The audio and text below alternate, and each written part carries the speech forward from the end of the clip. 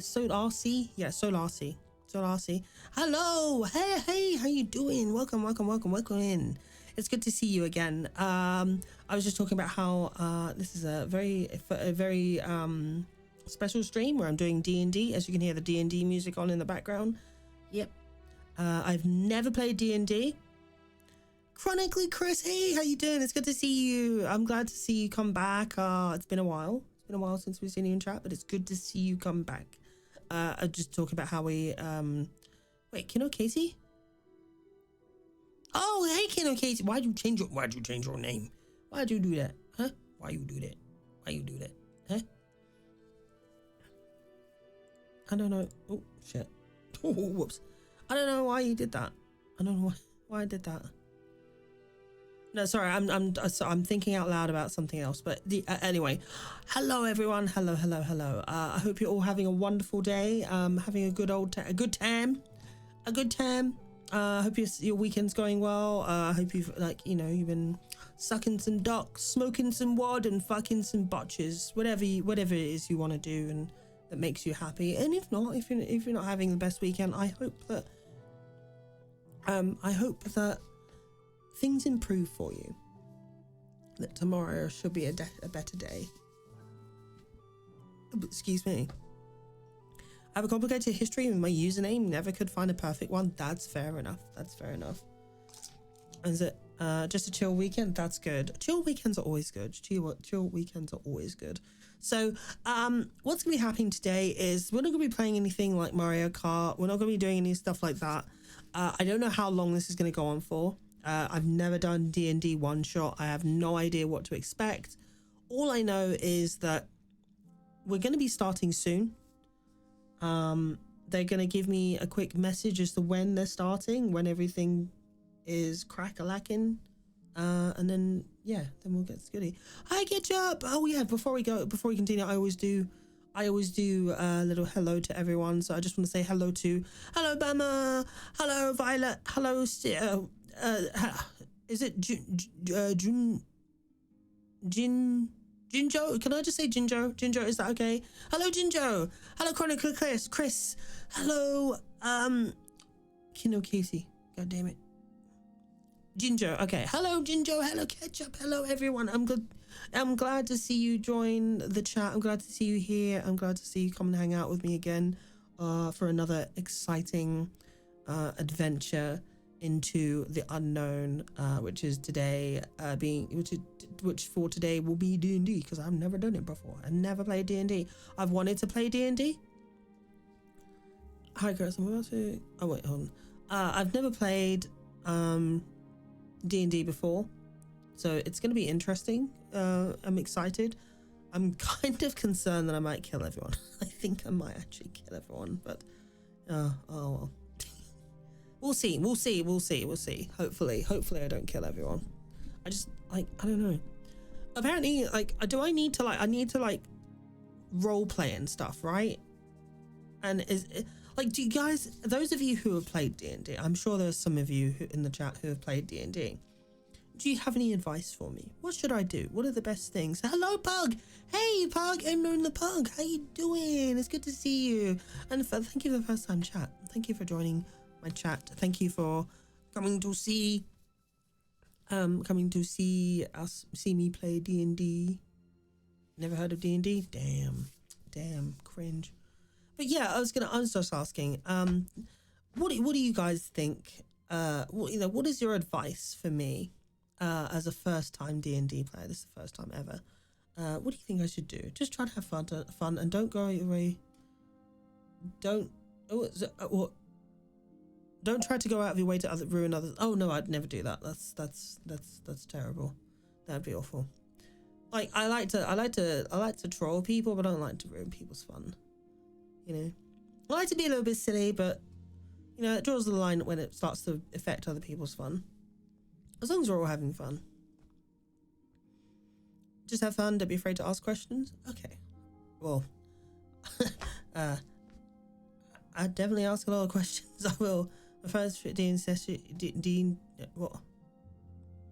My friend's first D&D session, he stole from the party. It was terrible. When you say he stole from the party, he stole in game or like he stole from like the house, like people in the house?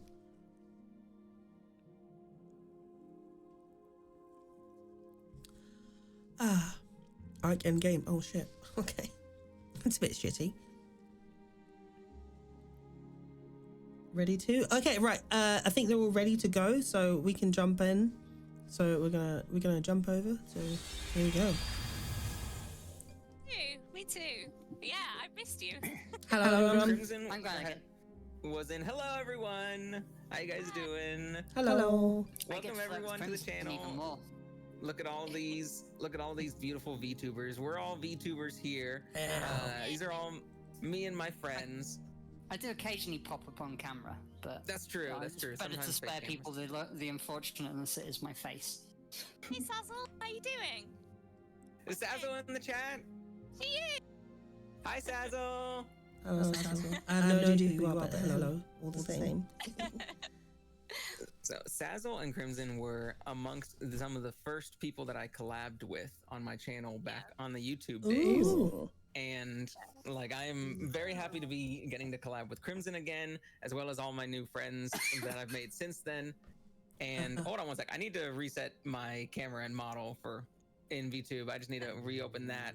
But to start out, now that we're all my camera and model stream on screen in VTube, I just need to reopen that. We will start by I'll have everyone like start out now that we're just my camera and model. What the hell? On so and so YouTuber Aria. We'll start by I'll have everyone like start out now that we're just my camera is, and then we can. Most of you guys all here are either like new or like have only played a couple of times.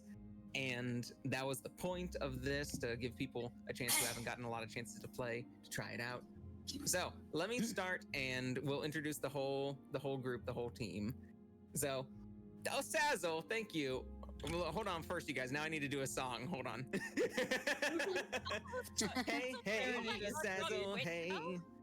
How you doing on this fine day? Glad you made it to the stream somehow. I don't know what you doing on this fine day. Glad you made it to the stream somehow. I don't know what you doing on this fine day. Glad you made it to the stream somehow. I don't know what fine day. Glad you made it to the stream somehow. I like pain. It's kind of appropriate. This is what you get on Violet streams. Abuse. Caustic abuse and horror beyond comprehension. So the 18 plus stream, we're mine are all 18 plus. Yeah, greetings. Good evening, fuckers. Everyone, don't even know. Hold on one sec. There we go. So I accidentally had you guys. Thank you very much, Pug. I accidentally had you guys muted for a minute there on my stream. That's all right. You guys weren't saying anything interesting or whatever. What? I was just threatening people. Silencing I normally do. I was saying this person right here, since everyone could only hear one half of the conversation. This person right here I'm pointing at is Crimson, the one that I previously collabed with. This is Choco here on the end. This is RC. This is Crimson. This is Violet. And we are a lovely bunch of VTubers who are all acquainted. At least I'm the one who invited all y'all. Violet and Crimson, y'all know each other, and everyone else. Y'all are acquainted. 12 years. Y'all are acquainted with each other, right? Acquainted, yeah. And Crimson has the unfortunateness of knowing me. To start off with some little intros, I'll do one like this and then calling you guys to do yours. Like, my name is Cup Goodle. I'm a sentient cup of noodles VTuber, and I have been playing D&D, specifically 5th edition, for about 6 or 7 years now. I started maybe 2017 or something, and I have been dungeon mastering for as long as that. Like, my very first campaign I was running, and I've been playing and running 2 or 3 games, sometimes 4 games per week over those last couple of years. There's never been a time I haven't been playing. So I have a lot of accumulated hours in Dungeons and Dragons 5th edition specifically.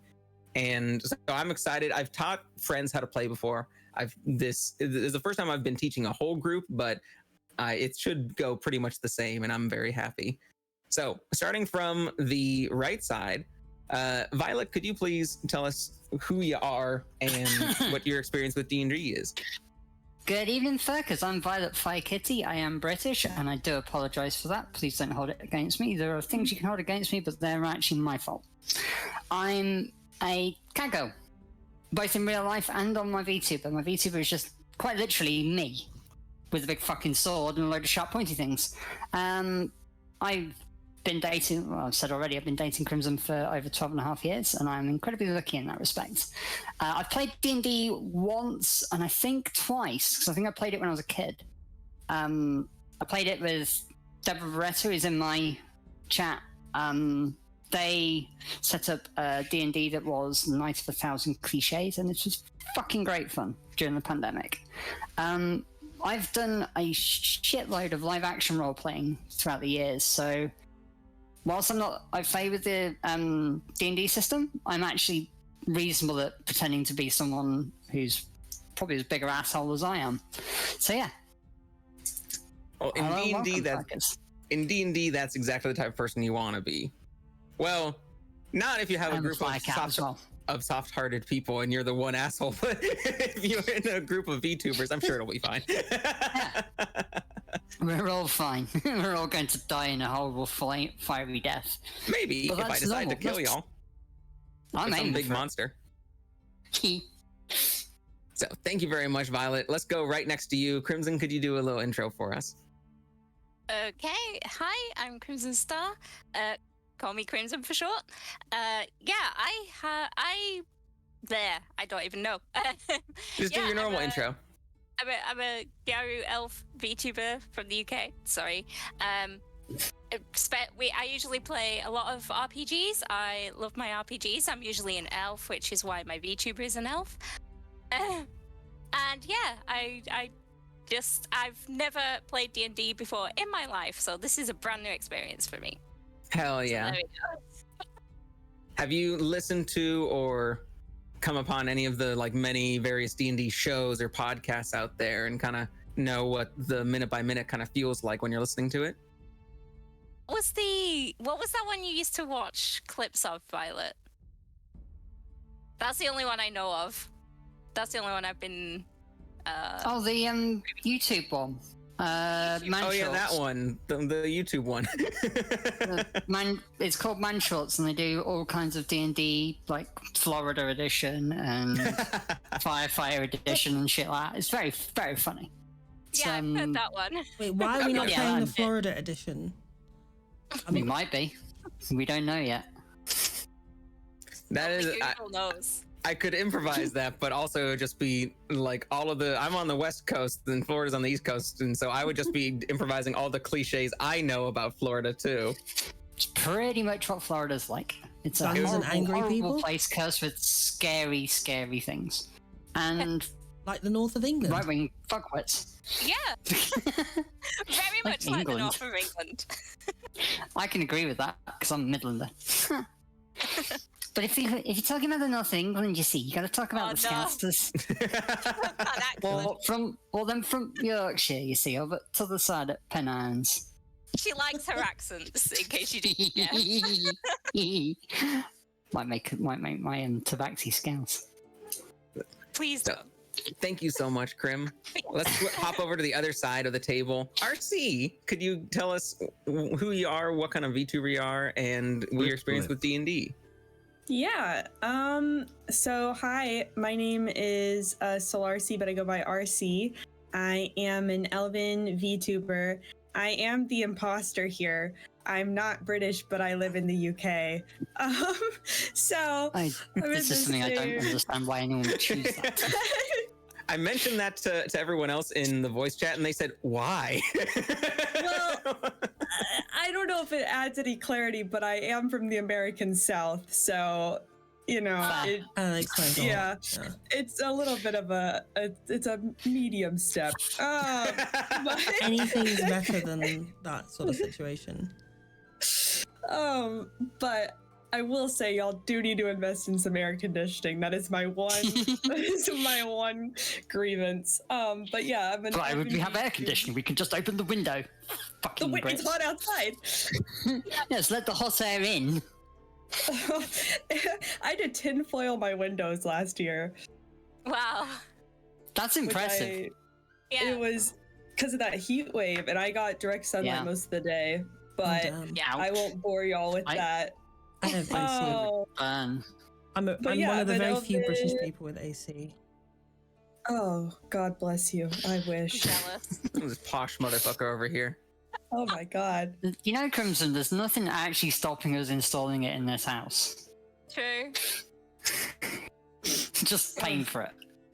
Anyway. Might install it in winter. Thank you so much, RC. Now, Choco, the air conditioner princess, can you please do your little intro for us? Hello. Hi, everyone. Hi, my name is Shoko. I am the bus girl who says a lot of cringe shit, and sometimes I play video games. And obviously today we'll be playing D&D for the first time. I've never played D&D. I've always wanted to. I've just never had the social circle to do it. Kind of looking forward to it. Other than that, I don't really know what else to say about me. That's all you gotta. Yeah, that's it. That's me. That's me. Well, thank you all for being here. So let me tell everyone what sort of the breakdown of this little lesson game stream is going to be. So a lot of y'all have come in not even knowing anything. Like, you're just like, what do I need to learn? What do I need to do? Before it's like, you don't need to do anything. We'll learn it all on stream together.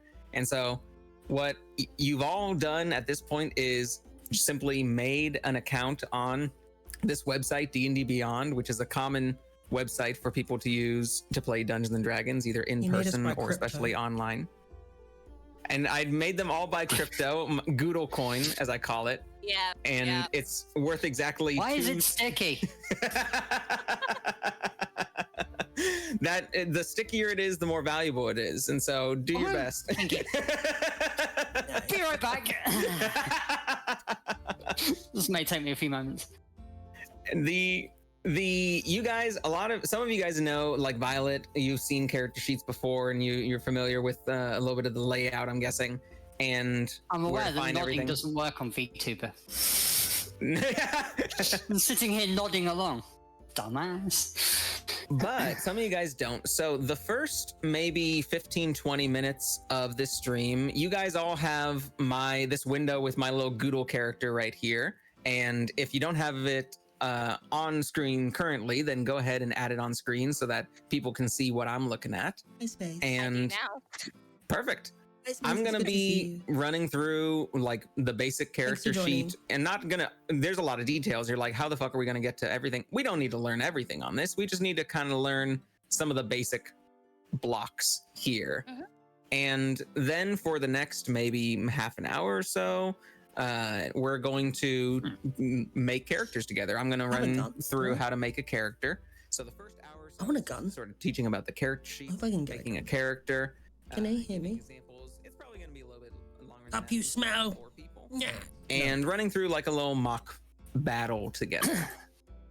After that, after the first, however long it takes to kind of get through some of the basic character sheets and making a thing, we have the opportunity to run a couple of short little missions, little example missions to get you guys comfortable with the game that we'll start at level 1 if we can have a little bit extra time. Like if that one only takes half an hour, then we'll go to level 2, give you guys a chance to level up and go from there. We can end however soon, we can last however long we can want to last. So does that sound good, everyone? Like the first little bit, I'll be showing you guys.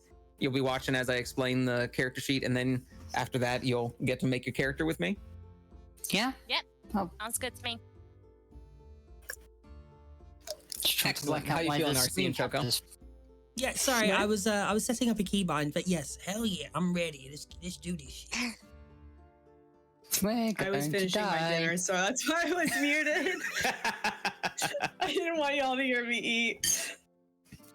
So, in that case, why don't we go ahead and get started? So, you guys are all following me on screen right here. On my stream, I have my big noodle arm out to show On stream? everyone. Damn. Yeah, I have my noodle out on stream. I know. That's why I said it's 18 plus. Shocking. Filthy.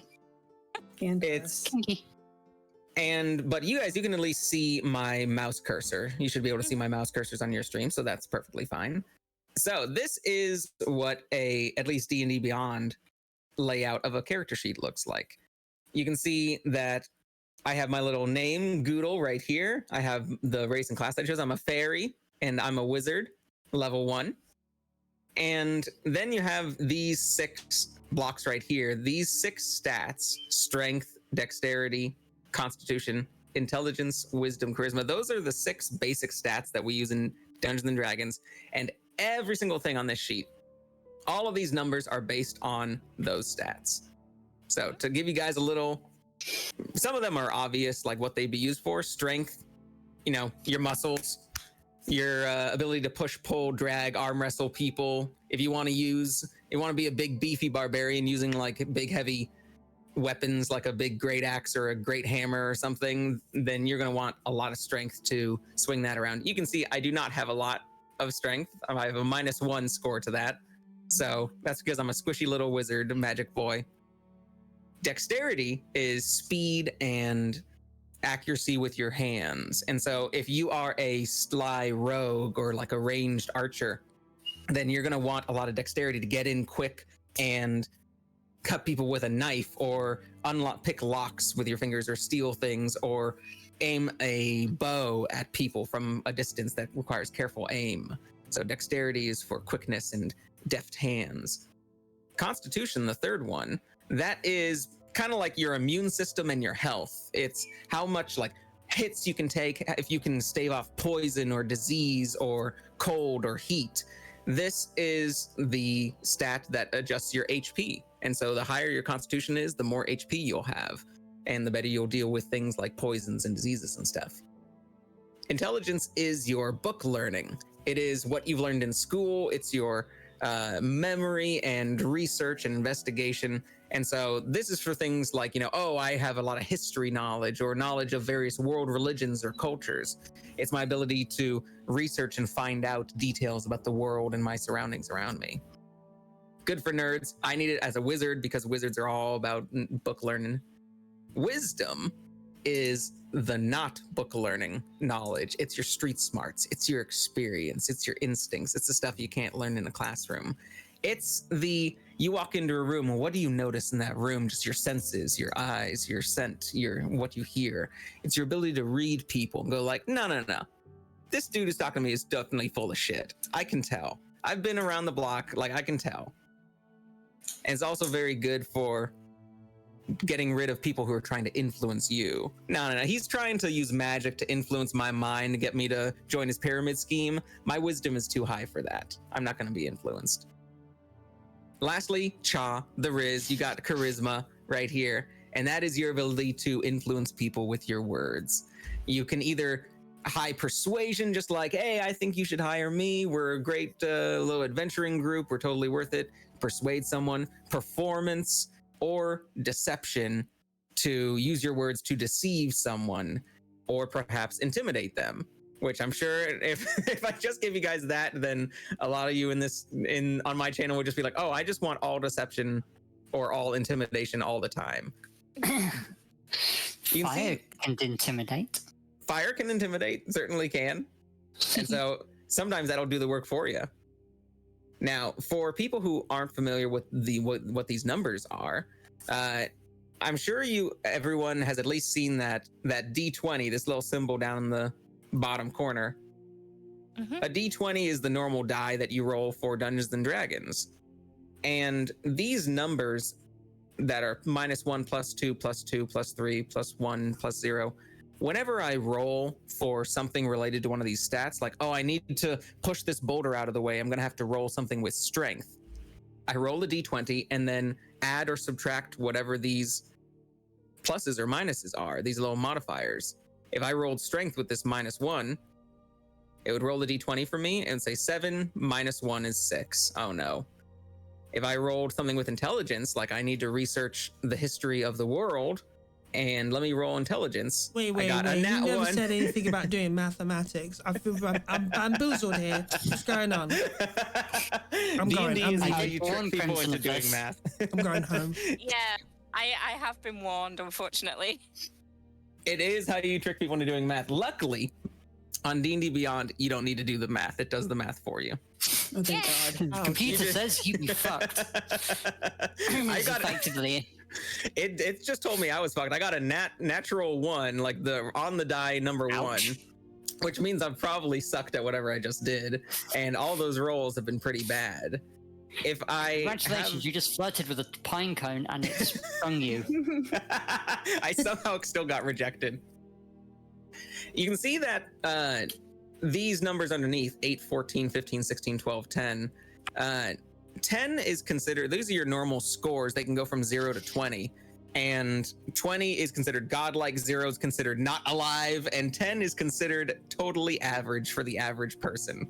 And so my little wizard here has a completely average amount of charisma, not higher, not lower than You the are average person. completely normal.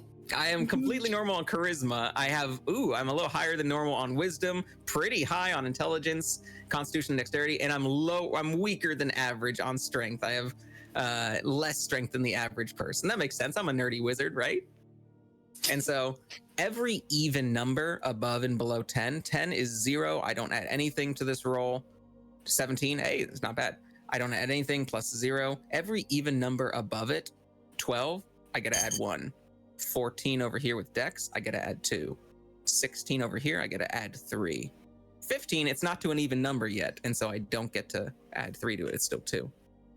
Below 10, you start subtracting numbers. My score is 8 on strength, so I start subtracting 1 from that strength. 6, I subtract 2. 4, I subtract 3, etc., etc.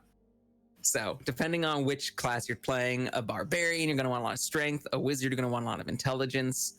A warlock who deals with deities and has to basically has a sugar daddy in the form of some sort of deity or entity from another plane. They're going to want a lot of charisma to make good pacts and deals with that. So depending on the class you choose, you might want bigger, higher, or lower stats than that. You can also see that all of these other numbers are kind of associated with those 6 ones. This little section right here, saving throws, is if enemies are trying to do stuff to me that I would need to prevent or save from, then we will roll these saving throws. They are basically the same numbers, -1 to strength, dexterity +2, constitution +2. It's all the same. Same thing with these skills here. Well, actually, does anyone have any questions before I move on? No, but you just made Deb's, one of my biggest D&D friends, crack up with the warlock sugar daddy. That's what I call, warlocks are sugar babies, and clerics are tryhards to impress their significant other, but warlocks are I just get all the benefits. I'm just cute. Choose me, Sky Daddy, choose me. Bless me. Warlocks don't need to do anything. They just gotta please, daddy, please give me powers. I'll do anything. So you can, next to the stats here on the right side, you can see low proficiency bonus. This means that everyone gets a few natural things that they are better at. All of these little black dots around the sheet are things that my character is super good at, super proficient at. And so they get to add an extra +2 bonus to those things. You can see Cha is +0 because I have a +0, but wisdom, I'm pretty proficient in wisdom, so I get to add an extra +2 to this throw. It says wisdom +3 right here rather than wisdom +1. Same thing with a lot of these other dots here. I get to add extra pluses to those. You'll be able to choose those things as you're making a character. Be like, oh yeah, I want to have proficiency in animal handling. I want to have proficiency in deception, in history. So you can choose which things you're naturally better at. And that will increase with stats. Stop playing commands in my chat. I'm multitasking. All these skills right here, these are called skills. So if I say roll a skill check, that would be roll a die, associated with one of these. And it's all whatever I decide as a dungeon master you need to do in a moment. If you say, hey, I want to try to calm this wild animal, then I'll say, okay, roll a animal handling check. It's right here at the top of this little tower here. And you'll go, okay, Go handle that python. let me go see if you can handle that python. That might be a charisma check, actually. I have a sharp pointy thing. I can handle any python. Then you just click that button and it automatically adds the correct number. I'm rolling like garbage. Like you're gonna want higher than You're 10 getting all at the least shit on a lot of rolls these out things. the way now, aren't you? You're gonna get nat Yes. 20s when you're DMing us, Doing. and we're fucked. That's what I'm Yeah. doing. That's his plan. All the shit rolls out the way now, and then nat 20s when fucking us. Fair. These skills are all listed in alphabetical order, and so if I say roll, a stealth check, you can go like stealth. Okay, that's pretty low. Let me go down to stealth. Okay, stealth. We need to be stealthy and go around here. Sneak. 19 plus 2. Hey, look at that. I rolled one less than max. Initiative here is when we start battle. This we each roll just to see what order we go into. Like, we all have to take turns in a turn-based battle, and so we all just roll with this initiative, and we just go highest to lowest in order. The enemies do as well, so the enemies could go first. Armor class is when I'm rolling to hit you with some sort of dagger or some sort of spell, I need to roll at least this number in order to hit you. And so if you guys try to hit me, Goodle, you need to roll at least a 12 in order to hit me, or it don't hit me at all. Your classes, it could go as low as 8 or 10, making a pretty easy roll. It could go up to 21, 22, and it's going to be pretty hard to actually hit that person. Right above that, walking, speed, everything in D&D is listed in feet. And so Yeah. America. We're British, we can work in either. Land of the free. the thing that is not really important is being able to visualize it. Mostly it's just like just ask how far away something is if you need to ask, or if you're using a grid, it's all just divided by 5 feet, and so you'd be like, all right, how far away are they? 40 feet. Okay, shit, I can't reach them with my 30. And so it doesn't really matter whether we use feet or yards or meters or anything. You kind of need to know how big the space is before you overfill the fireball and make it even bigger. And there, just ask the DM, hey, if I fill a fireball, is it going to be the whole place? And If I throw a fireball in this, what's going to happen? Everything's going to die. Mint. there you go. And You see my right stream here, title, you can tell that's my plan. I have already thought of all the like fire spells that you'd be like, all right, which fire spells could I recommend if Violet doesn't know of them already? My basic premise for any D&D character or any role-playing character is basically cat-girl rogue with big pointy sword, sharp pointy things, and a passion for setting shit on fire. Hell yeah. There's a class for that. Excellent. Well, God, I mean, I was just going to suggest rogue, but That's exactly what it is. you already know. You already were going to have that. Last actual live-action role-playing character was in a game called Fools and Heroes, which is basically Tolkien-esque. My character, basically like orcs and wizards and things. You only had half orcs though, and half elves as player characters. And basically, yeah, my character, because they had like various churches and religions, and you got more power if you became a Church of Croa or whatever, Priest of Croa or whatever. Mine didn't. Mine became a fucking scout. I became the highest ranking scout in the entire game, and it's a UK-wide, or I think it's European as well now. Really? Game. I became the highest ranking scout, and I We had got the zero. scout Yeah, I had on our zero team. money, so my character kit was black leather trousers and black leather coat, which in woods doesn't work unless it's dusk. So most of my scouts involved me going ahead to the what? Oh, thank you for the follow, Choku. Yeah, basically it was me scouting ahead and going, fuck, and running back past the party was whatever big nasty thing I'd encountered was trying to kill me. And then turning around and setting fire to things.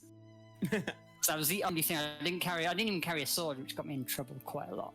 So you hear that, everyone? We got like the top rogue on our chat right now. We got the top rogue in our party. I'm So, hearing Violet, I'm hearing a hard carry, so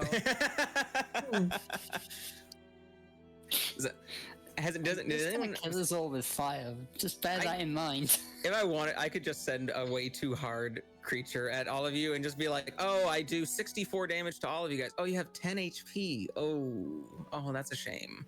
Well, fuck. It would be a very short game then, wouldn't it? That's It what you'll be having there is a small case of death. That's if you guys misbehave. And just be like, all right, well, I guess stream is over. Immediate meteor gets sent down and just decimates all of y'all. You're just gonna, it's that meme that keeps going around, which is you all enter a room you can't see. We all have dark vision. Yes, but it's full of blinding light. You're all fucked. So, does anyone have any questions about what I've gone over in the character sheet so far? I think it's all made sense. Yeah. I mean, I shouldn't really shake my head when I'm not on camera. As someone who plays RPGs, I see a lot of similarities. So Yeah. I think it makes sense. Yeah. The fun thing is that a lot of video games that defined video game RPGs kind of got influenced by D&D, even in Japan. And like, It reminds you of Fable. I like Fable. Yeah.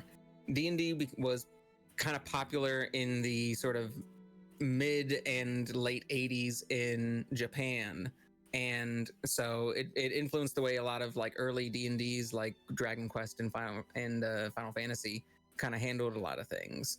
And a lot of like D&D, even like shows and podcasts and stuff, they weren't podcasts but they were basically podcasts, got super popular around that time too. And so this big, all these other windows, you don't really need to know yet until we start getting into things. Like you don't really need to know a lot of the other specifics until we have made a character sheet. So if you guys don't have any other questions, we can let you guys try to make your characters. How do you feel? Let's go. Yeah, let's Okay. do it. I have a link here that I can give you guys. This is I'm going to give you a link to a little campaign page that you guys can go to. Do me a favor, don't show this on screen just yet, so hide your thing for a second. Got it. Just give me a second. There we go. Here we go. Actually, you know what? I should be fine, actually. Even if you don't do that. Let me just double check here. You guys can click that link. Actually, yeah, you can share. It doesn't matter. You should be all good. You can turn on that thing, and that should send you to a page. In fact, I can even show it myself. I can show this link myself. Rick and Morty content? There's a lot of extra content, but you guys should be seeing this screen right here where it's D&D one-shots. Cupgoodle has invited you to join D&D one-shots. Please select a character you want to join below or make a new character. So go ahead and you can just click. I have a bunch of characters here, but you guys can just create a character. That big blue button on the left that says create a character. Okay. Is this about the time it'd be better to show our own screens for this? Yes. I guess. You can, yeah. well, you can, I don't think you need to show everyone's screens. If you don't want to, you could show your own, but however many screens you want to show, go right ahead. Yeah. Yeah, you guys can all show your screens now and we can run through making these characters together. Okay, cool. I was just trying to figure out why there was a Discord window on my screen. It was like another screen capture thing open. Yep, you don't really need to share mine anymore since you guys are going to be looking at the same stuff as me. Yeah. What's all the homebrew content and critical role content? What's all that? There have been a lot of crossovers or promotional things that D&D has done. Like they've had like, hey, we got people from Rick and Morty to make us a licensed content for them. We've gotten people from from Minecraft. Critical Role is a popular D&D show that has done stuff for us. Do I enable all these or not? This page, y'all don't need to worry about at all. Newbies don't really need to worry about this page. This is basically your dungeon master. If they decide to enable a bunch of extra content and like have a bunch of extra change of rules and things, this is a page to do it. But for you guys, this is a skippable page. you can skip this page. And so let's go right over on the top. We have these numbered tabs. Oh It says my God. home, race, class, abilities, description. Let's go over to race number 1. Oh my God. There are a lot of races. I And don't know what half of these are. it's perfectly fine. Do me a favor, at the very top, you'll see the little red mark that says show legacy content. For now, since you guys are new, just click that off and it'll cut it in maybe half, but there'll still be a lot. This is because I have bought a lot of this content I'm sharing. That's why I gave you guys this link.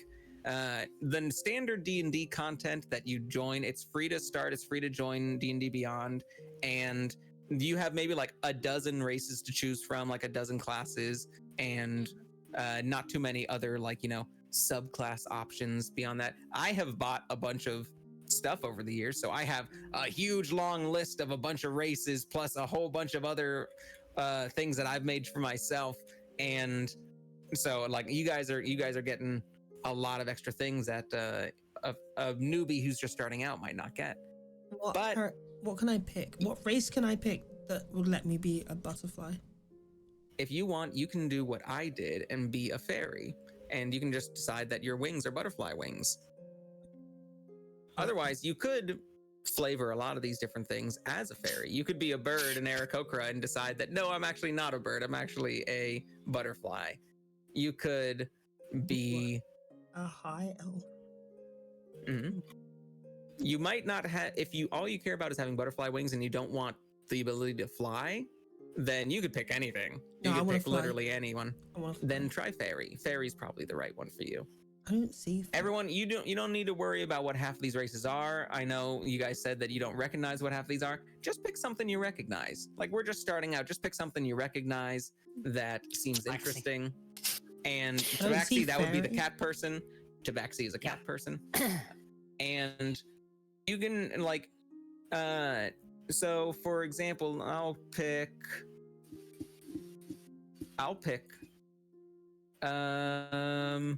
you know what? No.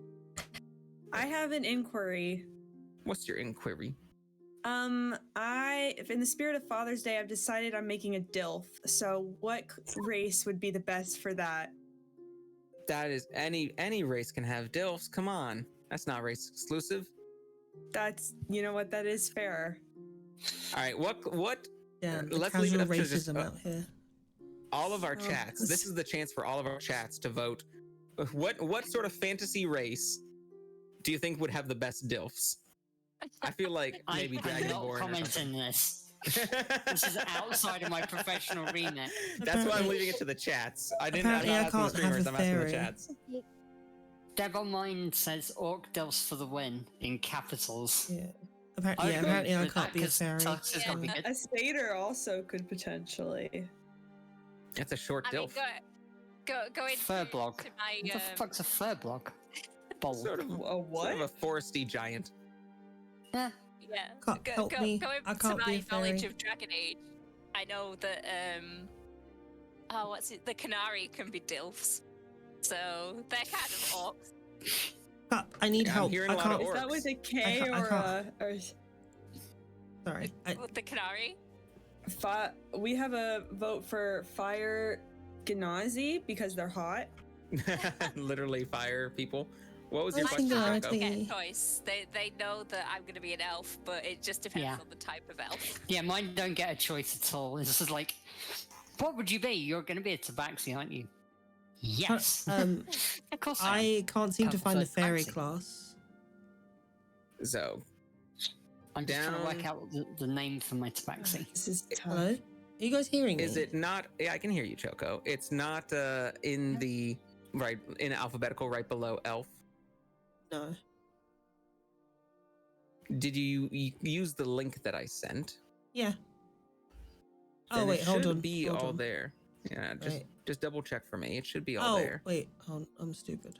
Sorry. Yeah, I've got I it. picked the wrong thing.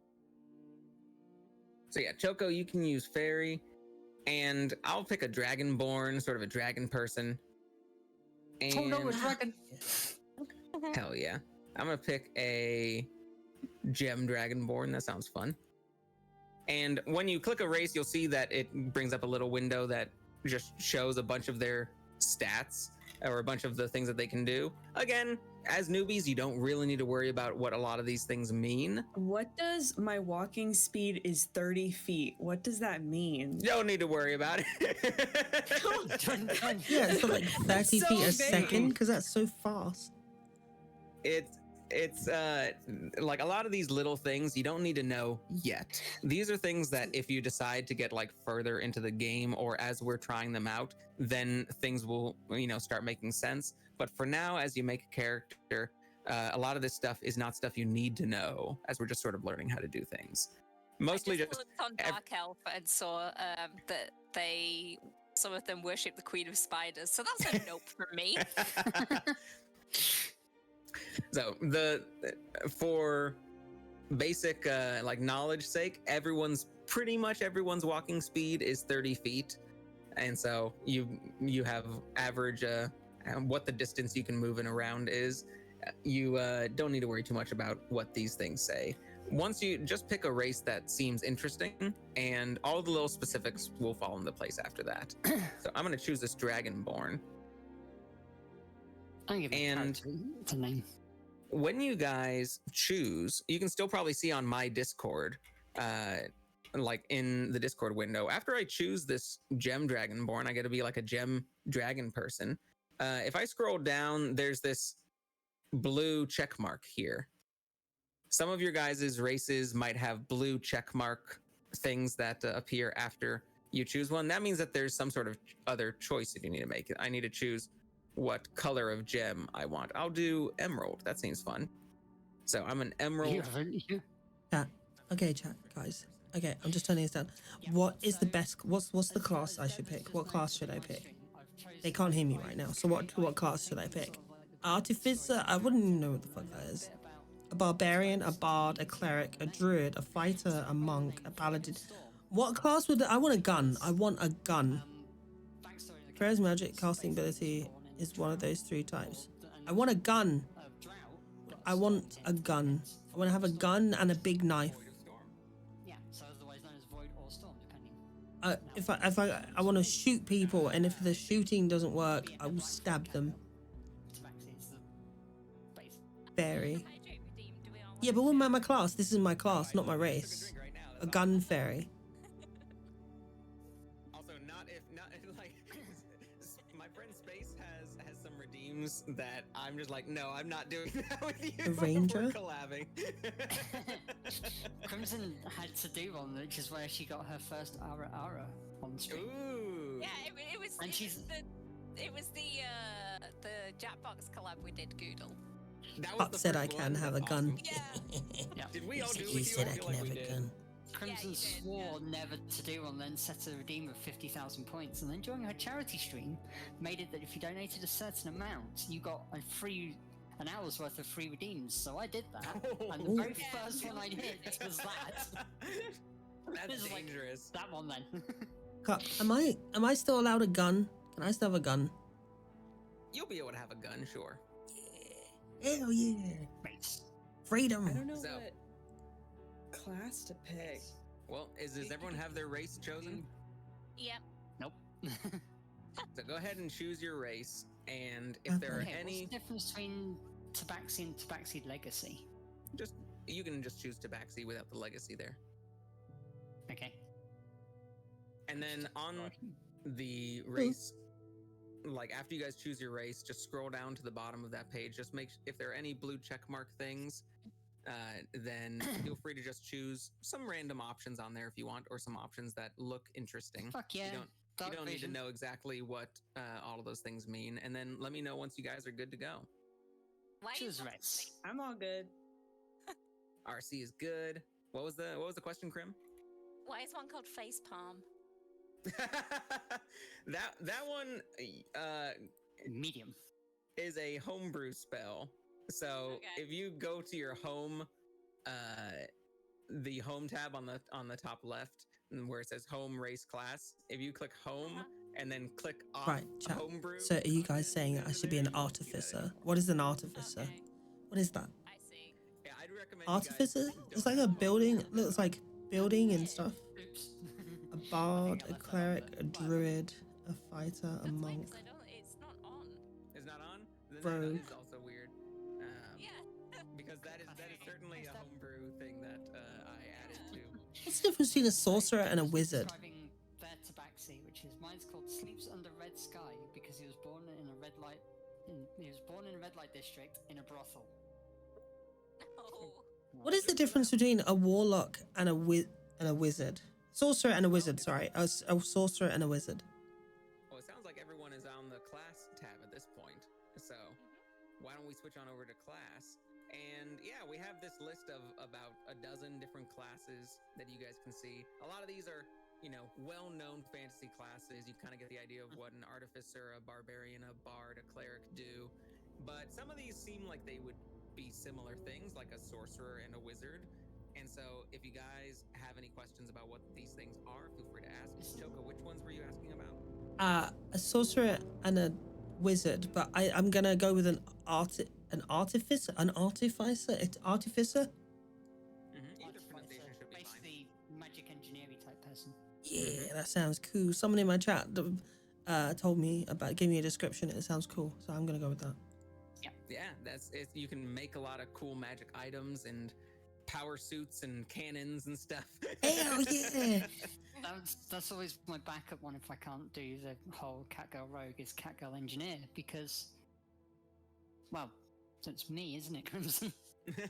So it's yeah. a failed engineer.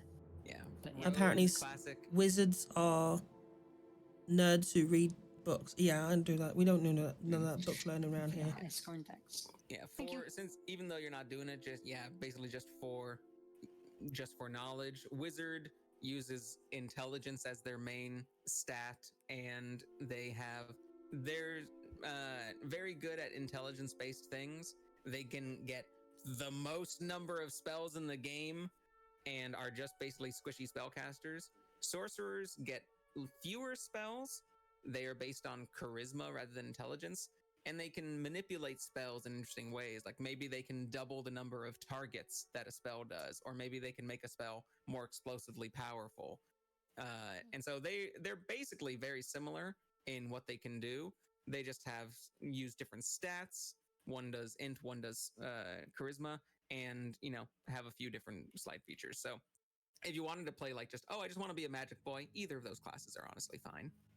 Thank you. Just whether you want to be a smarter boy or more charismatic boy. If we pick Bard, are we required to sing?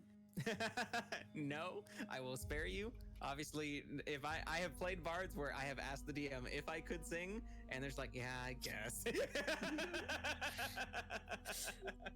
You are not required to sing. Bard is a support class in this game, like a lot of them. You'll be able to give extra bonuses to your allies. Be like, oh, I'm going to play an alchemist supplies, for my brewer ally supplies, Choco, and then calligrapher, Choco will get to carpenter, add a bonus to her. cartographer, cobbler, cook, glassblower, I jeweler, tend to like support leather classes worker, better, masons, and my VTuber Smith, is technically a bard, woodcarver, so it feels on brand. alchemist. What about an alchemist? Still, does it fit the dill? I think it Alright, does. I chose the fairy I magic think to be I think it does. intelligence. An orc bard So dill, should I choose alchemist? that sounds pretty hot. Beat Alchemist people tools? with a loot. Smith. Okay, cool. An ideal way to go. Oh, I get to pick my musical instruments? Oh my god. Mm-hmm.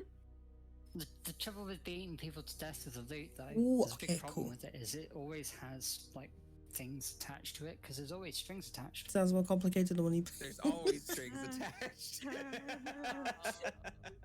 Right. Can you hear them So, clearly? if you, after you guys choose the class, it will show you once again one of those blue check mark things for proficiencies, and that means, oh, okay, I have to choose a few different things. So if you click on that blue check mark thing, and you can even do show more in green if you see that. They're kind of quiet. How about now? They good? You laugh, but I have used my loot as a longbow. I have a ducking filter, so Nice. they should be the highest stat. Hi Yami, Okay. how's it going? Feel free. Okay, I guess I'm gonna be a wizard for this one. A wizard? All right. Really? What do I do? Yeah. How do I You're not going to be an archer? better? Okay. Shadow Wizard Money Gang. Archer would be. Sorry. So what do I need to do for this? Is this where I like pick things and stuff, or Yeah, their normal weapon is a bow, and they are really good. what do I do here? bow stuff. What is that? Constitution. Maybe I will be a Choose ranger. rogue skill. So, what are you looking at, I'll be a ranger. RC? I don't know what half these instruments are. Yeah, just, whenever you I see a think- long list of stuff, just go with something you know. I picked a lute bagpipes, and I need to pick one more. You don't know Go what my with, go DM with is something you have doing? no idea what it is, and then you're like, I I wanna don't see know you what this beat- is, but I I- know how to play it. What is a viol? Is that just a Well- viola? It's a It- small violin. My DM isn't really doing anything. He's just like teaching us how to go through It's this. similar to a violin, yes. Let's go with a talking. I don't know what it is. I want but to see. we're gonna find out. I really want to What? see you beat somebody to death with a set of bagpipes. I think that'd be really great. I'd do that. Let me choose. I can Alright. choose some proficiencies here. So let me just Oh, choose medicine. That seems helpful. Investigation. That seems helpful. And I can choose some tools here too. So let Are me you- go with Copy. You doing rolled stats? nope. Oh, I will get the because stats once everyone is good on their class page. oh, okay. Yeah, I've chosen make I mine. just need to pick my, Yeah, pick my I don't rogue want any of skills. us to get too far ahead of each other. Okay, sorry. So let me know once you guys are. Well, actually, there's a little bit that. Well, we can get back to it. Once you guys are done with this little class page, choosing your class and selecting options for proficiencies and things, let me know, and we will go on to the ability scores after that. Hi, Rory. How you doing? Welcome in. So Choco, Hey, sounds Rory. like you're already ready. So I'm currently looking at proficiencies and stuff. Yeah, go ahead and Yeah. just choose 2 or 3 that you think sound interesting. You don't need to know what they do if that's something if you Okay. don't want to. I've chosen mine, so I'm looking at the score calculations, ability scores now. Hell yeah. And then RC, where are you at right now? What does ability score increases mean? Good. So you're ready there too. Well, I don't. There's math. It's looking like math, and I don't like the look of it. Don't worry. It's very simple stuff. Don't worry. I'll be there in a second. And then Violet, you all good to go on your rogue page? Have you chosen your various I've proficiencies? done- and Yeah, stuff? there is another Violet. Proficiencies of acrobatics, athletics. This one, I think this and Violet as insight. much I'm just is. trying to work out which as much a gremlin expertise as you to go for are. other than stealth. Mhm. I think there's something to do with the name. I think it's something to do with the name And then Violet. Crimson, let me know once you're all good on that. It radiates Yeah, I'm goblin just or choosing gremlin favorite enemy imagery. right now. Choose some monster that seems cool that you want to fight. I've put undead, There you go. That's good. and then Shut up, zombies. If anyone doesn't know that, that's a quote from an MTV dub of some really random, like it was early 2000s MTV dubbed over. Okay. What is this? When Turns determining your up character's again. ability score, Yes. this could Um, increase one score by 2 and increase the I wouldn't different add score them to by the campaign 1. because then I would have to play What them. one do I want to do? Oh, thank you for the If positive they're an check. enemy in the campaign, that That's means I have to be the one JKR. playing Wait a them. minute. Excuse me one second. This is going to require maybe this one? the personal touch. I have claws. I will use Three, them. three scores? to How's this one? eviscerate the bitch. Intelligence. So don't worry too much about picking the perfect thing right Wisdom. now, Violet. Go ahead and just do some Acrobatics. simple thing, Uh, yeah, and then we'll move on to sneak attack. ability scores. Intelligence. Thieves count. So Crim, Violet, all good to go. yeah, I've just Yep. Okay, Good. I'm on score calculations. Let's Yeah. let's go over to the next one. That's abilities, and the first one, the first drop down menu on ability scores, it says choose a generation method. We're gonna click on that little menu, and there are a couple different ways you could make your stats in D&D. Standard array. Click on standard array. Actually, Standard. This is what I was looking at that I was confused. standard array, if you look on the strength drop-down menu, you'll see a bunch of different numbers to choose. And basically it just says you have 6 numbers and you have to assign them however you want. You have an 8, a 10, a 12, a 13, a 14, 15. You can assign them to whatever stats you want. And so once you choose 15, that is no longer an option for the other ones. You have to choose one of the other ones. And so you can prioritize the stats that are really good for you. Other ways of choosing stats are things like some people roll. They like roll a bunch of dice to determine the random stats for them and be like, oh, you could get really low, like a 6 on your intelligence, but you could get really high, like a 17 or 18 on something else. But I think for us, standard array like this is a good starting point. So, Choco, you said you were an artificer. Yeah. So I chose like 15 intelligence. You're going to want intelligence, and you could choose constitution or strength or dexterity as another highest one. Those are all going to be pretty useful for you. Oh, okay, so I'm going to switch, because I've got wisdom 12, so I'm going to switch my dexterity to 12. And then RC, you are playing a bard. You're going to want high charisma. Bards use charisma. I don't even got to put points into that because I got a natural advantage, don't I? I don't even need to. My Riz level is just too high. Oh, nice. I tell you what, I'll put points into that. Yeah. Yeah. I do like often when we're role playing, like, you know, some people like doing like acting like their character and voicing their character, and some people don't. Like some people are just like, I don't really do a whole lot of like voice acting or character work, and that's fine either way, because you get a whole lot of high charisma people played by nerds who like how did they sound, by the way? How does can you hear them over, like when I talk? do they get quieter? Nothing. I just totally thought of this randomly, just not right at this when moment. I talk, do they get quieter, or does it like? But you know what I mean? You does basically it like have sound the choice good? of whether you actually want to like try speaking like eloquently towards people or entertaining people in character, or if you just want to be like, I try to. They get quiet. Like, I want to try to convince this person. Okay, and that's all you really need to say. Like, I try to do this as a character. Are they a good volume though right now? Like, you'll roll for yourself. So, Crimson, you are a ranger, so you're going to want a lot of dexterity in your class. Okay.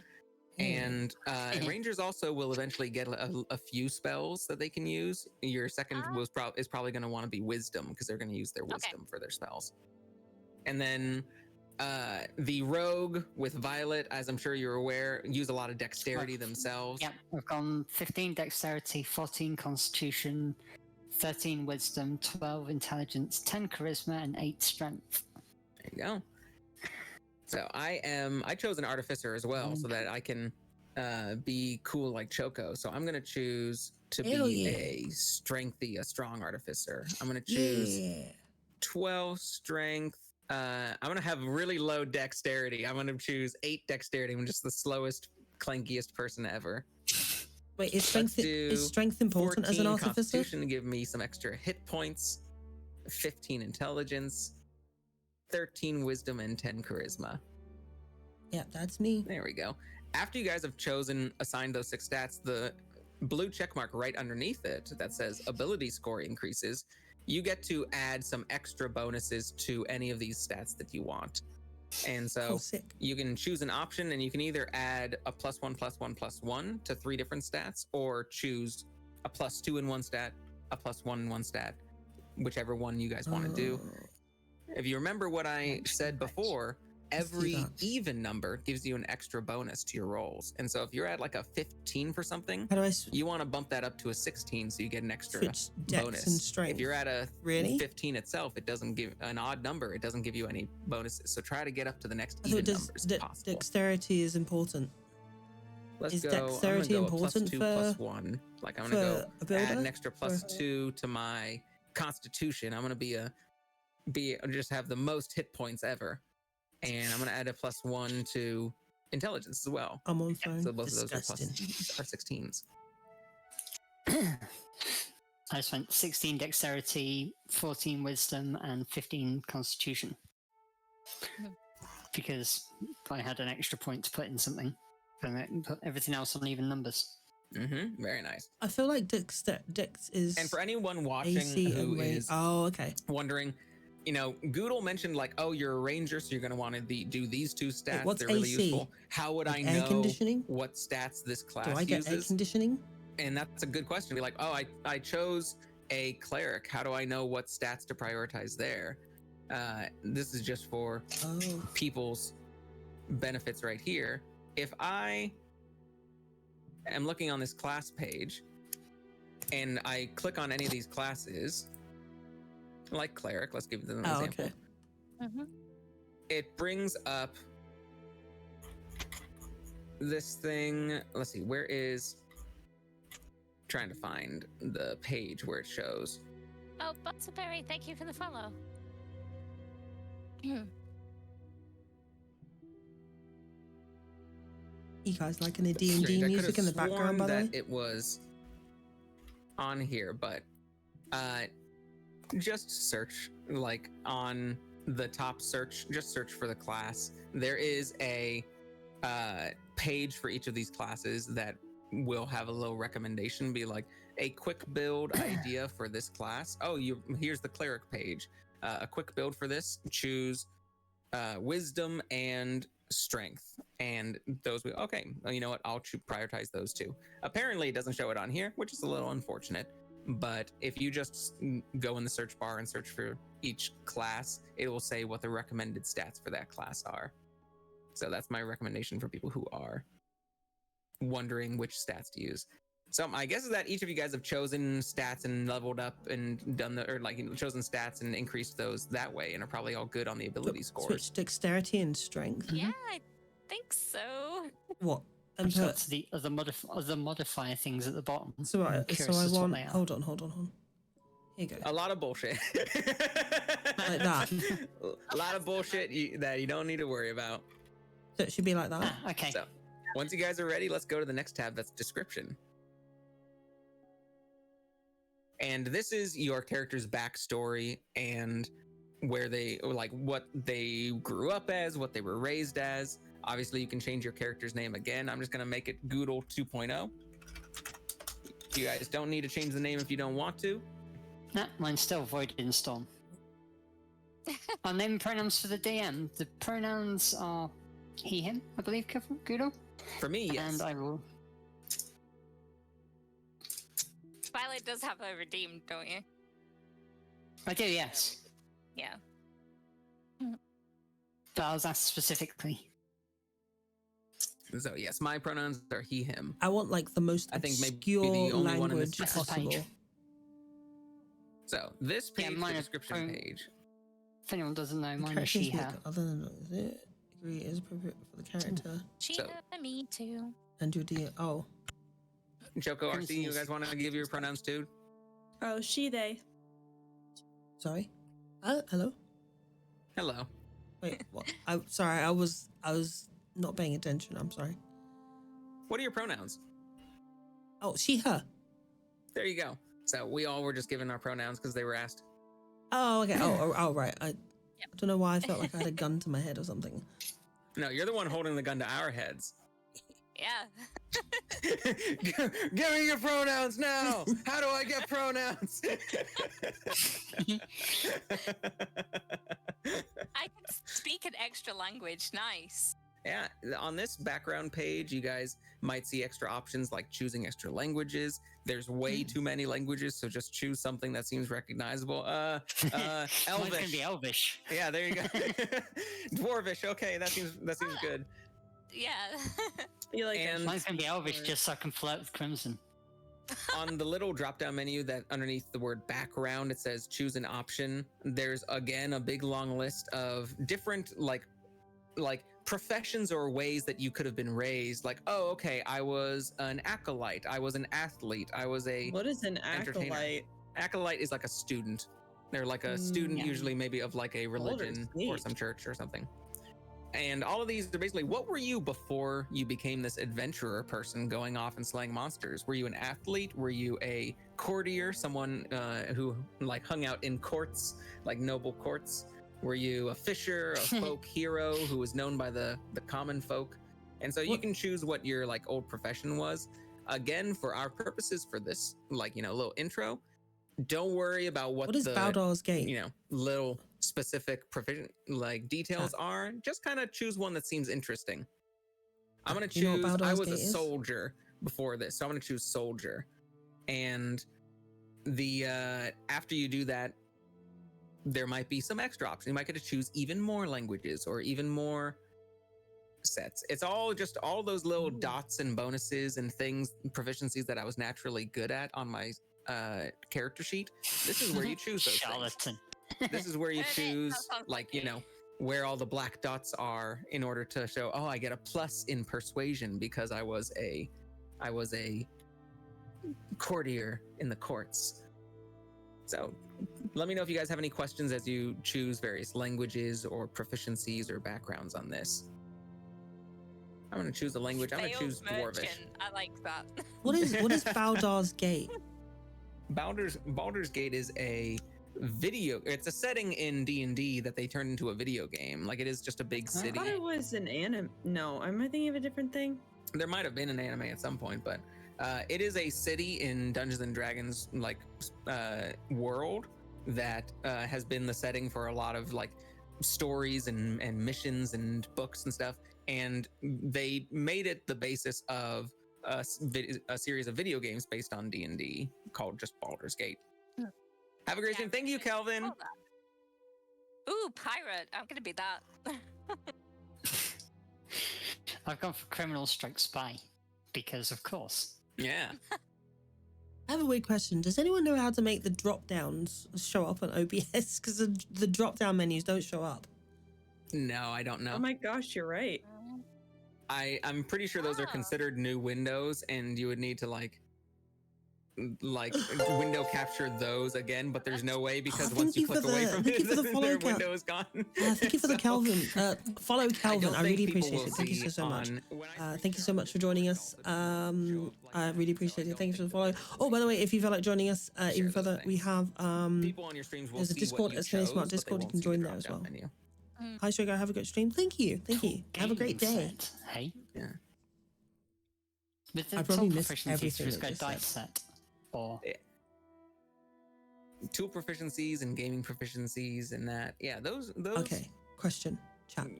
Those What background should I have? I've got acolyte, so it's like a student, an anthropologist, an archaeologist, an athlete, celebrities, adventurers, Sikon, I don't know what that is. Succon. Where it says skill proficiencies, tool proficiencies, City Watch, whatever it says. Clan What is the next Crafter. thing underneath that? criminal contact. Can you please? Yeah, we're creating our characters now. I've never played D&D before, so this is like my first time, and we're all being taught how to make a character and stuff. It's actually quite interesting. Get messages to and from your contact, even over great distances. I think I'm gonna go with. A far traveler. No, a hermit. I'm gonna go with a hermit. No. Because you chose criminal. No, as it a makes no background, sense. It gives you a little flavor text like that says, "Hey, Nice. you Okay, can use okay, your singularity. ability. Go enjoy your food. You can use this All right, in I your think game. I Yeah, you're will not a person who, have- you have some spy contacts in like major cities that if you want to use that, if you want to bring that up while we're playing, be like, "Hey, Goodle, I'm a criminal who probably has a spy contact somewhere." I'm gonna do a Can I far go to traveler. them for A far more traveler. info on Yeah, what's going I've on here? chosen a far And I traveler. go like, "Yeah, you can." For example, I Nice. chose soldier background underneath all my proficiencies. It says Wanna say military that common rank folk in the background North feature. realised that- It says I have a military rank from my career as a soldier. Ooh. Soldiers loyal to my former military organization still recognize my authority and influence and will defer to you. So I like that if one. That's I cool. want to bring this up during the game, I go, "Hey, DM, I have a soldier tool background, proficiency. and I was a ranked soldier.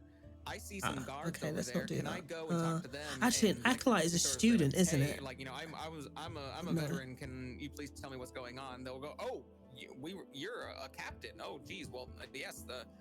Well, we are protecting this area here. So soldiers, I can probably influence pretty well as Came So- from a man with a military bearing, which he tossed. in the Acolyte air is before amongst. hitting Okay, a clan crafter. These backgrounds, like I, as the DM, am not always going to know or remember what you guys chose. What would for be the these, so best they're one? kind of Oh, up to faceless. What's that? you to bring up in game. No. If you want to, like, the more you bring them up, I won't say the better, but like, I'm not going to remember that you guys like are criminals with spy contacts all the time. And so, but if you guys want to bring them up in game, like, hey, I have this feature from my background, can I use that? Then I'll be like, yeah, you know what, sure, I'll try and find a way to throw that in. So bring those up as much as you want. But unsavory It's an representation in urchin. many a port town. So that's fun. Nice. Okay. What the hell is the tool of a vial? Tool It's vial? like 3/4 of my name. My class, I'm is that the artif- viol, like the violin? artificer. That could be it. Yeah, an artificer. So, does anyone have any questions? Choco, RC, do you guys have any questions about this Poisonous background kit. stuff? I have no idea Having what to that. pick for my background. I don't know what's best I'm to go just- with. Don't worry about what's best. Just go with something that seems interesting by name, and then Okay. just see what you get for it. I'm Alright. reading all Hey, of the Rory. personality traits. Yeah, all the character details, physical characteristics, and personality characteristics, all that stuff is like, you guys can decide what kind of character you want to play. You can decide. I'm if going they with Far are Traveler. Far traveler. So you chose far traveler. That means you are a foreigner. You're someone who traveled a great distance to get here, and Yeah. you are used to travel. You're also seen as sort of an outsider in the area that you are. Oh man, it's just And- like real life. And people, like, you can use that to your advantage or disadvantage if you want. Like, you know, it's okay if you are unaccustomed to the customs, or if you accidentally like insult someone, and then you'd be like, oh, sorry, I'm not from here. And then people be Oh, like, yeah, Gaijin clearly. Smash. Perfect. Worked out. There you go. It's RC, a what are thing. you looking at? What did you choose? I picked a guild artisan. The fuck is a war and gong? I'm deciding to A yachting. pretend that These I'm are good just at fucking cooking. made up words. These are just made up words. Fuck is this shit? So you are a guild artisan. That means that you can get in good with the workers and guilds and unions in cities and places. Unions. If you are in a city, you can probably find where the union hall is, where the guild hall is, and people will recognize you as a guild member. They might not be a part of your guild, like the cooking guild, the chef's guild, but like they'll recognize you as A a union member. Zolcoon. No, these are And, tools you know, apparently. will be This is apparently a good in tool. with, like, you know, other like common working people. 3 As dragon well as chefs, specifically, it antis. sounds like. I'm picking that. Well, hopefully that means I'm gonna get a lot of good food. You'll be able to Picking make them. celestial. Pretend that my cooking is just as good. Oh, personality traits. And if Oh, you guys have can we chosen pick all the personality traits as well? Like the You don't need add-ons. to choose the personality traits if you don't want to. Oh. Like all of these things at the bottom, character details, physical characteristics, personality traits, notes, you can add those things. They are not necessary Dragon, for. thank you for the follow. Whoa, hold on. I just got to follow too. Was it Ketchup the Dragon? Yes. Let me give him a Thank song. you. Hey, hey, Ketchup Dragon, the hey. How you doing on this Dragon. fine day? Creation of light. Glad you made Wait. it to I have different our assumptions from those stream around me concerning somehow. personal I don't space. know what you are Bloody doing, invaders, but we're invading playing D&D. I others' am teaching space all and my innocence or friends reacting how to to ignorant do it invasion. all right now. Thank you for all the follows, Ketchup. I'm glad that you decided to follow all of us. Yes, thank you. Thank you for the follow. So, Hey. You you won't only guys, get sung out on my streams. You're more likely to get swore out on my streams, to be fair. But welcome the fuck along. yeah, welcome to Okay, I've chosen all of my character traits. I like that part. yeah, you guys can do that, but you don't need Oh, I to. can't. Yeah, I'm going through that. And if you are deciding to do that, then feel free. I usually skip those things on my characters, and because like I know them in my head, but I don't really need to have them on my sheet. But if you guys want to go through all those details, you can. And if you decide to skip those, just let me know. Whenever you guys are ready to move on, we'll go to the equipment page after this. There you go. Okay. I just wanted Character to make detail. sure I was Ooh. chaotic good. I what, basically aim for. chat, what did we get when I did that test again? What was it? Chaotic good, wasn't it? Oh, Was I'm it gonna chaotic rename good? this Goodle Dragon I think it was chaotic good, wasn't it? because I'm a dragonborn. You remember we did that? Faith none. Let's friend. RC, what you doing right now? Lifestyle. Tippity typing. Tippy typing somewhat. Lifestyle. Where's the Tippity gay? typing my flaw. Where is the gay lifestyle in this? I'm offended. I want the gay lifestyle in this choice. Let's see. There is a dancing rainbow thing on your character sheet that you'll be able to get to. Hell yeah. Hi, Now Ketchup. I'm on Nice the to meet you. equipment. I put mine as my flaw is once I start drinking, it's hard for me to stop. Oh, geez. So you're on equipment. Okay, then I can go over to equipment and help you guys here. So Do we only get equipment or gold? Do we not get both? you don't get both. You get if you choose equipment, you start with a little bit of gold, 10 gold, 15 gold, something like that. But you're going to be starting mostly broke. You either get money to buy stuff with, which you can buy equipment, or you're getting the equipment itself. Usually it's better just to get the equipment itself. Like you'll end up getting more for it. Get a boomerang? Oh, I have a weakness. I have a weakness for the exotic beauty of people of these lands. Oh, I can get some bitches. Yeah.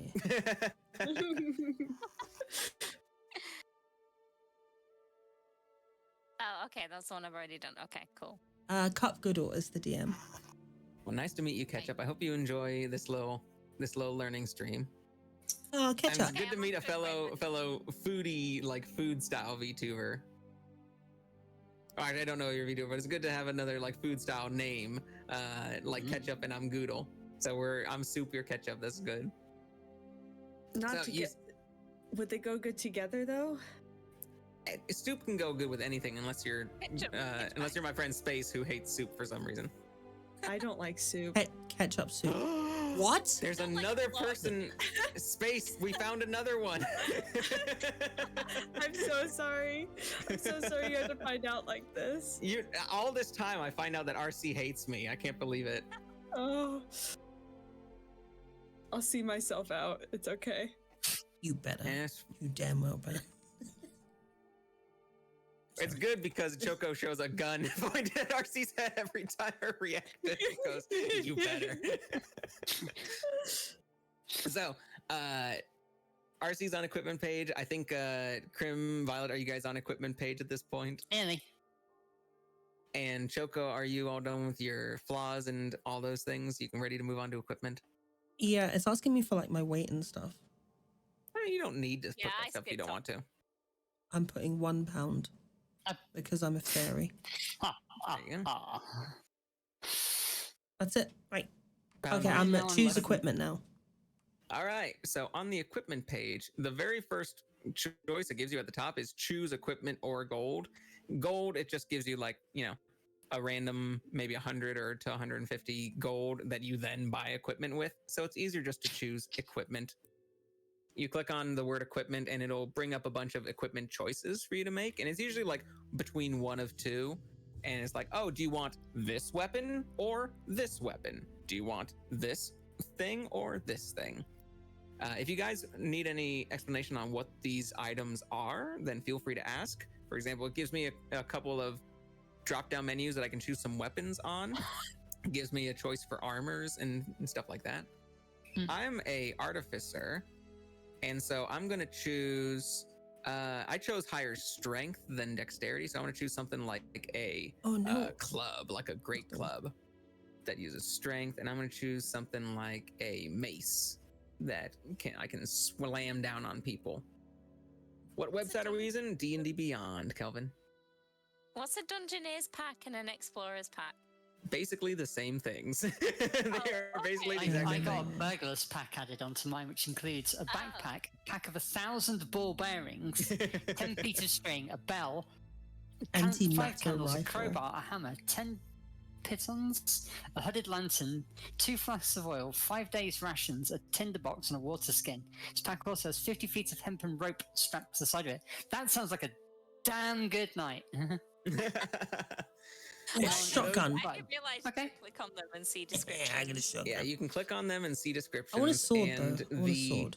The packs, most people will start with like an explorer's pack, maybe a dungeoneer's pack. Those are pretty much the same things. Like they come in with rope and bed rolls and stuff. A lot of these things are some dungeon masters, like some campaigns, they like going really into like the minutia of surviving out in the terrain. They'll be like, how do you start a fire? You know, like what do you use? What are your tools do you use? I can only have dagger. Scouts together. Very. And Dagger of warning. most people though, like Dagger myself of included, venom. we are a little Vicious bit looser with let's that. We do don't dagger, care add too much about the +3. specifics. We kind of assume that people are able to get a fire going, kind of assume that you have rations or ability to get food or Stuff pack to keep food. yourself not dead. Yeah. And so I In the don't general really, I don't context. usually pay attention to like, you know, oh, do you have water left? How much water is in your water skin? Like, nah, I don't, Okay. I don't care. There is A lot of enough to DMs don't really douse care to about that. drown you. Sure. It's, you'll mostly see people, if you're joining a group, you'll see it as a like survival campaign listed. If people really want to keep track of that stuff, most normal people don't really care too much. Okay. So I have chosen my things, and then I have a little bit of stuff I can choose from. Soldier down here as well. I'm going to choose a piece of a banner. I'm a soldier, set of bone dice as a soldier, and I have a set of common clothes and a pouch containing 10 gold pieces. After you guys choose all these things, make sure to hit the big red button at the bottom that says Add Starting Equipment. If you don't click that big red button, then I it's not didn't do actually that. getting added. I had to do that in the actual character screen. What about the Mine what about the comes with- gold thing? Do we give ourselves money? You I've start got with 15 as part of it. you start with like 10 or 15, and that's all you really get. It gets added to your sheet automatically once you add this equipment. But yeah, you had to either choose to start with this equipment or a bunch of gold. It's better to start with the equipment. Okay, it's telling me to like. I feel like I'm at the wrong point. Like I'm choosing equipment. Am I at the wrong place? Say that again, Choco. You're getting cut out. Oh, sorry. I think I'm at the wrong place. I don't know where I am. Well, what is it? What are you looking at? I'm at the starting. Hydrate. Thank you, everyone. We have a hydrate. Okay. Oh shit. Okay. What you looking at Yeah, right now, Choco? Fine. I'm looking I've at got some starting wine. equipment. So like choose equipment. So I've like Thank you. For the chosen hydrate. a dagger, Ketchup. a shotgun. I have a shotgun, a pistol, an automatic pistol. Mm-hmm. I mean, that seems good to me. Yeah. Okay. Cool. Yeah, go ahead and make all those choices that you I ended up want, with a and then make crowbar. sure, if you haven't already, click the big red button that says add equipment to your inventory at the bottom once you're done. Okay. Cool. This is the last step. So once you guys have chosen your equipment and I've got- you've Personal possessions. once you've chosen all this equipment, your personal possessions, and clicked add it, and you have it all in, you guys are ready, and your character sheet is ready to go. I have armor now. That's okay, Ketchup. Thank you for the hydrate. I think we all did one at the same time. Ooh, a shield. I've got a page that says I- "Come together." Ooh, How do I get clothes though? Do I just like get clothes? I just got mean- the Beatles song in my head, which just has the next lyrics: "Come together right now." I was gonna say, like right now. Yep, you are alive. I mean, Give me a few minutes. Damn. this may take me a couple of seconds, although my backdrop is crimson, so I have the advantage. I'm just looking at D&D Beyond, so I have the Oh, that's a advantage. breastplate. Man, I love Okay. D&D. Chain shirt. Oh God, dice! I'm sorry, you've just rolled a natural 1. Aw. Wah, wah. Do I get Sad trousers? trombone. How do I get trousers? I get trousers. Once you guys are good on your equipment, you can go back to the top, and the little square icon of a piece of paper next Need to light like, armor. you know, Okay. equipment. What's next? And the little square icon that'll bring you back to your character sheet. So, on the top right, underneath subscribe and new player guide, right next to what's next, you can click the Shield. little square icon, and it will bring you to your I now complete have character sheet. character sheet. Yeah, Scale. No. No. and you'll see that character. Why that do you we need made. light armor? I see Goodle Dragon. I see my stats that I chose. I see all the various numbers, and the black dots around the page on the left and in the middle should be all of the correct little proficiency choices that you guys chose. Oh, I chose animal Studied handling, level. athletics, Is there a deception. fairy? Oh. But I'm strong. I am strong.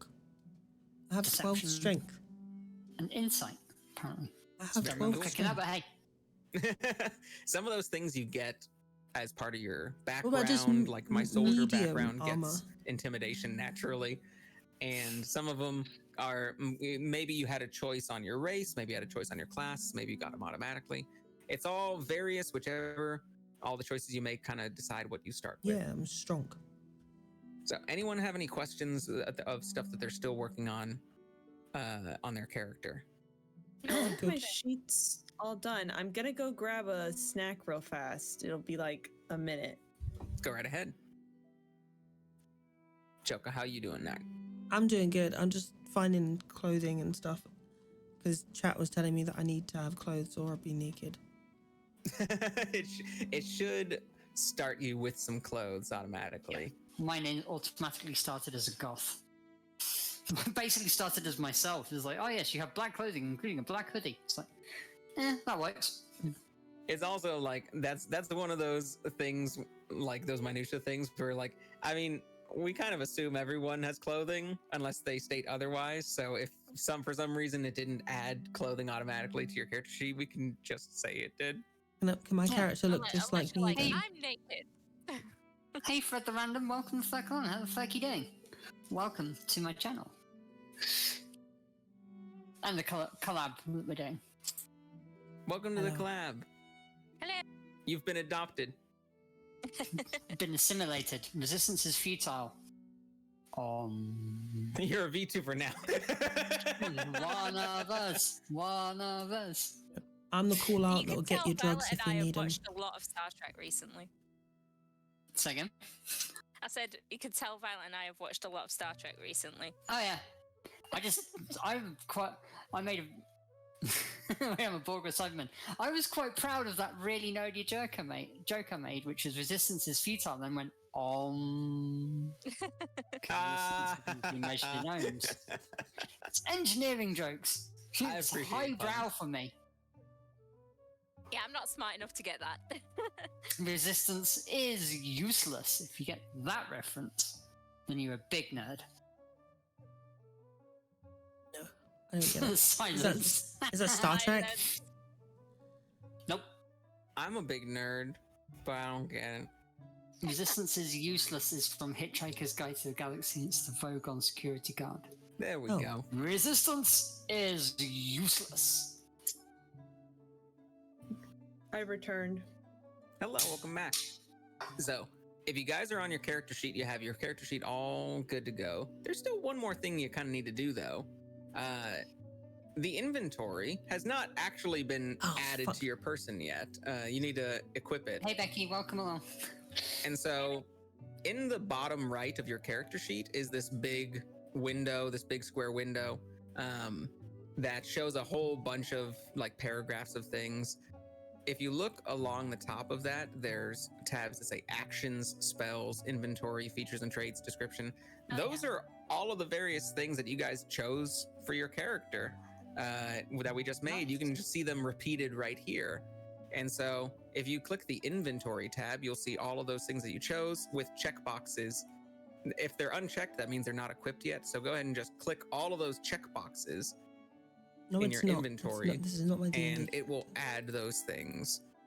You'll see, you might see your armor class change. You'll see your weapons change. You might see some of the stats on your page change after you equip stuff. They didn't say I couldn't have any gold. Oh, okay. Turns out if you have two versions of chatbot open, it plays the soundbite twice. Right, so I've I was like, what the fuck? It'll do that, yeah. So I've got my character sheet and I've downloaded the PDF. What do I do? You don't really need the PDF if you don't want to. That would be useful for printing out if you were bringing it to a table. But we're just going to be doing everything on this on the computer, like on D&D Beyond. And so you can just keep open the D&D Beyond page if you want it now. Okay. So the 50. and because all of those, you guys see how all the numbers on this page are clickable. Yes. So if I told you, all right, you guys need to give me a history check in order to see how much you guys recall about this stuff, you'd be looking at the big, tall skill tower in the middle of the sheet and looking down for history. And then mine says +5 because I'm a smart artificer. You just click that number and it should roll a digital die on screen for you guys and tell you what your result is. It is. It's really not happy with doing it. And I can see, as the dungeon master on this one, I could see that Crimson rolled a 6, I think. I did, yeah. I rolled a 2. That but I really already had upset 4, everything on my so- systems. I'm going to shut I down can the see that music Void and Storm see if I rolled can an shut down 11. anything else.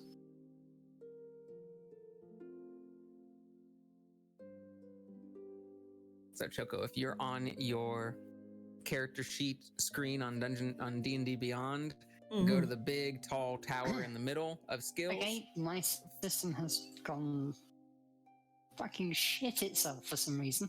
Oh no. Sorry, I'm like being finicky and just like fitting stuff to the screen. So what? Sorry, what? Choco, Sorry, I was find like resizing history in thing. that big long list of things in the middle and just click on the number. It should be clickable and it should roll some digital dice for you. I'm confused. Sorry, could you say that again? Hello? Do you see where I'm talking about? Oh, sorry, I was looking at. I forgot to look at the Discord. So what do I need to click? So on your character sheet, I'm having everyone try a history check. So go to the big long list of skills in the middle of the page, the big tower list of stuff, and find history in there. It's all alphabetical, and then you can see that the number is clickable. It says if you click the number, 3. it'll roll a die for you, and I'll be able to see the result on my side too. Oh. I can see that you just rolled a 12. Yeah. A 12 total on that. Is that good? And then RC. Seems to hang on, but I can't hear shit of the conversation. Is that good? Oh no. I hear you. Bear with me a few minutes. Orion rolled a 13. Orion's got the highest. RC, I'm guessing that's your character, your DILF. RC, you are muted maybe right now if you've been talking. Oh, I think I hit the Windows key instead of the Alt key. Yeah, you're back. Is there a way to change how the dice rolls? Because it's super laggy.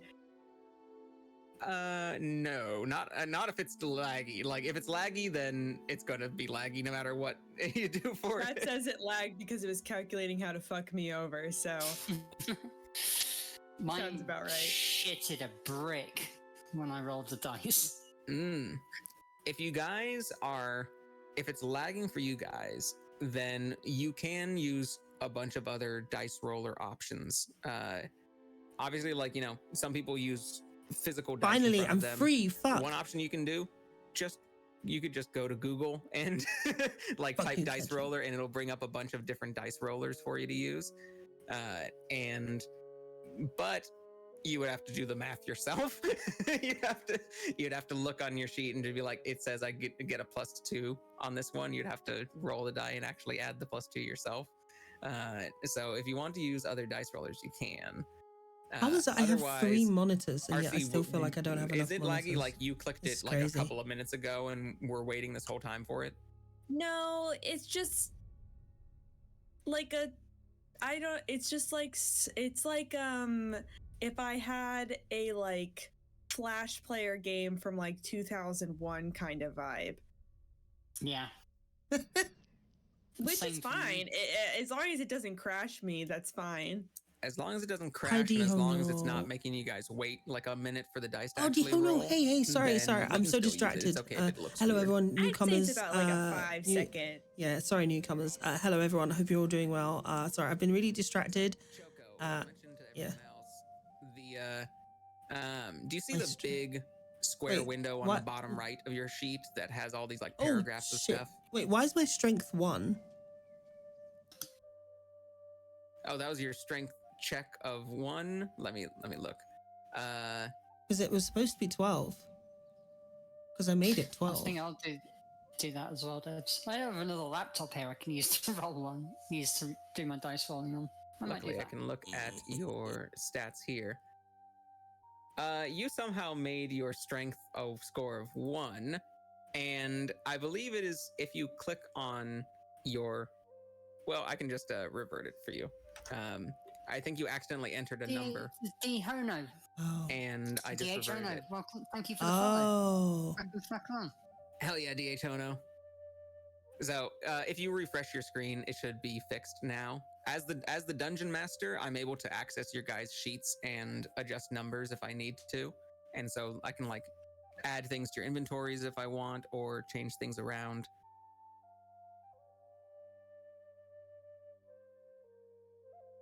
I see Choco has chosen a bunch of like magic items and magic daggers and stuff. Somehow, I don't even know how she got those things. They were just there. They were just there. Choco is doing so many things to her character sheet that I'm not even sure where she had the option for. They were just there. See, if I was sensible, which I'm not, I would have brought my actual real dice back from my folks' place and used them. I was over there, but then I was sort of sat there waiting for clothing to dry. Because like my our washer here isn't connected yet, and we haven't got a tumble dryer. And basically just realised I was running out of time, so I've now got a house full of every radiator, which isn't going to be turned on, is full of drying clothes at the moment. And I kind of drove across it.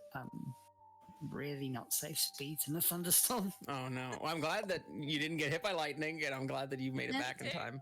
Moving way too fast for that. I did end up power sliding past somebody on a roundabout because they were going too slowly. So I just had the back end kicked out all the way around it. Hi, Bowie Zoe. Welcome to the chat. Got it got hit by lightning last night. What was that? A tree close to my place got hit by lightning last night. And it's just oh no, sorry. I was just like trying to. I was trying to wonder why my sound alerts are not playing. Decades and decades ago, and it's just burnt through the center of the bottom of it. But it's still alive and still growing, so there's like this hollowed out husk of a tree, and then it's all just greenery above it. It's really awesome. It makes me sad. I don't know why. So I felt sorry for it. There's still... Some of us still need to do one thing, which is some of us have magic spells for our classes and some of us do not. And so the ones like Choco, you're an artificer, and our wizard, Crimson... Oh, no, wait, you're a ranger right now. Yeah. But the bard... So Choco, the artificer, and RC, the bard, have some spells that they need to choose. So, Choco and RC, do you guys see in the big bottom right square on your character sheet, all the tabs that say actions, spells, inventory at the top of that? If you go to spells, it should be empty right now, I believe, for most of you guys. But, and you guys, like the rogue and the ranger, you guys might not even have that tab on your sheet because you don't have any spells right now. I have one spell. Oh, what spell you got? Frostbite. Nice. So, if you could bear with me just 2 seconds, because I've got a bit of a technical issue. I'm just trying to quickly sort it out. I'll repeat this stuff. RC, I can help you choose some spells right now if you need some help choosing some spells. Do I just pick 2 cantrips? You just pick 2 cantrips. Cantrips are free to use spells that you can use at any time. And then you can choose, for you're a wizard. You can choose 6 to start out. Like it's explained on the wizard page when you first choose it, but I can just explain it easily. Just choose 6 first level spells. So let's see. Known spells. We have a big long list of stuff that is way too much for a person to read right now. So just choose something that seems interesting, or if you'd like some recommendations, I can give you some recommendations. We have a hydrate. I picked. It's very nice. If anyone doesn't have dark vision naturally, you're going to be a flashlight for them, a good lantern for them. Please don't. I'm going to choose Firebolt. That's a nice attack. I'm going to choose Mending to put things together. and that's all I get to choose. But then these other lower spells that I can still choose, I'm gonna choose. Let's choose Catapult. That seems fun. I'll choose Cure Wounds. Maybe that'll heal people up a little bit, and Disguise Self.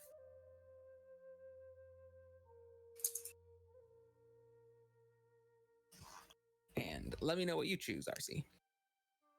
Or I'm what debating the second one. I can't decide. Phil wants me to pick Vicious Mockery. Hell yeah. It's a good one for bards. You insult someone and give them psychic damage. That's amazing. Oh my god, I fucking love that. And then do I have to pick a first one?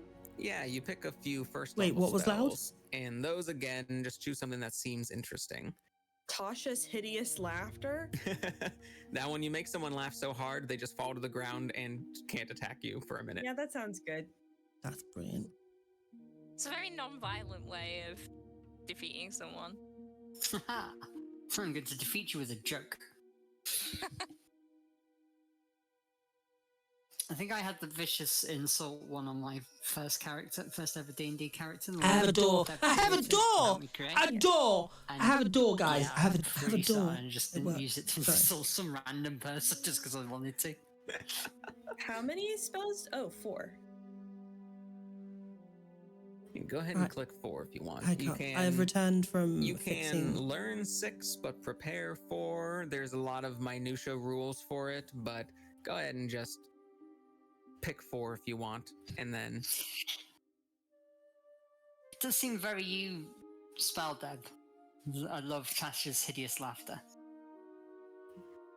oh no, Sorry, I keep forgetting you're not a wizard, that you're a bard. Yeah, you can just like choose 3 or 4, whatever you can do, and just choose the ones you want there. That's good. None of you are wizards who get. None of you are the classes who have to like.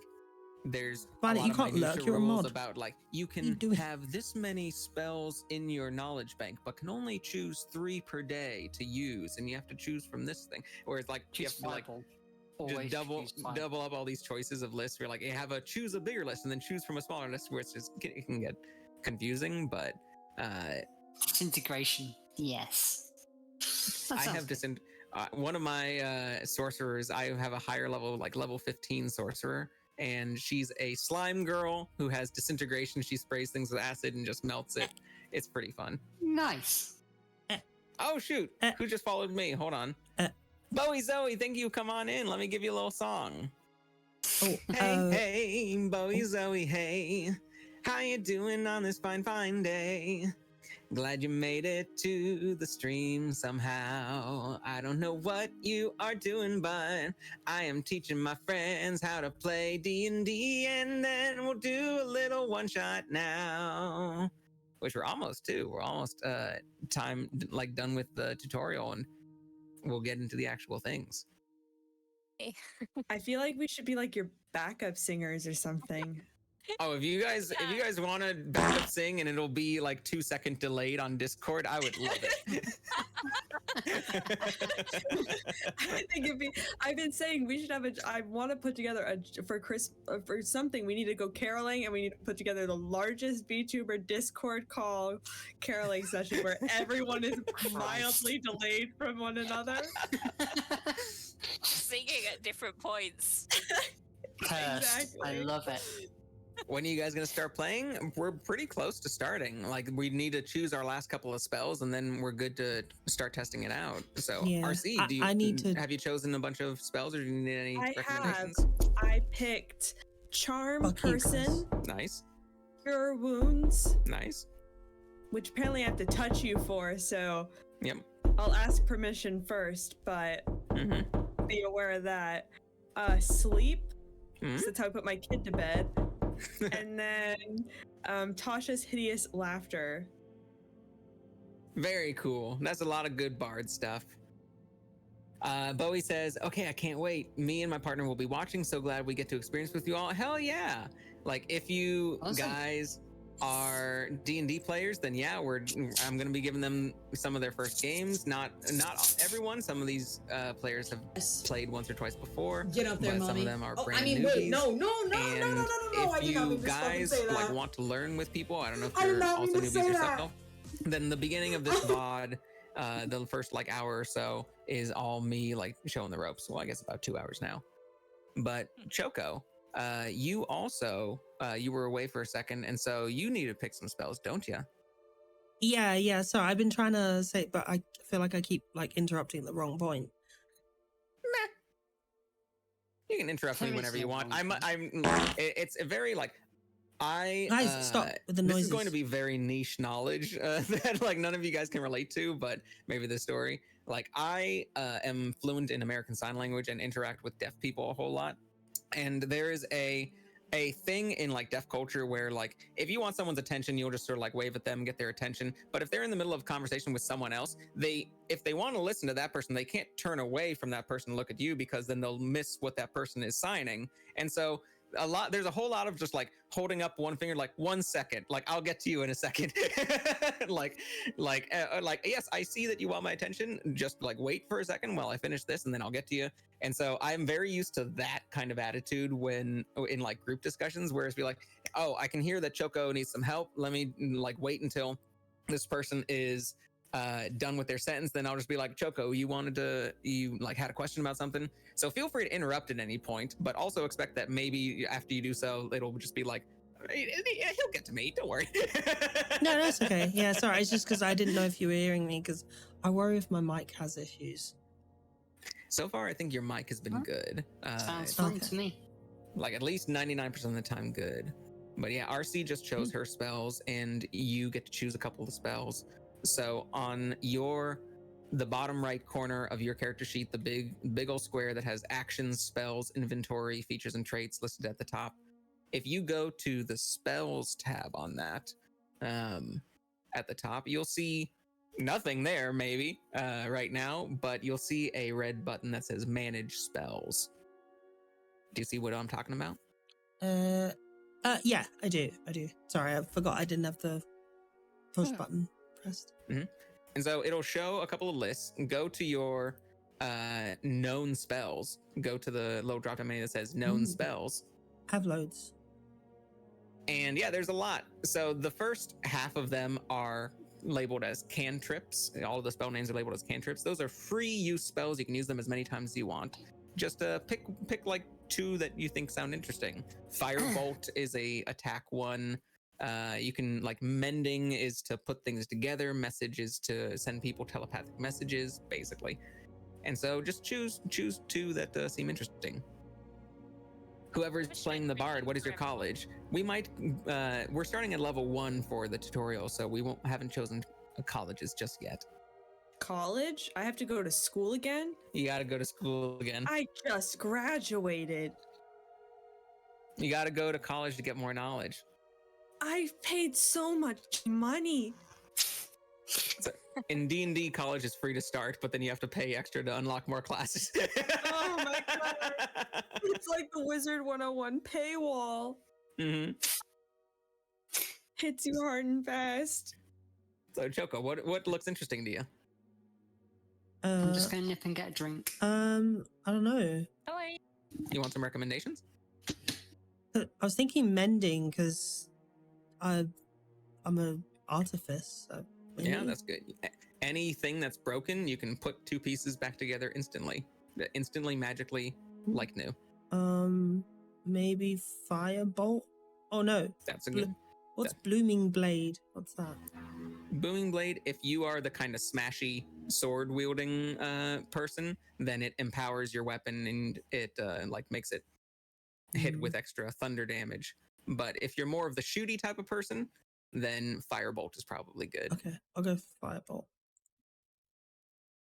And then after you choose those, also, hi Cal, how's it going?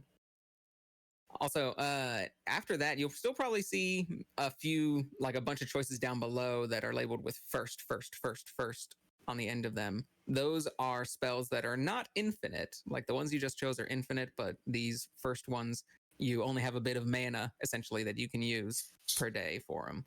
And so, once again, just choose something that seems good. Just choose something that seems interesting. These ones, it doesn't really matter what you choose. I can give recommendations if you want, but pretty much anything will work. I'm gonna do cure wounds. Cure wounds is good. That'll heal your allies. And purify food and drink. Because purify food and drink. There you go. We don't have to worry about poisons. Yeah.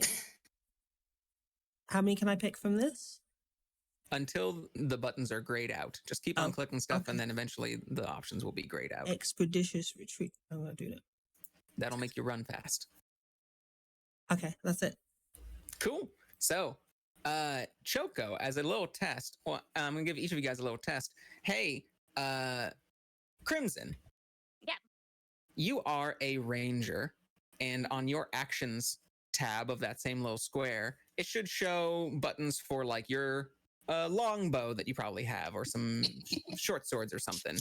Yep. So I'll give you guys a little sample combat so that we can try out how to use your character sheets. So okay, we're going to start with a little sample combat. You guys are level 1 characters. Let's say you are walking through the forest. You guys are just walking down the trail in some woods. It is a very common pathway that everyone travels to the next nearby city. And suddenly a person comes out of the woods. It is Goodle Dragon, my character that I made with you guys. And they are wearing big goggles on their scaly head. They appear like an artificer. Choco, your character would go, oh, you're an artificer too. And they seem out of breath completely. When you guys try to figure out what's wrong with them, it was an ambush all along. And they pull a gun out at you guys and say, this is a stick up. Everyone give me your money. But of course, you guys are fighters. You're not going to take this from a Goodle Dragonborn. What? Who the fuck is Goodle? And there's a conflict. This is all just me, deciding that this has happened right now to just give you guys an example of what might happen in game. So now we're going to fight. So everyone has to decide our turn order in this combat. So up near the top middle of the page, you'll see a little button called Initiative. And I would like everyone to roll for initiative. Roll the initiative button, and we'll be able to see what everyone gets. This may take a few moments. I got a 7. That's fine. 14, and I will keep track of everything. So feel free to say it out loud if you want. I can also see what your guys' rolls are. So it looks like 14 for Crimson. It looks like Choco got a 7. So Choco's going to go after that. Looks like Void and Storm we're waiting for that one. And Orion got an 11. That's fine. Void and Storm got a 12. So Void and Storm.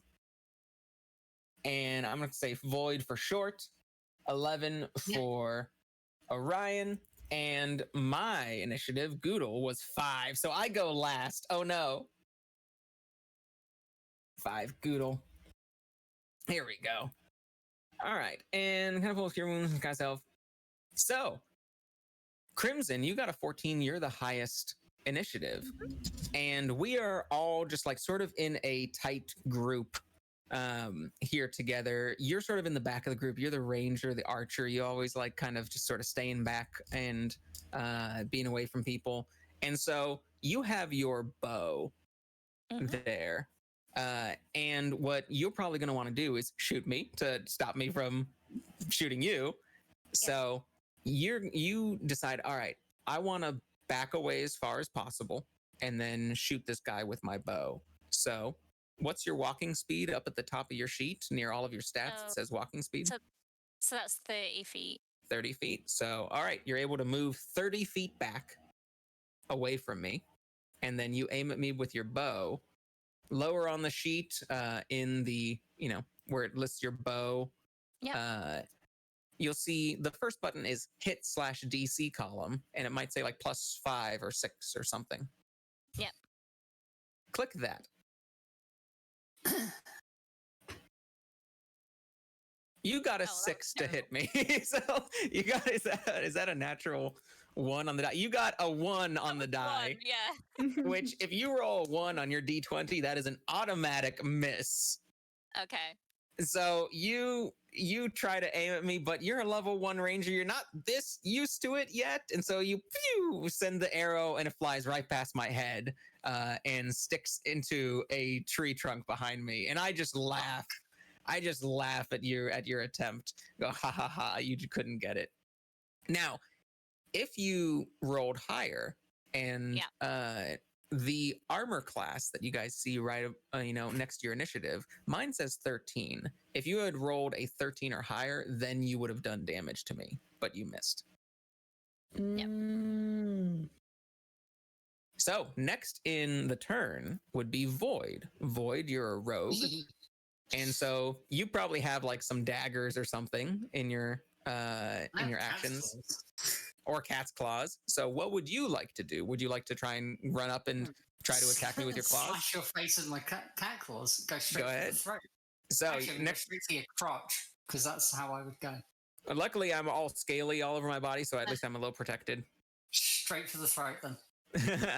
So you should see a button next to claws that says like +3 or +4 or something, maybe even +5 or 6. Go ahead and click that to try and hit me. This will take. Oh, that's right. Moments. Oh, that's right. Claws. It's super weird. You'd think that they would like dexterity, but it uses strength. It's such a weird rule. But if it says +1, go ahead and click it anyway. And we'll see what you get whenever the die decides to actually go. We'll see. You need a 13. All that time for a nat 1. Really? Oh shit. Was it actually another nat 1 in a row? Yep. Because I just see crimsons right now. I don't see the other one that you do. Cat's claws to hit. 2 plus is 1 plus 2. 1 plus 2. Oh my god! So another weapons and armor. Another natural 1. If that's what you roll, which means you run up to me. Man, you guys really are newbie adventurers. You're all trying to roll, but you're just getting 1, 1, 1 on the D20 and not hitting anything. You guys look like the most new party ever, which might be true in this case. Like you guys have never rolled, never gotten your things before. But you have a choice, Violet. You were kind of right up next to me and chose to use your claws. If you want to run away, you can, using the rest of your 30 feet of walking speed. But if you run from me, I might be able to take... I need to equip my weapons and armor, which... Well, go ahead and equip all your weapons and armor. If you're using your cast claws, then that won't change that, at least. But you have the choice. You can run away from me and get away. But if you turn and run from me, I might be able to attack you while you're running away once. Do you risk it, or do you want to stay right up next to me? I'd stay right up next to you. Okay, I see. That's the end of your turn. We go to the Dilf, Orion. You're the bard. Hi. And you're about like 10 feet away from me. I can't reach you right now, so you could run away if you want to. You could use one of your weapons right now, or you could go over to your spells and choose to use one of your spells. What seems like something you would want to do? Well, given the streak we're having, I feel like I feel like I shouldn't go in with the weapon. Chat's saying I should run away. But let's see. I guess I'll try a spell. I think we should put him to sleep. Okay, so what should I do, chat? On the spells tab, the higher spells are free, but the lower spells, you can see that red cast button next to sleep. Go ahead and click that. And you'll see a little checkbox above. Get checked, right? I don't think I have any spell points. Did you try clicking them already? No. You should. Let me just check your sheet, just to make sure everything should be working good. I'm going to check your sheet. I get DM privileges. You guys can't hide anything from me. Yeah, it looks like you already clicked them at some point, so let me just... Oh, I thought you had to, because it was in the same vein as when I was getting my inventory. So I thought I had to click both of those. Nah, not for that one. It's not the same thing as Oh. inventory. But I'll I just just refreshed it. So go ahead and refresh your page, Okay. and you should now see that those buttons are red, and you can use spells twice per day. That's what the checkboxes mean. And so, but we're just doing one combat. Feel free to use all of them. And so go ahead and click sleep. Click the red cast button next to sleep, and it should automatically check one of those boxes off for you. It did. Warning. Perfect. Now, did any numbers come up, or does it have some a box with some numbers next to it, like 5d8 next to it? No. Then you will just have to roll some stuff manually. Let me just double check sleep on your page just to see. Spells, sleep. Yeah, it doesn't list it right there. So the way, can you click on sleep for me? The name sleep. Mm-hmm. It pulls up a description. Anything that you guys want to click on these sheets, on your swords, your spells, your inventory, if you click on them, it'll usually bring up a description of it. Can you please read the paragraph there that it pulls up for sleep? On the box under hit. This spell sends creatures into a magical slumber. Roll 5d8. The total is how many hit points of creatures this spell can affect. Creatures within 20 feet of a point you choose within range are affected in ascending order of their current hit points, ignoring unconscious creatures. Do you want me to keep going? We can stop there. So basically what it is, you create like a little sphere of sleepiness behind me to kind of hit only me and none of your allies. And you roll 5d8. So do me a favor, and you see the little dice icon on the bottom left of your screen. Mm-hmm. Click on that, and scroll up until you see D8, and click on that 5 times until it lists 5d8. Okay. Then click the big red roll button. Oh. I don't see hit DC column. I don't see that. And it'll probably roll a whole bunch of dice on screen. I see. That does appear to be the case. Mm-hmm. And then tell me what the total number is. It looks like it was 20. 20, yes. That means that the various creatures in that sleepy sphere that you did, like you basically put to sleep 20 HP's worth of creatures. And if there's like 5 creatures that each have 4 HP, you put all 5 of them to sleep. If you have 1 creature with 10, 1 creature with 5, 1 creature with 15, 2 creatures with 10, you put to sleep the 2 creatures with 10, but not the one with 15. And so it kind of like it's like you set a sleep juice amount, and whoever it gets used up on like gets put to sleep. That's 20, and I'm a single Goodle Dragonborn who has 11 hit points. So you rolled well enough, high enough to put this Dragonborn to sleep. Woo!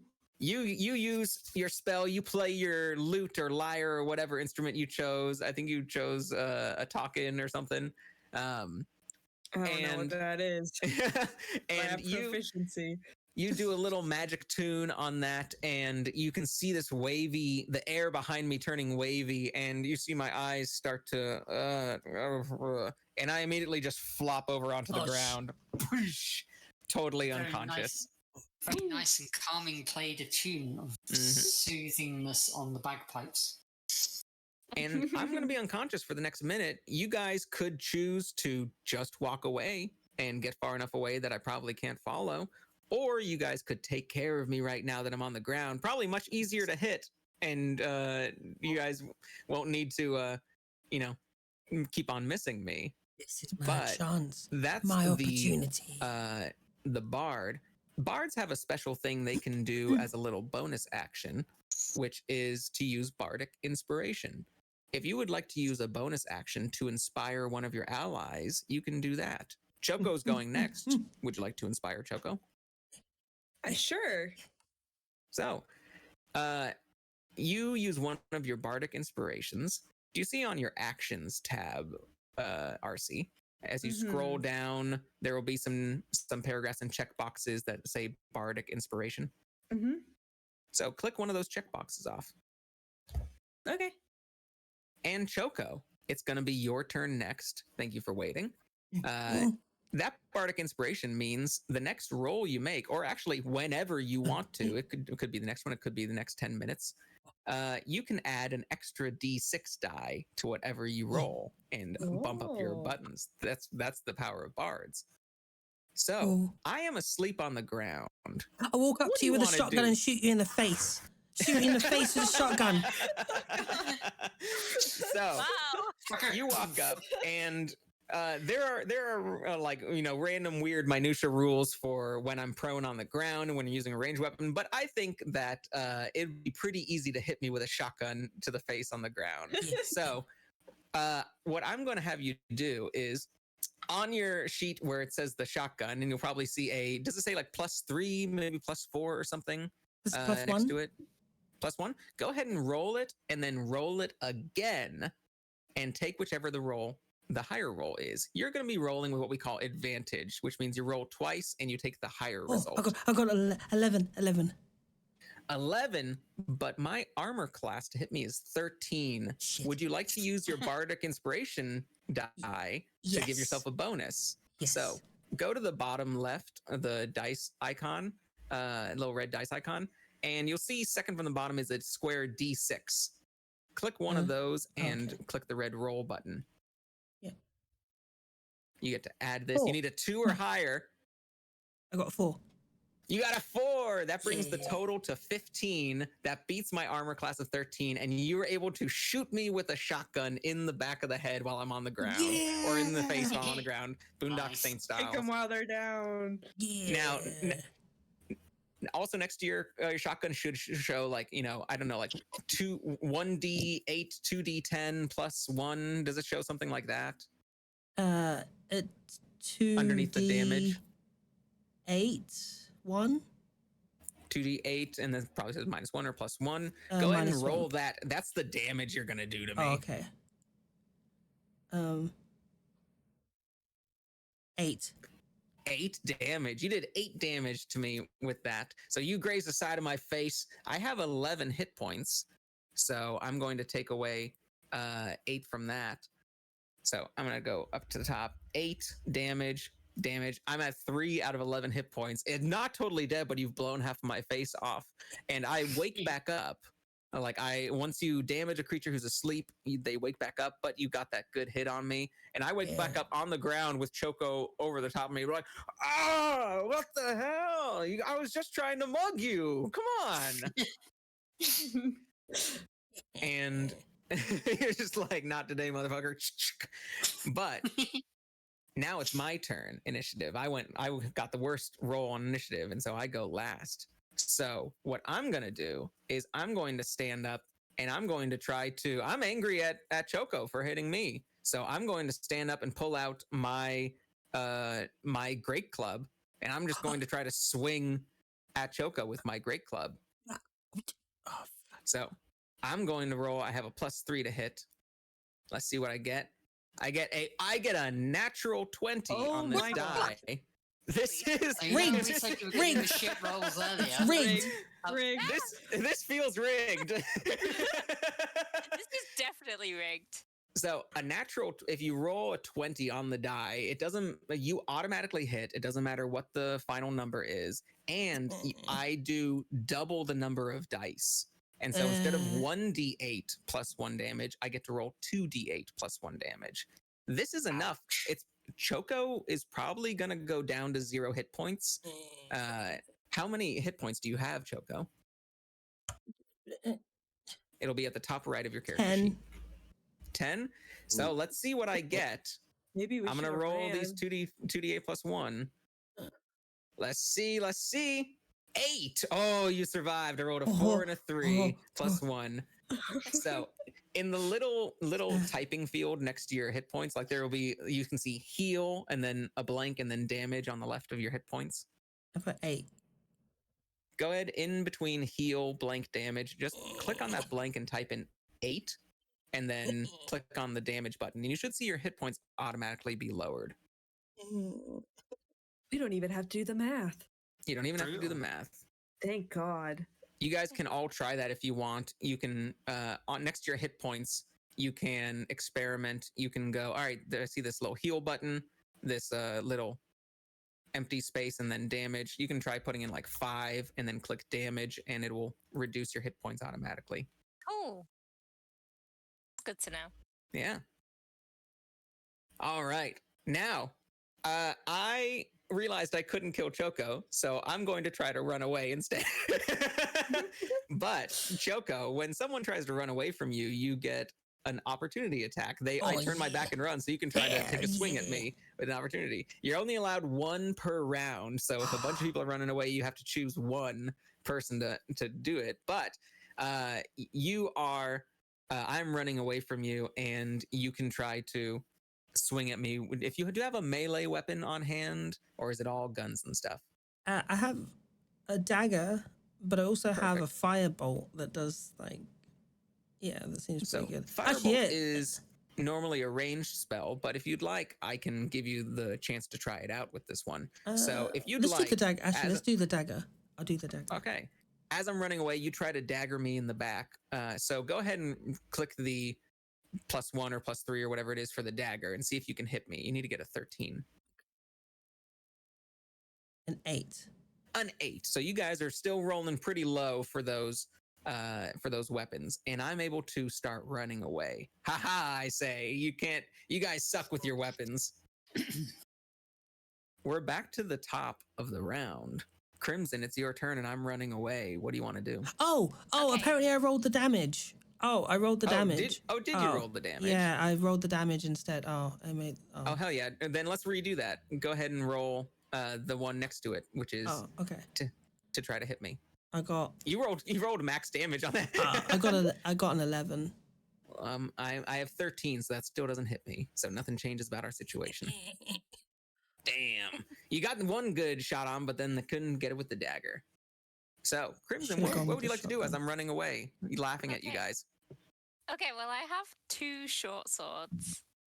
Would you like to run up to me and try to slash at me with some short swords? Yeah, why not? Because I tried the longbow last time, so let's try this.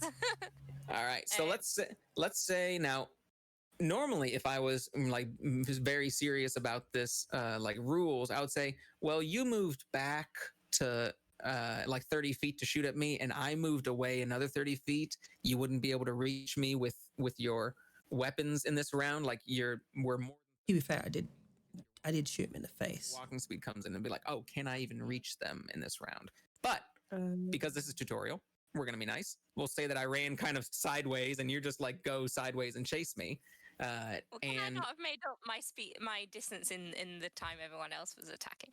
Unfortunately, This is no. fun. Like everyone has to only move on their turns. Okay. Otherwise, it loses track of where everyone is. So it's got to just be like you've played a bunch of strategy RPGs where everyone just gets to move and then attack a person. It works the same way here. Okay. So you run over to the side, and you're able to come at me with 2 short swords. This means since they're both light little weapons, you can make 2 attacks in the same turn. One as a normal action, and then one as one of those bonus actions like RC's Bard dice. So would you like to try and hit me twice? I'll do it later. Sure. So go ahead. I press one and then the other. Is that? You can press 1, see if it works. You might kill me with. All right. 22. Nice. That is well over the 13 that you need to reach. So you hit me with that short sword. Go ahead and click the damage next to it. I have 3 hit points currently. Wait. Which? Oh, the damage. Yeah. It'll be right next to that button, just to the right of that button. Ooh, 9 damage with that short sword. That is way more than my 3. You stab me in the back, and I go down to the ground, and I am unconscious and bleeding out. Now, when I reach 0 hit points, I'm not totally dead. Normally, if I'm an enemy, they're dead. Like when an enemy reaches 0, they are dead, and you don't need to worry about them. But if you players, or maybe me right now, go down to 0 hit points, I would like each of you guys to try this out. Can you please deal enough damage on your character sheet to go down to 0 hit points for me?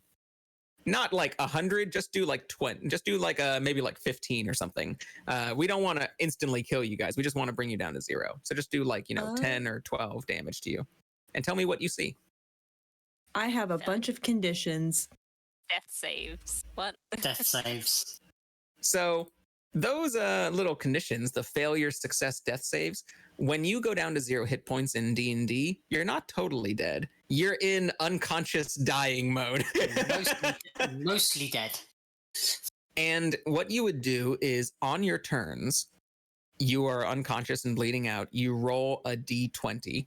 If you get a 10 or higher, it is a success. If you get a 9 or lower, it is a failure. And whichever one you get 3 of first, you either survive or you don't. Okay. So let me roll 3d20 and see whether I survive. Normally these would take 3 different turns to do. I got a 16, so I get 1 success. Let me put an X on success. Let me do another die. I got a 3. That's a failure. Oh no. Let me do another one. I got a 4. That's another failure. Oh no, I'm gonna die. And last one, I don't know. A 16. Oh, good. That's another. Oh, good. Oh, I'm at 2 and 2. Whichever one I get next, it's either going to determine whether I live or die. Here we go. Let's see what it is. 17. I live. Oh. I am stable. I am at 0 hit points for the next couple of hours, but I am stable and alive. And so like you guys, it's like a QT. Yeah. you need to succeed or fail on 3 QTEs, and whichever one you like, if you get 3 successes, you live. If you get 3 deaths, you die. But there are plenty of things you can do to come back up if you're at 0 and doing these things. If one of your allies is still up, they can use healing magic on you. Oh, we got 2 people with cure wounds in here. So if one of you guys wanted to use cure wounds on me before I died, you'd be able to. You could. Yeah, I know you don't want to. Don't worry. But you could like, oh no, Crimson is down. Like, let me cure wounds her, and she will gain back. You'll roll for. Okay, I got a 5 on the dice. And what if I did what if you could you like heal someone for like a returned favor? Like, I'll let you live if you, I don't know, suck my toes or something. I don't know. You absolutely can. Yeah. So the fun thing about D&D is, since it's role playing, you guys can kind of make any decisions you want, and you just tell the DM what you want to do. And be like, hey, if I let this guy live, can we try to have him owe us? Then the DM goes like, yeah, you can. So Choco, while I'm bleeding out and dying, would you like to go to your spells, and where it says cure wounds down there with a big red cast button on it.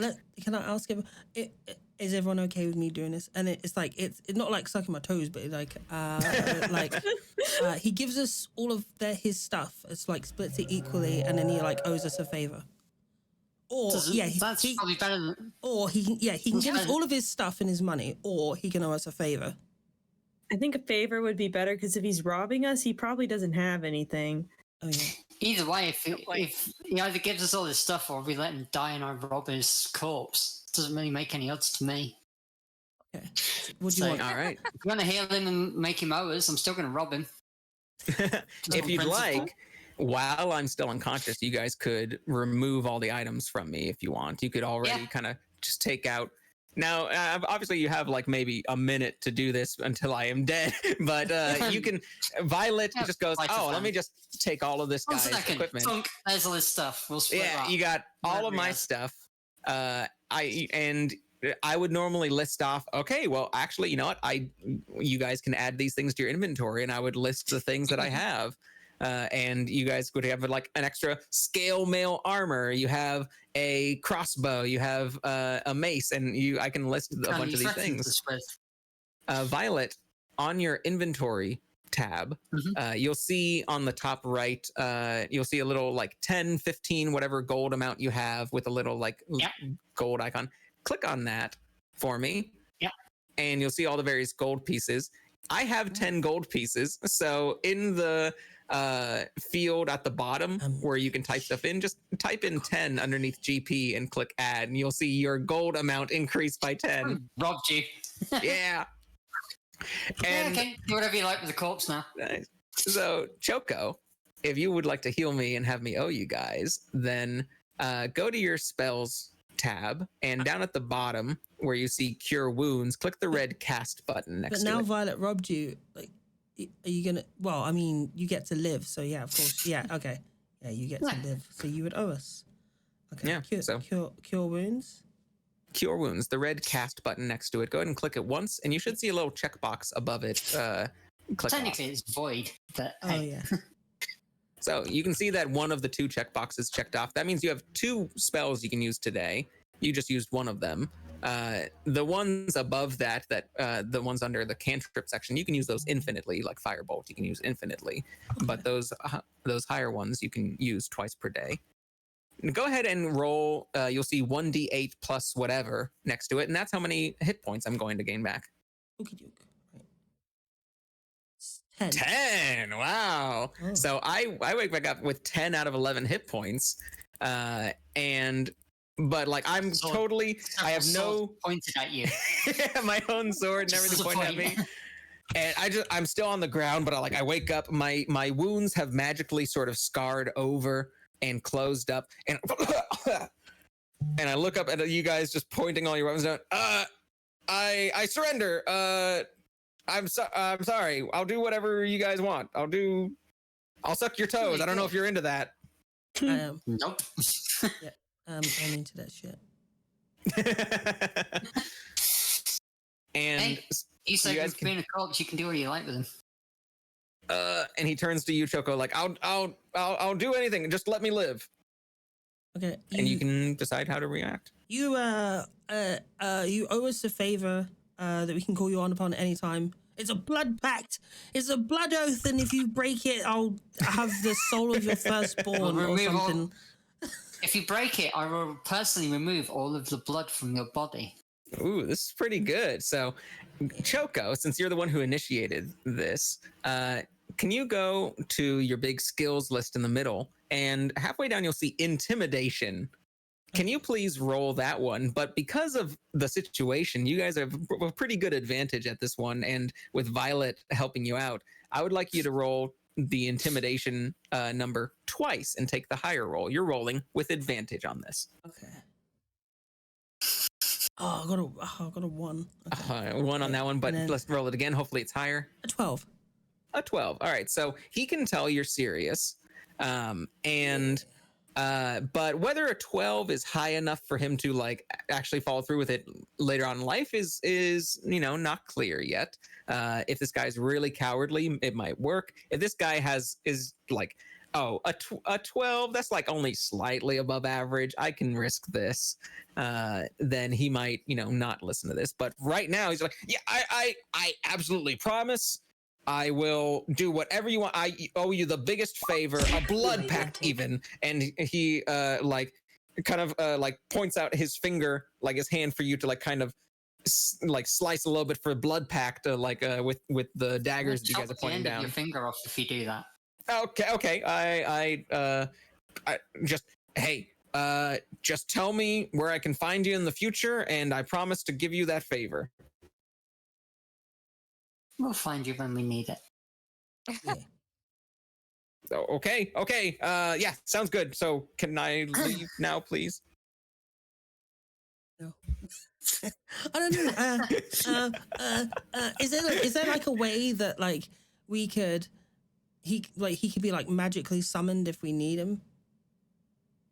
At your guys' level 1 level? No. Damn. You're not super cool yet. Damn. Way higher level, yeah, there's quite a few ways that you would be able to magically get in contact with this person. Slip him like an IOU note. Those are flawless. Chop his finger off and return it when we need him. Oh, Wait, we what- could take like his license. Yeah, what's the most important I thing he vote for has, and we hold on I to it? reversed. Middle finger. He wouldn't You know need what? it. Doodle, do you This have is- a tail? This is a highly magical world where there's a bunch of crazy magic stuff going on that maybe you guys don't know, I but want his maybe you soul. can guess. I want him. And so I'm taking maybe- his soul. I'm taking you- his soul, and he gets it back into the favor. Well, I guess Choco says, so I guess it has to happen now.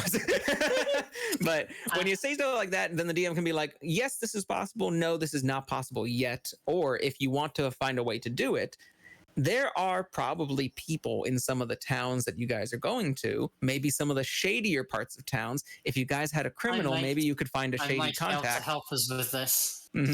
And you guys might be able to find someone, a contact that might know someone who deals in like blood magic or necromancy or like soul manipulation. And so if you guys wanted to take a part of this person, like their finger, or tie them up and have them as a hostage, maybe you guys could use your criminal underground connections with thanks to the criminal in your group, and find someone who could like make a soul contract with this person. That is something you could do. Hold out your left hand and tell me which finger you like the least. The ring finger, I guess. Tough. I'm taking the middle one. Oh no, my insult finger. And you slice off his middle finger. You figure with only this... half of it. I don't need all of it. I'm just gonna make you half impotent. So, on the people of bed.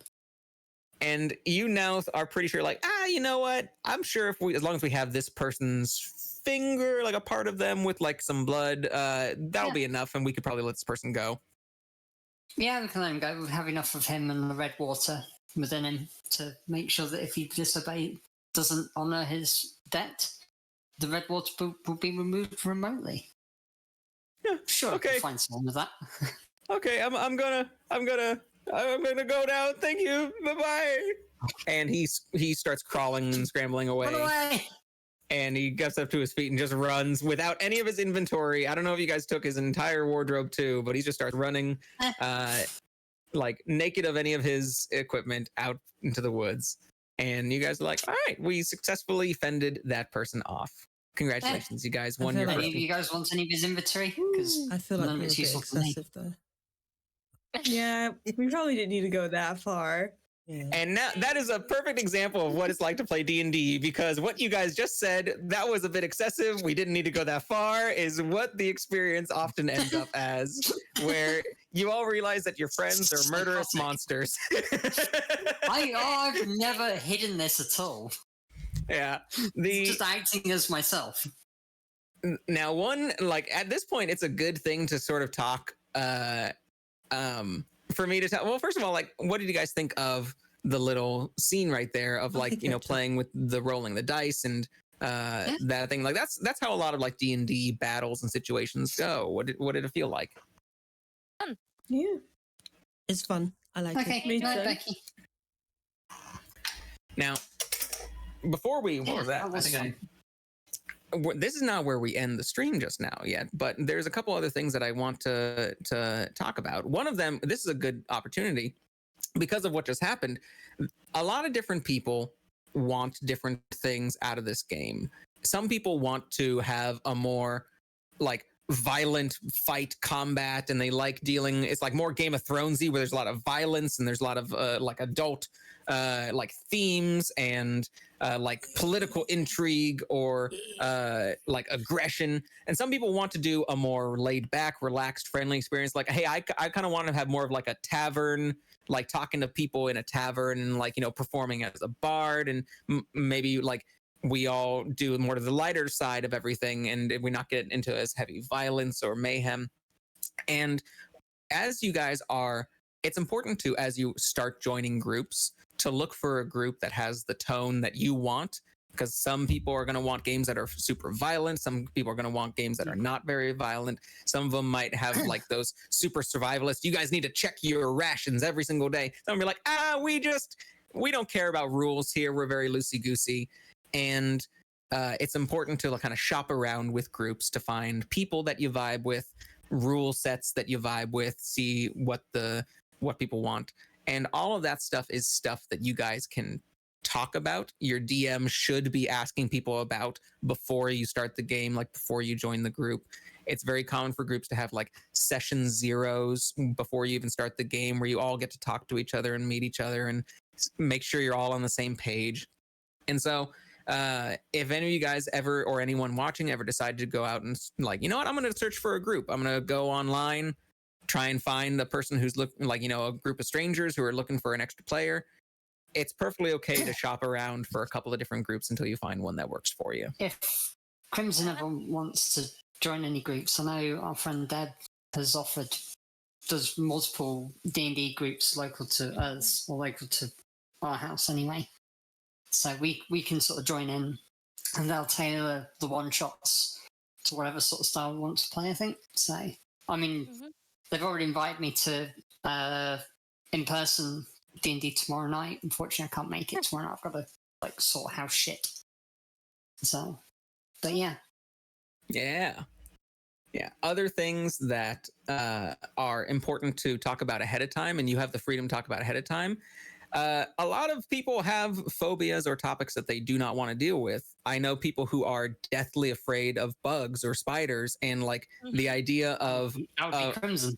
Yeah, the idea of a common enemy in D&D might be like a giant bug, and it could really be a bad experience if a DM is talking about a big bug attacking you or crawling towards you, and the feeling is so oh, they're painting such a picture in my mind, I am feeling my body tense up right now, that if you want to request to your DM, hey, I am deathly afraid of spiders, please do not add spiders to the campaign, you can do that. There is actually a sheet that I found online. I don't have it prepared right now, but it's a really good trigger sheet that you can fill out, or your DMs can fill you out, that deals with a bunch of just triggering topics or phobias. Then you can put I'm cool with this, I'm not cool with this, I'm cool with this, and it's things like how do you want to deal with hyperviolence in media? Do you want very bloody, gory descriptions of death, or do you want that very tame and subdued? How do you feel about if we're doing the Game of Thrones topic, there's a lot of sex going on there. How do you deal with topics of sexual assault going on in there?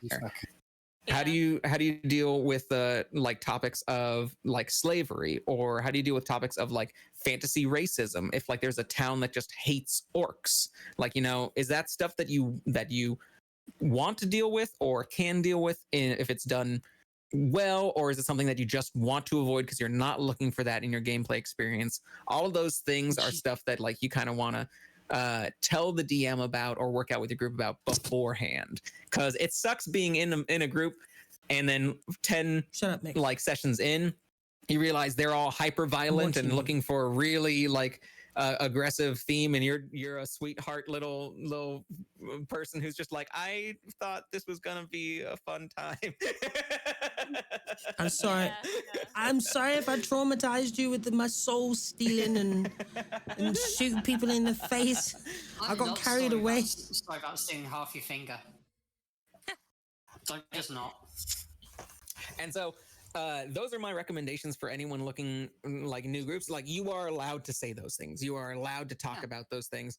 It's actually better to do that stuff beforehand than be caught unawares. And if a group does sort of you halfway through a campaign, it sucks, but you could just go, you know what, this isn't for me, I'm going to bow out.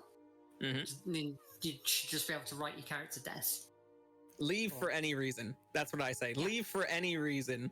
Also, if you're running a group, kick people out for any reason. Even if it's not, even if they're perfectly fine players, but they just don't you just don't really want to hang out with them, just kick them. You should make yourself a good group. I get it. You guys don't like butterflies. Thank God Choco finally realized. Okay. No, Choco, I love having you here.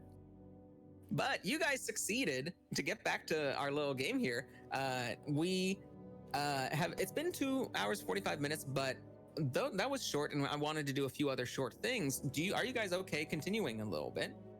Yeah. Or however long you guys want. I was expecting this to be about a 4-hour stream. I don't know about you guys. That's about my cap, because I got to work in the morning. So an hour and 15 minutes. Are you okay going up until then, or would you want it an earlier cutoff than that? Yeah, I'm fine with that. That's usually when I end stream on Sundays anyways, so. Okie dokie. Then I'm good with everyone else, what everyone else is doing. Let's do actually, Crim and Violet, both are you good? Yeah, I'm good till 11, 12. Another hour, 15 minutes or so? care. I'll just go into work tired. Perfect. Then Alright. let's just do a little extra for this. I'll keep it to an hour and 15 minutes. You guys successfully fended off an attacker in the woods. You all got a little bit better hang of how to use your weapons. So because of that experience, I think you guys all get to level up to level 2. And so Oh yeah. we're going to go back to those sheets you did earlier. In the top right of your character sheet, you'll see the little anvil and hammer. Mm-hmm.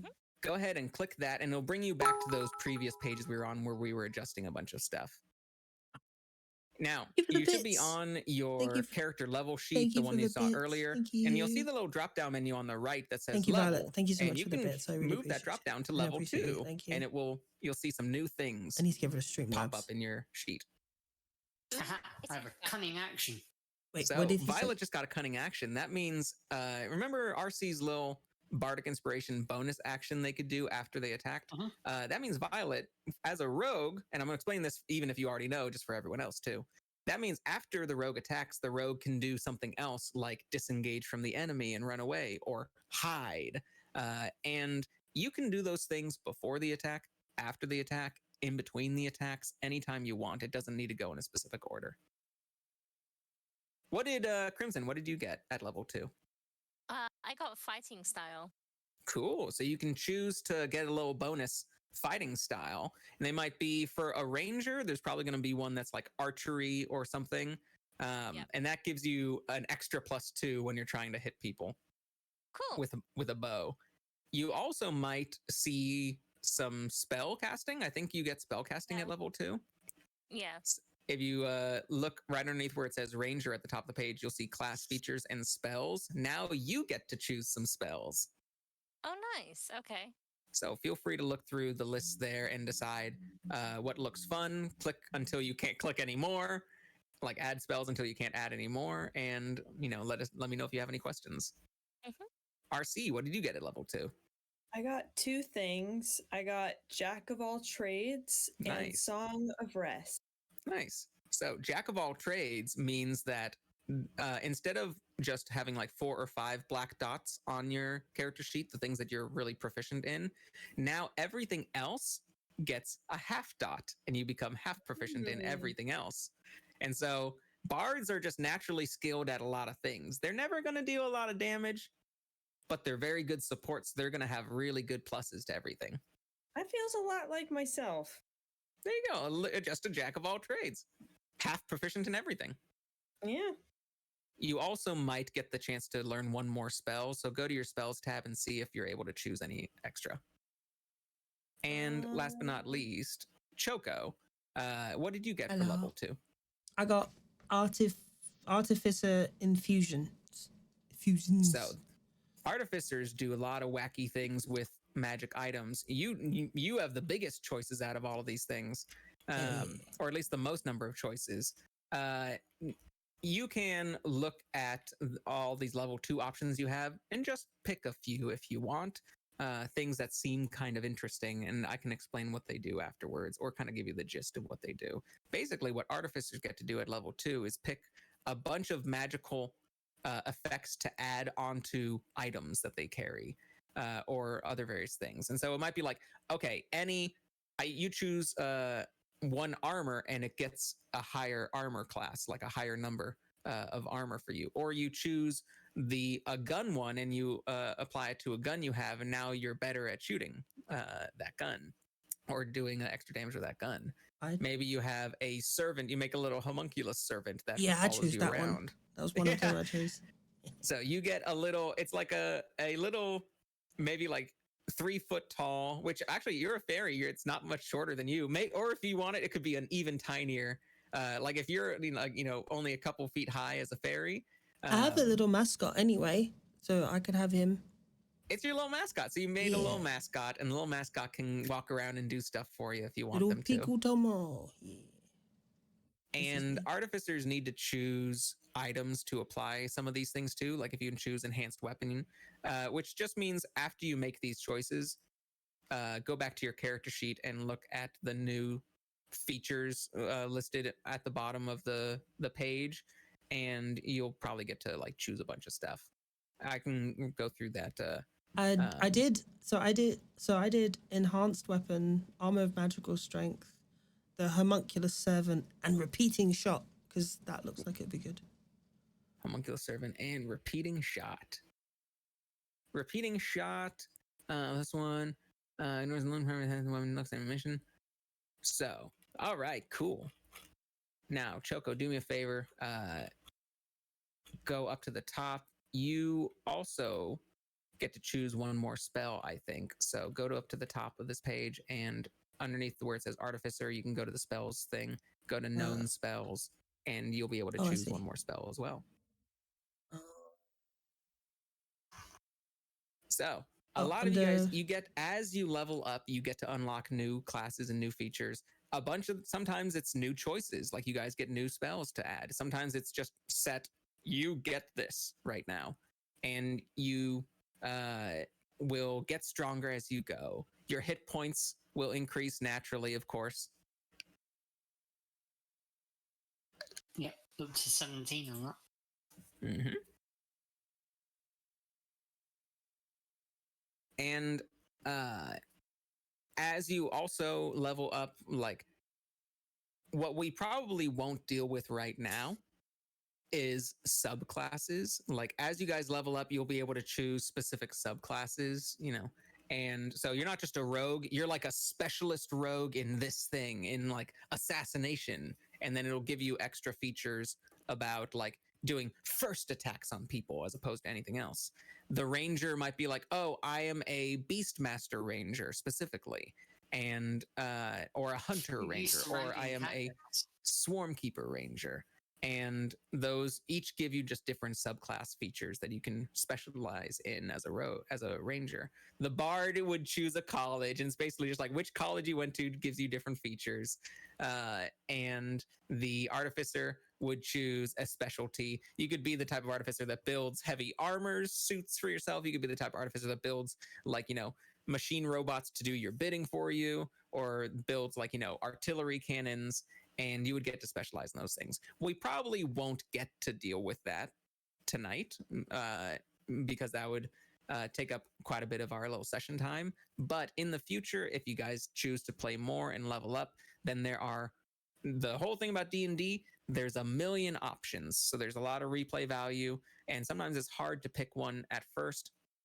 But advice from your friends and suggestions and reading up online what things can do is always like, the fun of, oh shoot, I can really do a deep dive into this stuff. When you guys are just starting out, and if you're just using the free version of all of the features, there's usually just one choice for a lot of these things. Like they give you the one standard choice, and as you pay for more, you unlock more choices. But for now, we're just going with level 2. So Crimson and Choco and RC, did you guys pick some new spells for yourself? I did. I did. What did you guys choose? Choco, what do you choose? Hold on. I chose absorb elements. Nice. So if you get hit with a fire attack, say maybe a wayward firebolt from someone, or maybe if Violet is a little too overzealous with lighting things on fire, then or acid or lightning or any other sort of elemental thing, you can absorb it and take only half the damage of it. Hell yeah. What did you choose, RC? I picked Thunder Wave. Ooh, that's a big boom from your hands. And anything like in front of you will take some thunder damage and maybe get knocked away from you as well. I thought it would be a good wombo combo with the sleeping. Just put them all to bed and then just. What did you choose, Krim? I chose Animal Friendship. Nice. And Detect Poison and Disease. I thought they'd be useful. Nice. So yeah, if there's a poison or disease around you, or if there's a poisonous creature like a venomous vapor or a toxic slime around you, then yeah, you'll be able to detect those things even if they're hiding. Jesus fucking Christ, my arm is long. Yeah, my arm is very long. Thank you for noticing, Toasty. He's showing off. I'm showing off. I don't even need it anymore. But now I think we're ready to go back to our character sheets. So Go back and you'll see that your hit points have increased. 17. Yeah, I was Nine. there. And you guys have made it to town and gotten yourself to an inn above a tavern and taken a nice rest. And so everyone, I would like you, that button above your hit points that says long rest, go and click that, and then click the red button twice. Like you need to click the red button and then click the green button to confirm it, and it'll give you a long rest. Yeah. That's how you replenish things. Just like in an RPG game, you need to rest or camp, and then it'll rejuvenate your features. It'll reset everything to full. Your hit points will be full. The spellcasters, if you guys look at your spell pages, all of the checkboxes will be undone, and you'll be free to use your spells again. Nice. And in fact, some of the spellcasters, like our bard, might even get an extra spell to use per day now. I do have an extra slot now. That's correct. Choco. You, Rory. Yes. Choco, if you go down to your inventory, Yeah. and actually let me check if it's inventory. I think it is. Oh, I have an item requiring attunement.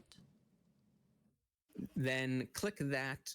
Click all the checkboxes for that until you see it take up one of those 3 attunement slots. Yep, I've done that. Nice. In that case, you have attuned to that item, and you have applied your various effects and infusions and stuff to that. Awesome. So should be all good to go. I don't think there's anything else you guys need to know. You guys have any questions about new stuff that appeared on your character sheet or stuff that's been on your character sheet that you're confused about? I don't think so. I think I'm all good. Cool. Then I'll give you guys another little, and we're going to do a little bit longer one. You guys will be able to make a few more choices on this one. Now, I would like to give you guys an option on which of these 2 little stories you want to do. You either have, you get to meet some centaurs, a herd of centaurs who are having trouble with some toxic, like magical plants that seem to be corrupting like the forest, and they seem to be coming from a like cave, like a cavern near the edge of the forest, and they want you to investigate inside and find the origins of it. Or a more like modern setting, you guys are tasked with infiltrating a nightclub, which you have heard is owned by someone connected to the mafia, the Goblin Mafia. And you're gonna go in there, meet a contact, and try to find, like, infiltrate for some hard evidence of the mafia activity in there. Which one sounds more interesting to you guys? I'll take, majority on this one. I'm sorry, I actually got distracted. I missed. What did you say? My ADHD took over. 2 options of your next mission that I give you guys for the next hour. You could have some centaurs have discovered some corrupted plants in the forest and want you to go into a cave to discover the origins of it. Or you need to infiltrate a nightclub owned by the Goblin Mafia for hard mafia evidence. I wouldn't mind going clubbing. So we got 1 vote for clubbing. What was that you were saying, Violet? The mafia one sounds kind of like it might be counterintuitive towards my character being a criminal. You know, it might be, but maybe you're one of those informants who used to be a criminal and now they want to make right. That's your choice, or what reason you would be doing. Maybe you work for the mafia and are trying to, be their spy. You know, it's your choice of what you want to be for it now. No, I like I like the centaur idea. Centaur one. Dark spooky cave. Yeah, I was thinking that. Spooky cave works for me because I got dark vision. All right, so we're going with the centaur one. You all right with that, RC? Yeah, I'm fine. Cool. So you guys are walking through the forest once again. This is on another just journey traveling around. You guys are kind of lost at the moment. Your ranger, unfortunately, even though they're used to going out into the wilderness and woods and dealing with a lot of animals, they're getting kind of lost right now. And Oh, that's so, killing me. yeah, Crimson's direction strikes again. So do me a favor, as you guys, to try and find your way to the next town. Crimson, on your big list of skills, can you please go down to all the way at the bottom, survival? And this is, your ability to survive out in nature, find your way, go camping, Boy Scout ability. Go ahead and click that one for me. And let's see what you get on survival. 3. Well. That's why you're lost. Oh, no. And in fact, you are so lost that you are following your ranger around through the woods, and she's going like, "Hey guys, come! It should be just this way. I think it should be right past this." And in front of you guys rises up from behind the bush what looks like a giant bear that you just walked right next to, but its face, its whole head, is actually that of an owl. You have encountered a classic D&D monster, the owl bear, and it is angry at you guys for coming into its territory, and we are going to start immediately with another initiative roll. You guys get right into a fight once again. So, once more, let's do an initiative. Everyone, please roll that initiative button, and let's determine your order. You guys are fighting an owl bear. I got a 4. This may take some time for me. That's fine. Go ahead and roll it all, and I'll mark it all down. I got a 4. The DM's. That's a shame. It's the DM's job. Orion, is that a 23? That's a 23 for Orion. I Look rolled at that. a nat 20, and Ew. it froze my browser. Oh, damn. Is this a good time to say I do have animal friendship spell available to me? That will certainly yeah. work. You could certainly try that on your turn, but Cool. depending on what the initiatives are, this thing might go before you, and maybe it'll get a claw attack on one of your friends before you get the chance to try and use it. Oh, no. So this is there are definitely a lot of situations where you'll be able to avoid combat. Where if you see this owl bear from far enough away, then you'll be like, all right, let's avoid it. Let's not try to deal with it, or let me try animal friendship to try and do better. And a lot of these things, there might be minutia, or the DM might say like, in this situation, it won't work because of this reason. You just go with whatever your DM says. Like they're the judges for who know, like, way more details than you do at the moment. So just go with what they say. You are allowed to argue your case if you think that you're just like, but I do, my backstory is I'm trained in forests, or I chose this like special forest thing. I feel like maybe I would get the chance to see it ahead of time, Guys, and they can judge like yes or no. Like it's perfectly okay to have that conversation. They might go like, you know what? Okay, yeah. Or they might go like, no, not in this situation. So we've got Orion with a 23 initiative. Void has a 15 initiative. Choco has a 4. Sorry, Choco. It looks like you're going last. Crimson has a 9. And I have a 16 with my owlbear. So after Orion, I'm going to be going before Crimson does. All right, 4, 9, and owlbear gets a 16. Now, this owlbear is pretty big and tough looking. He looks like he can deal some good damage and take a few hits. None of you guys are quite within melee range of him yet, so one of you will need to move up to attack the others. But first, Orion, it is your turn. What would you like to do against this owlbear or for your allies? Well, sorry, I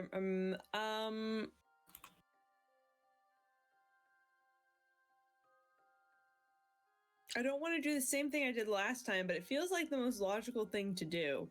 Well, I'll give you this for a hint. Let's see if you think it'll work as well. On your skill sheet, your big skill tree, I'm going to give you a free Arcana check. So look for Arcana on your big skill list, and give me an Arcana check. Give it a minute. It's rolling. It'll get there eventually. Oh, I got a nat 1. So I'm going to say whatever your idea was, it would not work. So actually, it is what I'm going to say is you have no idea if it would work. Owlbear thing. Let me pull up. Where's Al Gore? Al Gore, we need you. Come and save us, Al Gore. Hopefully none of you guys are looking at my chat. I'm gonna pull up owlbear stats for people to see for myself. But then like you have no idea if this is going to work or not. I don't want any of you guys looking at my screen just now. In fact, I can let go. I can stop screen sharing for now. There we go. Because I'm going to have the owlbear stats, and those you're not supposed to know about. You're not supposed to know exactly what an owlbear can do. So you have no idea if this is going to work. With a nat 1, I'm not giving you any hits. What do you want to do? Let me just read. I think that owls can't see well in the daytime because they have night vision. So I think I'm going to use my cantrip dancing lights. Interesting. As sort of a little annoyance distraction for it. Yeah, I want to go full jazz hands, like crazy. Like, can I have those, like, almost like imagine if I had those gloves with the light up fingertips. And I was just going like buck wild with that. That is what I imagine this scene would look like. So dancing lights, it can create those lights around your fingers. It can also create floating lights that you can send around the area. Oh, what's your goal for this? You know, if you could send floating lights around the area, what's your goal? Are you trying to keep it from attacking you, or? I want to stunt. I almost want to like flashbang it. In that case, this is an unusual, like not according to rules thing, but we're gonna see if this works. You imagine I will say, Owlbear's name would be Owl. What is your look Someone on put your spells Violet in the corner. tab, and up at Someone near put the top, Violet in the you'll corner. see, to hit bonus, like modifier, spell attack, and save DC. It'll say there. What's the spell attack say? +5. Then roll a d20 +5. If you can hit this thing's AC like a spell attack, I'll say you hit it in the eyes and it is blinded for this round.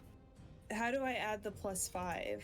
You'll just have to do it manually. Just let me know what you roll. You're gonna make me do math. No, I'm gonna do math for you. Okay, just making sure. Just go to the bottom left I got and a roll. nat 20. Yo! Okay, so Hell not yeah. only is this owlbear blinded not just for one round, with this nat 20, it's blinded for the next 2 rounds. And so this thing, if it tries to attack you, it might not know where you are, and if it does try to attack you, it will have disadvantage on every attack, which means it will have to roll 2 d20s and take the lower one of the 2. All right. So that is the most successful combat use of this little glow light spell I've But ever it's seen. concentration, right? Will was saying I have to. Yeah, What concentration. does that If you see the little C symbol next to a spell's name, that means that you can only be concentrating on one spell at a time. Okay. There's like maybe like a third of the spells in the game or so are concentration spells where you need to just be focusing on maintaining that. Those lights are being stuck in this thing's face this entire time, and the moment you lose concentration, the spell ends. Okay. You can still do other things that don't say the C at the same time. If you want to do a vicious mockery, if you want to do a sleep at the same time, you can. But if something else says a C, you would need to drop the first C one and start the next C one. So you can't do 2 of those at the same time. Okay. All right. The other way that concentration ends, you can either choose to end at any time if you want those lights to go away. I choose to end. Okay, you're end. Or if you get hit. If you take damage, you need to roll the die to see if you can maintain your concentration, or it might end like before you want it to. Okay. So for now, this is pretty good. And would you like to move away from this thing? Yeah, I think I'd like to take a couple steps back, preferably. So a couple of steps, or would you have up to your full 30 feet I of will do the movement? full 30. I'm gonna be in the back, and I'm gonna say, "Y'all have fun." There you go. Alrighty. So that is your turn. Would you like to use a bonus action to bardic inspiration anyone? Give anyone an inspiration die? You could save it if you think it's going to be a long day and you want to save it. I think with the disadvantage I've given, I think I can save it for the next time. Okie dokie. It is now the owlbear's turn, but the owlbear has disadvantage on its attack. So he's going to swing around randomly with his claws at one of the people in front of him. I'm going to roll a D6, and if it's a 1 or 2, it's going to go to Void. If it's a 3 or 4, it's going to go to Crimson. If it's a 5 or 6, it's going to go to Choco. That is a 2, so it goes towards Void. So he starts slashing wildly in Void's direction, but he has disadvantage. And I'm going to have to roll And get a plus 2. check. He's got a +7 to hit with his claw attack. Fuck. So let's see if he can get low enough for this. Roll the D20 first here. Let's roll these 2 D20. Got a 9 and a 9. Or sorry, a 6 and a 6. And a 6 plus 9 is... sorry. A 6 or a 9. He has to take the 6. 6 plus 7 is 13. What is your armor class, Void? 14. 14. That means I miss with my claw attack because of the blindness. Oh no, catch up. And Well, he's just swinging welcome around back. randomly, and this cat is too fast and We ducks have right out of the way encountered from the slashing a claws. owlbear. The owlbear is like yelling as it tries to get these lights out of its face. That was an can you do that again? That's the sound of an owlbear? I love it. It's fantastic. A blind Void, it owlbear is- sounds vaguely like a constipated elephant. That's what they sound like. Now, Void. It's my turn, and he's now It is right your in turn front of me, next. isn't he? Right in front of you. What would you like to do? But he's blinded. I have actions in combat of 2-weapon fighting. That's right. Do you have So- 2 little weapons like 2 daggers? I have 2 daggers. I have a dagger and a 2 daggers and a rapier. So you could use 2 little weapons like 2 daggers, but you know that cunning action like run away or hide thing? You wouldn't be able to use the same one on the same turn. You would use 1 dagger and then either a second dagger or the run away and hide. Which one would you rather do? This thing 2 is daggers. blinded, so 2 daggers. all right. When you are blinded, not only do you roll a disadvantage, but y'all, because he can't see your attacks coming to dodge out of the way, you roll these at advantage. So please roll the first dagger attack with twice, and we'll see if it hits. This is going to take a while. That's fine. This owlbear, I will not reveal its AC. Like, you might not know what the armor class of an owlbear is. Tell me what it is whenever you get it.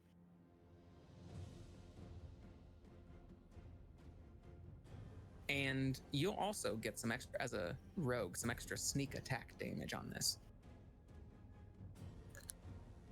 The fuck is a bee? The fuck is... It's crashed my. I can see a One second, natural I can't 20. hear the conversation again because it's crashed my Discord. Oh no. Well, we can hear you. And I just saw a nat 20 on stream. So y'all can hear me, right? Yep. Yep. Mhm. Good. So that's funny. If Krim can hear me, but Violet can't. Yeah. Like, I just asked, like, hey Krim, can you text Violet what I'm saying? I'll pop it in her chat. Hang on. Just say she got a nat 20. I'm back. No, there's You're what I mean. Oh, she's Yeah. back. I got Ow. on that 20 plus 5. You got a nat 20 plus 5. If you guys remember what that means you roll double the amount of dice. And rogues have a special thing where if they attack a creature and have advantage, like you just did, or if they have allies around and they're all ganging up on someone, they get to roll extra sneak attack dice. And so at level Okay, 1, I'm not going to roll this on the actual thing. I'm gonna roll this I have on a the door. dice. I have a door. If you I guys have a like door. it, you I can have a see door, it. guys. I have a That's door. What do I fine. need to add into to roll? So go ahead and roll 1d4 plus, like, whatever it says next to your dagger thing. It might be 1d4 plus 3, 1d4 plus 4, something like that. And then for sneak attack, you get an extra. 2d4 plus 3. Well, yeah, I'm listing everything individually. It's eventually going to be Okay. all that stuff. So 2d4 plus 3 because of that critical hit. Your sneak attack normally adds an extra d6 to this. Because it's a crit, you get an extra d6 on top. So the total number of dice you're rolling for damage right now, Void, is 2d4, 2d6 plus 3. Go ahead and just roll the 2d4, 2d6 plus 3 if you have a dice I bot. got 8 plus 3. So that is 11. yeah. So 8 plus 3, that's actually not that high for all those dice. That seems like all those dice rolls were pretty low on there. Mm-hmm. But that's okay. You rolled 11 damage on that first attack against this owl bear. And you can see he's not squishy little Goodle from down below. He's got way more hit points than that, so he's not going down yet. But you have a second attack you can do, and it's still at advantage. So go ahead and you could roll 2 more d20s if you want to use that dice bot roller. 2 more d20s. I'm gonna roll them. 12 and 11. 23. 23.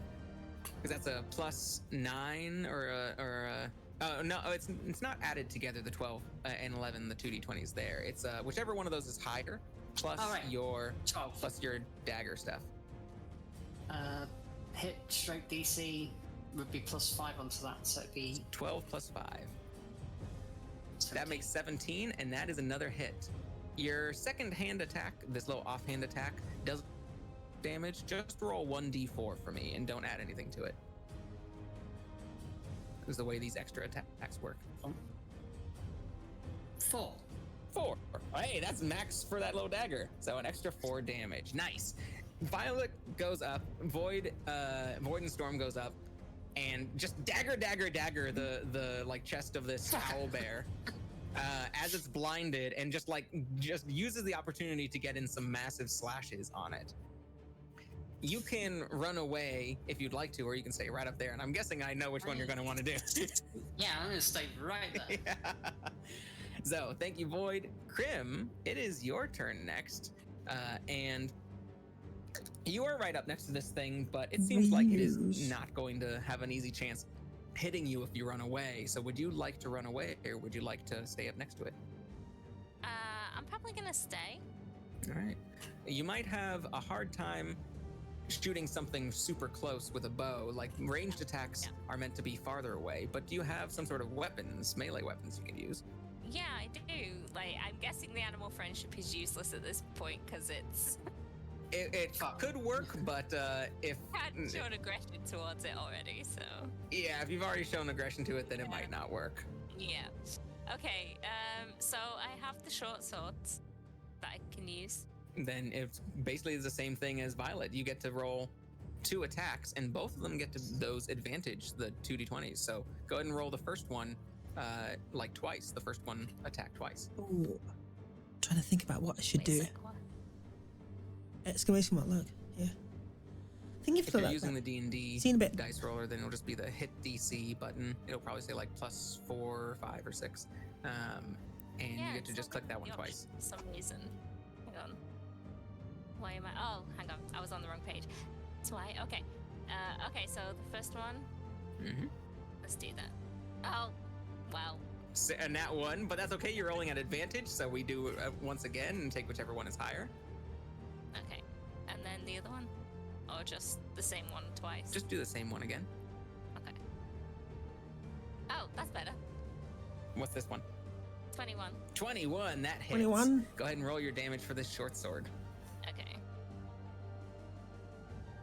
9, very nice. That's max on that roll. You guys are now much better at your weapons than you were last time. You're getting the hang of it. Yeah. Yeah, because you're not rigging it this time. It's not rigged. Now that was Yeah, it's not rigged yet.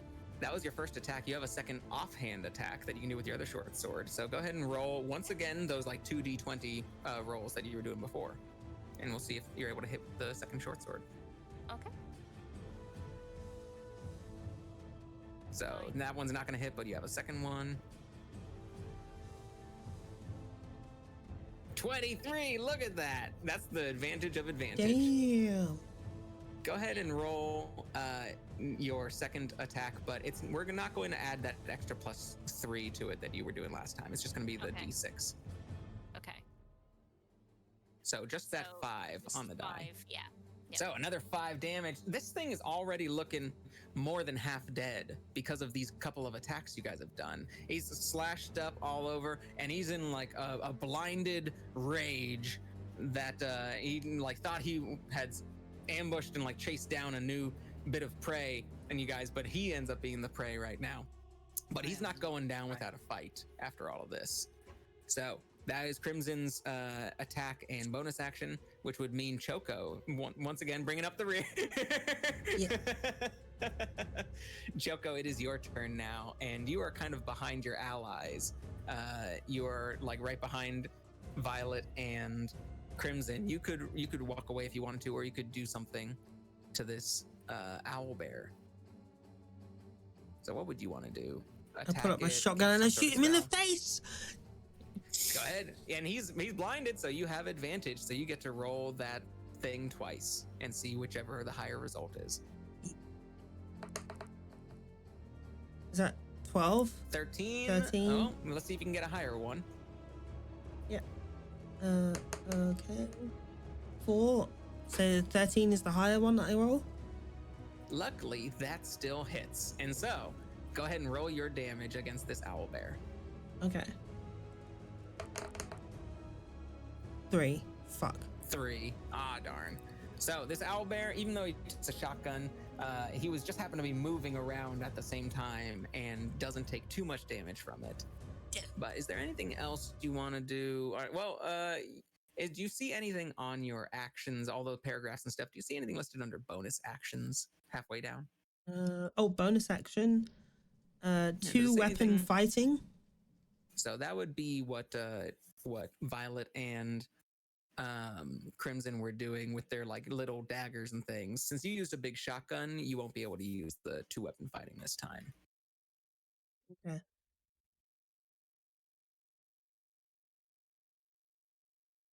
Hello? Or would you like to move farther back where Crimson is? Or Oh. sorry, farther back. Sorry, I cut where out for a second. I RC couldn't is. hear anything. So after shooting him, do you want to stay kind of up, sort of close to him, or do you want to move back away? I want to move back. You're back. You're 30 feet away from him. That shotgun on your sheet to the right of it will say a range. Can you say what the numbers on that range are for me? It says 30 and a 90. Good. So that means as long as you're within 30 feet, you're attacking normally. If you're past 30, like say 30 to 90 feet Yeah, away, we're back. then you There was have just a slight disadvantage 'cause cut out. It's too far away, or it's because it's really far away. But you're at the perfect spot. 30 feet. That's max range, normal attack. We're back. So that is Choco. She and then moved back, and we're back to the top of the round. Orion, it is your turn once again. This thing seems more than half dead, but it's still trying. It's still, right after you going to get a swing, blinded at another person. And so, what would you like to do with this turn? RC, you there? Are you muted? Oh, sorry. What? I was too. Yeah. What? It is your turn. It's my turn. It is your turn. This thing is more than half dead and will still be blinded, but it goes right after you and might wildly, blindedly swing at one of your allies. So you have one turn before it does that. What would you like to do? I think I should hit it, probably. Could I maybe just, I haven't used this. That was can I use Thunder Wave? You could. If you want to run up and use Thunder Wave, you can. Do I have to run up for that? You do have to get a little bit closer. You could run to the side and be 15 feet away from it if you want. Or maybe I'll just... No, I don't think I can, because how far away is it from me? Right now, 30 feet, I think. I think you ran Okay. backwards a little bit. I so you didn't could work. run It didn't halfway up, work. Thunder It Wave, didn't run work. back. My shotgun, Can I throw a dagger flawless at it? shotgun tactic Yes, but not in the wasn't same so turn. flawless. You could throw a dagger or Thunder Wave.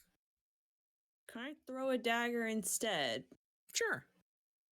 I won't hit an ally, right? No. Okay. Sometimes DMs are mean, like, you rolled a nat 1, you rolled so poorly, you hit your ally. I don't usually do that. Okay. No, No go ahead friendly and fire. roll that dagger and roll it twice. Like, try to hit it twice, because since he's blinded, he can't see this attack coming. And let's see what you get. For the first roll, it was 18. Do I need to roll again? Just in case you get a critical hit, might as well roll again. Critical roll. Is that where the name of that show comes from? That's where the name of that show comes from. It's a critical hit is that natural 20 that lets you double the dice. It's Yeah, also, I believe, where video games get the term from. Like, I think it was started by D&D in like the 70s. Oh. And for critical role, it's an extra pun because instead of a critical dice roll, it's critical role playing, ROLE. Then they're all voice actors. So that 18 is higher. Oh, 18 is higher. Yes. So then I hit do I do the damage button? You do the damage button. I don't know what piercing means, but it does have that. Yeah, there are various damage types you can do. Thunderwave does thunder damage. The dagger does piercing damage. Certain enemies have resistances to certain damage. Oh, he's resistant to fire, but he's vulnerable to thunder. It'll be like that. Okay. All right. I think I got 4. 4 damage on this owlbear. Not dead yet. Do I lose the dagger then? He's kind of laying by his feet, maybe, or maybe it's stuck in his chest. So you could potentially run up and get it once again and keep on stabbing. In the same turn? I would count it as 2-weapon fighting, but you would be stuck right next to him. You know what? I think I'm just gonna let him have it. Okay. Would you like to bonus action Bardic Inspiration someone? Sure. Who's up next? And up next will be Void, and Void gets those extra sneak attacks damage, so it's a pretty good choice to person. Let's send it there. I will inspire you. Do bad things. Void, at some point, if you miss a roll or want to add something to a d20 roll, you have an extra d6 you can add to it. Nice. Now, it is the owlbear's probably last turn alive, and he's once again going to try to swing wildly at the people in front of him. Because Choco moved back a little bit, there are only 2 people, I think, who are up there. It's only Void and Crimson. So I'm going to roll a d4. 1 or 2, it targets Void, and 3 and 4, it targets Crimson. Let's see. That is a 3, so it targets Crimson at disadvantage with a claw attack. This is a +7 to hit. D20, first one is a 6, and the next D20 is a 14. I have to take the 6 plus 7 is 13.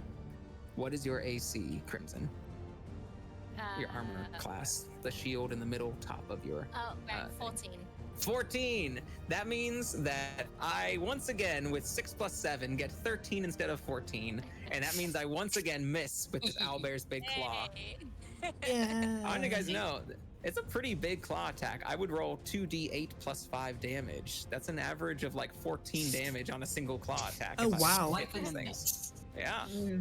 These things are big, and I'm not doing the second attack I normally would get as an owlbear. Owlbears normally get 2 attacks per turn. This is scaled down for you guys as new players. And so that one once again a miss, and this thing is no longer blinded by the light. Yeah. Run, everybody scatter. But he looks pretty hurt. And it is Void's turn, and Void, you no longer have advantage, so it's just a normal d20 roll, but you have 2 daggers that you can try to get some damage with. So what are you doing, Void? What are you doing, Violet? I can't hear you. Sorry, Get the fuck out of there! I played a soundbite on my channel that is Queenie from Blackadder going, first I'm going to have a little drinky, and I'm going to execute the whole valley lot of you. I'm going to attack it with daggers. Hell yeah. Go ahead and roll a d20. This one is a normal roll. It's no longer blinded. 10. 10 is not going to be enough, but you have a second dagger you can try to hit with. Oh, actually, 10 would not be enough, but you are inspired. Would you like to roll an extra d6 and add it to that? 1. Oh. And this was, did you already add like, you know, your like +3 or +4 to it, or have you not added those yet? No, it's +5 onto the 10, so 15, so 16. There you go. All right, that is enough to hit this thing. So now you get your normal 1d4 +3, and you get an extra d6 for sneak attack because you have an ally there next to you. So 1d4, 1d6 +3. Hold on. 6 and 1, 7. 7 +3.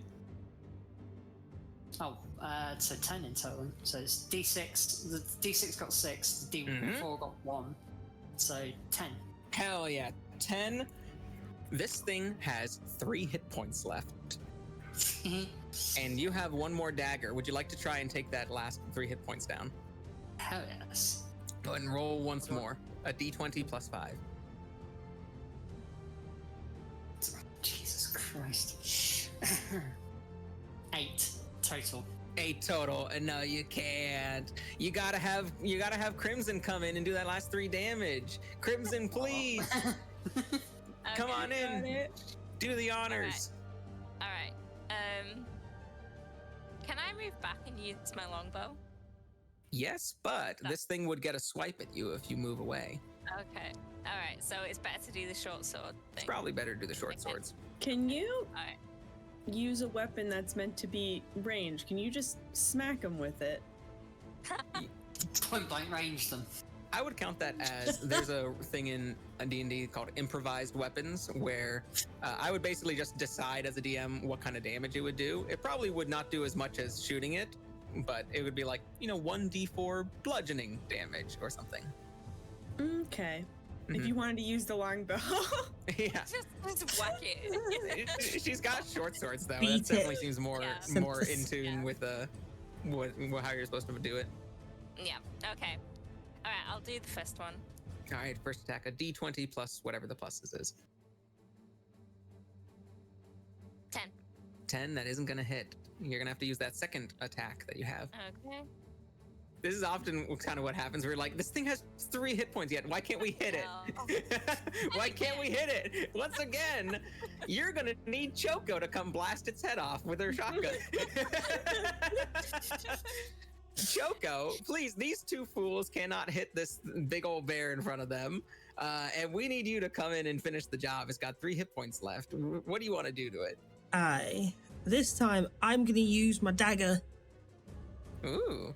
because it's got If you more damage. more damage? I don't think it would. It says 6 plus damage. Oh wait, no. No, wait. Yeah, it does have more damage. It's 1d4 plus 4. Oh, that's right. You chose a magic dagger, which was that's not part of the rules. I don't know why you chose that, but I'll keep it that you just have a family heirloom. It was there. It was just there, and I was like, that looks cool. No idea why I was there. That's not a normal thing, but we can say you have a family heirloom. I just want to run with this as we do it. So yeah, you got a magic dagger that you're just like, this is the perfect thing to use right now. It's my magic. So would you like to run up and dagger. stab it, or would you like to toss it at it? I They're both wanna the same. run up and stab it in the chest. Go ahead. You can roll the hit DC, whatever it is, like +6 or something. I got 18. That's enough. Go ahead and roll the damage. You need 3 or higher. Oh, 7. 7. So how would you like to take down this owlbear? Are they wanna- winning cup? Yeah, they just won. I wanna run up to it like Naruto style, and then plunge my sword into its chest, and Can you run then up? screaming wildly, and then like I want to smear the blood on my face, and then stand upon its body with the sword held high. And Violet, you are, I'm guessing, very impressed with this sort of display of ultraviolence. Nice. Nice. And you see Choco now on the body of this big old owl bear now on the floor, on the ground, just like like she just got out done with like a Predator movie where she's like, face smeared with blood, like, daggers up like in the air, like screaming like ah! And after a minute of screaming and you're all dust yourselves off and dust each other off, you actually notice, you hear the sounds of some hoof steps coming towards you. And out from the forest that you're in, you see a small herd, maybe 6 or 7 centaur, coming at you, and you're going like, "Did you kill that owl bear? It was plaguing our village for many, many years." It's dead now. Yes, I did. Incredible. And one of them, like one of the smaller, shorter centaur, go up to the one who greeted you and be like, "Do you think that they could help with the problem?" And the taller one goes, like, you can see these centaurs, like horse bodies, people on top. We all know what centaurs are, but they are generally very light dressed. There's only a couple of furs or hides covering their tops, a lot of beads. They're all carrying spears and bows on their back. So they seem like they're at least capable to survive. But if they haven't been able to kill this owlbear, then maybe they're not quite up to your standard. And the woman in the front, the taller one, who had been greeting you guys, she says, "Yes, indeed, perhaps they can help." And she turns to you all and bows, a deep bow where even her front horse feet go down in a bow. And she goes, "My name is Nephany. I am the leader of this herd. We have had a problem in our forest that, well, I know you must be getting somewhere, but I don't suppose you could try to help us. We can give you safe rest in the forest if you're worried about that." I mean, we don't seem to be getting where we were intending to go, so I'm willing to listen. Yeah, I'd rather not keep walking in circles. So Yeah. Very well. Then let us welcome you to our camp nearby. You can get a short rest there if you need one, and then we will tell you what we need help with. And they start to turn and walk, like beckoning you guys to follow. Yeah, okay. We gonna follow them? Gonna follow them. Yeah, let's follow them. You guys If follow it's the a trap, centaur. we're gonna get in horse meat. Well, if you'd like to kind of get a read on the situation to see if it's a trap, you guys can elect one person to do an insight roll, an insight check from that long list. And whoever's got the highest pluses to that can do one. Plus I've 2 got insight. +4. Oh yeah, you do. Or So since we've got a couple of people with +4, why don't you just elect one of those people to do an insight check, and they'll try and get a read. This is your instincts, your insight. I don't know, is this person full of shit? Do you want me to do it, Crimson, or do you want to? do it. what is the check again? On your big long Insight. list of skills, Right. insight. Oh, I definitely should not be up for that. Our high charisma bard can't read people. it's I have full proficiency in it, and it's only +2. Wow. So that goes to you can see right next to it goes to your wisdom, so that must be a pretty low stat for you. Yeah, I'm not too wise. Not a lot of experience. You've spent so much time in your room in college just playing your instruments that you don't interact with people too much. Spent way too much time. So go ahead. Let's just have Violet. Why don't you roll an insight check? What do I roll for that? What dice? It is a D20 +4. 15 +4, so 19. 19. That's a pretty good read. That's a pretty good read on the situation. You can tell that their faces were kind of wide-eyed, as in it almost seemed like in awe, that like they seemed genuinely surprised that you guys were able to take down that owl bear. And your guess is that like you didn't get to see it attack, but based on the size of its claws and its beaks, it probably did a lot of damage. And even if maybe they could try to corner it, it probably would be a pretty dangerous thing. They might have lost some people if they had tried to attack it themselves. The blindedness prevented it from hitting any of you guys and might have been the key to victory there. So you guys look pretty impressive right now to them. They seem pretty damn awestruck on it. But before we go, can I remove one of the owlbear's claws? Sure. Give me a survival check. Do you know what your survival pluses are down at the bottom? +4. plus 4. Go ahead and give me a d20 plus 4. See how well you're able to like kind of remove some of the keepsakes. And 13 plus 4, so 17. 17. That sounds good enough. Yeah, you're able to remove one of the owlbear's long claws. Imagine Nice. that if you guys remember Mine. if you've ever seen bear claws, they're pretty big. Yeah. Mine. Okay, Mine. let's follow them now. You guys follow the centaur to their camp. It's maybe half a mile away, like, you know, a short maybe 10-minute walk. And you can see that there are a lot of, there are some large tents there. You can see there's piles and cushions of leaves gathered around a central sort of fire that's smoking in a little fire ring.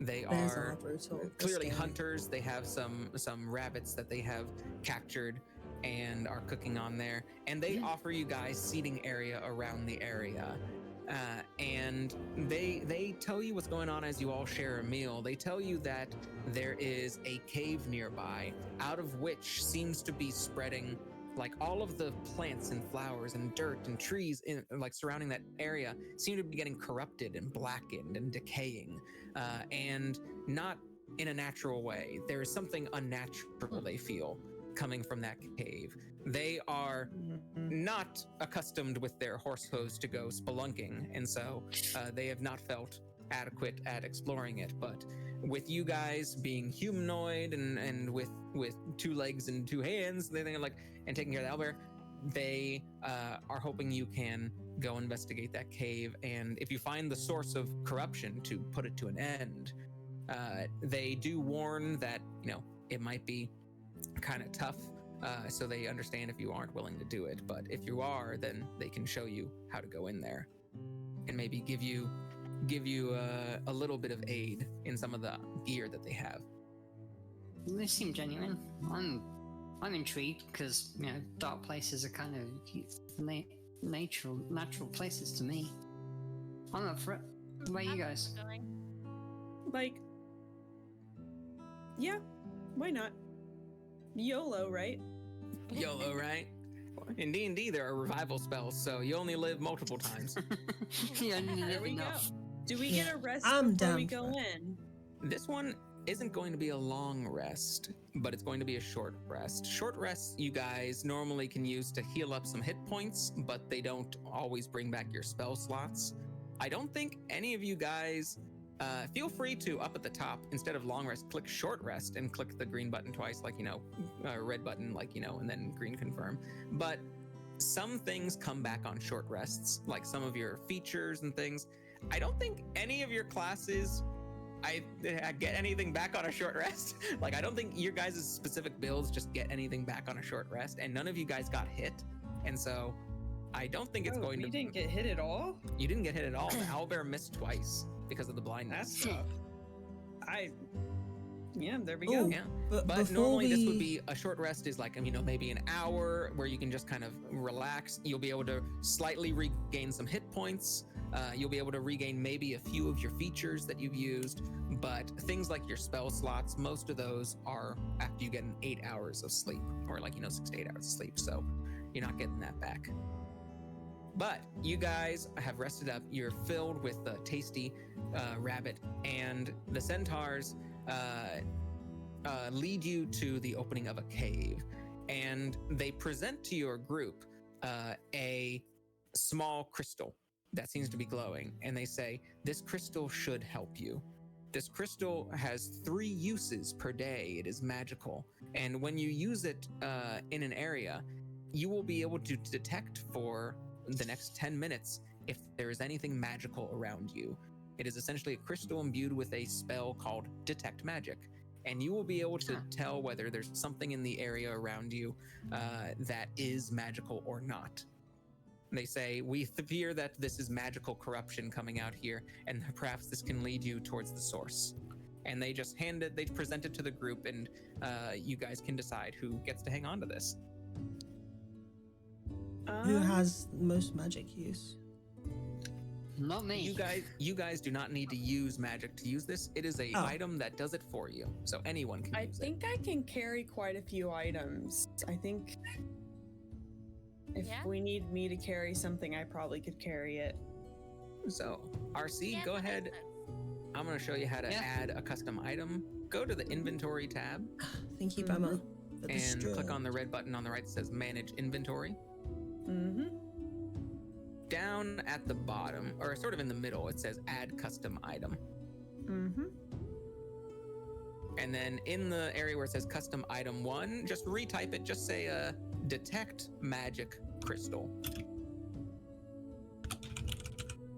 All right. In the notes, you can put 3 times a day. Okay. And Thank you, then click the guys. add item button and choose, it doesn't really matter which one, equipment backpack. Things are going good. We just beat the owlbear. We beat it. I killed it. Yeah, Killed the you'll see it owlbear. in your inventory list. That's just for like your own notes. Like it's good to keep notes on your character sheet and like keep things up to date so that 2 weeks from now, as you guys keep playing, like, you know, in whatever final group you're blow. in, you're able to look back on your sheet and be like, oh, that's right, I added this item in here, or I added this note in here. It's really good to, like, you know, to maintain like notes on your character sheet for things that you get like that. Thanks. Cool. So you guys, you have, RC has that item, and RC 3 times today, whenever you want to, you can detect whether there's something magical, good or bad natured in your No, area. I struck the final So, blow. No. You bid the centaurs adieu, and you I struck the go final down blow. into the I cave. It charged starts Naruto very ran shallow at first. style at the owlbear, and I plunged the large sword rocky into its chest, opening into the forest. spreading the blood on That my quickly, like, face, descends down and then I some stood upon rocky its steps bo- and its some body, rocky slopes. holding It's the kinda sword, slippery the with magical some moss. heirloom You see a lot sword of, above like, my head. decayed, blackened moss just covering, coating all of the rocks that are giving you guys, they would be decent handholds on this to climb down, except for the fact that they are slippery and moldy. They're slippery and decayed. How So much can we see? Like, what is the visibility like? let me ask you guys, can you go look on the left side of your character sheets, and the middle square down there where it says like 11, 13, or like 12, whatever it's got, passive wisdom, passive perception, passive intelligence. If you have dark vision, it will say that in that area. I have dark I do. vision. I do. Does anyone not have dark vision? Me, I don't. I'm blind. I can't So- say shit. You are blind in here, and it is very dark in here. The other 3 can see fine up to the radius that you chose. It'll probably show like 60 feet. You can see 60 feet in front of Yeah. you, like a cat. Yeah. And it appears like, you know, dim instead of totally dark. But your friend Choco, the fairy, needs some help. So would you guys like to either hold her hand and help her down, or would you like to create some source of light to help her? I'm small. I can sit on one of their shoulders. Yeah, I was gonna say, how small? Yeah. How small is she? Can we just That's stick her for in the Choco back? to decide. You're a small creature, normally somewhere between like, you know, 2.5 to 4 feet. You could decide somewhere in between there. I'm like 2 feet. I'm tiny. Tiny. I'm a fairy. You're a little fairy, so not very heavy at all, and could easily ride one of your guys' shoulders if you'd like. Yeah. It's like a toddler just getting a piggyback ride. Well, I guess if I'm the DILF, I guess I can carry her too. Oh, that's adorable. yeah. So you guys can see well, and you're also an orc. You're probably big, tall, strong. At least, you know, a lot of orcs are. You could choose not to be if you wanted to.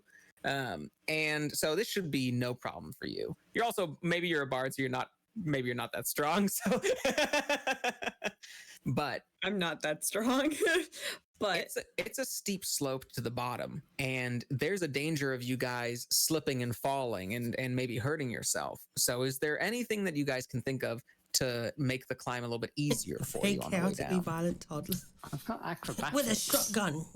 That might help you like scale the walls a little bit more. You also have a natural climbing speed as a cat with claws, so that might help you a little bit more. Mhm.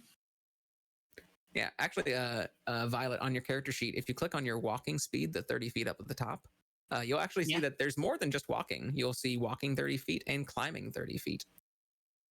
Yeah, So you climbing can climb 30 on feet. walls pretty easily too. Yeah, I'm pretty certain I'm not going to have much of a problem on it. Well, this is for you. What about your friends? I'm going to be keeping an eye on Crimson to make sure she gets down, obviously, because I've got acrobatics +3. So that might help a little bit. As a fairy, I should be able to fly, right? You would be able to fly, but Yeah. you'd be flying blind. Oh, yeah.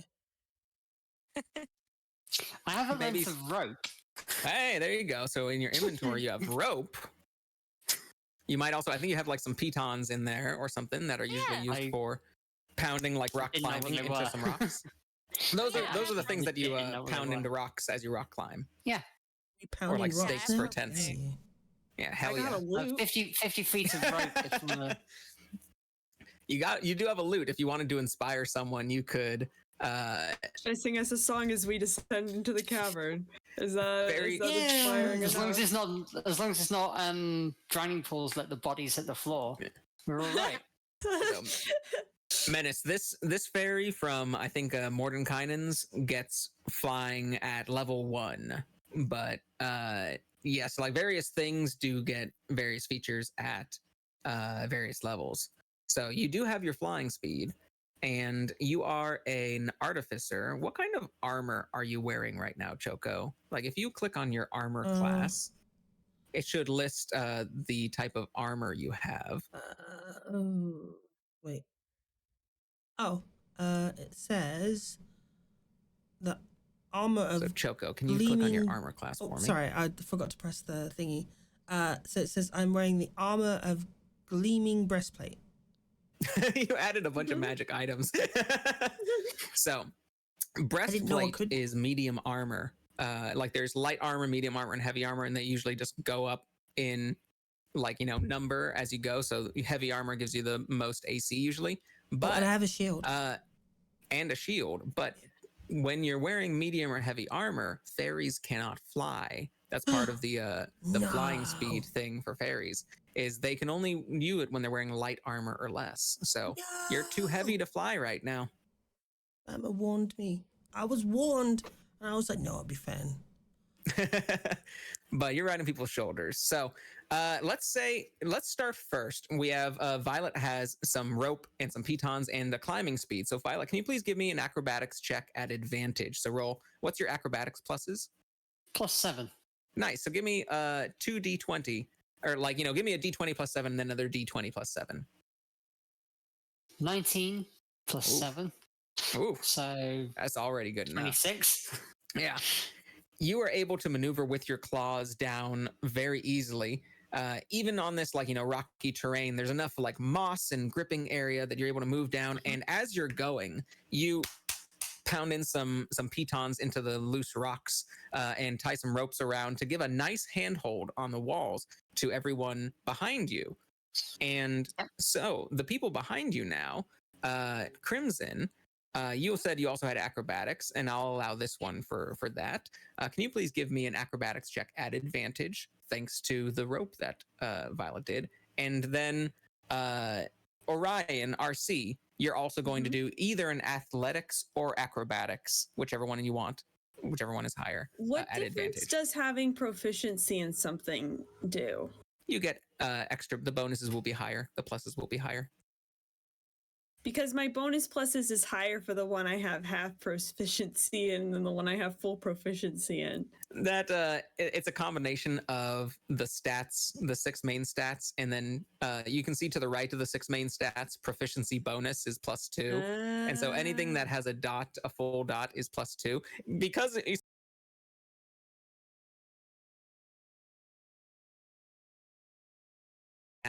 stuff from, I'm gonna have +7 like Violet, or you can have kind of middle for everything Okay. if you want. I'll do. My acrobatics is slightly higher, so I'll roll for acrobatics. There you go. All right, so Crimson, you got a 18 on your acrobatics. That is good enough to get down the slope without slipping and falling. Orion gets a 16. Go ahead and roll once again. You have advantage. And 16 is already probably good enough, but we'll see if you get higher than that. I did not get higher than that. 16 is enough to get down to the bottom.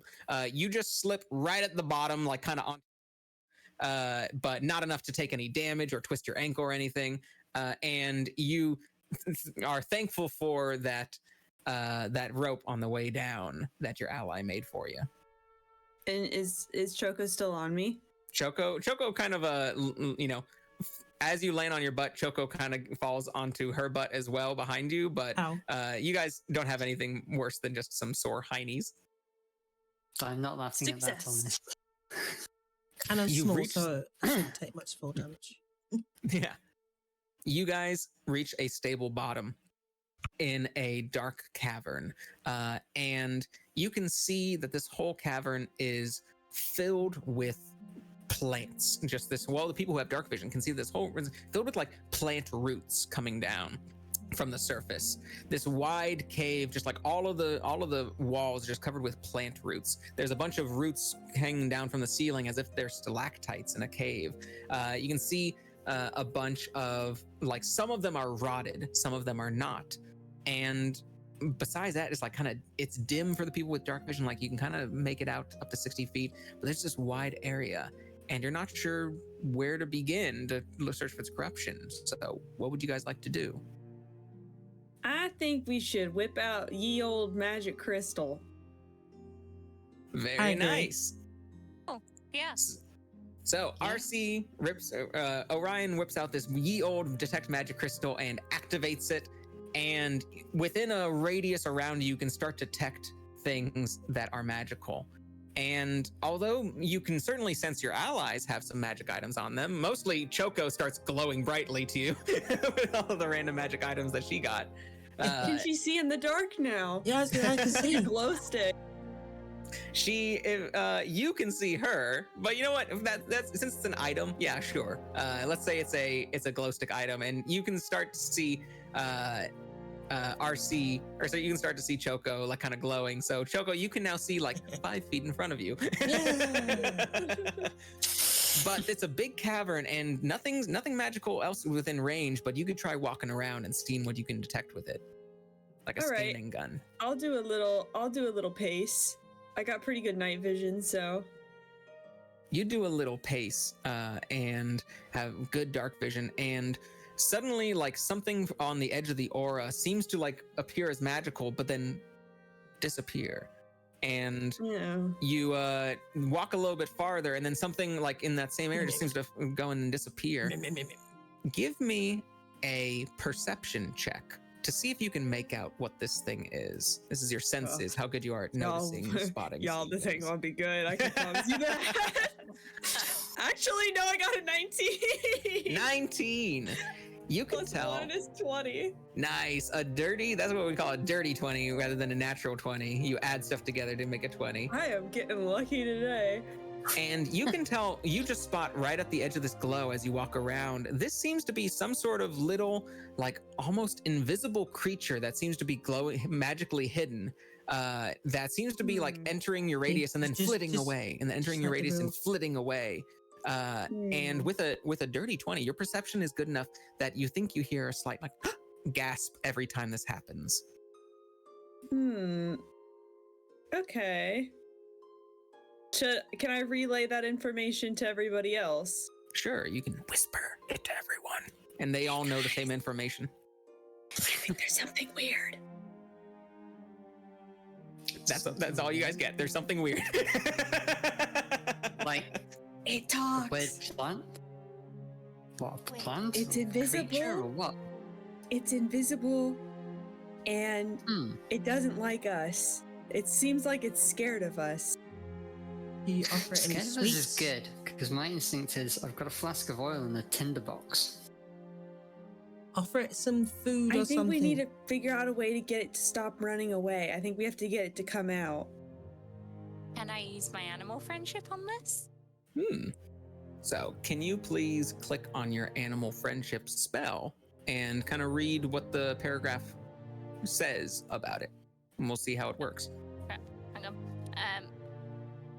Okay, so this spell lets you convince a beast that you mean it no harm. Choose a beast that you can see within range.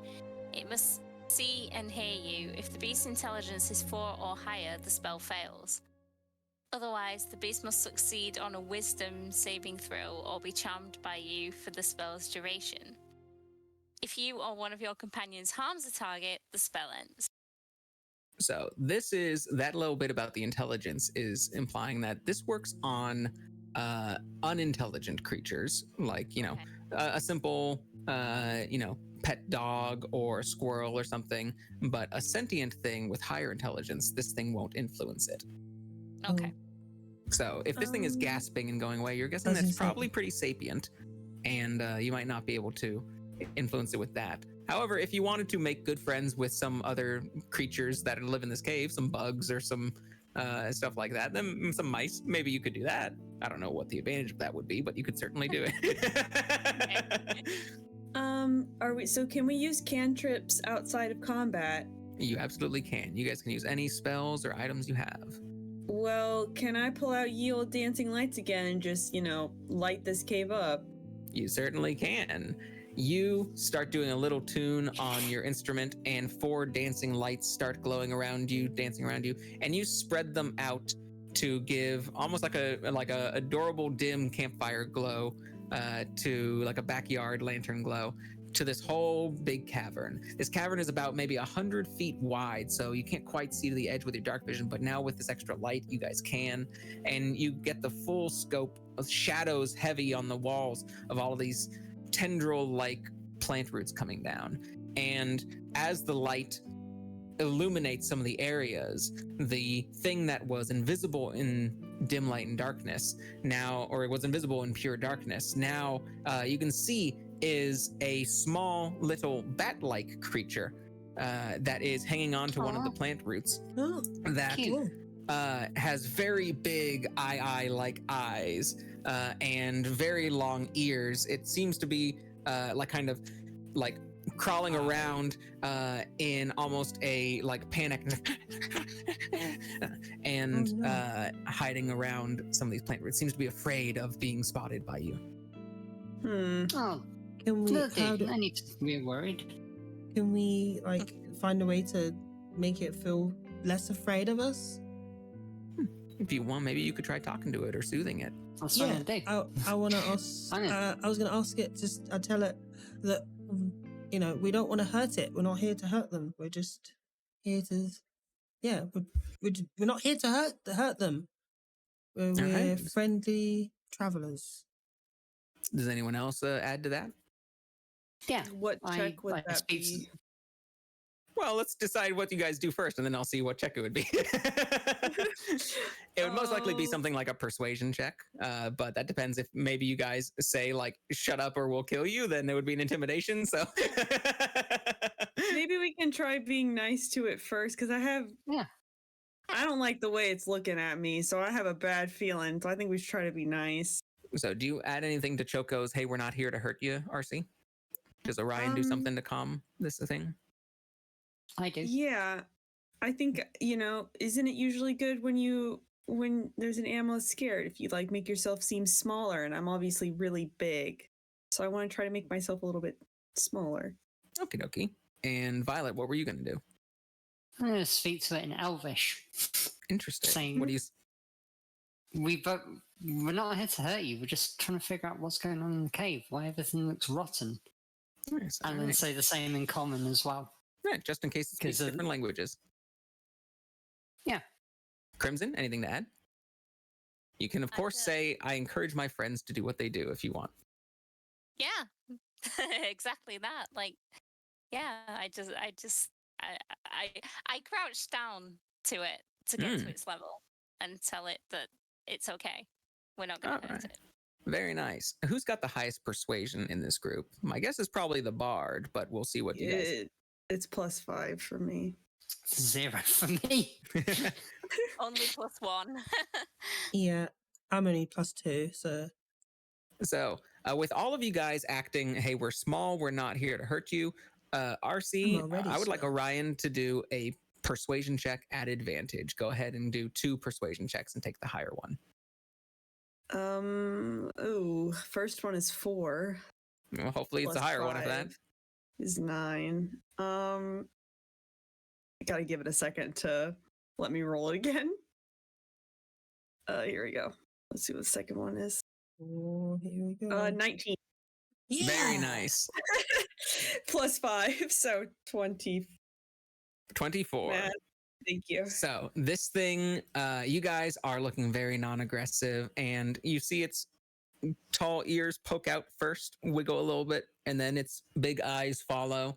And then it flaps its wings and kind of hops from one tree root to another, to another, to another. And as it gets close to you guys, like within an easy way, like it's now like maybe 10, 15 feet up on the tree roots above you, you can see it looks pretty monstrous of a face. It's got like very long, sharp fang-like teeth that are kind of dripping with a black sludge from its mouth. Otherwise, looks like a gremlin from the movie Gremlins, but with bat wings on it. And it like says in sort of broken common, like, "Not here, hurt, not hurt."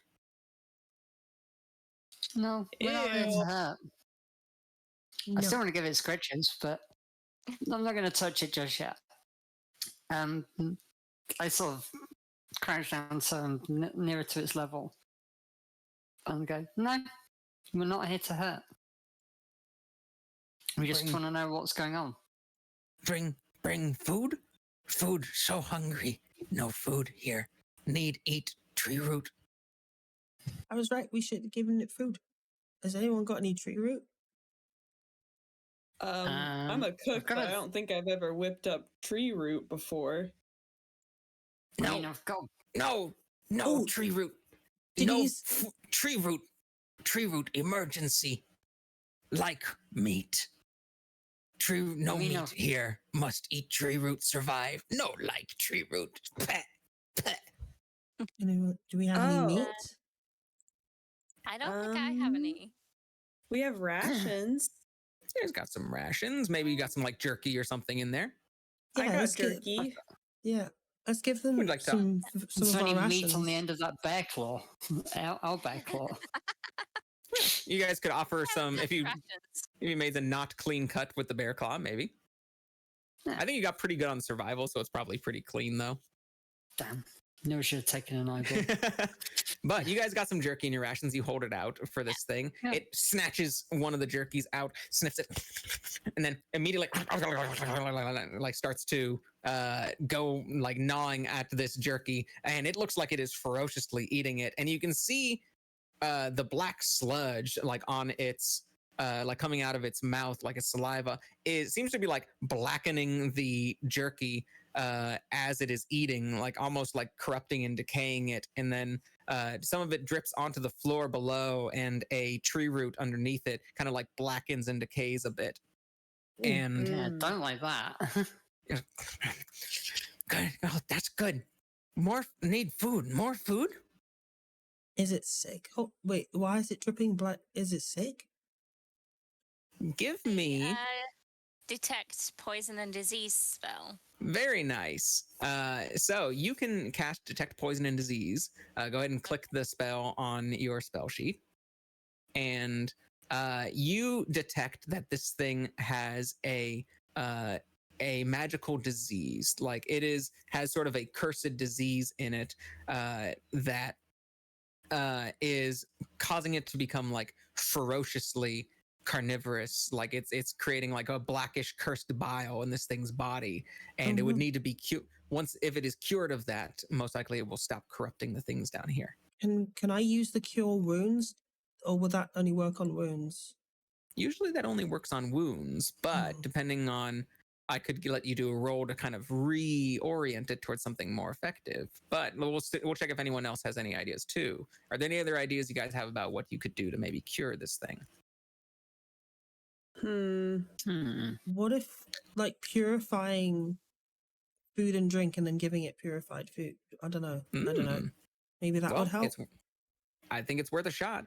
So why don't you use that spell slot for purify food and drink as you pull out another jerky, and you try to basically turn this jerky into antibiotics. You basically try to make it so that it will kill whatever is inside of this thing, purify whatever it eats. Give me what is your intelligence modifier? That would be your normal like spell casting modifier. +3. Like +3. And do you have any on your big skill list? Do you have proficiency in Arcana? Yeah, +5.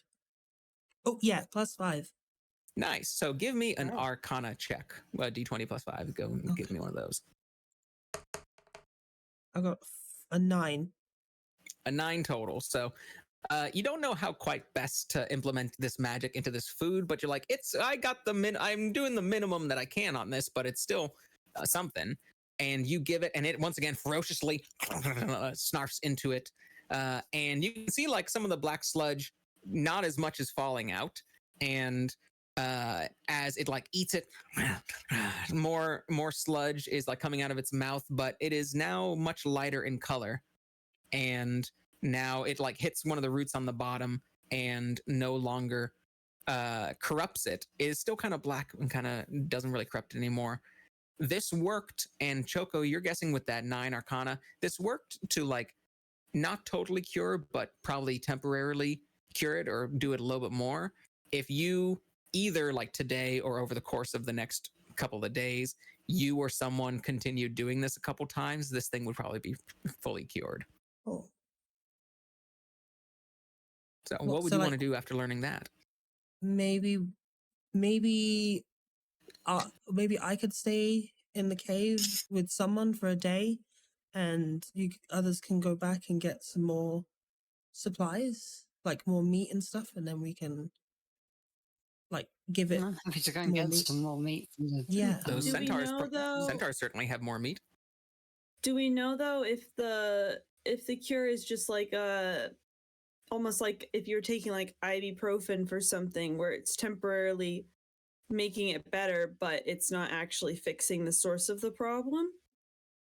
I could make you guys let you guys do more rolls, but since we're already pretty much good to go on time, I will simply reveal that you're pretty sure it's more like antibiotics, that you just take it for long enough and it will clear up. Okay. We can do that then. Think to these. Just come and see us in the morning. Sort of thing. So, you guys make plans to, hey, you can go right back out to those centaurs, climb your way back up, tell them you need what the problem is and that you need more meat. And they offer you a place to sleep in their camp with them. If you want to stay here while you cure up that thing, which would help heal the forest. Yeah. Good. Yeah, why not?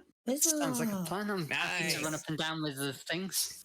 Yeah, and luckily you can keep the ropes there each time, unless you want to just prove that you're super cool at climbing each time. I mean, and you guys have, after another day or two, successfully cured this small creature of its disease, and it goes back to being a simple carnivorous creature that flies out of the cave or is just hunting some of the small mice and stuff that might be in there, and no longer corrupting the forest. You guys know how it got sick in the first place? Maybe that's for a future one shot. Who knows? But congratulations, you guys! You've accomplished this second mission, and you all get to level up to level 3 and choose subclasses and things. But we're not doing that on stream. You guys feel free to do that on your own if you wanted to. This was the end of our little one shot, our little teaching tutorial. And I know that you guys out there, you need to. It's pretty late for you guys. Maybe 11 p.m., maybe midnight, and we'll need to be getting some sleep. So, congratulations! You've had a successful D&D little shot. Learned how to make a character sheet, gone off, saved some centaurs, killed an owlbear, manipulated a Goodle into having to owe you guys one, with potential hijinks of soul binding shit and blood magic in the future. You know what? We should have summoned him and had him treat the bat all night. Yeah. Thank you. I use summon DM. And a Goodle gets summoned from far away, and he's the DM and knows everything, and be like, I will use my storytelling powers to make this go away. Exactly. How you guys feeling? How'd you like it? That was so much fun. It was good. I loved it. I didn't think this would be as well. I didn't think this would be my thing, but no, it's been really fun. Mm-hmm. There's a lot of styles, there's a lot of tones and moods of games, and it's really nice finding a game that you vibe with, and especially there can be other rule systems besides Dungeons and Dragons like we're playing that have their own rules. It's real fun. It's a good way to do some group activities and role play with people. Half video game, half conversation. What do you feel like, Violet? Good to get back into it? Sorry, I just got raided. So Oh, hell yeah! thank you, Spanky Rumbles for the raid, and thank you, Arena's Revenge for the follow. Yeah, it's been great fun actually. I've missed doing role playing. Like I used to, like I said, I used to do a lot of live action with Vampire the Masquerade and Fools and Heroes, which was the one I mentioned earlier, and Tank Love, which is actually live action role playing with tanks. Nice. Actual tanks. Unfortunately, it's had to go on hiatus because there wasn't enough people who could afford to do it. But yeah, so it's quite fun for me to be back in role playing, and yeah, D&D's quite fun. So I'll probably end up doing a few sessions with Deb as well, like in person. So I Good luck. definitely I want to hope do you enjoy D&D it. again. I definitely want to do it again if I ever get a chance. There's ever another one shot or even a long campaign. Let me know. I would be up for it if you guys are up for it. Yeah. Yeah. As I long want as you're to fine with me do- running headfirst with a shotgun and shooting things in the face. Yeah. So you accept that I'm going to set many things on fire. And that was my first instinct was like, this place is cursed. Just burn it all down. Fire solves the problem. I'm sure that'll heal the forest. So I plan to do more one shots like this with other newer players to give them a shot just like this. I'm doing the same thing with a couple other groups, and so I don't know what longer plans I would be able to make yet. Obviously, like I love D&D and want to play with a bunch of VTuber friends, and also obviously I would not be able to continue campaigns with every single one of my mutuals. So no idea what the future is going to bring for now, but Yeah. I will let you guys know about future opportunities or openings for one shots. If you guys want to stay as the same group, then I can obviously let you all know if there's another good time where we can all get back together. And chances are it could be a thing. One thing that could definitely work is if the groups that I make like each other, then I could just come back for more one shots where it's like, now we do one where you guys are level 4, and then the next time you guys are level 5 or 6 or something, and just do like little things like that, and not a super long campaign, but with some continuing stories, you know. Yeah, but it's not going to be characters, different things. So yeah, like episodal. Mm-hmm. Except it would be like, you know, there could be like months in between, like 2 months in between or 3 months in between, because it would just be like me rotating between streams of stuff. Yeah, maybe one of us could try out DMing as well. That'd be fun. Like, if you guys want to try DMing, you can definitely try it out. It's a whole lot of what I did, which is just kind of improvising along with you guys. And you would just need to know, like, all right, based on what Violet just did, what would I have you guys roll on your sheet? I think, maybe that sounds like persuasion. All right, so let's do persuasion. And it's not, you're never wrong. It's just like whatever you decide the roles to be. I like DMing a whole bunch because I get to play a bunch of silly characters and do, you know, like I get to play a bunch of characters because they're all NPCs and be like, hell yeah, now I'm a centaur. Hell yeah, now I'm a little creature. And do noises and stuff. One of the things I always used to love was doing the monstering, because then you could just basically go and beat the crap out of players. Yeah, I did a really fun LARP event that was based off of.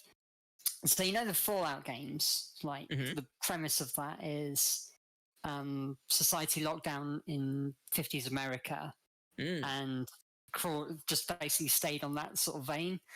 Well, this was a similar sort of thing, but it locked down on 1980s UK or England specifically, because it was in England. So you had like Thatcher class nuclear missiles. The money were all quids and things. It was brilliant. It's an old abandoned Lancaster base down somewhere south in me. So basically, I started off with just like group factions and things, all trying to build up these nuclear weapons so they had more power. But I was just basically a monster, and I ended up forming my own NPC on it to just basically just fuck around with the plot and froth. So cool. Dev has the Fallout tabletop role-playing game. That sounds fun. That would be cool. Could run a one-shot of that one time. That would be cool. I really want to try. Is it not Edge Runner? What's the Cyberpunk one shot? Top roleplay. I want to try that. Being a cyberpunk. I have no idea about that one. Like I have never played Cyberpunk, and I neither video game nor tabletop, so I'm very out of the loop on that. There's a cyberpunk genre one. It's come on, brain. Yeah, D&D lessons. Yeah, what's up, Adsy? We just finished up their little one shot. We just finished up.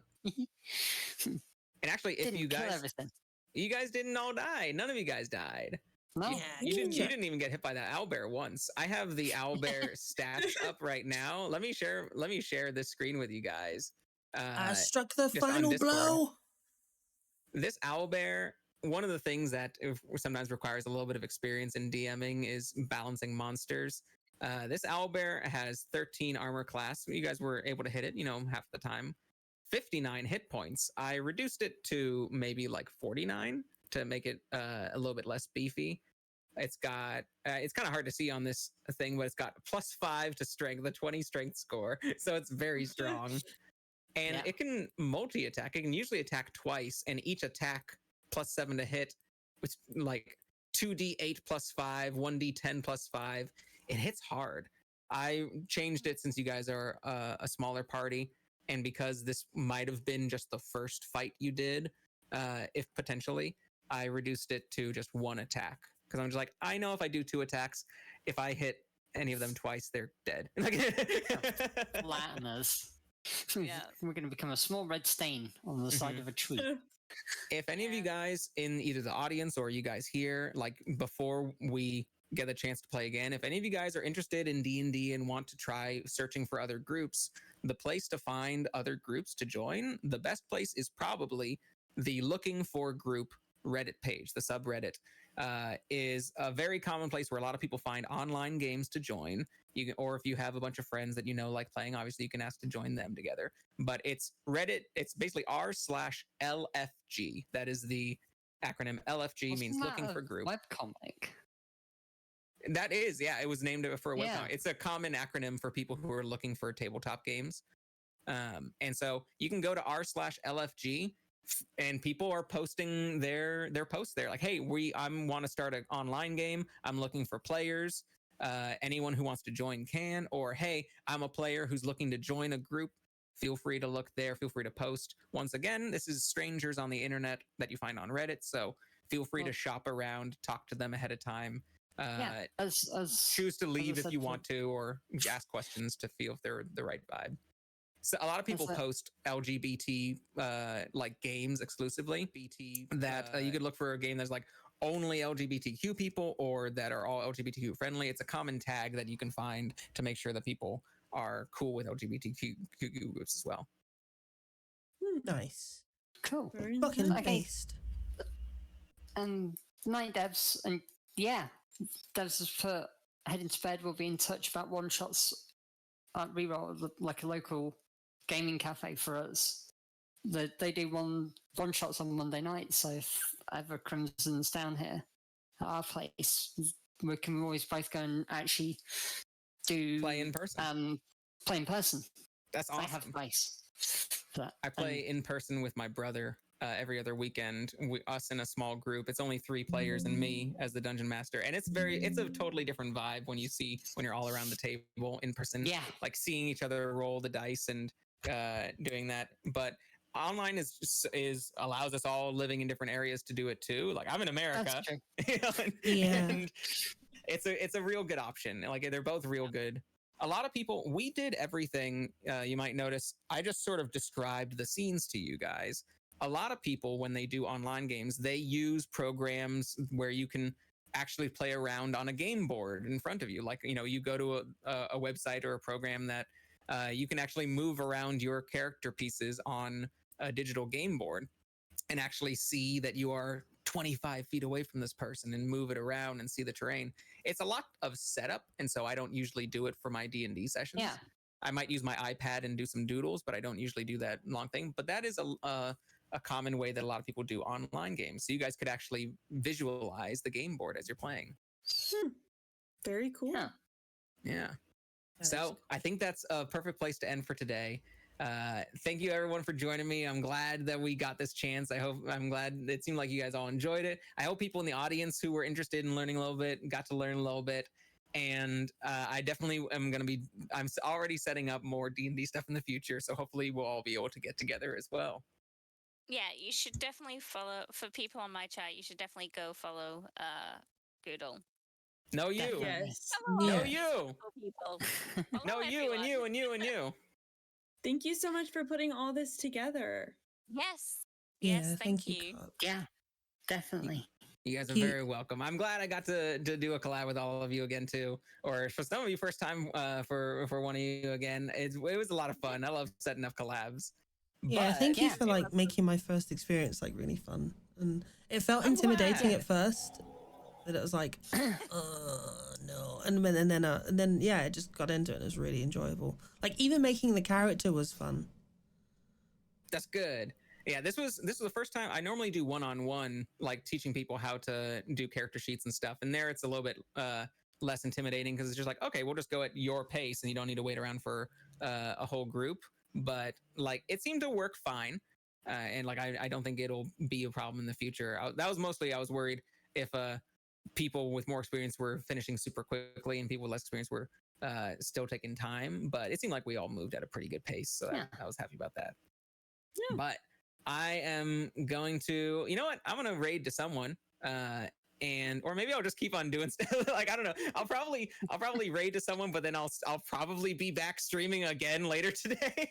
And so, like, I think I want to play more Fire Emblem tonight, and it's still only on the west coast of the United States. It's only 3:30 p.m. And so I got plenty of time today. You guys, I want to say you guys should feel like super guilty for me because I normally wake up in the afternoon, and today I had to wake up at 10 a.m. So Oh no. Oh, no. I think Oh man. I think I deserve an apology. We're so I'm- sorry. I'm so sorry. So I know you sorry. enjoyed it. Without any hint of sarcasm whatsoever. We're so sorry. I do. I can work tell you afternoons and suffered nights. Great, Yeah, I can tell you did. suffered Hey, greatly, you know but I what? can also tell you enjoyed it. I mean, I was the one who set up the time for all of y'all, so I obviously was okay with it. I do work afternoons and nights and sleep during the mornings. That's my normal schedule. But because like I wanted to do a collab with a lot of you guys, and because a lot of my mutuals were in the same time zone, I was like, this is perfect. Let me try to get everyone in the same time zone. We got a lot of people in Britain here, and Sorry. because and Don't hold it against us. it made the most sense. Like, I didn't want to start too late for you guys. I know D&D takes hours. Like, it's very rare to have a D&D session that's less than 3 hours. Sometimes they can get, we've been, you know, even the just the playing without the character making, like, it's common for people to do 3 or 4 hour sessions, sometimes even longer if they're down for it. And so like, I knew I had to do it a little bit early, but I'd be willing to do this again. It's if it's like 2 or 3 days per week, I wouldn't do that. I would say no. Like, I would be like, you want me to wake up at 10 a.m. 3 days per week? You know, I sleep at dawn, right? Like, I'm getting like maybe 5 hours of sleep. No, fuck you.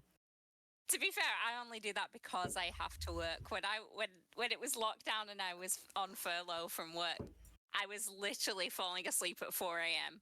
Oh yeah, no. Same. Now Hello, it's Brady. like, I I'm up at 6:30 in the morning. Same. I've got to get Same. up at 6 in the morning, and I was during the lockdown stuff. I was only on furlough for I think about just under 6 weeks, and I had to go back to work. But Yeah, Oh, and here's Brayden, me. Thank you so much for the follow. I'm gonna give you a little song to end the stream with. Oh, Hey, we do the hey, backup song Brady now? and hey, how you doing on this fine day? Bye, Dad. Glad you made it to the stream somehow. I don't know what you are doing, but we just finished a D&D one shot. They fought this owlbear, and you're right, it's very cute now. Very cute. Yeah. Yeah, Brady, we just ended.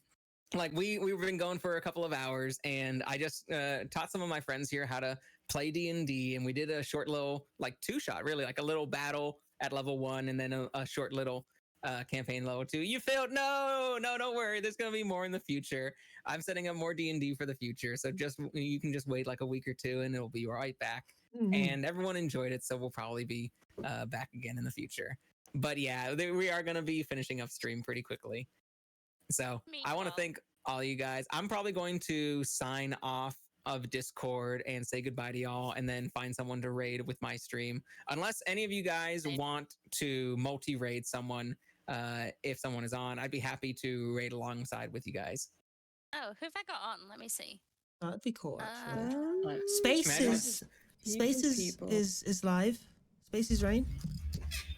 Should we all go to space? Okay, bye. No, don't worry, Bradian. I'm hey, tell you what, if I'm oh shit, Bradian, you were my 200th follower, I think. Oh, congratulations. 200. Wait, That's is that awesome. like recent? Hell yeah. Well done.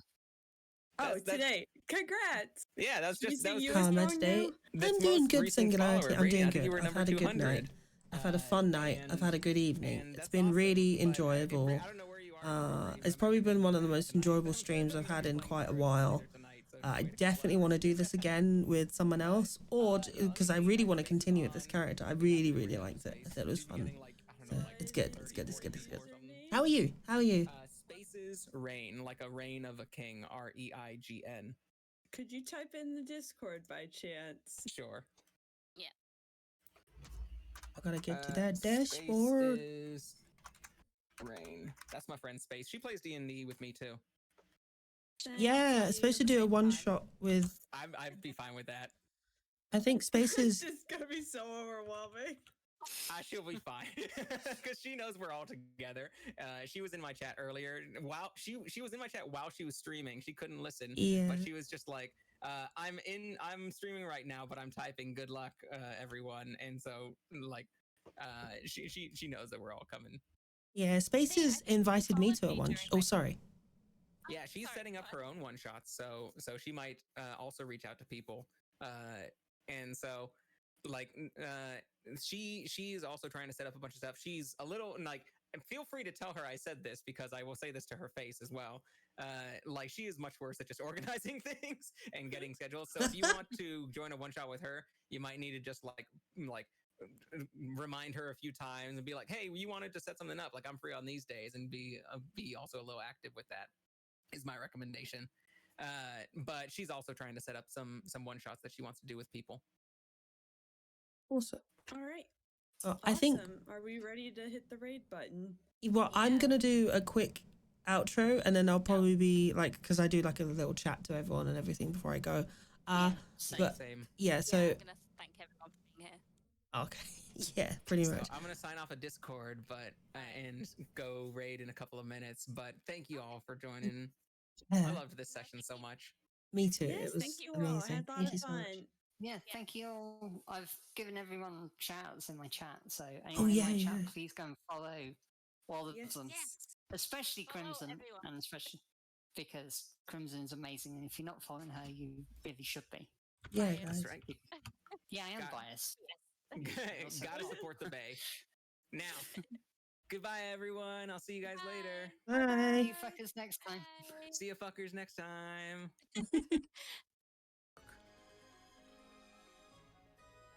I was hoping to smash the dragon. Hello, guys. Right, let's get back to just chatting. Oh man, how was that? What was that like? What did you think, guys? What did you think? Did you enjoy?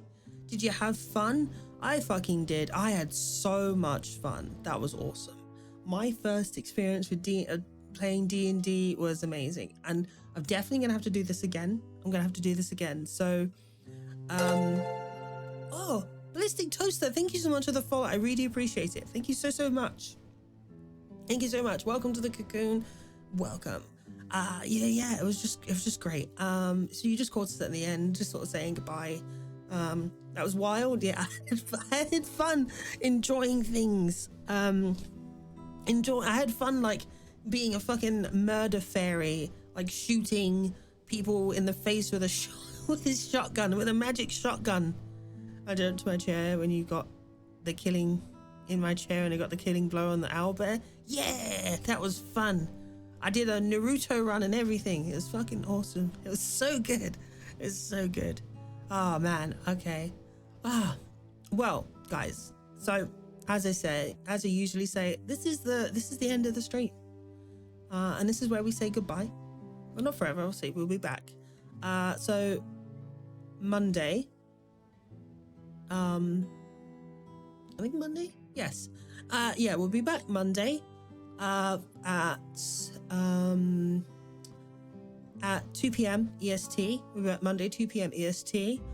And we're going to be playing Metal Gear Solid, and then we're going to basically this is going to be a series thing where we start playing Metal Gear Monday. So every Monday we're going to be playing the Metal Gear Solid series, and we're going to be starting off with Metal Gear Solid 3 Snake Eater. I've not played it in years. I'm so looking forward to it. It's going to be so much fun.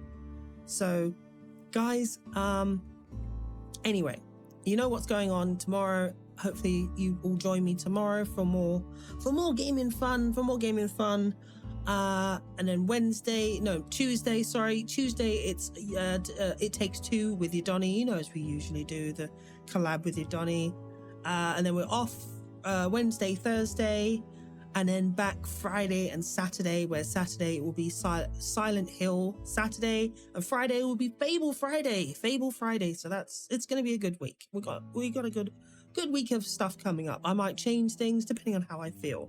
So guys, anyway, this is it. This is the end of the stream. And I just want to thank you all for coming. Thank you so much. Thank you for spending time with me. It's been a bit of a long one too. So guys, go do what you need to do. Take care of yourselves. Go have a pee, a poop, go to bed, get to sleep, eat, whatever it is you need to do, depending on how, you know, what time it is in your time zone, you know, and be kind to yourselves, be kind to everyone else, be excellent to yourselves, and be excellent to everyone else. And until next time, guys, bye. Make sure to rate from the rate. So next time, bye.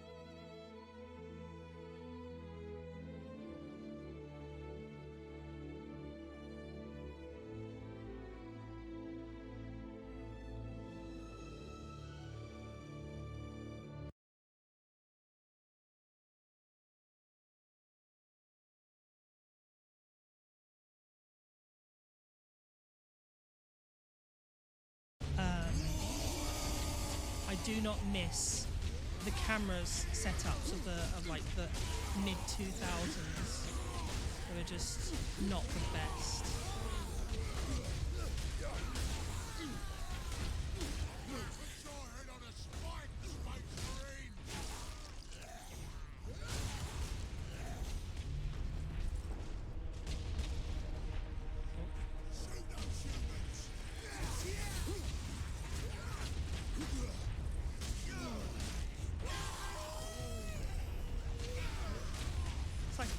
Funniest way to regain health.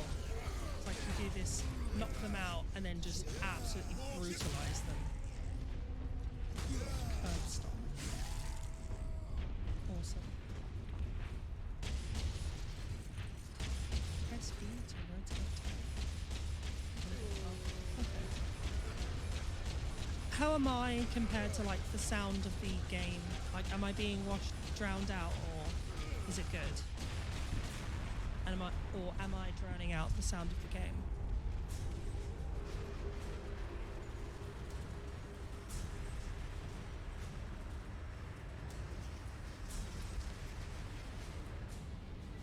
Hold on. I think I know how I can do it, actually. I could probably do it from here on my tablet.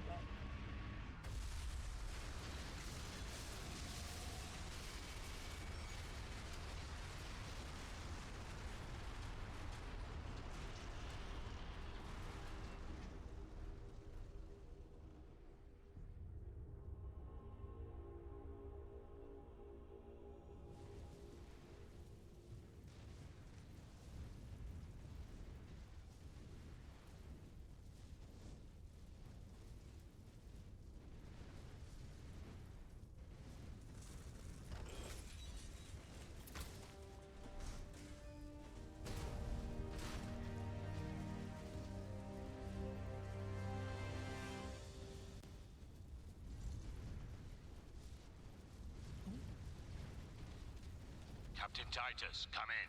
Damned orcs shot me off course. I've had no word from Leandros, but I'm picking up Vox chatter from Imperial Guard forces on the ground. Just with the sound effects, I could be a bit louder. Much less still fighting. Heading towards the front lines now. I will meet you there.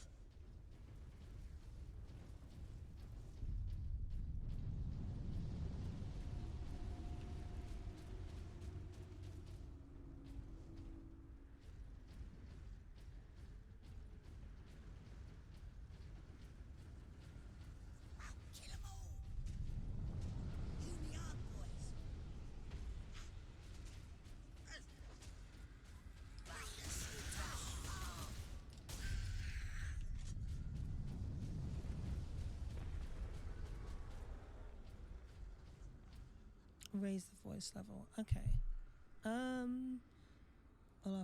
I'll have to lower the sound of the game because I think I've got it maxed out. Evacuate in orderly fashion. Public disturbances not be monitored. Access authorized. Oh, the The bolter. Emperor be with you, Nice. Space Marine. This way, boys.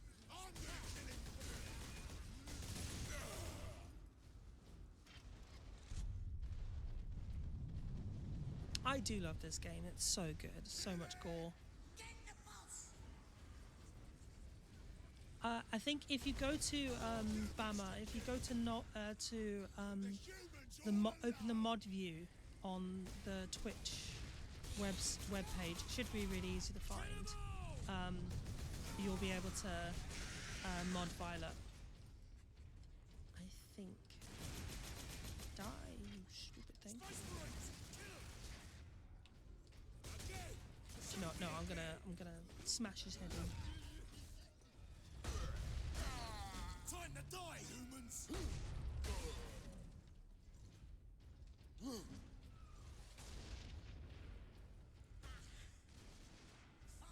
Captain, destroy them!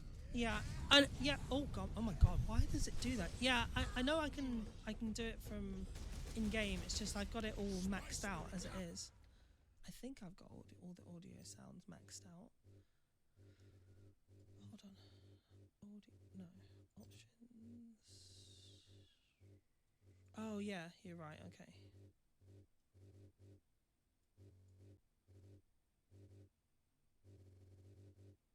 And speech volume. Okay. This way! They got no way out here.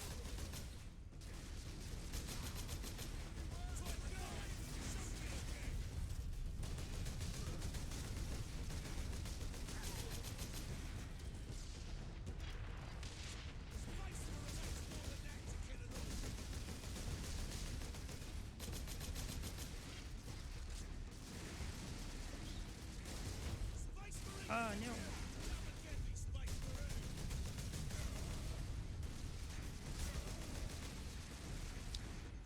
It's almost like a sensory overload. I feel like there's almost too much going on the screen. No! Like I'm forgetting what to do. Hold on. Right, I need to actually kill someone. Like I need to get in their faces. No, I don't. I'm gonna die. No.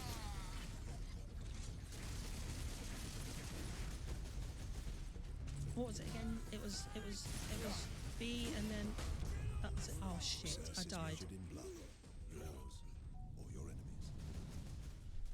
Oh, am I too quiet? Oh, okay. Right. How's this? Right, because I can use the Go XLR to do that. Destroy them! Oh shit.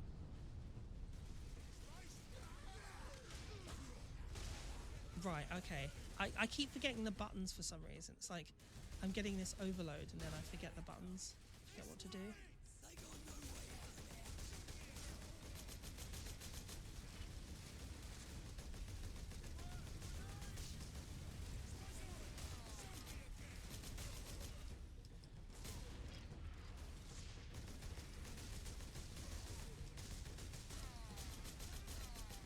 Do you know what? I'm going to switch to mouse and keyboard.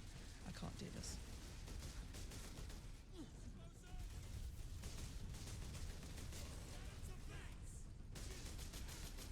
I thought mouse and keyboard would be easy. Thought controller would be easier because last time I played this, it was. Oh no! Last time I played it, I used the keyboard. Oh, good. Is the sound better? Nice, awesome.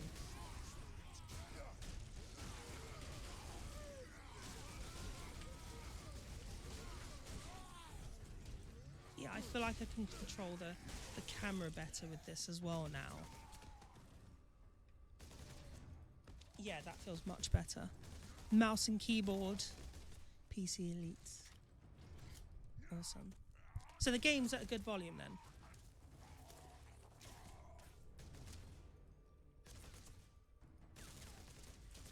Alright, calm down. Fucking hell. Jesus. I think he's dead. Astartes warns against using jump packs to leap blindly into enemy fire, and for good reason. Your days as a novice are behind you.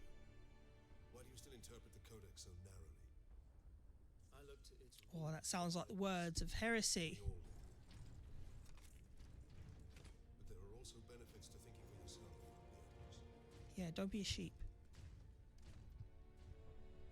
Do your research. Do your research, sheeple. Enemy sighted.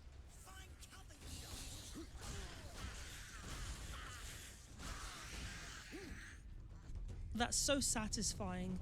That's absolutely satisfying. It's just like hacking and slashing at like a horde of, I think they're like goblins or gremlins. No, they're goblins. I think they're Sedona's goblins. picked up local Imperial Guard communications.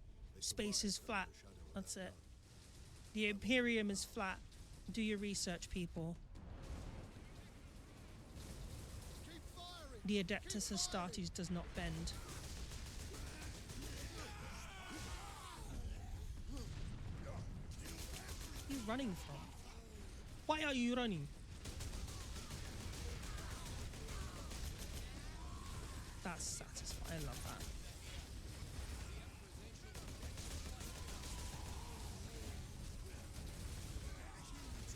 Yeah.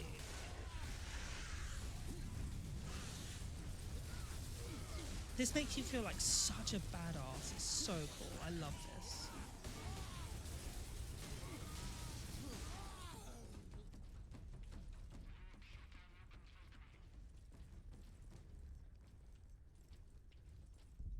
Oh. My lord, you have saved us. Rise, guardsmen. You saved yourselves. We thought you did.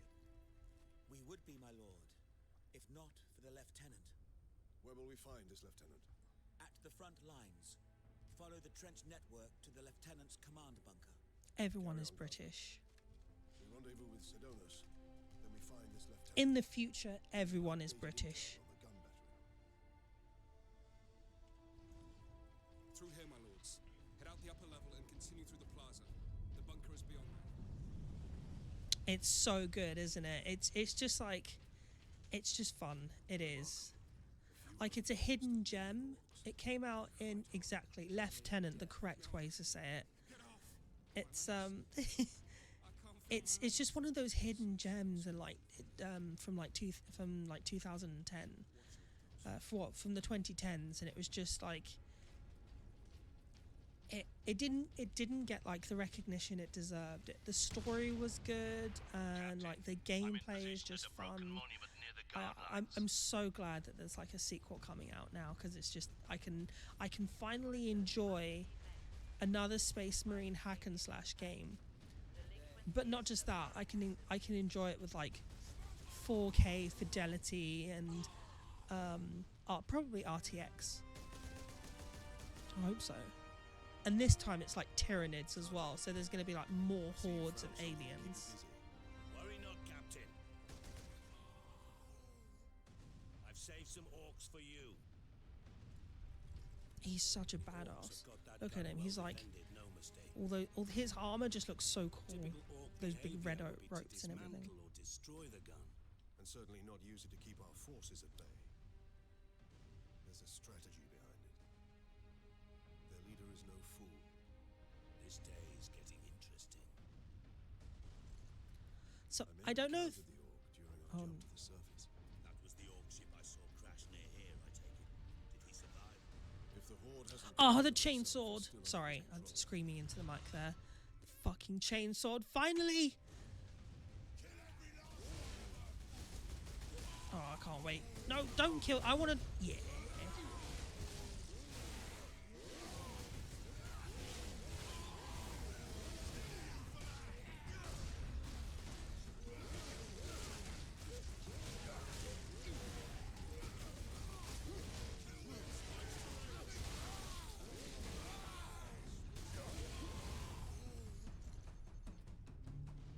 Tyrion is horrifying from what I heard.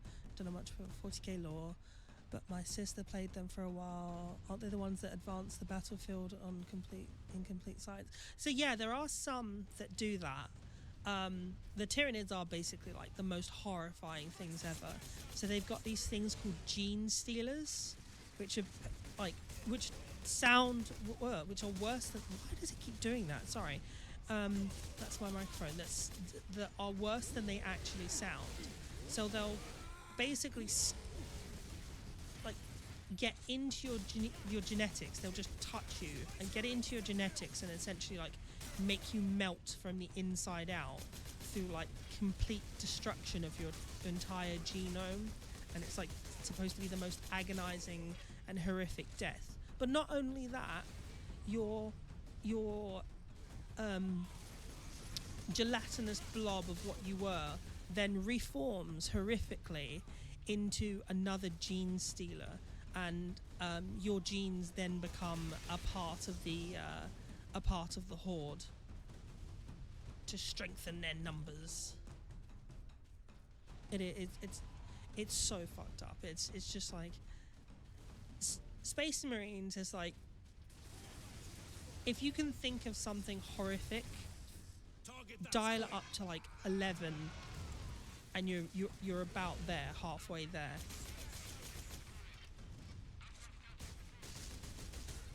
Just everything in the 40k world is suffering. And there are no good people either. Everything is just, oh shit, no. Everything is just shades of grey.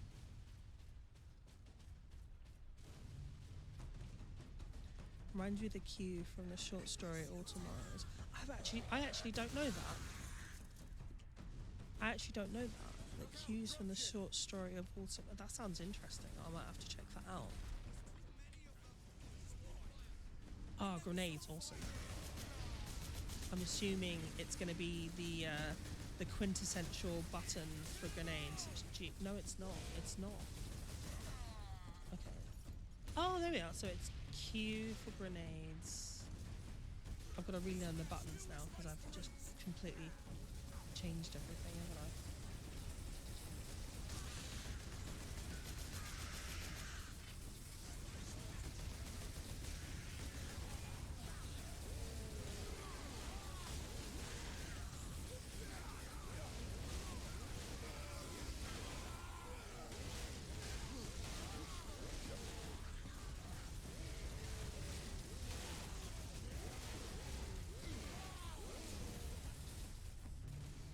Oh, what was that? Press F. Oh, okay. Press F and then mouse 5 to do what? So F. Okay, so F is like, okay.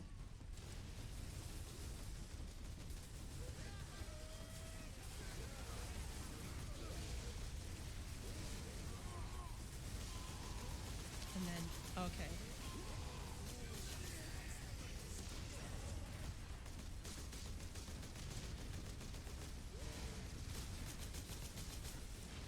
Ship incoming. I gotta do that again. So it's F. So F and then E.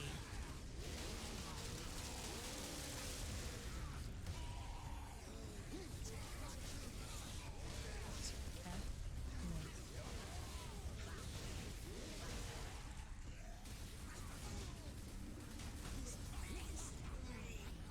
okay, so it's F and E.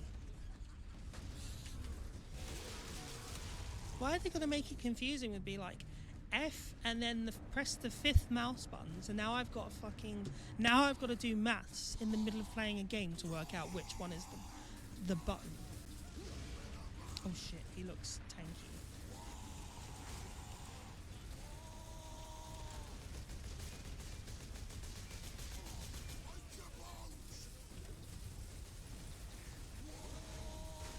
Oh, he is tanky. He just took like 1/10 of my health in one hit. Use combos or grenades to stun. Oh no, I'm getting stuck on scenery. Oh my god, I lost a ton of health.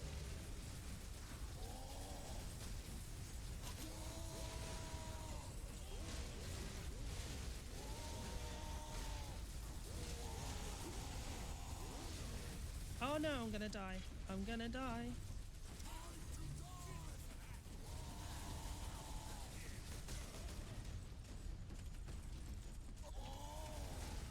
I keep getting stuck on scenery. Oh. Doo-doo. I think that orc has anger management problems. Yeah, definitely.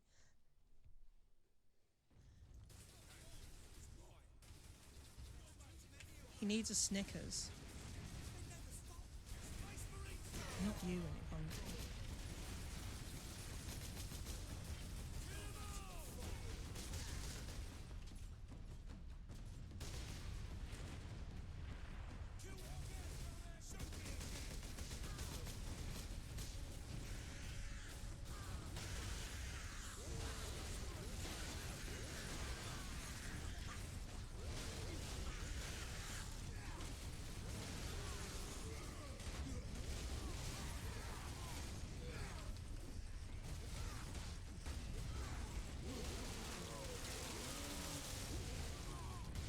No, what?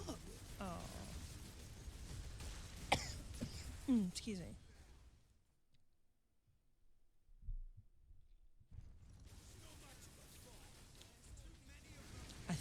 I think I made a mistake of like running into the middle of a horde. Note to self, don't run into middle of hordes. It's not a good idea.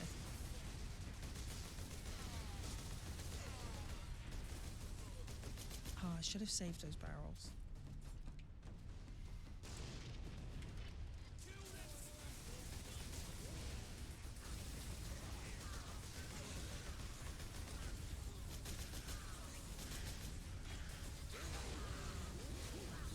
This game is far from perfect, because there's a lot of issues with, like, the controls can be a bit janky at times, but it's, I mean, but like, whatever jank there is, yeah, I actually just, why does it, I'm sorry guys, that keeps happening, doesn't it? It's like it just peaks and then just decides to yell for me. Like the microphone just decides to scream. Is that coming through on your end, or is it just me? Because, oh, I've got no ammo. Dropship incoming.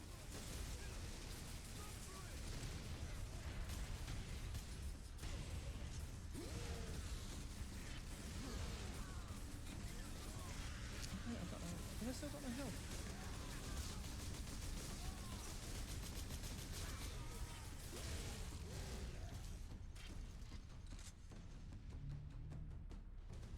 Yeah, I don't know what's causing that. I think it's like a threshold issue. It's like overcorrecting. It's like, I think it's the Go XLR overcorrecting. Okay, I've got a bit more health than I did last time. Let's try and... Okay, so I need to stun him with a grenade.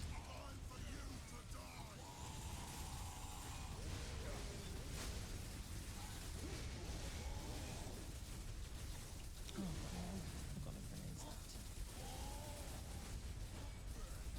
Gonna grab some grenades. Oh, again?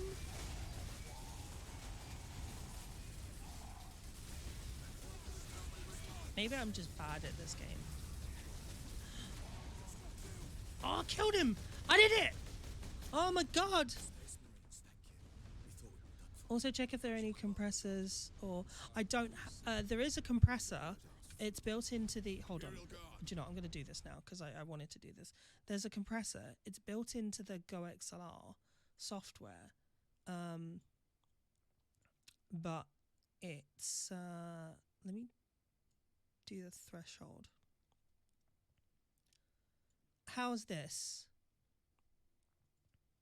Ratio is at 3:1. Turn the attenuation down. There.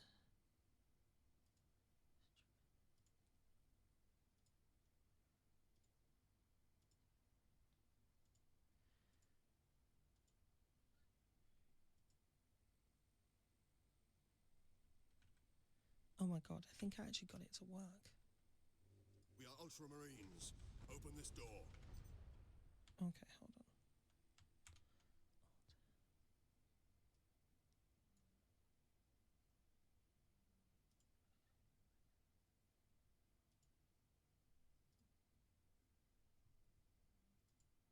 Sorry guys, bear with me, I'm just testing something. No, it doesn't want to work, so I'm gonna have to do... Yeah, excuse my desktop, I've not tidied it up, I was doing some other things. Okay. Hopefully, fingers crossed, it won't, like, make me scream in your ear again. That sounded lewd. I'm sorry. Word from the second recce. Another horde of the greenskins are headed here from the south.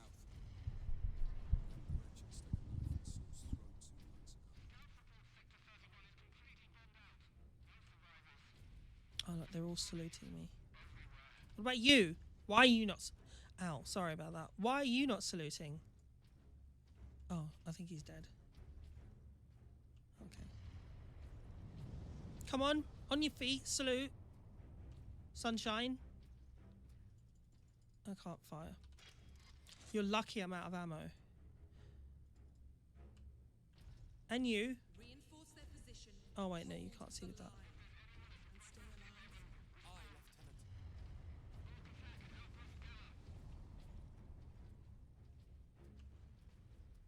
He's either having a nervous breakdown or he's like very much in love with that gun. Oh my god, it's a woman! A woman! Sorry. All of them. Traitors to the Emperor. Second Lieutenant Mira, 203rd Cadian Regiment. Captain Titus of the Ultramarines. A woman! A woman! Left, my lord. Unless my commanders rise from the grave. So far they seem content to stay. Women. Lieutenant, the scouts have returned to forward base. How many? 2. I sent Women. out 10. See, she sent out 10 and 2 came back. Damn gun. Women. We don't have the numbers to make an assault, and as you might have seen, it's shooting down all our support vessels. That is why we are here. I sound like Andrew Tate. Come with me then. I should warn you, my lords. We've got a slight orc problem down here. Women. Damn women.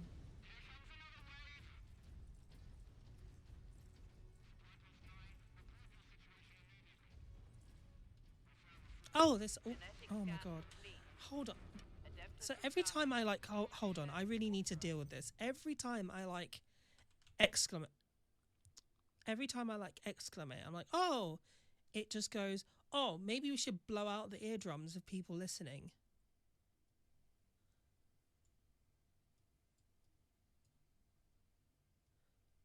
Oh, do you know what Twitch viewers like? They're like being deaf. Again, why are you doing this to me? Stop it, please. Stop. I can't do this. I'm being bullied by my own audio equipment. Stop. Hold on. Okay. Right.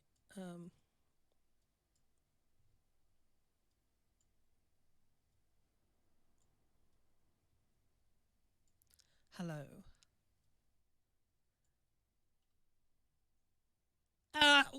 fucking hell. So I wanted to test it for like a split second. Let me see if it's is that better? That feels better. No. Is that better? No, that's awful. That is awful. That is terrible. That is awful. Hold on. There. Hello. Hi. How does that sound? I think that's better. I've removed the threshold. It's just cutting in. Okay. How is it now? I feel like I've removed the threshold. I feel like I've moved the issue. Removed the issue. Yeah. Okay, cool. We've done it. We've fixed it. We've fixed the problem. I know what it was. It was the gate had like a really weird threshold level, so that it was essentially just like picking up on like certain things. It was just like if it went above a certain decibel level, it was just like, I'm gonna blow out your eardrums. Right, okay, here we go. Cool.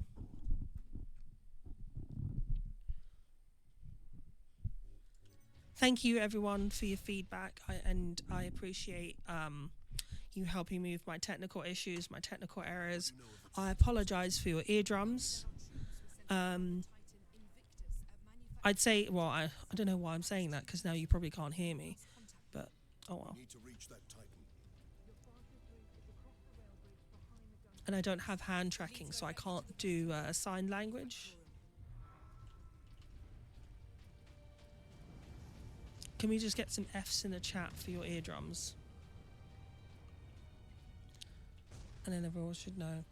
Spent a year of my life on an aircraft carrier. I was deaf long before this stream. Okay, that's fair enough. Give me that field manual. Stuck on bloody Forge World and not a single tech priest in sight. Bloody tech priests.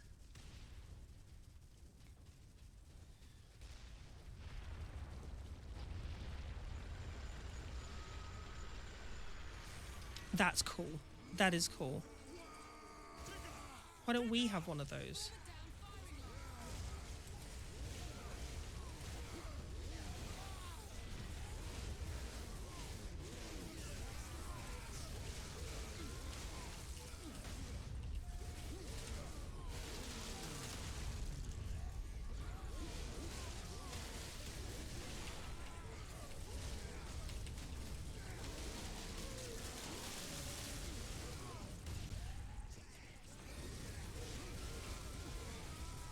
So many of them.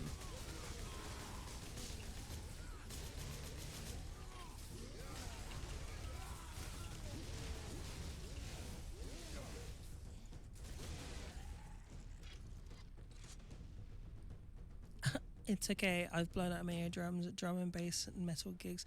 Yeah, same here. Have you ever had that? You know that experience of like you go to like a concert. You go to like a concert or a gig or like you go to a club and you come out and you've had a great time and you come out and your ears are just ringing for hours and hours and hours and you're just like, am I ever going to hear normal again? All right, where am I supposed to go? Oh, there we are. I'm going towards the flashing things. These are ammo crates. Nice. Oh, I've got some grenades.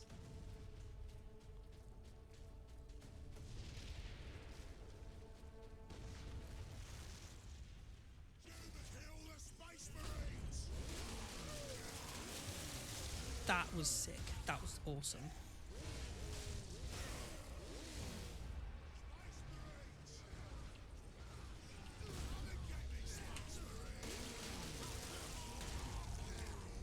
I got you.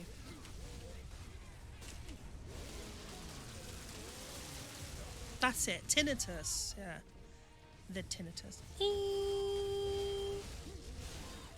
Actually, no, it's more like that, basically.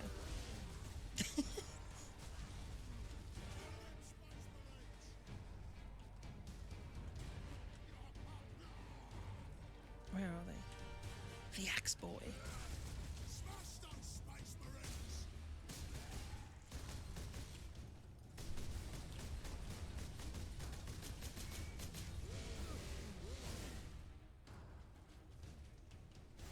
I'm getting disorientated now.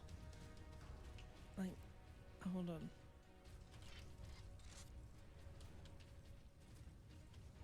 Oh, okay. So she's going. So we're going this way. Okay.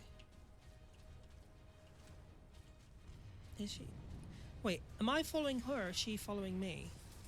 Oh no, I'll go in the way. Go in the direction of. Oh my god, turret.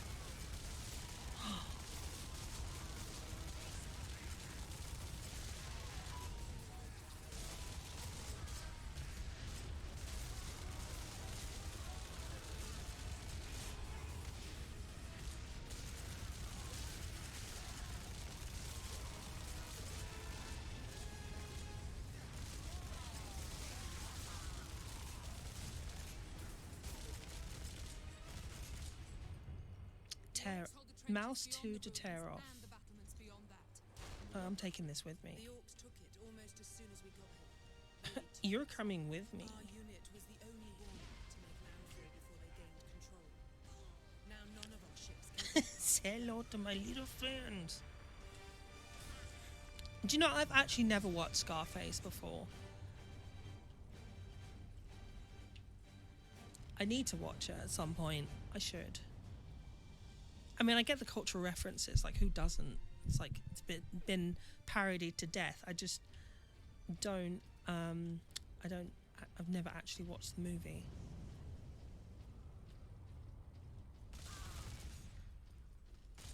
This feels like new stuff. Oh no, I ran out of ammo. Okay. Pick up Stalker Bolter. Okay. This modified bolter equipped with target and high accuracy shells is able to fire enemies at great... Okay, it's basically a sniper rifle.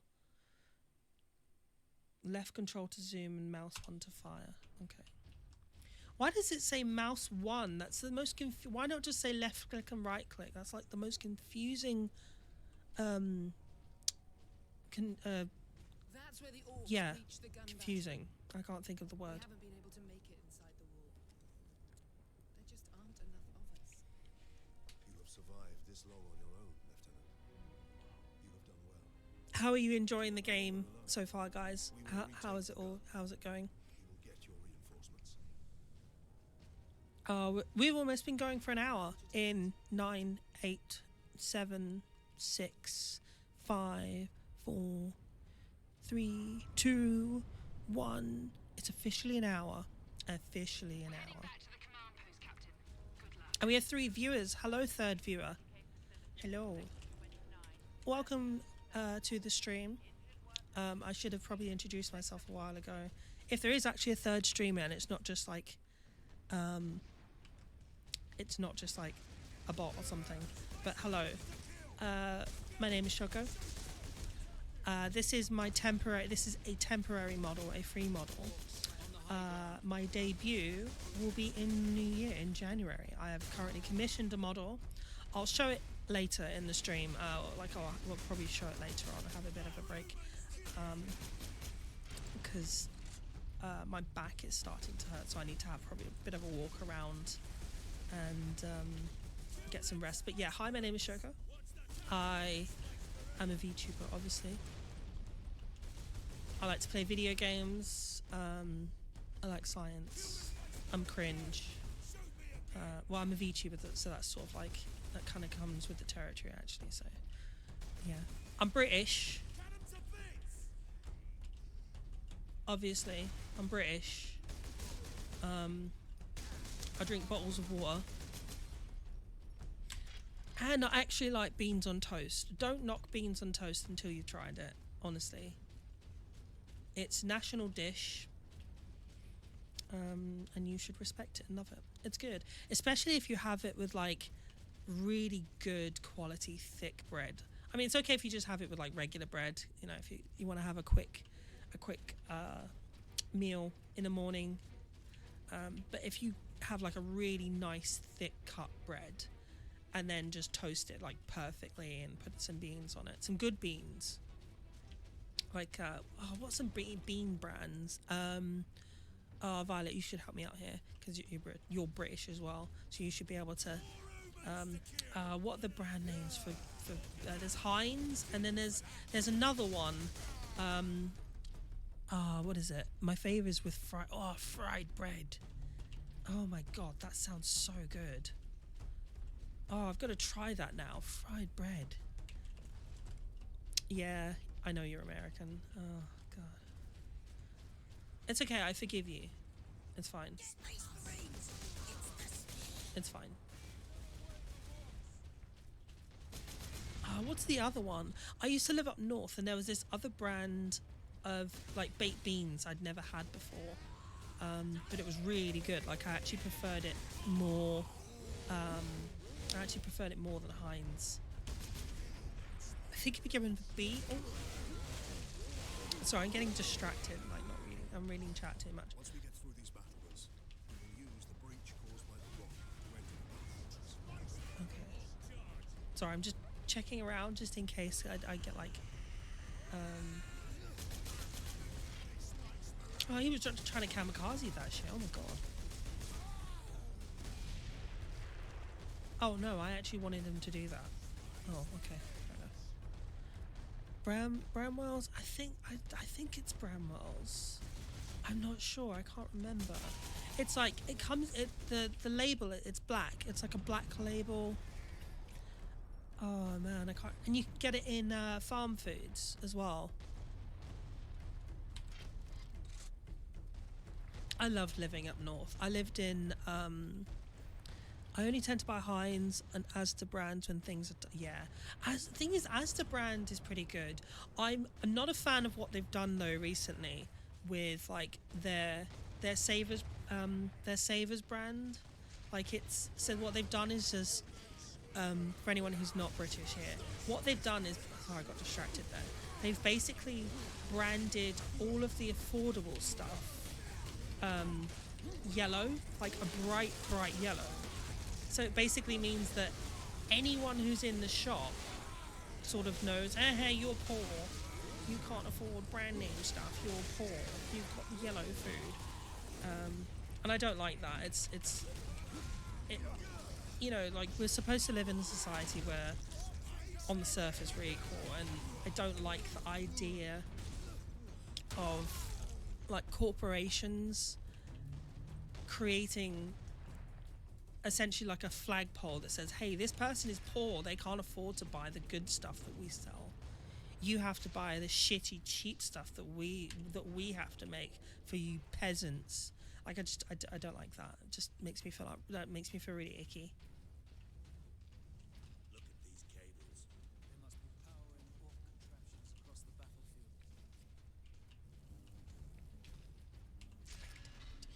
Oh, you see these things? There's some cool lore behind these things. So these, the door panels actually, those are actually people. So the skull, it's like, it'd be of like a disgraced individual who's like done something to offend the emperor. Yes. Yeah, it's divisive, especially considering how class is in the UK. Yeah, exactly. The UK is super classist, incredibly classist. Assault support pods were dropped in this area. Oh, jump pack. Yeah, the UK is incredibly classist. It's really, really bad. It's like the first time you notice it, the first time you really, really notice it. So it's like if you go to primary school in the UK, which is like junior high, I think, for Americans. Oh, it's locked. You sort of notice it when you go to secondary school, but primary school you don't notice it that much. It's when you sort of, because primary school is more like mixed groups and mixed demographics. But then as soon as you get to secondary school, you definitely notice it, because there are basically schools for where all the poor people go, because the way that our school system works, it's not just about like your banding area as well, because you're sort of regionally locked, but it's also about like what schools, like what secondary schools are willing to accept you. I mean, you could come from a poor area, and do really, really well on your SATs and get into like a grammar school, but those don't really exist anymore. It's nowadays it's all like academies and just like secondary schools that are being run by businesses. This is cool.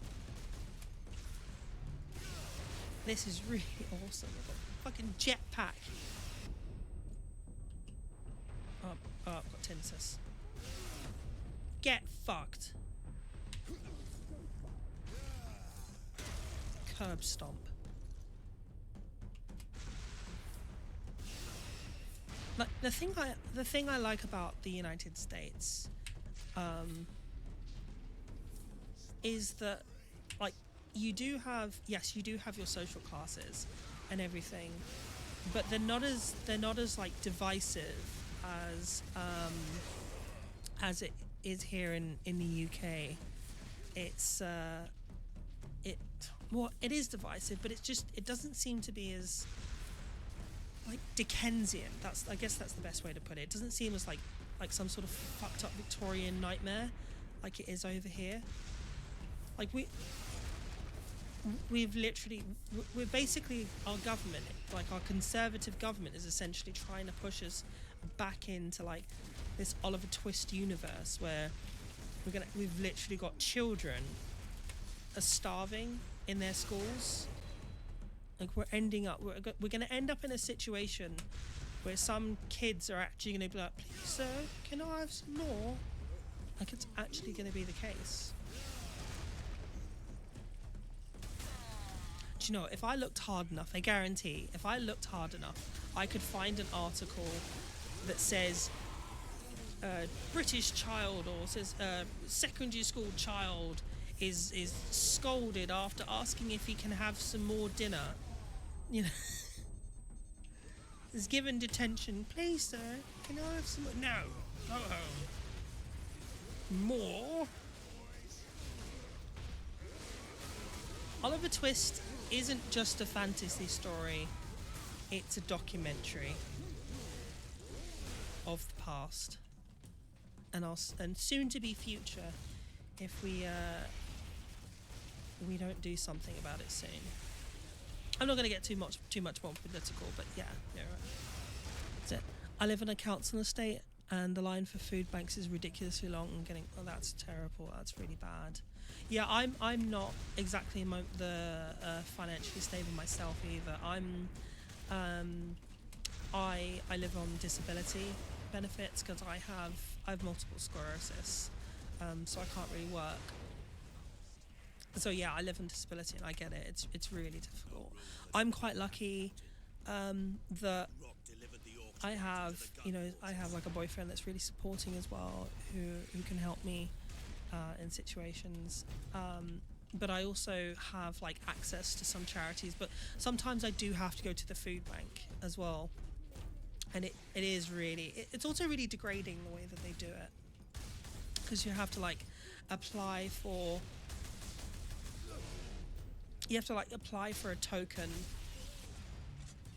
to go there. 1 second, sorry, burping. You have to apply for a token, and then they've got to be like they like question you. It's like, why do you deserve to have food, huh? It's just so fucked up. And they start asking you about like, they start asking you like really invasive questions about like, have you considered not having Netflix subscriptions, or it's like, I don't have Netflix, I can't afford Netflix, that's why I'm coming to you to a food bank, because I can't afford Netflix and I can't afford food.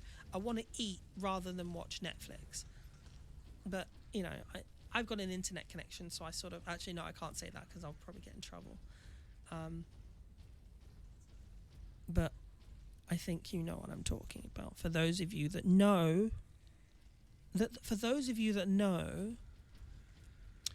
in the good old days of the internet, there were certain places you could go to obtain certain sources of entertainment.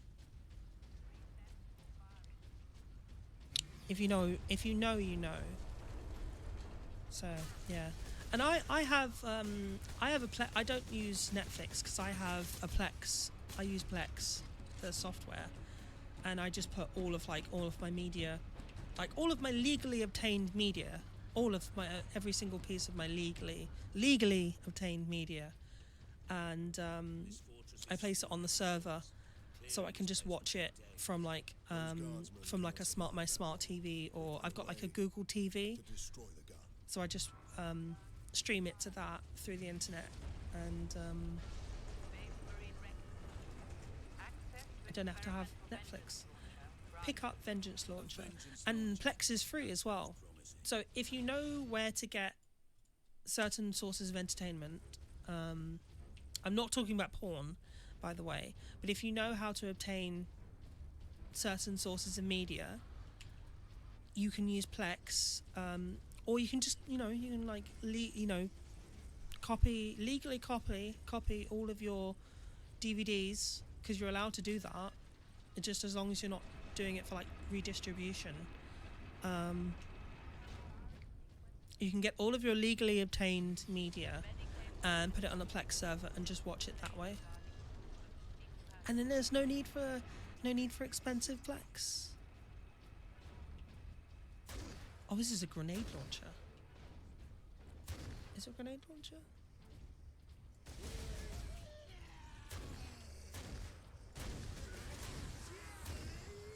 Wait, hold on. Is this a grenade launcher or is it like a proximity?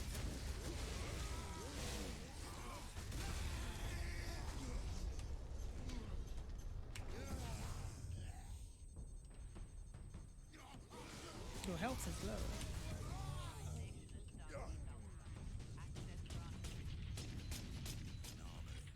Sure to be something useful.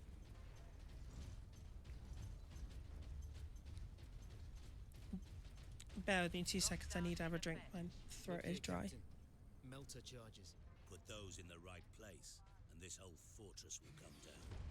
I could put the charge on one of the gun's shells. Leandros, you do the chapter proud. Oh my god. I'm amazed at like how streamers, I tend to just watch VTubers and streamers, which is why when TV license came around I showed them the satellite Discord I'd ripped out the wall. Perfect. Yeah, I haven't had a TV license in years. I just, because I'm the same. I don't really watch. I don't watch live TV.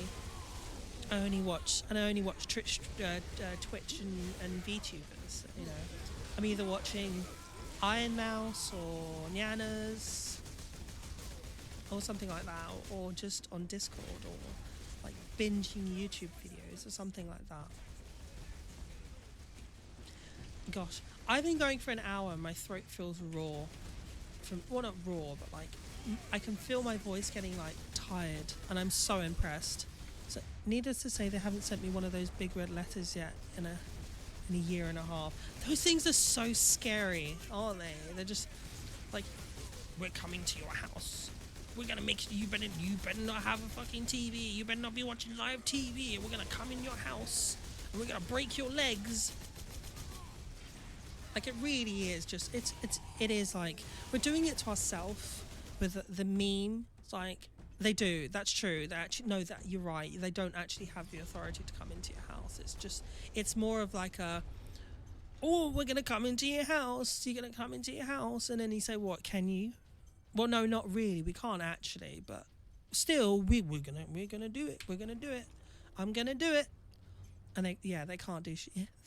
They're like a chihuahua with no balls. Yeah, it's all bark and no. Well, I mean, chihuahuas bite pretty hard, but like I'm more threatened by chihuahuas than I am the TV licensing board. I'll tell you that for a fact. Storage is below.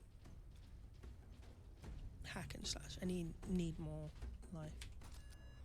But that meme, have you got a license for that, sir? Is just, it's so true. Like, why do we need I mean, I get it, the BBC thing, but every other channel, 1, 2, 3, 4, 5, they all make revenue through advertising. So why is it the BBC, which is clearly like a very biased mouthpiece for certain governments. Sorry, one second. Which is clearly like a very... Hold on.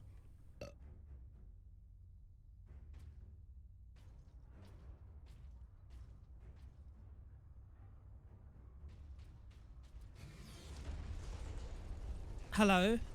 Am I talking to myself? Did I just mute myself? Did that? Okay. So yeah, I don't understand why every other channel, every other television source is able to obtain funding through private means, through advertising or through subscription services. But yet the BBC, which is supposed to, supposed to be a unbiased source, somehow still ends up like basically working as like a tax, like an optional tax, but at the end of the day you still get threatened. You get threatened by it. Oh, and then when they have like the Jubilee, they decide to grace us peasants with a free day of TV license. Here you go, peasants. You may watch the coronation.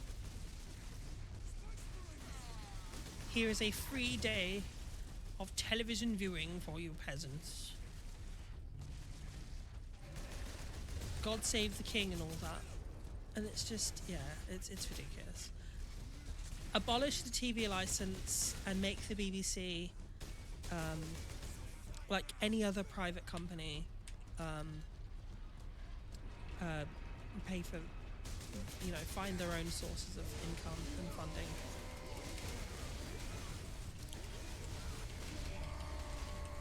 No! Oh, okay, I've got my health back. Oh, no! Oh. No. That's the only downside to that. Like, when you're trying to get health, you're... Oh, no, I glitched! Oh, fuck. Oh, no, was that meant to happen? Was that meant to happen? Yeah, the only downside with, like, that move is you're not invincible when it happens. So, like, you have to be pretty careful.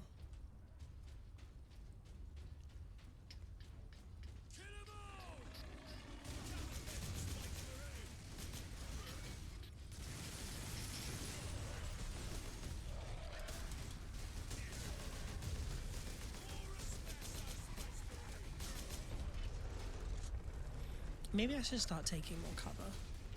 I have returned. Hello.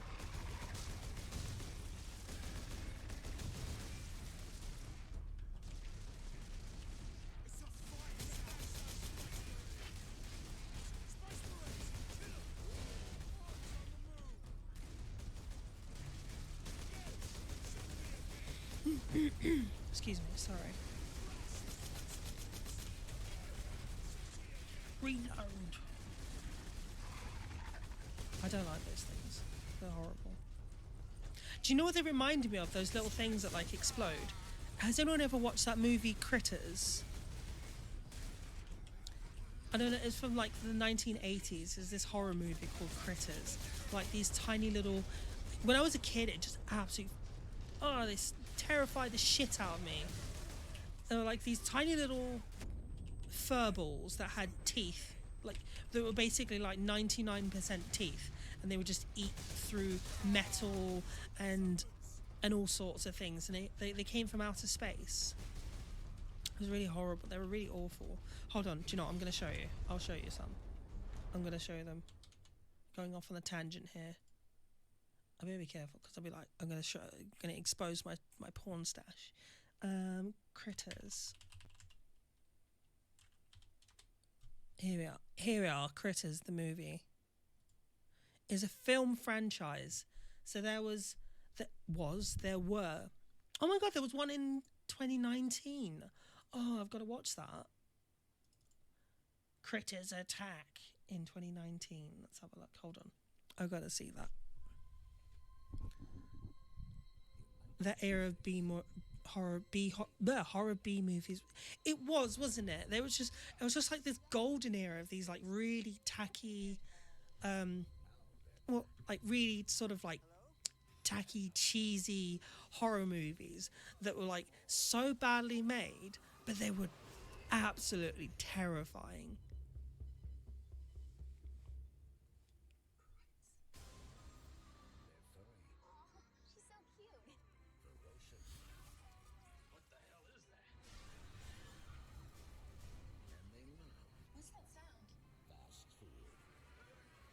Oh yeah, and they would laugh as well. They used to like, oh, it was so creepy. Like they had these horrible little like cackling laughs. Like,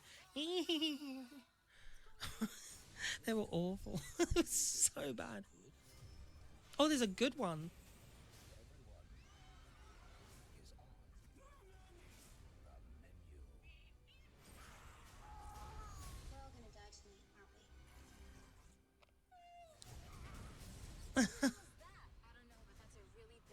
I think that's the. I think she's the actress from the first one. Oh, I've got Snuffy on the thing. I better cut that. Oh, I might have to watch that. No. I think we're gonna have to watch that at some point. That was good. Here we are. 1986 was the first one. I remember watching it.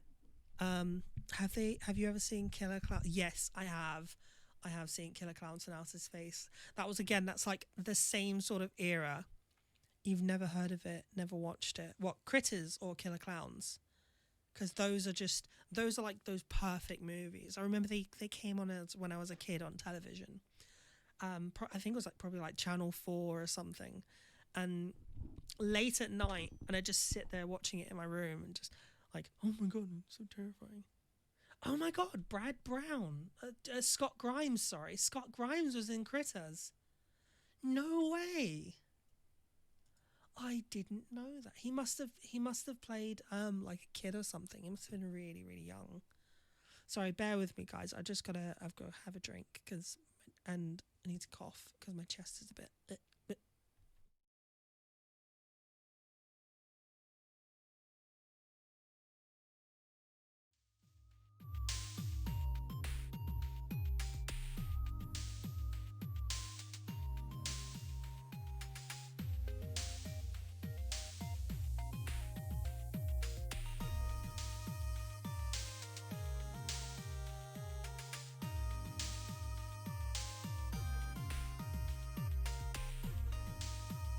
Howdy, hello, howdy doody. Sorry, I had to hydrate, had to rehydrate, and yeah. Oh, I was right. D Wallace is, yeah, in the first movie. She's in the 2019 version, so that's cool. I like that. Is a 2 stars, a 41% on Rotten Tomatoes. So what did the other one get? Critters 1. Wait, why are you doing this to me? Don't do that. No, I want Critters 1. So what did Critters get? Critters 1. 50%? 50% on Rotten Tomatoes. And the audience score is 45%. Those people are all clearly delusional. They have no idea what they're talking about. These people are all delusional. I don't care. I'm going to gaslight those people. They saw a good movie that day. They saw a good movie and they just don't know it. They're wrong. That was a good movie. Wrong. They have a wrong opinion. Your opinion is wrong and you should feel bad about it. Right, back to the game. Sorry, guys. I've gone off on tangents about Critters. But yeah, I love movies like that. They were really bad and tacky, like cheesy. They were really cheesy, but so funny, and actually scary. I think they were scary because I was a kid.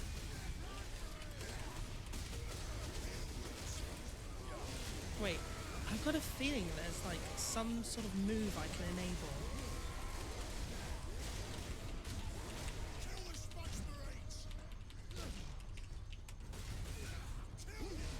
These guys are tanky.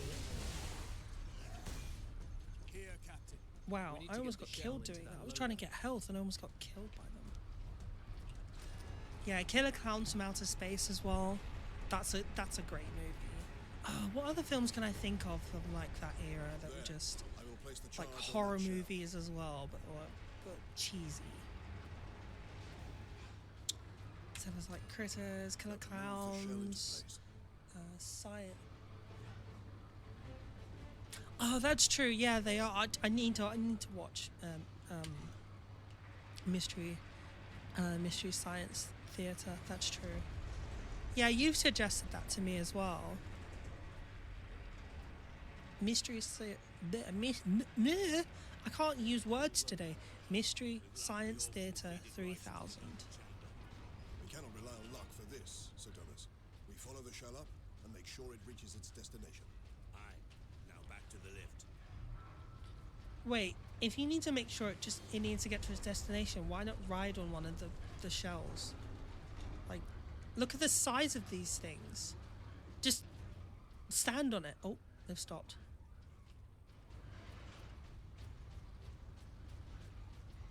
Like, just ride it up to the thing, forehead. Like, what's wrong with you?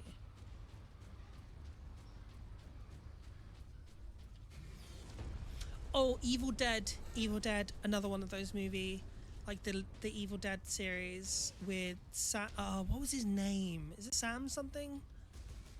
Oh, it's like Sam something. I can't remember his name. Oh shit! Oh no, there's one of those big guys. Hold on, I need to check the controls. Combat controls. Execution. Thunderhammer. Oh my god.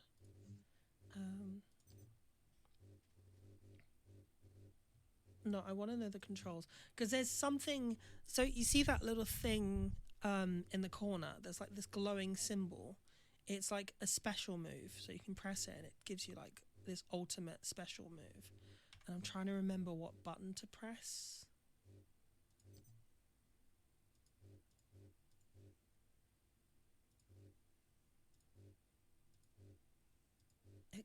I know execution is E.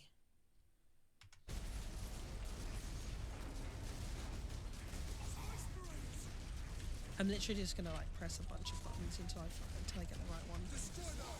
Oh, I got it. Now I don't know which one it was.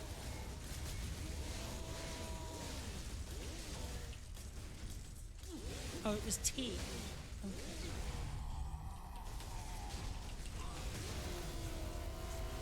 Oh, I've got a button mash. Oh, he clipped. That was cool. That was really cool. Sam Raimi starring Bruce Campbell. Oh, that's it. It's a Sam Raimi film. Okay.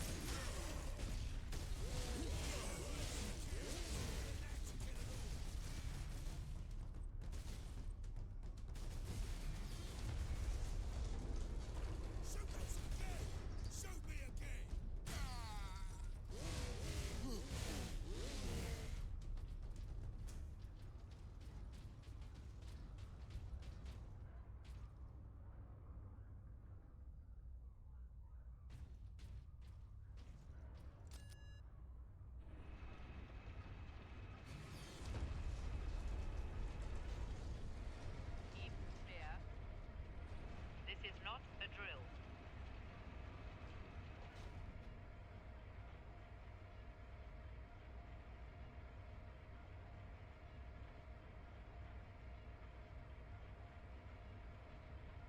Oh, hello. Hi. Oh my god, I'm so sorry. I like double muted myself. Hello. Hello. Hello. Am I muted? No, I should be fine. Sorry, I like double muted myself. I like pressed the cough mute button to cough and then I like press the mute button on the microphone. Sorry, that was dumb. What was I saying? Yeah, you were saying the first movie you ever watched was The Hills Have Eyes. Oh my god. Like, that's talk about nightmare fuel. Oh my god.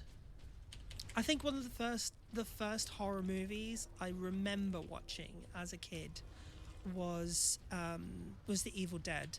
That scene where the grandmother in the basement Oh, that absolutely terrified me. Hi, oh, thank you, Full Metal Blacksmith. Thank you so much for following. I really appreciate it. Hi, welcome to the stream. We're playing, obviously you can see, you can read, you're not dumb, but I'll say it anyway. We're playing Warhammer 40k Space Marine #1. I decided to play it because the second one is coming out this year, some point. It's been announced. Oh no, I'm gonna die. Cringe! Okay, cool, I got some time. Yeah, the second one comes out in, hey Danny, could you do me a favor though? Could you have, sorry Bama, could you do me a favor? Could you check if you can try to find a way to mod Violet? But yeah, the second version of this game comes out this year at some point. I'm assuming early or mid 2023. So I thought, why not play this? It'll be fun. But to introduce myself, hi, I am Shoko. This is a temporary model. This is a free model I'm using until the debut of my new model in January. Did I already say that? In January 10th. Obviously it won't be exactly January 10th because I have to do some model testing. But yeah, so I'm Shoko. My real avatar, I'll show. Do you know what? I'm going to do it now. I'm going to show it. I said I'd do it earlier, and I'm going to do it now. So, here we are. Oh, this was oh, there it is. Yeah. So this is it. This is my my VTuber model. I actually designed her myself. Oh wow, yeah, she's big image. So yeah, I designed her myself. I drew her myself. Oh, thank you very much. I probably spent about 2 months working on her. She is a, sorry, bear with me, I've got a cough. Yeah, she is a butterfly spirit of the rainforest in South Africa. Her original home was in Brazil, was in the Brazilian rainforest, but unfortunately, her home was destroyed by fire, by humans, and she was then forced to sort of wander the earth and had to live with humans, and she was lost on her own until she found the internet and decided to start streaming. And she also discovered music and stuff, but there's a whole lore thing that's going to come out and you'll get to know that. But yeah, this is Shoko. This is her design. She is based off my favorite butterfly, which is this. It's called Amorphous. Oh, Bama, you know it. It's something. It's Amorphous. Oh, God. Morphous something Latin name. And she's based off of this. And she's, these are butterflies. They're huge. They're the size of your part, two of your hands together. And they are they're native to, Costa Rica. Native to Costa Rica. They're so beautiful. When they fly through the sky, you see big flashes of blue. And I wanted to sort of base her off of this. And you can kind of see the influence here in the headpiece. And she got little antennae. Don't have permission to make Violet a mod. Oh, okay. I'll have to do that then. Let me see if I can do it here. I can time her out, apparently. I can time her out, but I don't want to do that.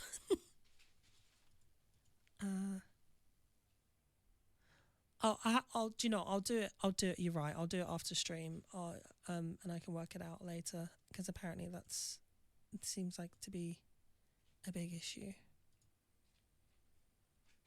No, don't do that. Don't do that. We're exposing all of her messages. Don't do that. That's cringe. Sorry, guys, bear with me a second. I'm just like trying to work out what's going on here. Right. Okay. So yeah, and this is her. She's obviously the obligatory thigh highs with the thigh squish. Have to have the thigh squish. You cannot have thigh highs as an anime girl without thigh squish. So she has good thigh squish. And not huge booba, because I didn't really want to have like massive bahungala bahoob, like big gahumas fucking in your face. I just didn't want that because I can't do the whole thing. Excited to see how your model turns out. I can't stay long. Just wanted to swing by and wish you good stream. Oh, thank you so much. Full Metal Blacksmith. I'll just say Blacksmith. Is that cool? But yeah, thank you so much for dropping by to the stream. And hopefully you will be around for my debut in January. If you're interested, you can follow me on Twitter, which is, I think it would just be Shoko _AOI.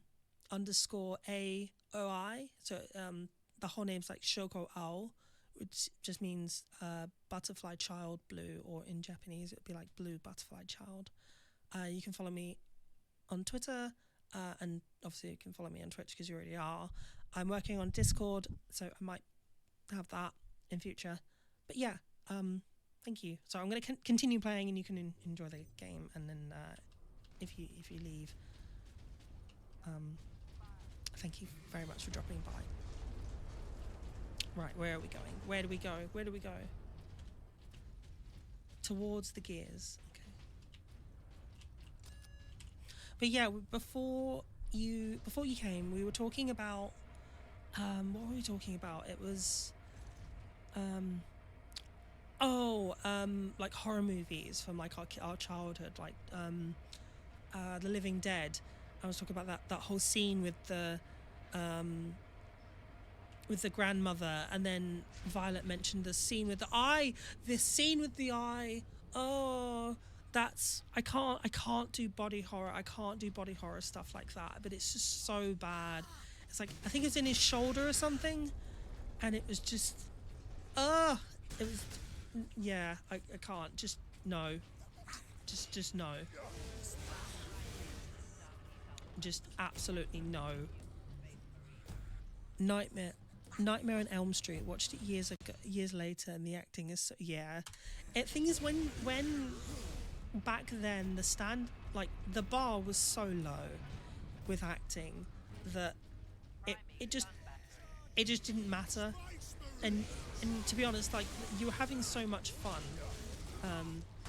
watching like all the horror, like, because the live action stuff, like the live action effects were just so well done that you were really enjoying it, so it just didn't matter. Then we put it back. Leandros, get the shell into that loader. I will cover you. Yeah, Leandros, push it. What does it say? Only the Emperor is all. Mercy is a sign of weakness. Oh shit. It's a fucking hardcore slogan. Jesus.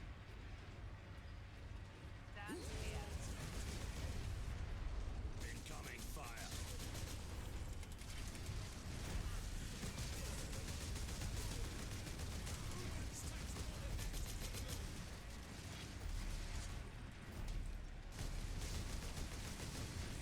Incoming.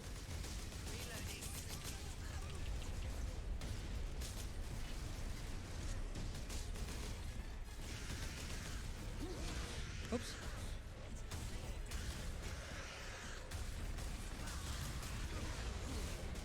Oh no. Oh no, no. Horrible things. Ah, rip.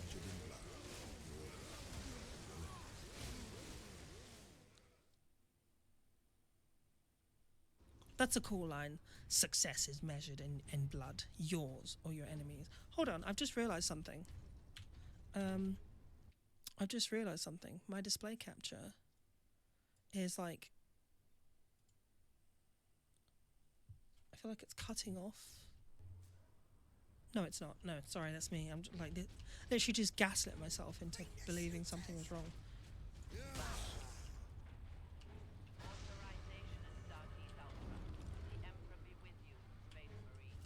Oh, what else? What other movies were back then?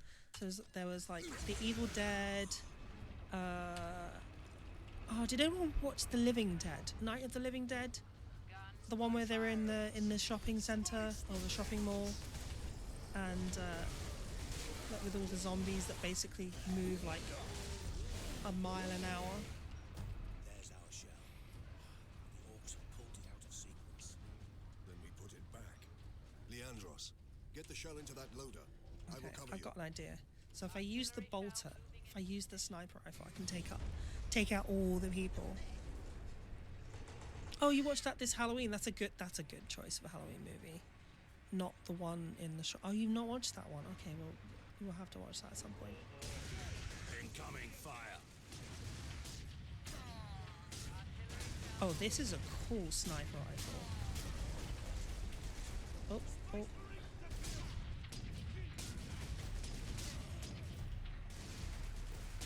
Headshot. You're dying. Cringe. I missed. Oh, there we go.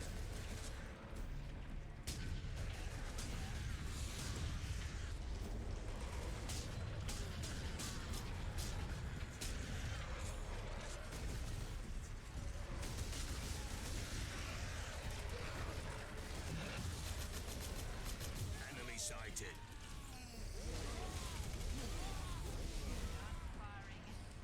That worked out quick. See the tactic, that's the strat. I've got the strat down. Yeah. Quarantine is a freaky movie. Quarantine? I've not seen. Which one is that? Quarantine. Is that the one that's... Oh shit! Oh my god! I didn't see him. Is Quarantine the one that's based off of... what's it called? The Spanish one called Wreck. I also like The Lighthouse quite, was it quite a lot? Just a pure atmosphere, but the jarring when it gets under your skin. The Lighthouse, is that the one where the guy, like, fucks that that mermaid creature, like, turns it into his sex slave or something? I can't remember.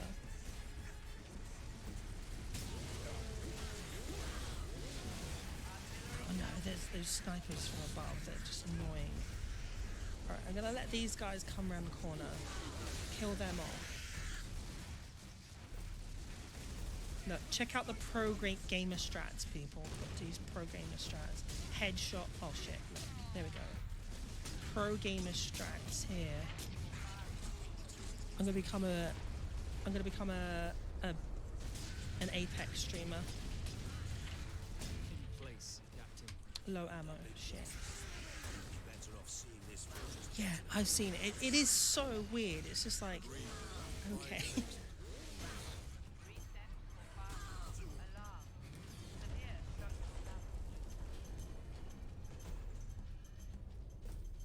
It's like he ends up with like this weird sex slave, and then they have like a war, and then doesn't he like he has sex with her, and then she's pregnant, and then there's like peace between them because he had sex with. Oh, it's so weird. It's such a weird story. The acting is great. The acting is fantastic, but it's a really weird premise. Such a bizarre premise.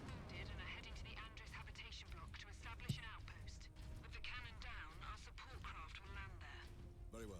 My battle brothers and I must secure any operational warlord class titans before the orcs can loot them. Do you know what? It feels weird. I just looked at my screen, and I realized it's kind of strange because I'm so used to like VTubers being in this. I tried to point to the corner, but like, you know where the ammo is, where the ammo count is. I'm so used to like VTubers being in this corner that it seems.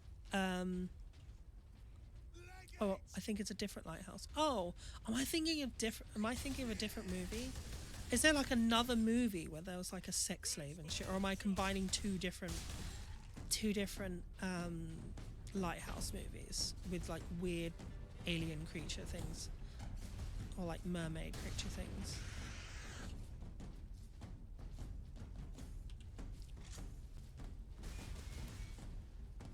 The one with Robert Pattinson. I think so. Is that Batman? Yeah, it's Batman. Oh, I don't. Hold on. I have to Google this now. I gotta look this up. I gotta look this up. The lighthouse. Is it the lights house? Why can't I type? Why can't I type? The Lighthouse 2019.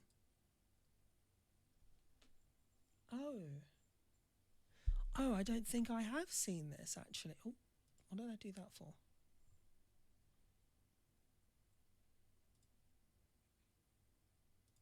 Oh, no, Wikipedia. Oh, wait, can I get in trouble for showing this? Oh, fuck it, doesn't matter. Small streamer.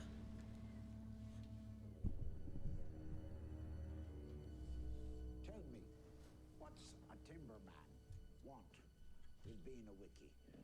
Just looking to earn a living, just like any man. No, I've not seen this actually. I've not seen this. The one I'm thinking of has the actor that plays Homelander.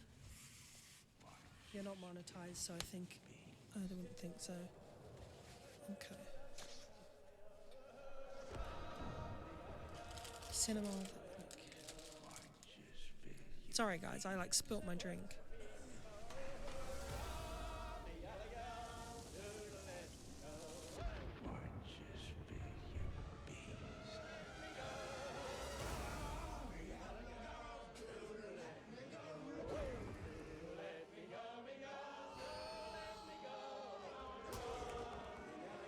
Oh my god, what the fuck was that?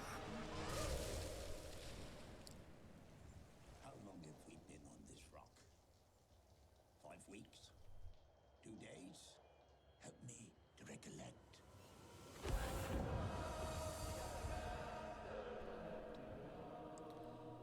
That looks interesting.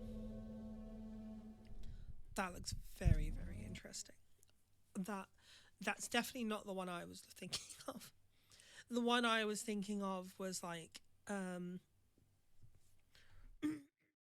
the one I was thinking of was basically this guy meets this alien, not alien, it's like a mermaid, and he goes to live in a lighthouse, and he meets this mermaid, and he basically fucks the mermaid. It's weird.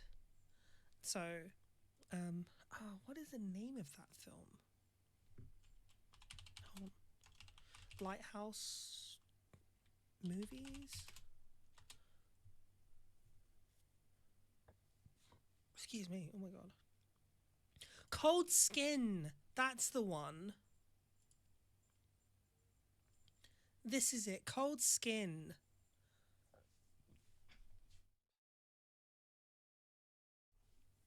Sorry, I'm like burping. Yeah, this is it. There's your island.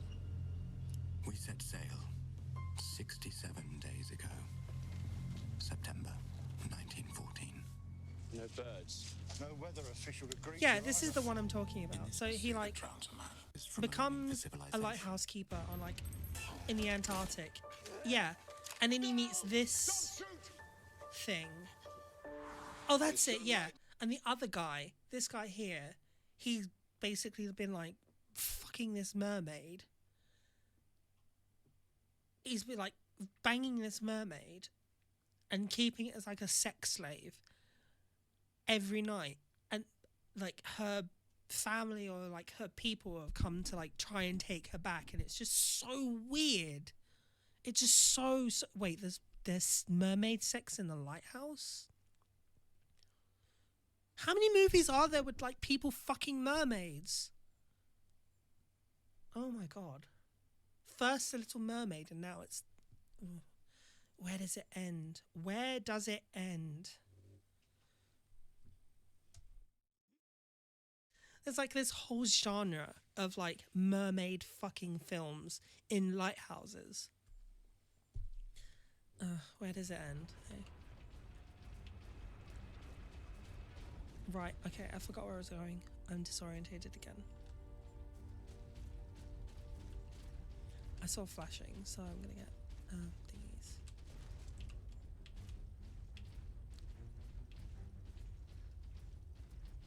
The Mermissy. Oh no! Not the. Oh no, not the Mermissy. Oh my god.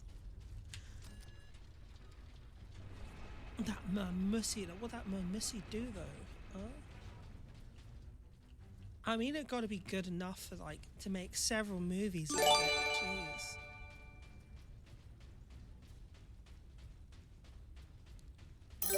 But that raises the regular question though. Like, does the Mermissy, is it like a fish Mermissy, or is it like, or do they suddenly have like? No, they would have like a what is it, a cloaca, like just a hole. I swear to God, some guys are really fucking weird. Like, I swear to God, there are just some guys that will put their dick in anything, so I don't think it really fucking matters.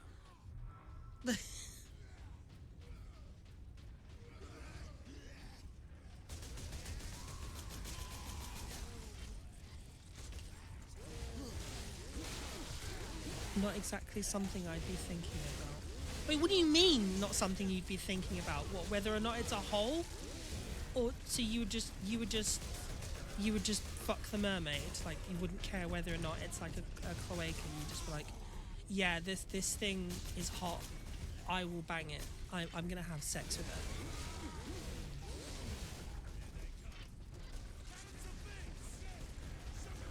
I wouldn't be thinking about how to have sex. So you just have sex with it, or you just wouldn't have sex with a mermaid? So you're telling me that if you had the chance to have sex with a mermaid, you wouldn't do it? I fucking would. If it had the right anatomy, though. If it had the right anatomy. Like, I don't, not like, if it was like one of those like weird, you know, that Family Guy clip where it's like a fish head and like lady legs, that would be. But if it was like basically completely humanoid, for like the loosest term or loosest definition of like what a mermaid could be, then maybe I would consider fucking a mermaid, maybe. But if it was like a situation where it was just like one hole fits all, I don't know. I don't think I could do it.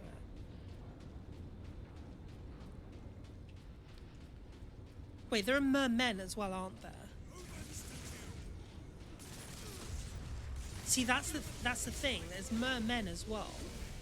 So they just like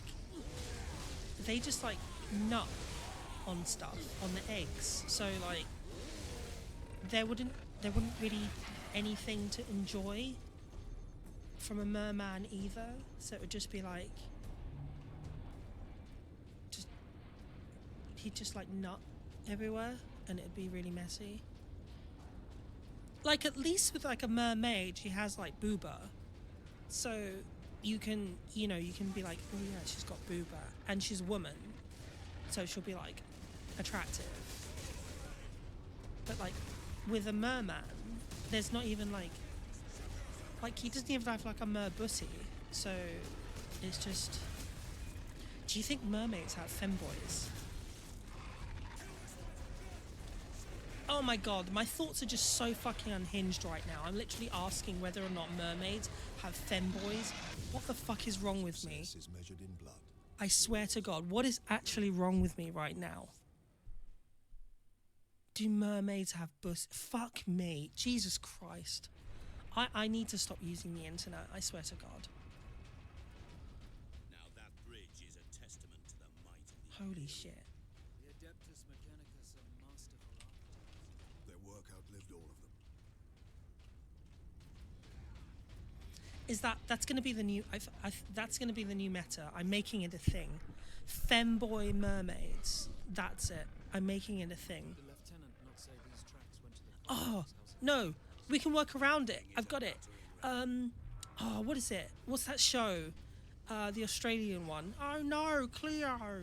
Oh, what is it? Oh, come on. It's an Australian mermaid show. And they're like people. They're normal people on land, but as soon as they get wet, or touch water, either way, as soon as they get wet, they turn back in. They get like fish body left. So maybe this is the new. This is it. I'm making up a whole canon here. So this is it. So the mermaids, there's like femboy mermaids, and they have the same powers as like the same abilities as that show. And so that way, you have the merbussy. I swear to God, there's something fucking wrong with me. What is wrong with me? It's fine. It's fine. It's fine. I'm not fine. I'm not fine at all. I get it now. I understand. This is what streaming does to people. This is what streaming does to people. This is it, what's wrong with me as a question? Yeah, true.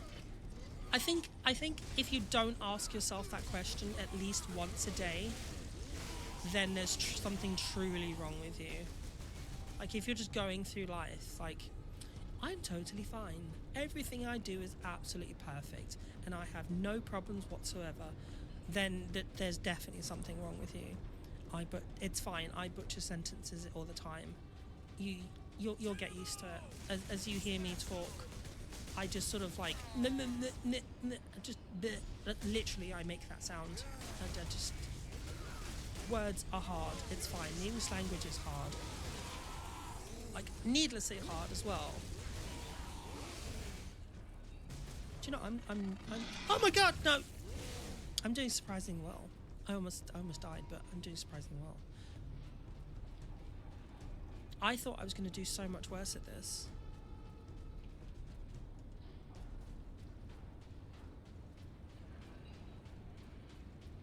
So yeah, that was a conversation, wasn't it? Somehow ended up getting onto mermaids. Oh yeah, it was because of the Lighthouse movie. And then somehow I managed to turn it into making up a whole lore of how we could have femboy mermaids. Like, okay. Hey, at least that could be one for the clip bank. We can add that to like the clip bank for the for the channel.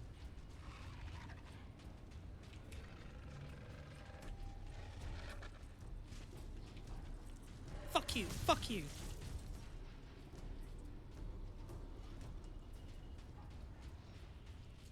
We can add that to the clip channel.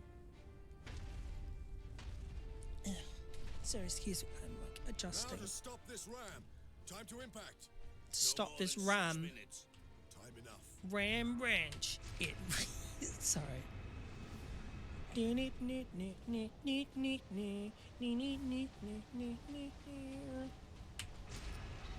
18 naked cowboys.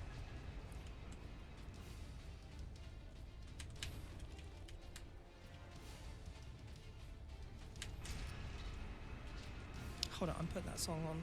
That's it, I'm doing it. I'm doing it. Playing it. Ram Ranch. It really rocks.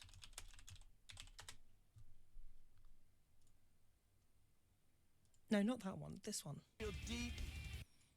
As you can tell, I've been listening to it in the past. Right, this is my hype music, everyone. I'm getting fucking hyped. There we go. We're doing it. Naked cowboys. Cowboys in the showers at Ram Ranch on their knees wanting to suck cowboy cocks. Ram Ranch really rocks.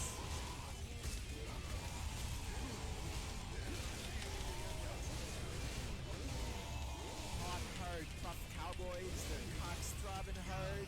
18 more wild cowboys out in the yard. We're doing it. We're fucking doing it. Ram Ranch is helping me. Ram Ranch is doing it. Showers at Ram Ranch. Big herd throbbing cocks. Ram and cowboy butt. Like a breed of ram. Ready wanting to to wreck. rut. 18 naked cowboys. We're doing this. Oh Jesus Christ, this is. I'm actually getting hyped right now. Sucked real deep. Cowboys even getting Fucked in their sleep. Ram Ranch, it rocks. Cowboys love big herd throbbing cocks. Sizer, cover me while I get to that weapon. 18 naked cowboys in the showers at Ram Ranch. Big herd throbbing cocks wanting to be sucked. 18 naked cowboys wanting to be fucked. Cowboys in the showers at Ram Ranch on their knees wanting to suck cowboy cocks. Ram Ranch really rocks. Oh no, I need health. I need to do an execution. Hot herd buff cowboys, their cocks throbbing hard. 18 more wild cowboys out in the yard. Big bulging cocks ever so hard.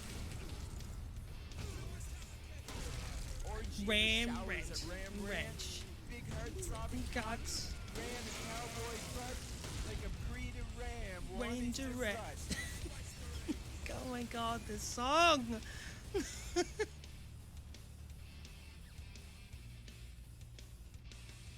It goes so well.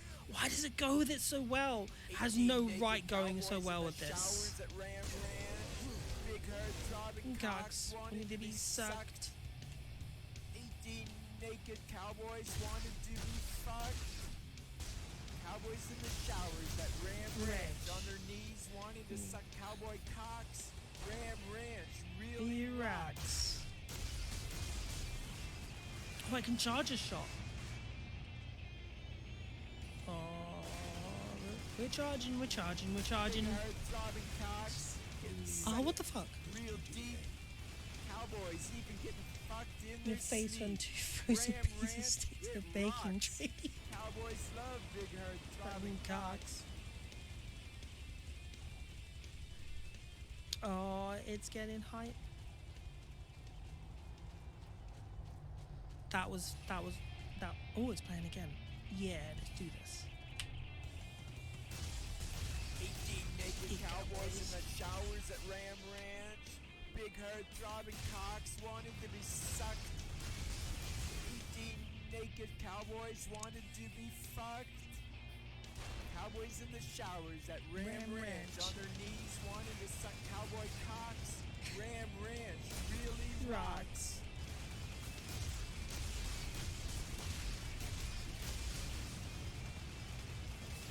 Hot herd buff cowboys, their cocks throbbing hard. 18 more wild cowboys out in the yard. Big No, no, bulging no, cocks no, ever so no. hard.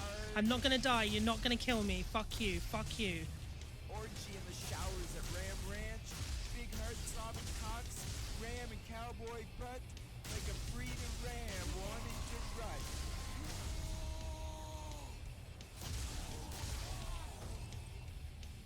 Oh, I could have got health then. That was so dumb. Big herd throbbing cocks getting sucked Real deep. Cowboys Sucked. even getting fucked In in their their sleep. sleep. Ram Ranch, It it rocks. rocks. Cowboys love big herd throbbing Oh cocks. my god. How does this song fit so well with this game? I just don't understand. 18 naked cowboys in the showers at Ram Ranch. Big herd throbbing cocks. No, wanted no, to be no. I sucked. don't want to die. Don't let me die. 18 Okay, good. naked cowboys wanted to be fucked. Cowboys in the showers at Ram Ranch on their knees wanting to suck cowboy cocks. Ram Ranch really rocks.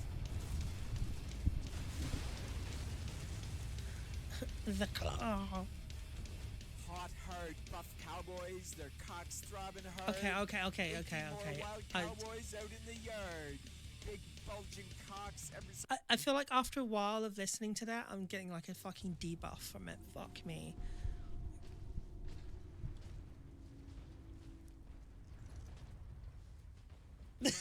It is. It's just like this hardcore. Like It is hardcore. There's hardcore action going on, and then it's just like ram ranch. Cowboys getting their cock sucked real deep.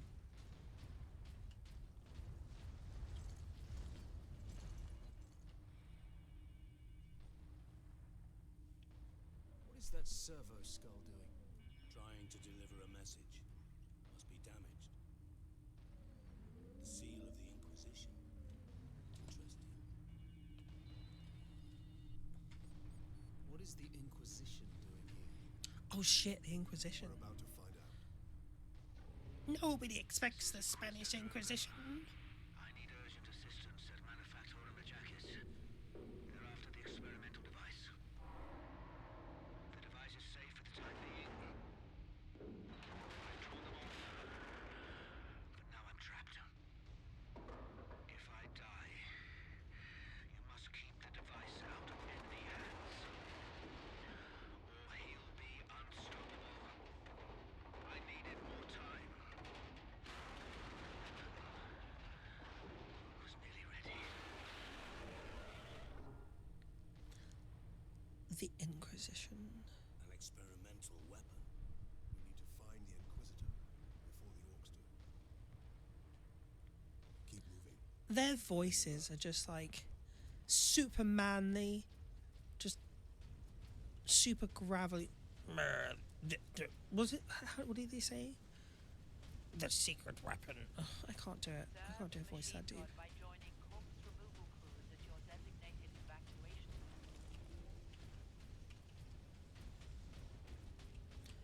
The secret weapon. We have to. Captain, look! The orcs must be operating that crane. Where? Not stop until they break through that gate. Oh fuck! That's a huge crane. Everything in the 40k world is just like obscenely huge. Oh my god, is that a cannon as well? Oh, I should really be killing these people. They're just hitting each other.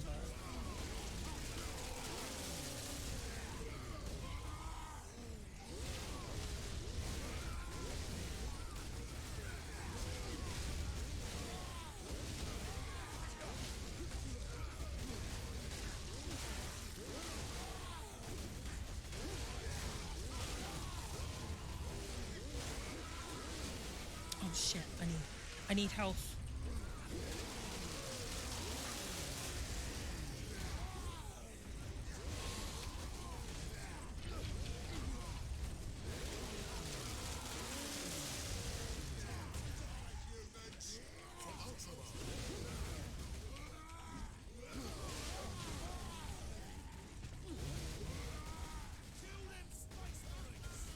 Why do they make them British? I don't get it. Why are the orcs British?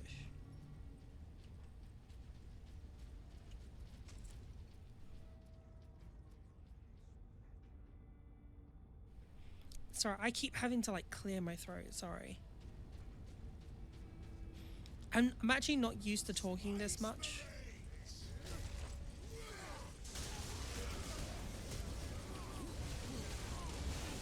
Usually don't use my voice this much. I tend to just like, I don't know.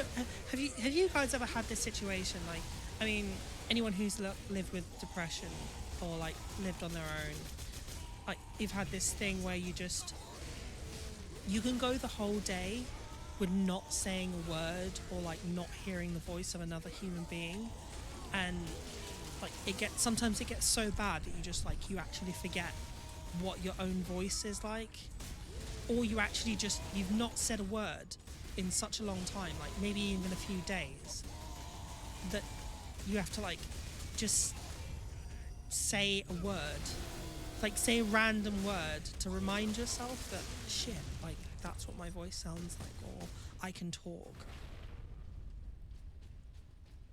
I used to get that like a lot, where I just like I'd go whole days and I just didn't say anything or anything to anything to anyone. Like I would talk to people online, like, you know, you're in Discord and you chat, Yeah, talk to yourself. That's a good. It is a good. That's a good idea. Actually, it's a good idea to talk to myself.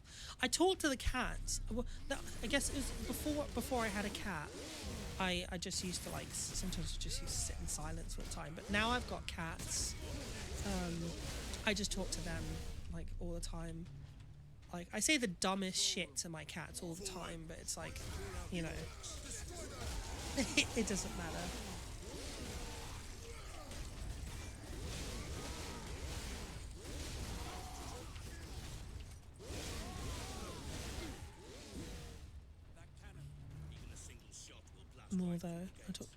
I talk to my cat.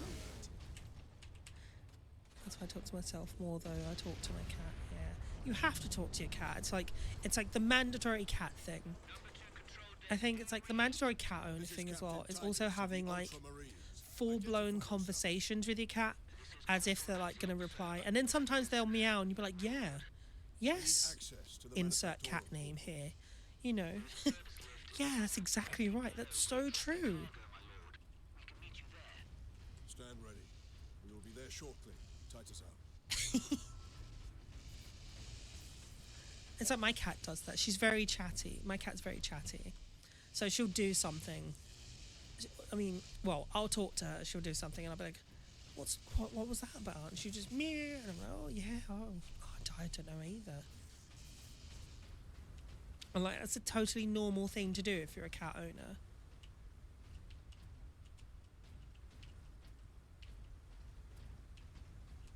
Although I do feel like that's a really healthy thing to do though. I mean, and it's also normal. Like humans, we like anthropomorphize things all the time, so it's nice to be able to talk to your cat. More omens to kill. Omens. I don't even know what accent that would be. Like, it's not even like an East London accent. Like, it's not even like a Cockney accent. It's just like, it sounds like someone's idea of what they think a Cockney accent should be. There's more omens to kill. Oh, that does remind me, actually. So, oh, do you know what it is? It's probably an old version of the East London accent or a London accent. Like an old version of the Cockney accent. Because that's died out. The Cockney accent has actually died out. So yesterday I was watching Giga. I don't know if anyone watches Giga, but I was watching Giga stream, and she was talking about how like there are some accents that have died out, like the modified transatlantic accent. You know the one from like the 1940s. It's like, oh, today in local news, the I don't know, Donald Trump has incited a riot. You know that accent. So that like died out because obviously people were making fun of it. But the same one where fuck's sake. Another accent. So if anyone's watched the Three Stooges, where Curly, he says things like goyles and he'd say coily, and you know they talk like that. And that was an accent that disappeared because it was associated with immigrants. But then it also got, the why I water, that one. What are you talking about sort of thing. That got phased out because it was associated with like stupid people. Well, not stupid, but like not poor people. Sorry, that's a bad word. It's associated with like lower class people and immigrants. So it was assumed that like immigrant, low class, therefore stupid, plus the accent. And that accent made you stupid automatically. And I think the same thing happened with the Cockney accent, where the Cockney accent became like this meme, where the Cockney accent became this meme that was associated with like low working class people who weren't very smart and poorly educated and stuff. So eventually the accent phased out as well to now what we now have is like the more modern London accent, which is common with working class, which is also derived from like Caribbean culture, fucking hell, being poisoned by American pronunciation, which has been influenced by Caribbean culture. You know, I think you know that. I like Violet. I think you know the accent, the one I'm talking about. It's like, you know, you right, blood. Yeah, you know what I'm saying, innit? Fucking that accent basically. That's like essentially replaced the Cockney accent. Yeah, I'm missing. Yeah, you are. Fuck's sake. With your Alabama influence, what the hell's wrong with you? Where am I going? I'm like absolutely lost. Does anyone remember what he said? Where did he say we need to go? I'm assuming I'm just gonna go here.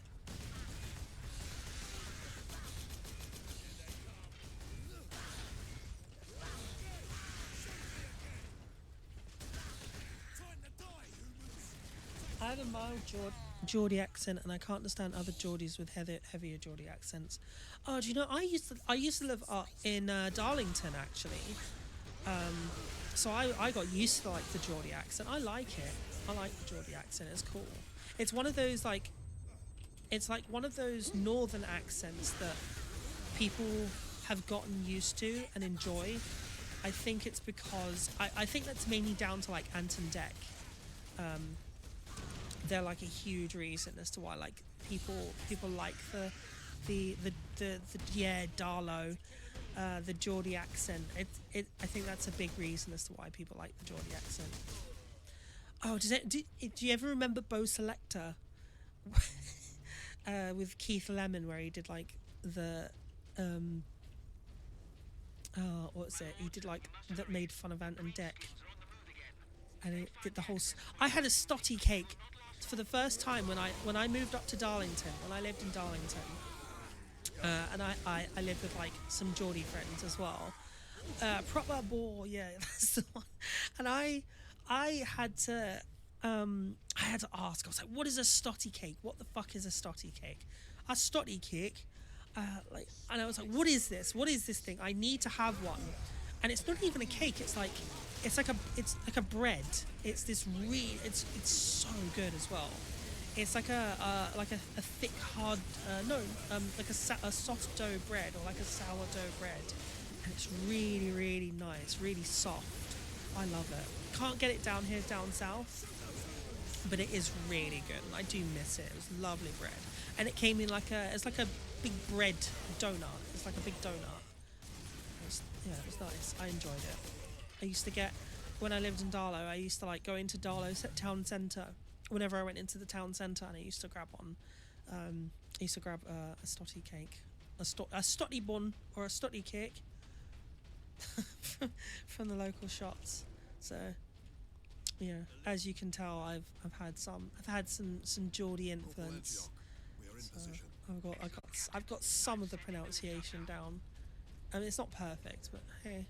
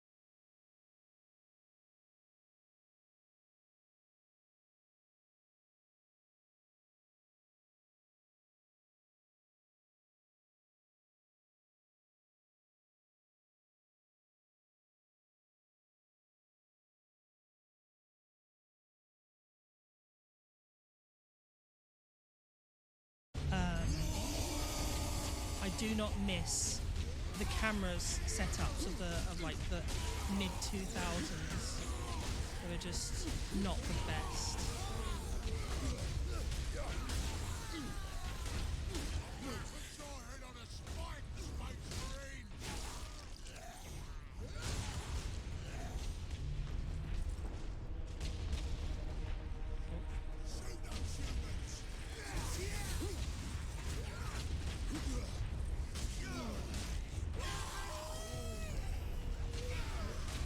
It's like the funniest way to regain health.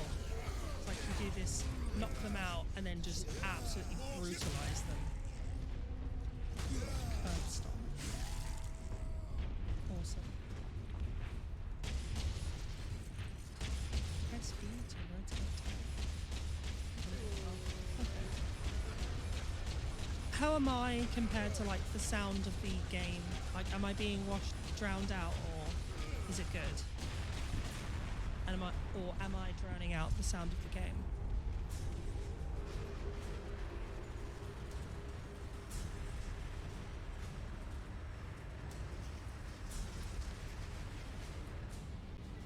Hold on. I think I know how I can do it, actually. I could probably do it from here on my tablet.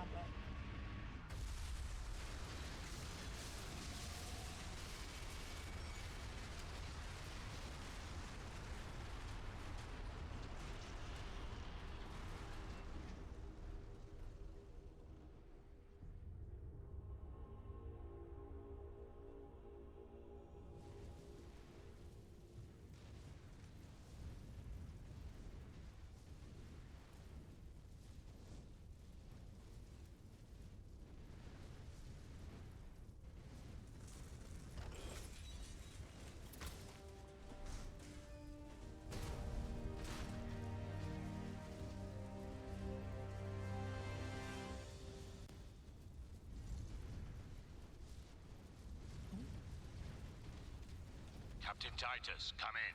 Damned orcs shot me off course. I've had no word from Leandros, but I'm picking up Vox chatter from Imperial Guard forces on the ground. Just with the sound effects, I could be a bit louder. Much less still fighting. Heading towards the front lines now. I will meet you there.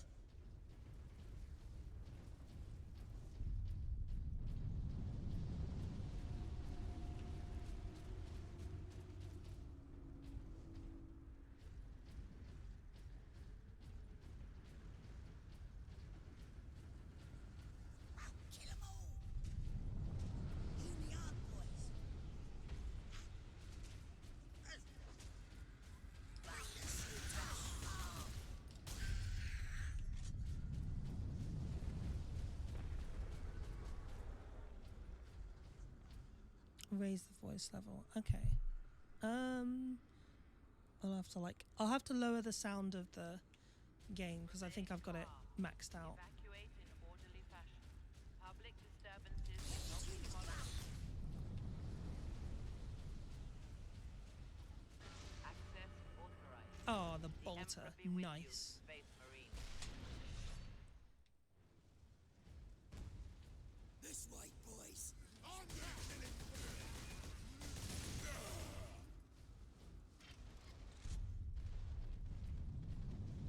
I do love this game. It's so good. So much gore.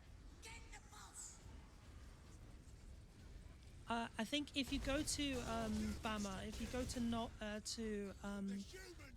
open the mod view on the Twitch web page, it should be really easy to find. You'll be able to mod Violet. I think. Die, you stupid thing. No, I'm gonna smash his head in. Time to die, humans!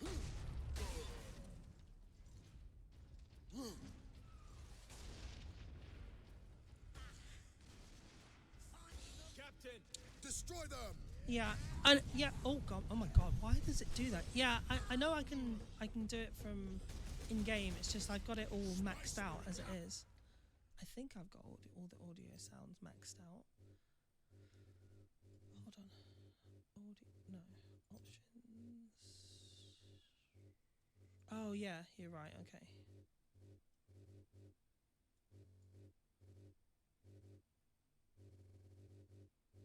the speech volume. Okay.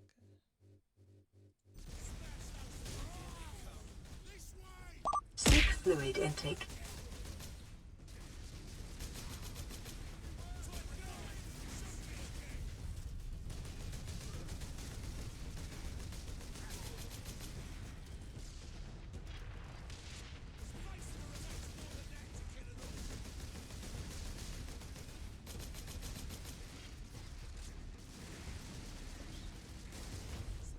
Oh no.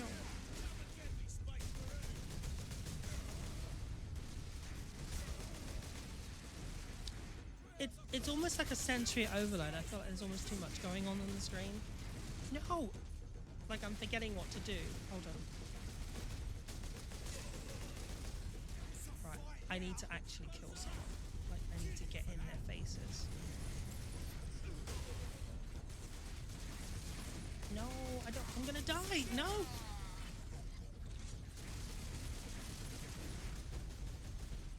What was it again? It was B and then that was it. Oh shit! I died. Oh, am I too quiet? Oh, okay. Right. How's this? Right, because I can use the Go XLR to do that. Destroy them. Oh shit.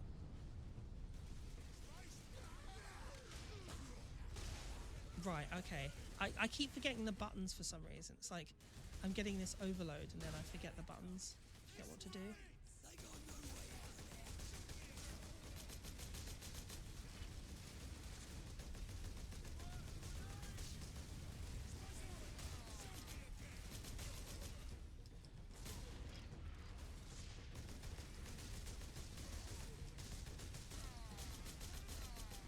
Do you know what? I'm going to switch to mouse and keyboard. I can't do this.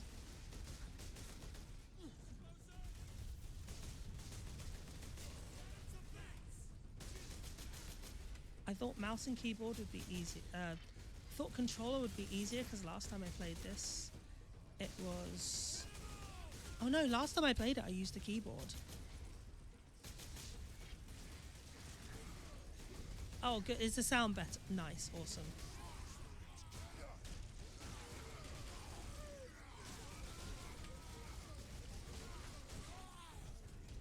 Yeah, I feel like I can control the camera better with this as well now. Yeah, that feels much better. Mouse and keyboard, PC Elite. Awesome. So the game's at a good volume then?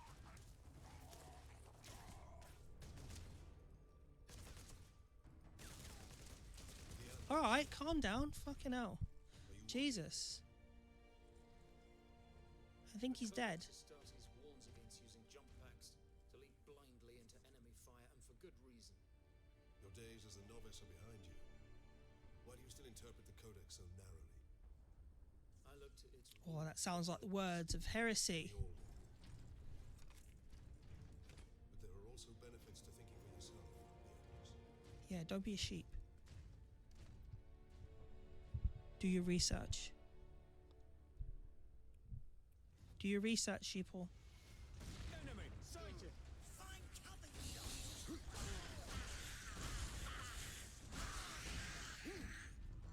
That's so satisfying.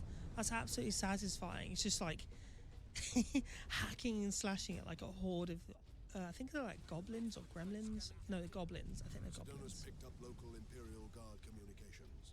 They Space is survived flat. the shadow of That's that it. The Imperium is flat. Do your research, people. The Adeptus Astartes does not bend. What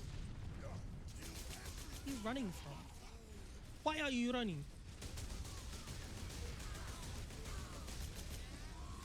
That's satisfying. I love that.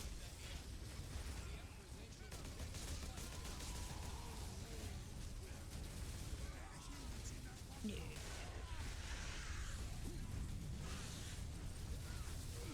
This makes you feel like such a badass. It's so cool. I love this.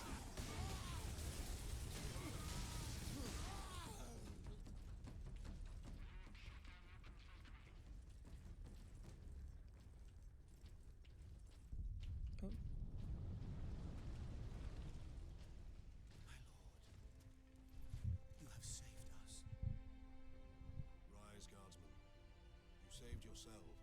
We thought you did. We would be, my lord, if not for the lieutenant. Where will we find this lieutenant? At the front lines. Follow the trench network to the lieutenant's command bunker. Everyone is British. We rendezvous with Sedonis. Then we find this lieutenant. In the future, everyone is British. On the gun battery. Through here, my lords. Head out the upper level and continue through the plaza. The bunker is beyond that. It's so good, isn't it? It's just like, it's just fun. It is. Like, it's a hidden gem. It came out in exactly Lieutenant, the correct way to say it. It's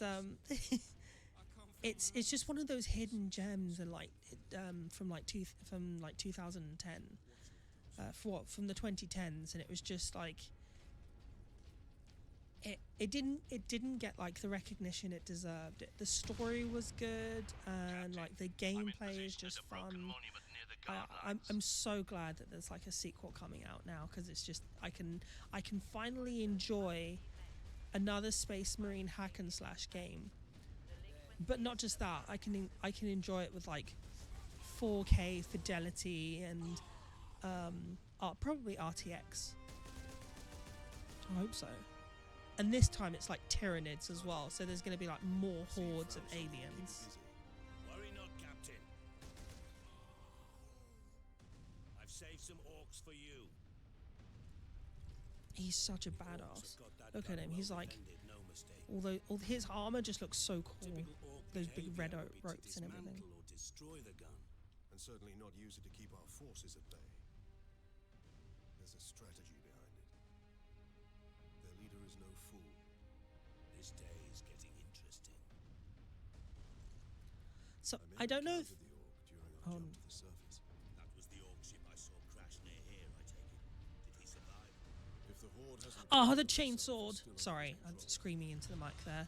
The fucking chainsword. Finally!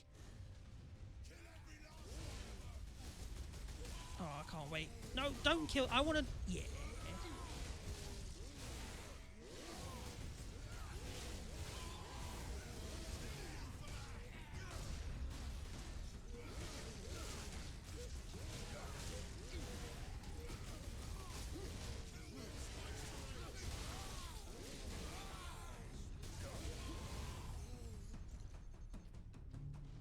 Tyranids are horrifying from what I heard. Don't know much for 40k lore, but my sister played them for a while. Aren't they the ones that advance the battlefield on incomplete sites? So yeah, there are some that do that. The Tyranids are basically like the most horrifying things ever. So they've got these things called gene stealers, which are like which are worse than... Why does it keep doing that? Sorry. That's my microphone. That are worse than they actually sound. So they'll basically like get into your genetics. They'll just touch you and get into your genetics and essentially like make you melt from the inside out through like complete destruction of your entire genome. And it's like supposed to be the most agonizing and horrific death. But not only that, your gelatinous blob of what you were then reforms horrifically into another gene stealer, and your genes then become a part of the horde to strengthen their numbers. It's so fucked up. It's just like Space Marines is like, if you can think of something horrific, dial it up to like 11, and you're about there, halfway there.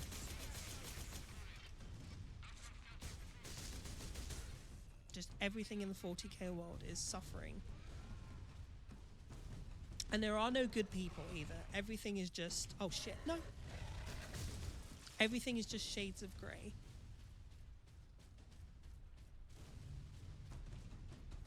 Reminds you of the cue from the short story All Tomorrows. I actually don't know that. I actually don't know that. The cues from the short story of All Tomorrows. That sounds interesting. I might have to check that out. Ah, grenades, awesome. I'm assuming it's going to be the quintessential button for grenades. It's G. No, it's not. It's not. Okay. Oh, there we are. So it's Q for grenades. I've got to relearn the buttons now because I've just completely changed everything, haven't I?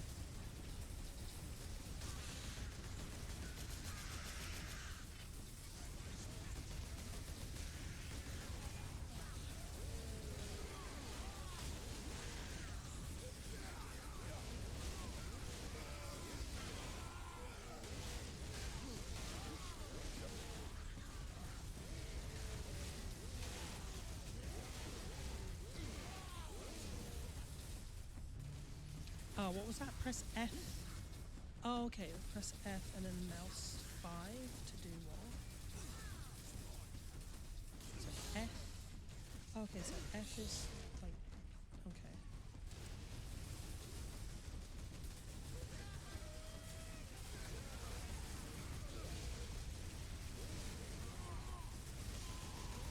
And then, okay.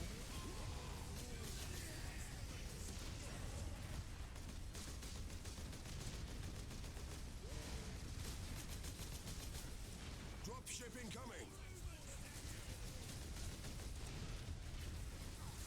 I gotta do that again. So it's F. So F and then E.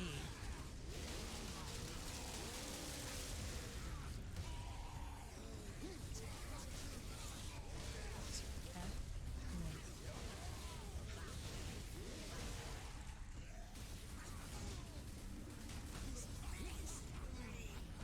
okay, so it's F and E. Why are they gonna make it confusing? Would be like F and then press the 5th mouse buttons, and now I've got to do maths in the middle of playing a game to work out which one is the button. Oh shit, he looks tanky.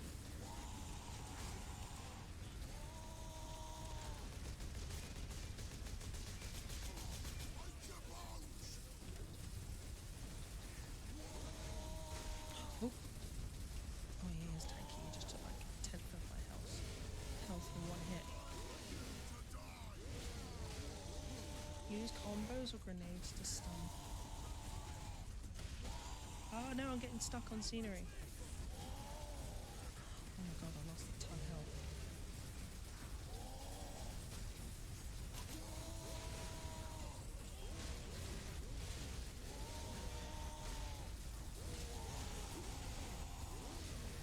Oh no, I'm gonna die. I'm gonna die.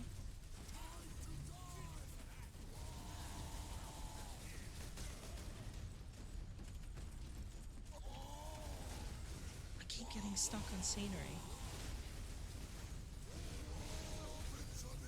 Oh. Doo-doo. I think that orc has anger management problems. Yeah, definitely.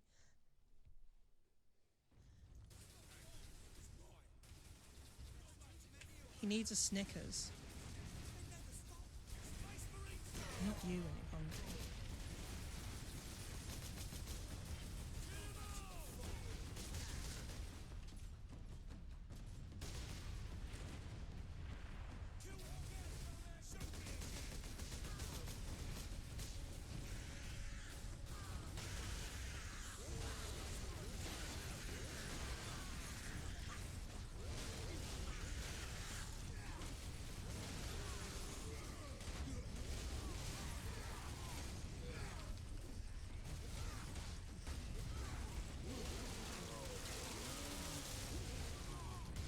No, what? Oh. Excuse me.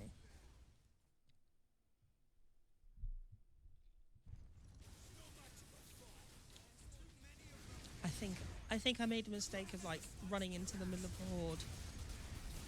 Note to self, don't run into middle of hordes. It's not a good idea.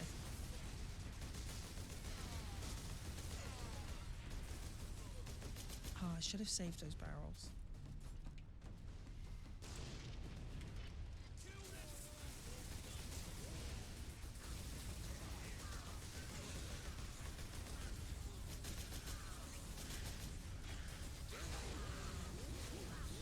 This game is far from perfect, because there's a lot of issues with, like, the controls can be a bit janky at times, but it's, I mean,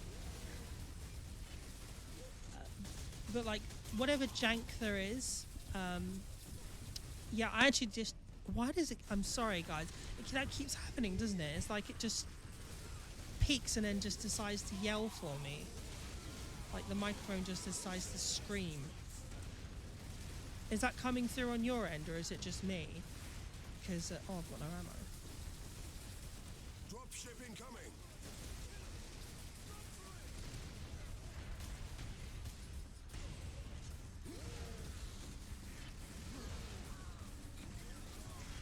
Wait, I've got no, have I still got no health?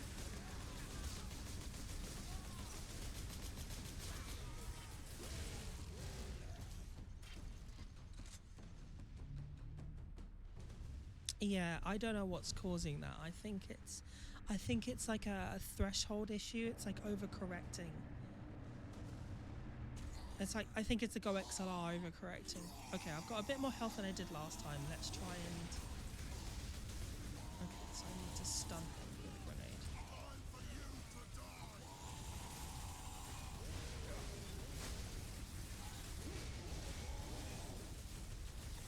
Oh, I've got no grenades left. Gonna grab some grenades. Oh, again?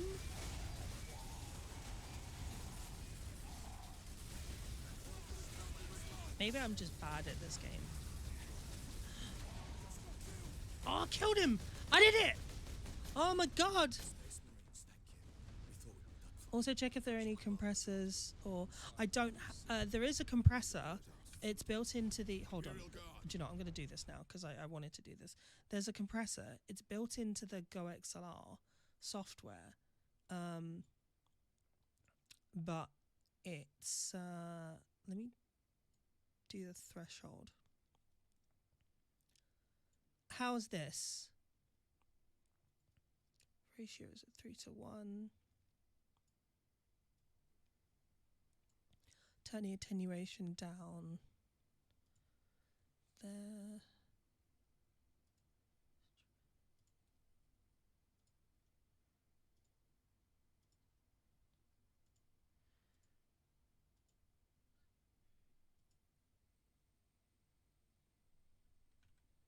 Oh my god, I think I actually got it to work. We are Ultramarines. Open this door. Okay, hold on.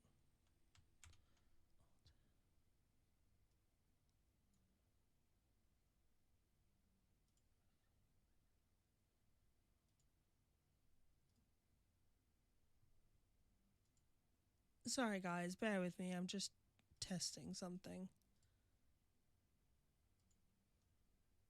No, it doesn't want to work, so I'm gonna have to do, yeah, excuse my desktop, I've not tidied it up, I was doing some other things. Okay, hopefully, fingers crossed, it won't, like, make me scream in your ear again. That sounded lewd. I'm sorry. Word from the second recce. Another horde of the greenskins are headed here from the south.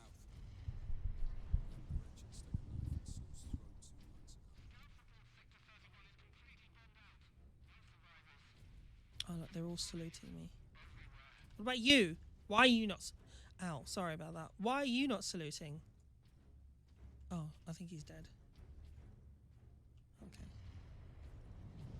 Come on your feet, salute. Sunshine.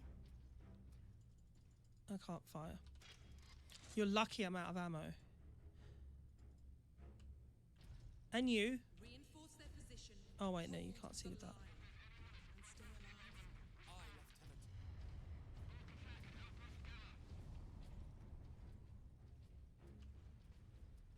He's either having a nervous breakdown or he's like very much in love with that gun. Oh. Oh my god, it's a woman! A woman! Sorry.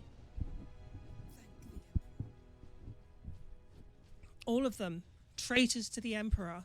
Second Lieutenant Mira, 203rd Cadian Regiment. Captain Titus of the Ultramarines. A woman. A woman. Left, my lord. Unless my commanders rise from the grave. So far they seem content to stay. Women. Lieutenant, the scouts have returned to forward base. How many? 2. Yeah, I sent out women. 10. See, she sent out 10 and 2 came back. Damn gun. Women. We don't have the numbers to make an assault, and as you might have seen, it's shooting down all our support vessels. That is why we are here. I sound like Andrew Tate. Come with me then. I should warn you, my lords. We've got a slight orc problem down here. Women. Damn women.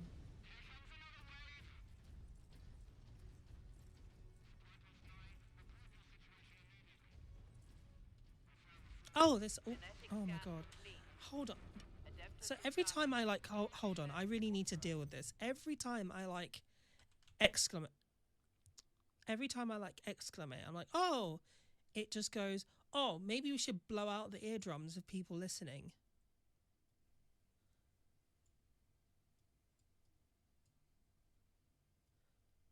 Oh, do you know what Twitch viewers like? They like being deaf. Again, why are you doing this to me? Stop it, please. Stop. I can't do this. I'm being bullied by my own audio equipment. Stop. Hold on. Okay. Right.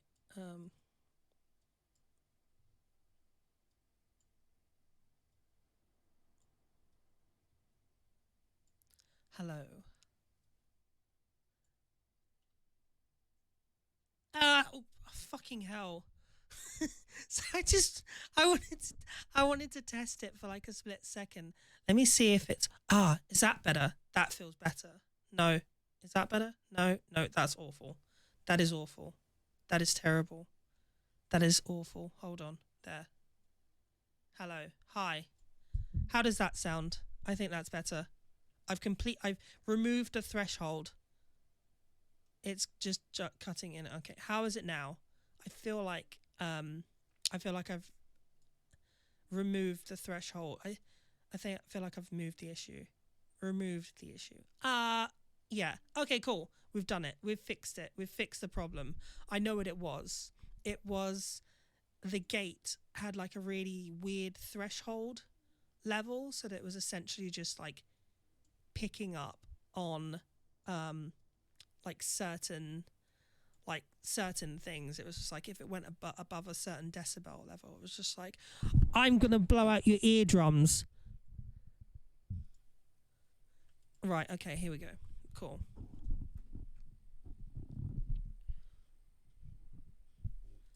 Thank you everyone for your feedback. I appreciate you helping me with my technical issues, my technical errors. I apologize for your eardrums. I'd say, well, I don't know why I'm saying that, because now you probably can't hear me, but oh well. Need to reach that Titan. And I don't have hand tracking, so I can't do sign language. Can we just get some Fs in the chat for your eardrums? And then everyone should know. Spent a year of my life on an aircraft carrier. I was deaf long before this string. Okay, that's fair enough. Get me that field manual. Stuck on bloody forge world and not a single tech priest in sight. Bloody tech priests.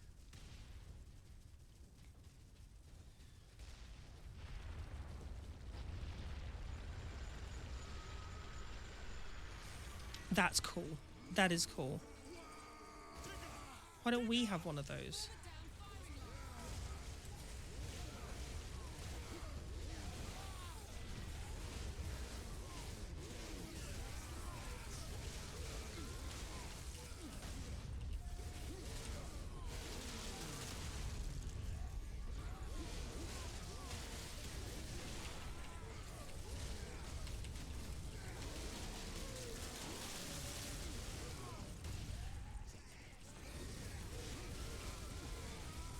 So many of them.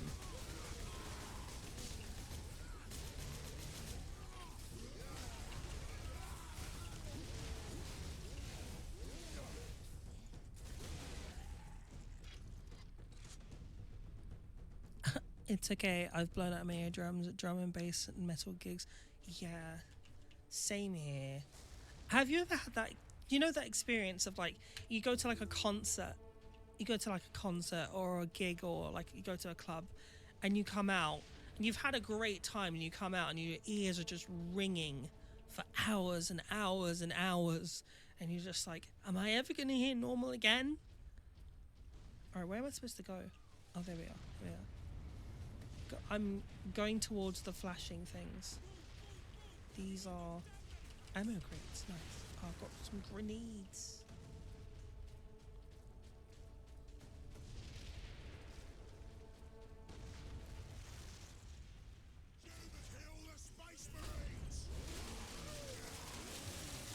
That was sick. That was awesome.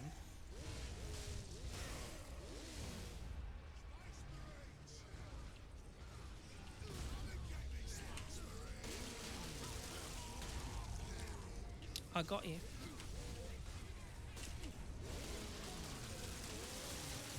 That's it. Tinnitus. Yeah. The tinnitus. Actually, no, it's more like that, basically.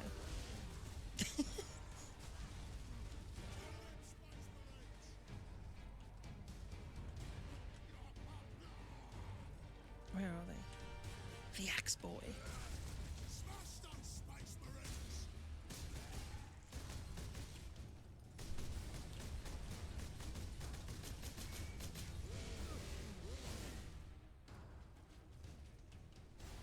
I'm getting disorientated now.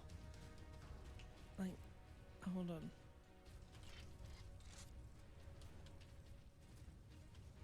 Oh, okay. So she's going. So we're going this way. Okay. Is she? Wait, am I following her or is she following me? Oh no, I'll go in the way. Go in the direction of. Oh my god, turret.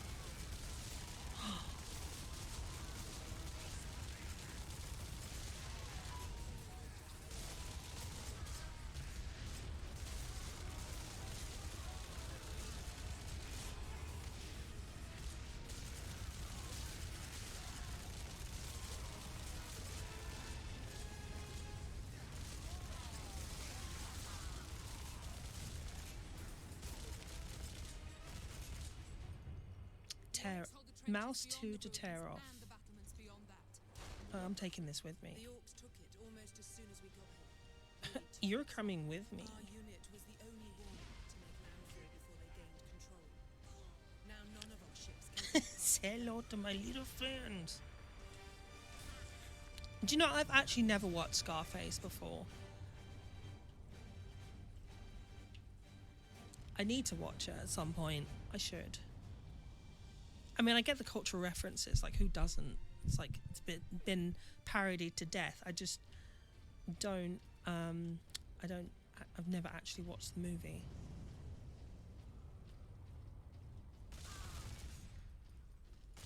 This feels like new stuff. Oh no, I ran out of ammo. Okay. Pick up Stalker Bolter. Okay. This modified bolter equipped with target and high accuracy shells is able to fire enemies at great... Okay, it's basically a sniper rifle. Left control to zoom and mouse 1 to fire. Okay. Why does it say mouse 1? That's the most why not just say left click and right click? That's like the most confusing... That's where the orcs yeah, reached the gun confusing. I can't think of the word. We haven't been able to make it inside the wall. There just aren't enough of us. You have survived this long on your own, Lieutenant. You have done well. How are you enjoying the game so far, guys? How is it all? How's it going? You will get your reinforcements. We've almost been going for an hour. In 9, 8, 7, 6, 5, 4, 3, 2, 1. It's officially an hour. Officially an hour. And we have 3 viewers. Hello, third viewer. Hello. Welcome to the stream. I should have probably introduced myself a while ago. If there is actually a third streamer and it's not just like It's not just like a bot or something. But hello, my name is Shoko. This is a temporary model, a free model. My debut will be in New Year, in January. I have currently commissioned a model. I'll show it later in the stream. We'll probably show it later on. I have a bit of a break because my back is starting to hurt, so I need to have probably a bit of a walk around and get some rest. But yeah, hi, my name is Shoko. I am a VTuber, obviously. I like to play video games. I like science. I'm cringe. Well, I'm a VTuber, so that's sort of like, that kind of comes with the territory, actually. So yeah, I'm British. Obviously, I'm British. I drink bottles of water. And I actually like beans on toast. Don't knock beans on toast until you've tried it, honestly. It's national dish.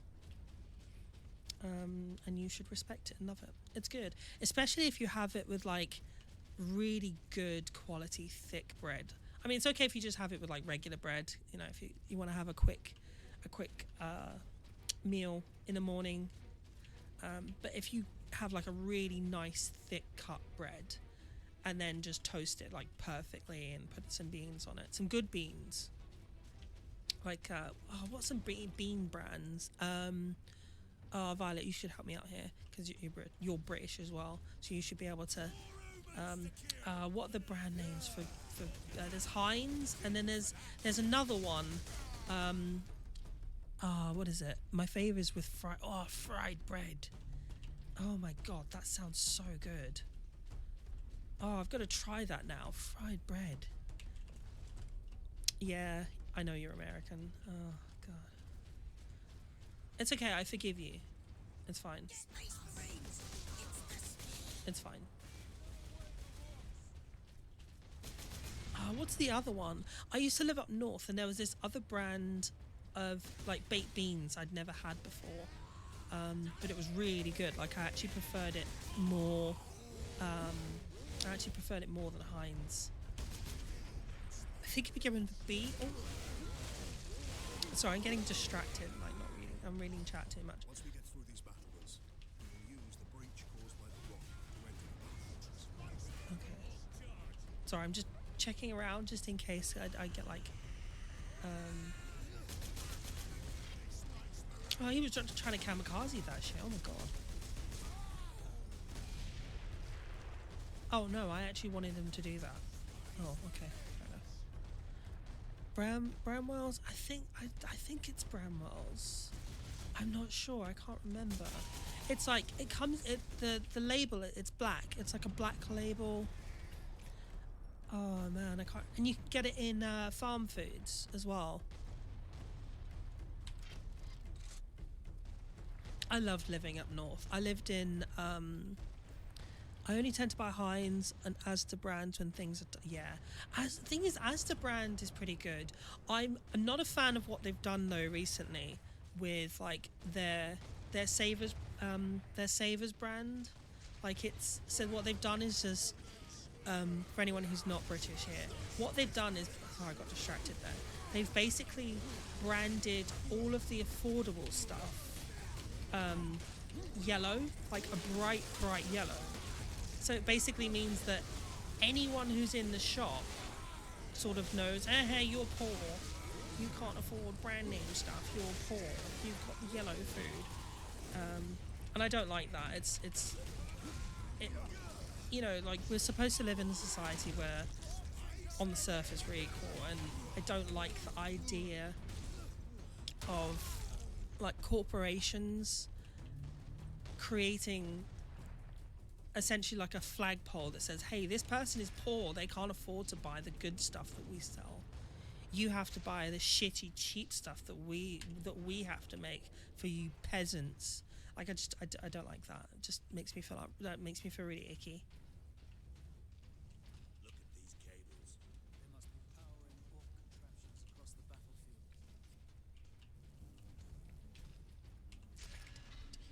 Oh, you see these things? There's some cool lore behind these things. So these, the door panels actually, those are actually people.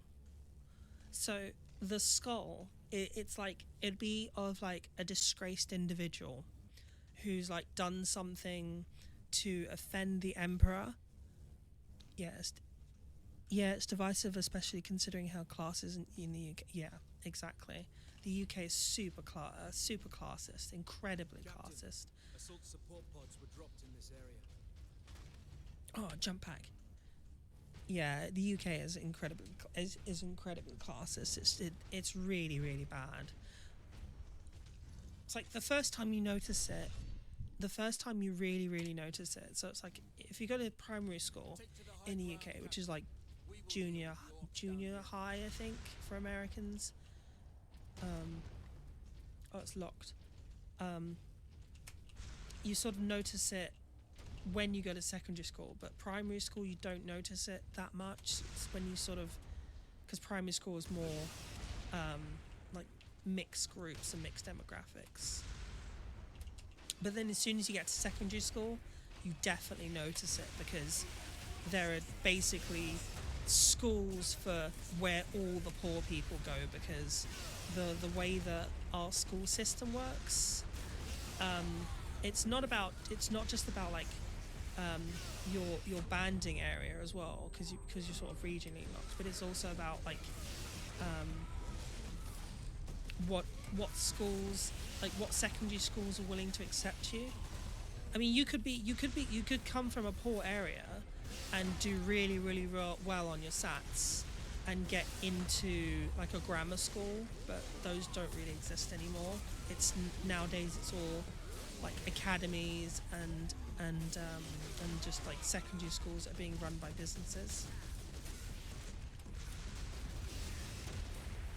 This is cool. This is really awesome. I've got a fucking jetpack. Oh, I've got tinnitus. Get fucked. Curb stomp.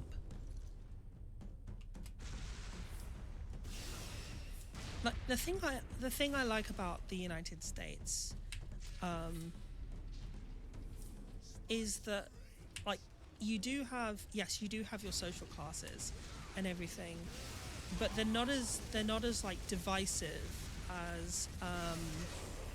as it is here in the UK. It's it is divisive, but it doesn't seem to be as like Dickensian. I guess that's the best way to put it. It doesn't seem as like some sort of fucked up Victorian nightmare like it is over here. Like we're basically, our government, like our conservative government, is essentially trying to push us back into like this Oliver Twist universe where we've literally got children are starving in their schools. Like we're going to end up in a situation where some kids are actually going to be like, please sir, can I have some more? Like it's actually going to be the case.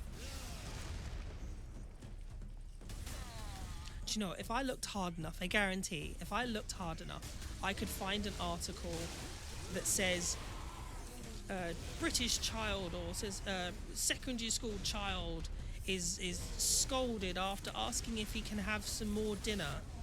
You know, is given detention. Please, sir, can I have some more? No, go home. More. Oliver Twist isn't just a fantasy story, it's a documentary of the past and soon to be future if we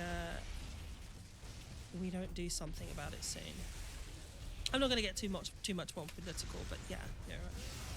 That's it. I live in a council estate and the line for food banks is ridiculously long. That's terrible. That's really bad. Yeah, I'm not exactly financially stable myself either. I live on disability benefits because I have multiple sclerosis, so I can't really work. So yeah, I live on disability and I get it. It's really difficult. I'm quite lucky that I have, I have like a boyfriend that's really supporting as well, who can help me in situations. But I also have like access to some charities, but sometimes I do have to go to the food bank as well. And it is really, it's also really degrading the way that they do it. Because you have to like apply for a token to go there. 1 second, sorry, burping. You have to apply for a token, and then they've got to be like, they like question you. It's like, why do you deserve to have food, huh? It's just so fucked up. And they start asking you about like, they start asking you like really invasive questions about like, have you considered not having Netflix subscriptions, or it's like, I don't have Netflix, I can't afford Netflix, that's why I'm coming to you to a food bank, because I can't afford Netflix and I can't afford food. I want to eat rather than watch Netflix. But I've got an internet connection, so I sort of, actually no, I can't say that because I'll probably get in trouble.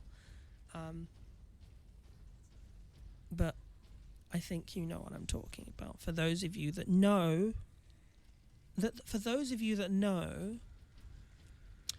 in the good old days of the internet, there were certain places you could go to obtain certain sources of entertainment. If you know, you know. So yeah.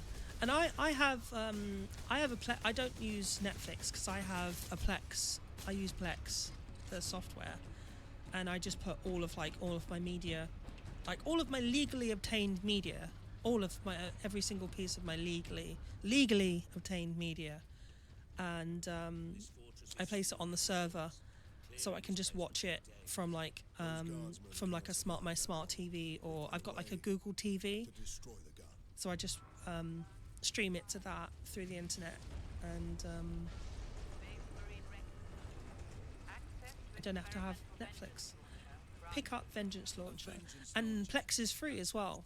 So if you know where to get certain sources of entertainment, I'm not talking about porn, by the way, but if you know how to obtain certain sources of media, you can use Plex, or you can just, you can like, legally copy all of your DVDs, because you're allowed to do that, just as long as you're not doing it for like redistribution. You can get all of your legally obtained media and put it on a Plex server and just watch it that way. And then there's no need for expensive Plex. Oh, this is a grenade launcher. Is it a grenade launcher?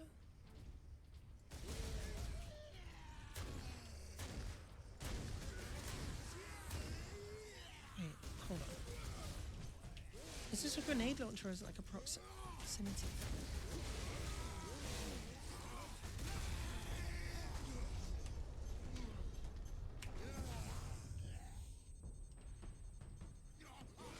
Your health is low.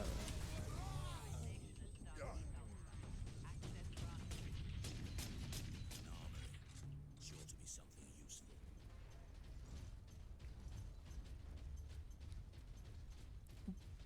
Bear with me 2 seconds, I need to have a drink. My throat is dry. Melter charges. Put those in the right place, and this whole fortress will come down. I could put the charge on one of the gun's shells. Leandros, you do the chapter proud. Oh my god. I'm amazed at like how streamers, I tend to just watch VTubers and streamers, which is why when TV license came around, I showed them the satellite Discord I'd ripped out the wall. Perfect. Yeah, I haven't had a TV license in years. I just, because I'm the same. I don't really watch. I don't watch live TV. I only watch Twitch and VTubers. I'm either watching Iron Mouse or Nyanas or something like that, or just on Discord, or like binging YouTube videos or something like that. Gosh, I've been going for an hour and my throat feels raw. Well, not raw, but like I can feel my voice getting like tired, and I'm so impressed. So, needless to say, they haven't sent me one of those big red letters yet in a year and a half. Those things are so scary, aren't they? They're just like, we're coming to your house. We're gonna make you better not have a fucking TV. You better not be watching live TV. We're gonna come in your house and we're gonna break your legs.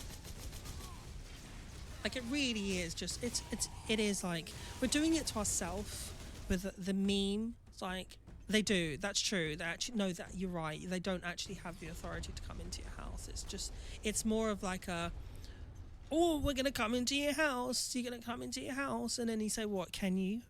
Well, no, not really. We can't actually, but still, we're gonna do it. We're going to do it. I'm going to do it. And they can't do shit. They're like a chihuahua with no balls. Yeah, it's all bark and no, well, I mean, chihuahuas bite pretty hard, but like, I'm more threatened by chihuahuas than I am the TV licensing board. I'll tell you that for a fact. Storage is below. Hack and slash. I need more life. But that meme, have you got a license for that, sir?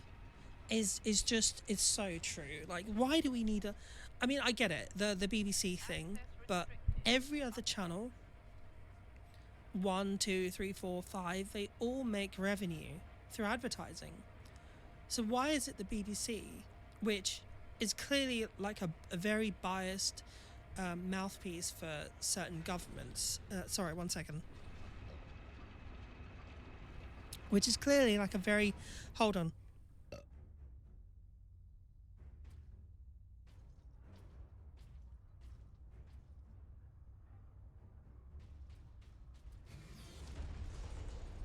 hello?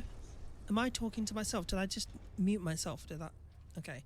So yeah, I don't understand why every other channel, every other television source is able to obtain funding through private means, through advertising or through subscription services. But yet the BBC, which is supposed to be a unbiased source, somehow still ends up like basically working as like a tax, like an optional tax, but at the end of the day you still get threatened. You get threatened by it.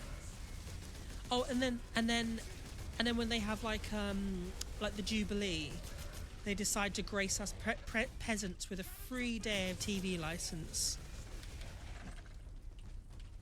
Here you go, peasants. You may watch the coronation. Here is a free day of television viewing for you peasants. God save the king and all that. And it's just, yeah, it's ridiculous. Abolish the TV license and make the BBC like any other private company,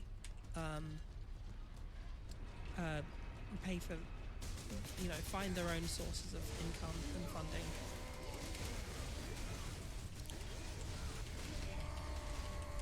No! Oh, okay, I got my health back. Oh, no! Oh. No. That's the only downside to that. Like, when you're trying to get health, you're... Oh, no, I glitched! Oh, fuck. Oh, no, was that meant to happen? Was that meant to happen? Yeah, the only downside with, like, that move is you're not invincible when it happens. So, like, you have to be pretty careful.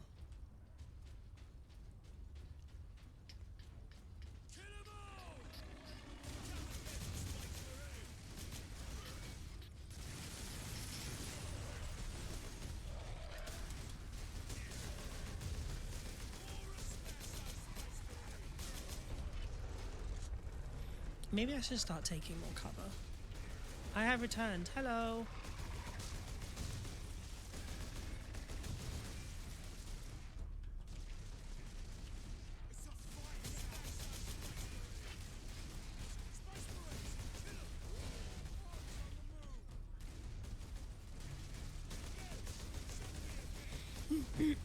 Excuse me, sorry.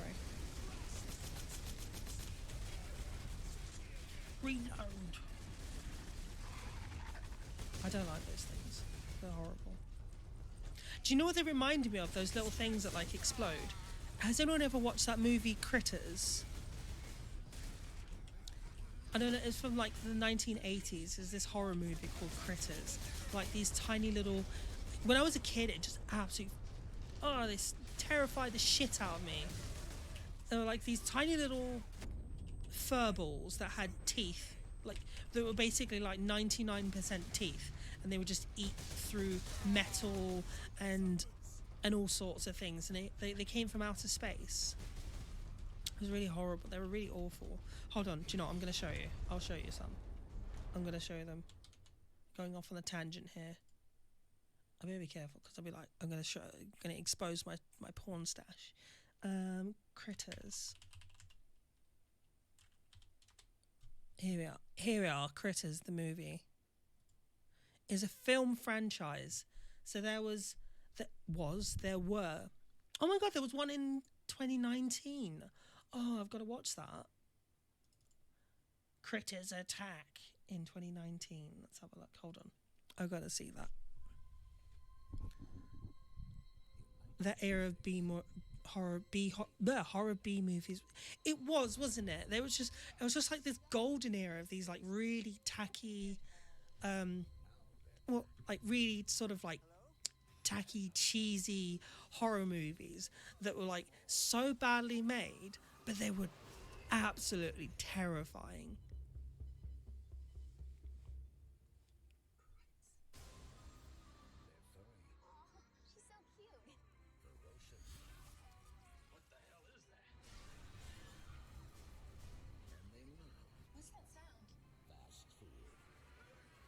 Oh yeah, and they would laugh as well. They used to like, oh, it was so creepy. Like they had these horrible little like cackling laughs.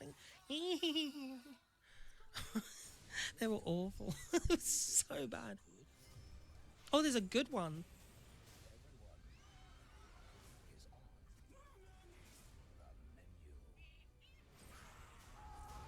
We're all gonna die tonight, aren't we?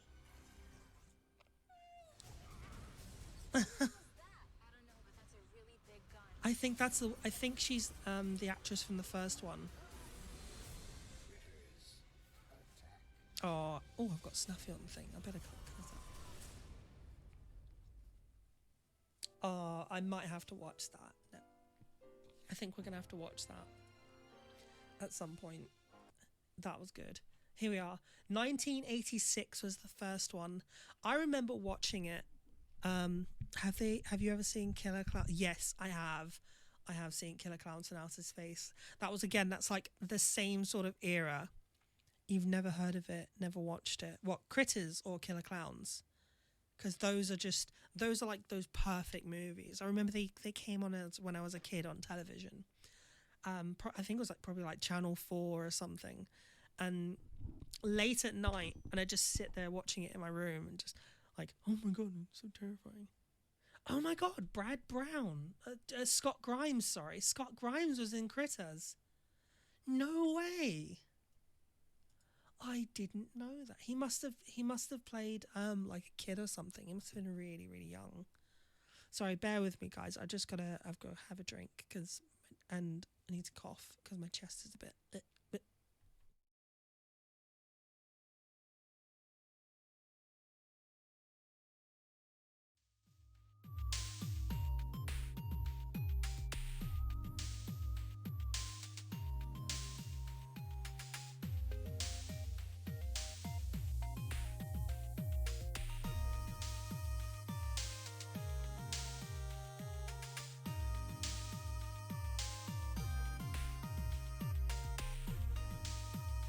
Howdy, hello, howdy doody. Sorry, I had to hydrate, had to rehydrate, and yeah. I was right. D Wallace is, in the first movie. She's in the 2019 version, so that's cool. I like that. Is a 2 stars, a 41% on Rotten Tomatoes. So what did the other one get? Critters 1. Wait, why are you doing this to me? Don't do that. No, I want Critters 1. So what did Critters get? Critters 1. 50%? 50% on Rotten Tomatoes? And the audience score is 45%. Those people are all clearly delusional. Those people are all clearly delusional. They have no idea what they're talking about. These people are all delusional. I don't care. I'm going to gaslight those people. They saw a good movie that day. They saw a good movie and they just don't know it. They're wrong. That was a good movie. Wrong. They have a wrong opinion. Your opinion is wrong and you should feel bad about it. Right, back to the game. Sorry, guys. I've gone off on tangents about Chris's. But yeah, I love movies like that. They were really bad and tacky, like cheesy. They were really cheesy, but so funny, but so, and actually scary. I think they were scary because I was a kid.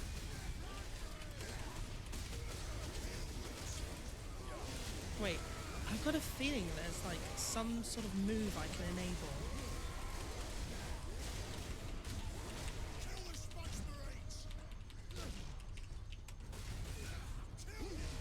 These guys are tanky.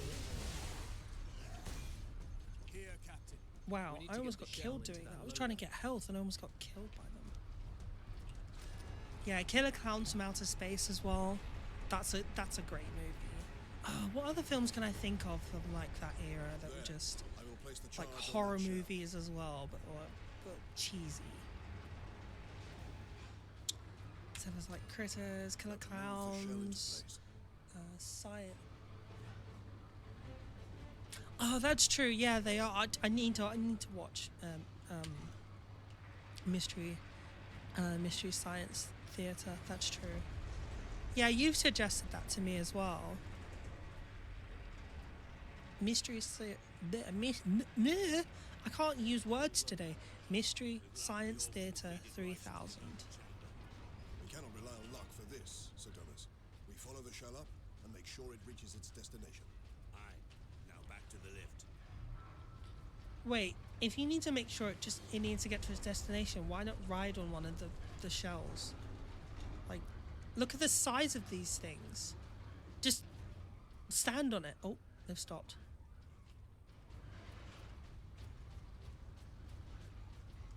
Like, just ride it up to the thing, forehead. Like, what's wrong with you?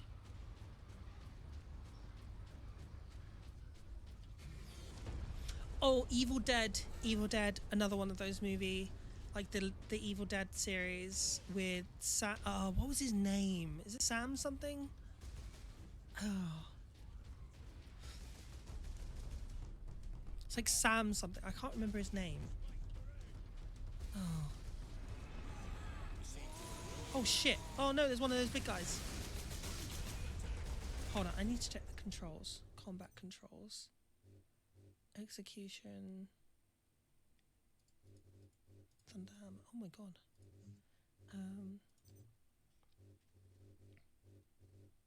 No, I want to know the controls because there's something.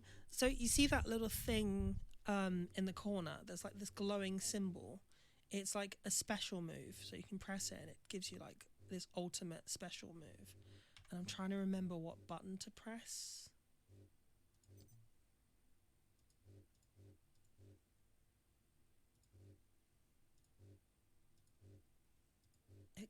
I know execution is E. Hello, everyone. Yeah. Good morning. Good morning, everyone. Good morning. I'm literally just gonna. Like, good morning. Hold on. Until I get the right one. Oh, I got it. Now I don't know which one it was. Good morning. Good morning, everyone. Did you have fun watching the VODs?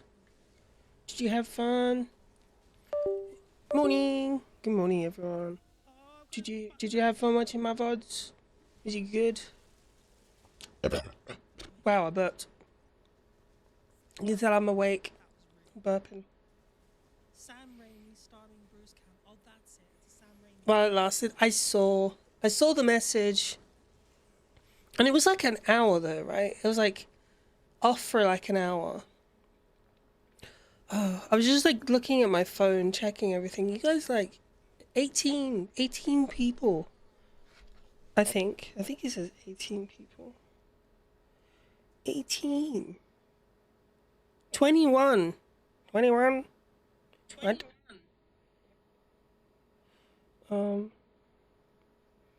What the hell, guys?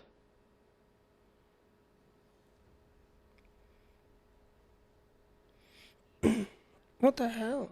What the heck? Welcome in, everyone. It's good to see you. Welcome. Hello. Hold on.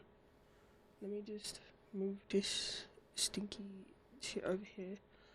Hello, everyone. How are you all doing? Oh my god, I'm so sorry. No, not me. Like double muted myself. Hello. What did you think of my first model? It was a free one. It was a free one that came with VTube Studio. I think it's someone from ReZero, and yeah, oh yeah, I know it's Sam Raimi. I know it's Sam Raimi now. I like double muted myself. I like pressed the cough. Singularity. To Hello. cough, and then I like press the mute. And big flashes of Oh look, Is it- my design.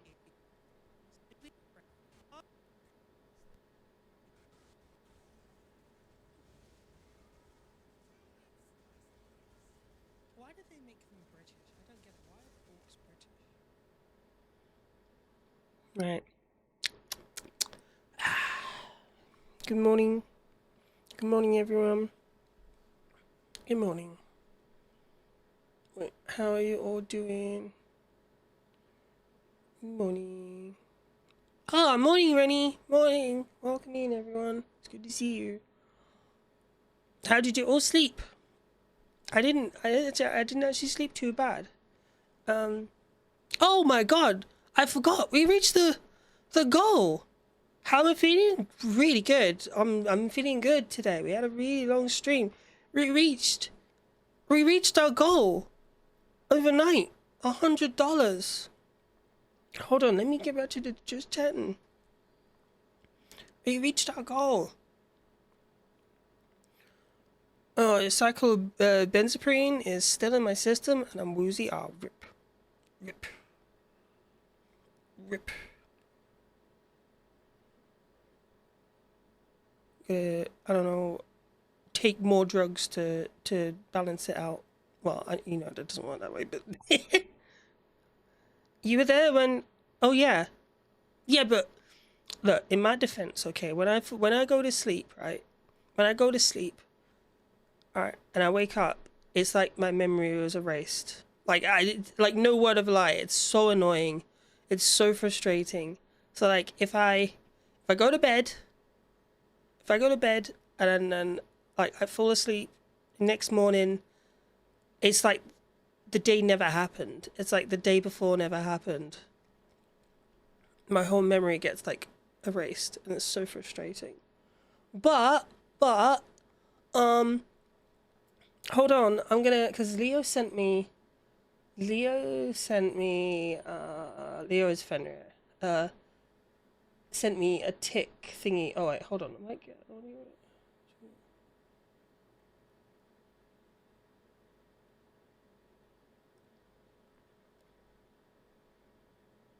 Yeah, it's literally, but yeah, damn. Hold on. Why did they go back that far? There we go. Yeah. So, my brain's not working. Hi, Serum. Oh yeah, let me get my brain working again. So, welcome in, everyone. Welcome in. Good morning. Hello, Fenrir. Hello. Hi, Rennie. Hi, Serum. Hi, Singularity. Ow. Come on, man. It's too early for this. Welcome in, everyone. It's good to see you. It's day 2 of the Typhoon Tino fundraiser. Can you believe this? Like, first day. Oh, hello, Mamoru. Yep, sorry. Say hello in the chat. Do wave emote of whatever you like. hello, say hi, and I can say hello to. But yeah, on the first day we reached our goal. We reached our goal on the first day. So I'm also gonna donate some monies as well. I'm also gonna donate some monies. So give me 2 minutes. I'm gonna donate some pennies. Donate some of my own pennies.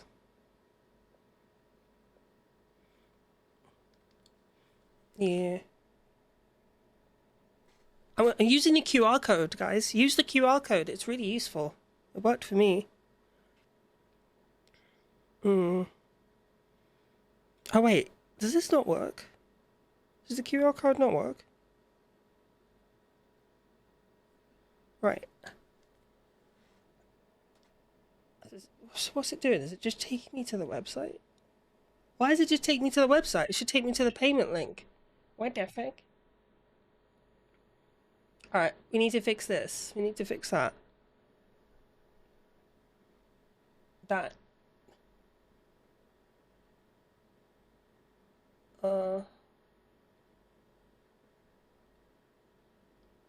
Okay.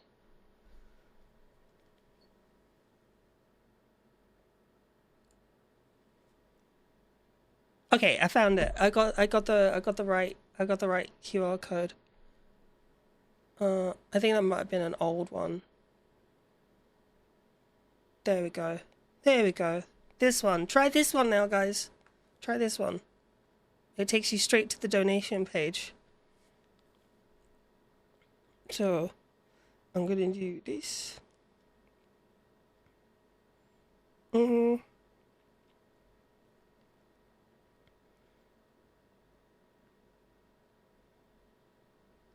we go. Payment details. Okie dokie. Hold on. Want to use on the screen? Okay, it worked. Okay, awesome. Yeah, same for me. Worked when I put it in. I got really bad cotton mouth. It means I'm dehydrated, but luckily I have water. Ow! Luckily I have water. Oh, let me turn some music on. Let's put some music on.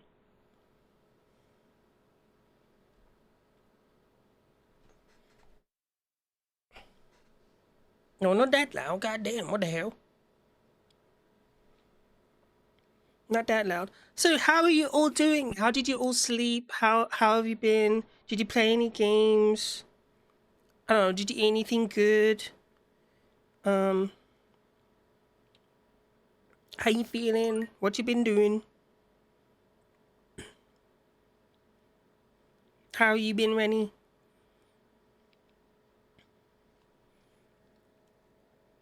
Uh-oh, hold on. Trying to pay for this. Take my money. Hello, Mama. How you been? You got like an hour ago? Me too. Me too.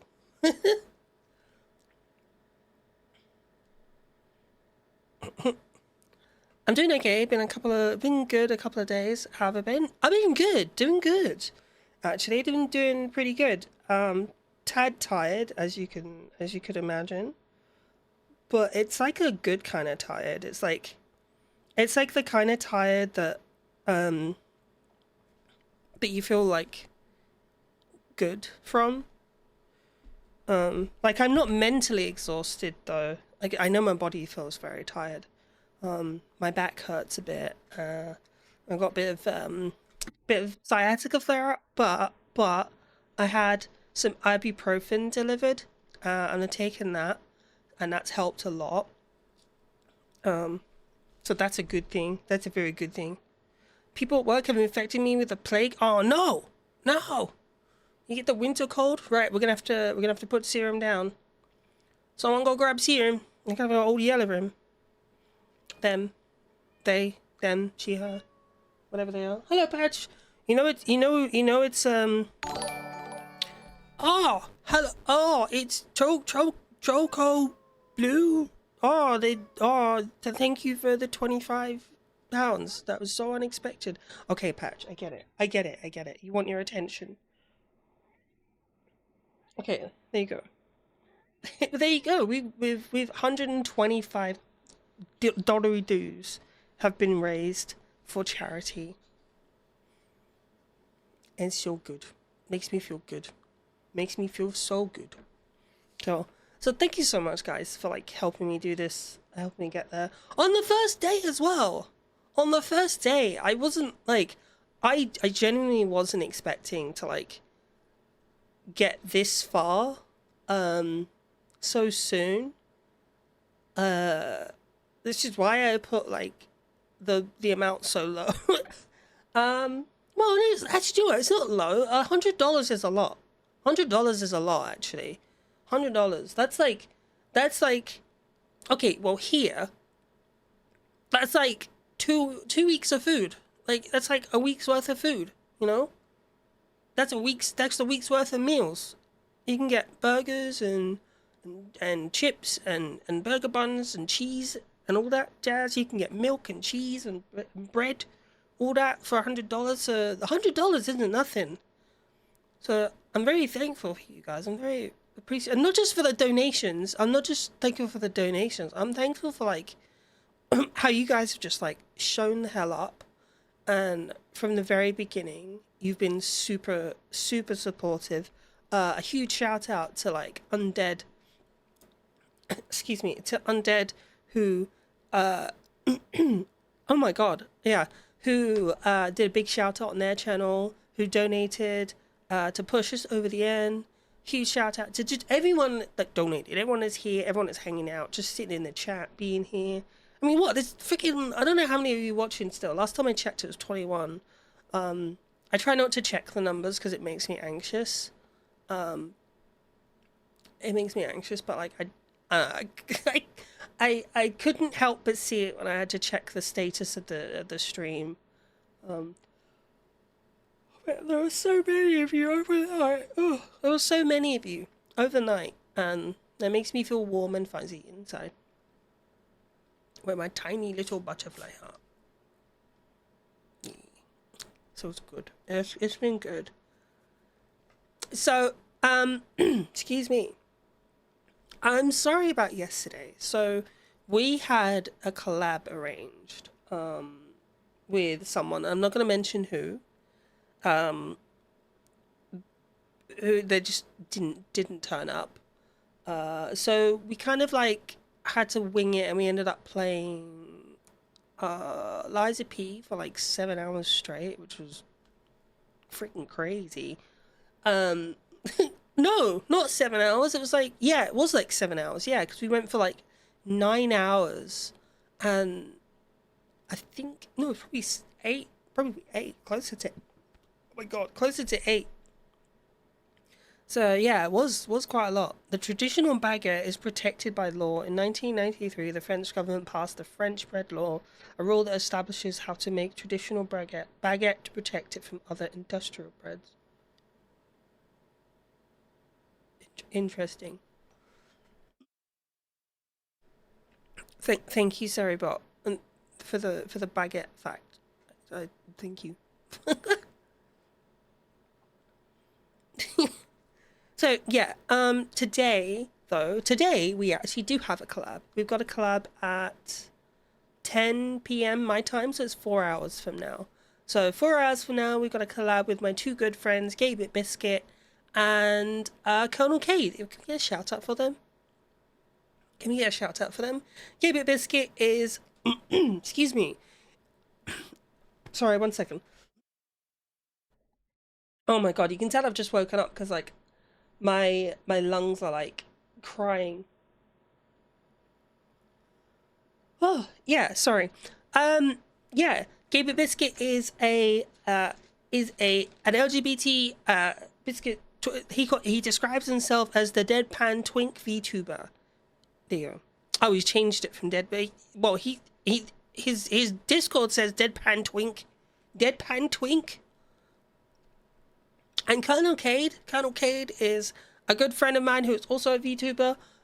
They are a music well, let's say producer. Well, not like labeled producer, but like yeah, they make music. They're a music producer. They're like they make rap music. Write their own lyrics. They're very incredibly talented person. Also a good friend, also from England, as well. I can't remember their law.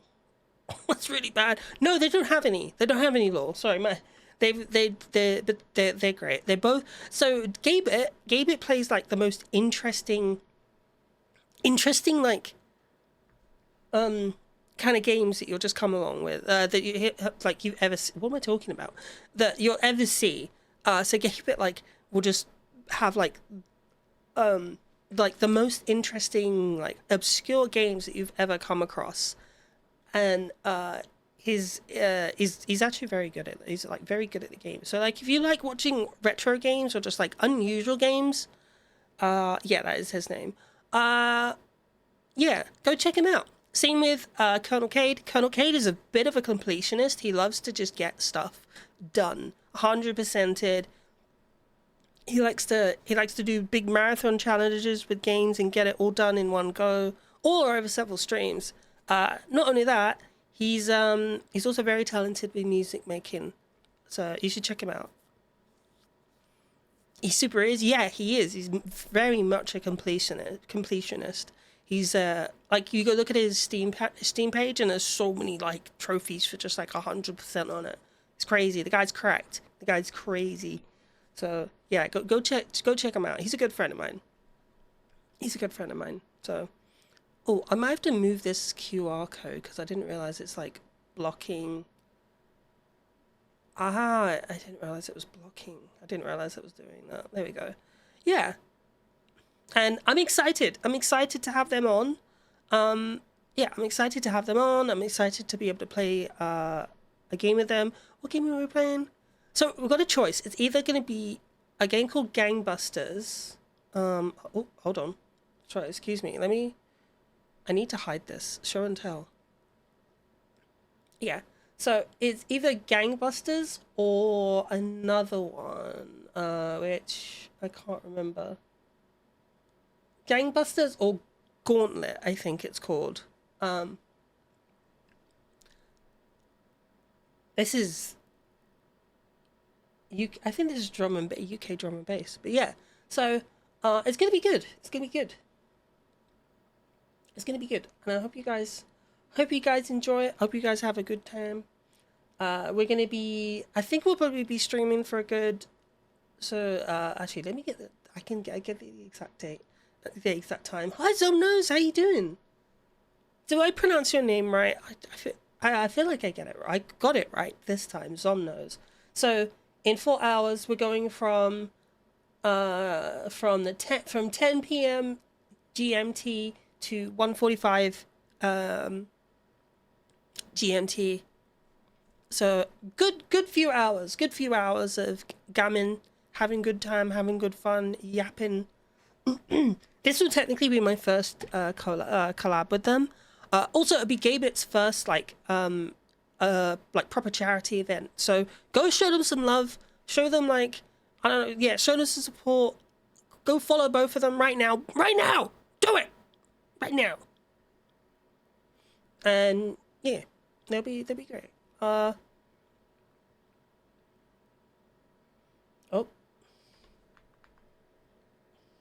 I love snow.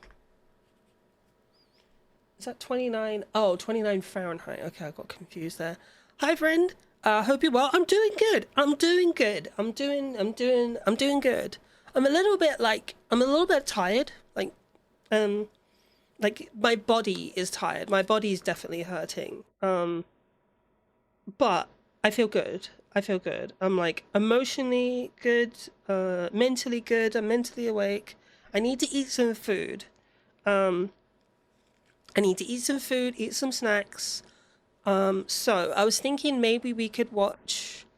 Oh man, haven't seen Zong in so long. That was such a big thing back in the old days, in the old internet. What's Zong? Zong. What does that mean? Something, oh my god, zombie, oh my god. Is that... What? I had a deprived childhood, guys, okay? Okay, I had a deprived childhood. Leave me alone. I didn't get to play a lot of games that... So, I don't know if many of you know about my minute. I'm not gonna go too much into it, but like, so I like in around 2019, I got made medically retired from my job because of my multiple sclerosis. Yeah, that's it. You're right. You're right, man. I'm disabled. I have multiple sclerosis, and I just oh my god. Oh, okay, interesting. Interesting. The old internet was weird. So yeah, I was medically retired from my job, and I basically had no other plan, had no other backup plan, had a bunch of savings, didn't know what else to do, had some other things like go on in my life, and then because I was a big fan of Iron Mouse, I was like, you know what? I want to try some YouTubing. I want to make some friends. I want to do something different, because like with the job I had, with the career I was in, everyone you know, everyone you meet is like from that world, right? Everything they talk about is so I worked in medicine. I worked in the NHS, and so everyone you know, like everything they do is about medicine. Everything they talk about is medicine related. Like talk about patients, talk about experiences on the ward. Like nothing that breaks any laws. Don't worry, any like confidentiality laws. Just like just horror stories basically. And when you're not in it, right? I mentioned this in the convo, so it's rough. So like when you leave that community, right, you've got nothing to talk about. Like you've got nothing to relate to, and there's only so much. Like, hey, do you remember that time back in med school? Do you remember that time back at work? And before it's like, I remember that, and yeah, and that's it. And then you kind of like drift. You kind of drift apart. And so I was like, oh, do you know what? I'm gonna try make some new friends. I'm gonna try and make some new friends. And you know, also I'm gonna do things that where doctors are, it's hard to have friends in other areas. So when you're gone, that's all gone too. Yeah, exactly. It kind of puts you in a bit of depression. It's kind of sucky, kind of crappy. Oh, I gotta spin the wheel. So we'll do that in a second once I'm done with my story.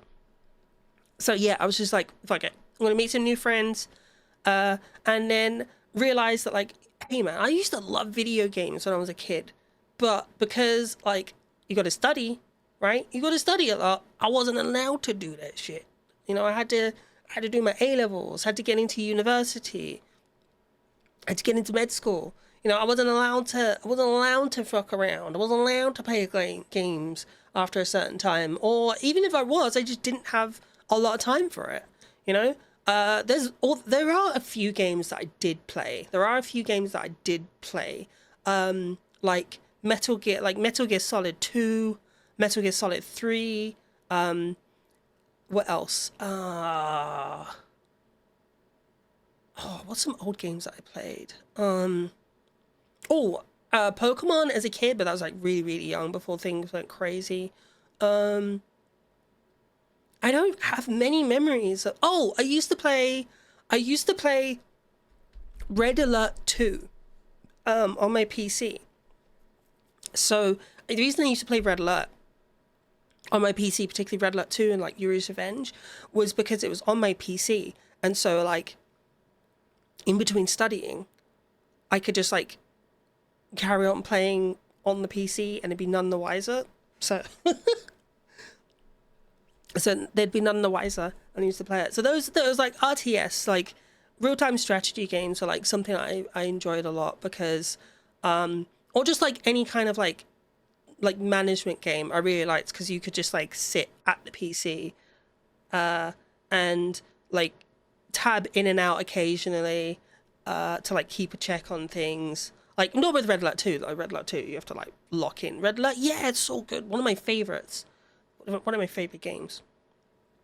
So yeah, becoming a VTuber, I was like, you know what, I'm gonna become cringe. I was already cringe, but like, I'm gonna play some video games. And make some new friends. And I did. It's been great. It's been fun. It's been fantastic. And I'm so happy that I met so many of you, because if I didn't meet many of you guys, I wouldn't be able to do this and help people out with the Typhoon Tino Fund fundraiser, which is great. And I think, you know what, I think maybe we'll probably do this. Embrace cringe, become butterfly. Yeah. It's so wholesome. Thank you. You know, yeah. I don't mean to be wholesome, I'm sorry. But, well, I mean, it's not a bad thing. I don't know why I'm apologizing, but, you know, maybe we could do this again next year. You know, oh, that reminds me, I need to reply to Gamers Outreach. I need to reply to it. I don't know if I can do it, because it's like, Biscuit, Serum, you want to be a VTuber? Oh, I can give you some resources for a free VTuber model. If you have an iPhone, makes it easier. But all you need is a webcam and VTube Studio. And it's free. VTube Studio is free. OBS is free. If you've got, you don't need a terribly expensive microphone. You can just use a microphone on your headset if you have one. If not, you can get like really cheap microphones for like $20 and stuff like that. Not allowed. Job says no. Oh man. Well, you know what you can always do? You can always do it. If like you really want to do it, you could do like streams for a couple of hours a night or something, or like on the weekend. You know? Listen for 4 hours till we boing over the place. Oh yeah. Wait. So which one we're doing? Is it Gangbusters we're doing? Or the other one? Is Gangbusters or what was it again? I can't remember the other one. Gauntlet. Is it? Wanted Gauntlet, so Gauntleting. Okay, cool. Okay, okie dokie. Yeah, so everyone say hello to Gabe. Everyone say hello to Biscuit. He will host it. Okay, awesome. Yeah, Kate has a beef PC. Like me, has a beef PC.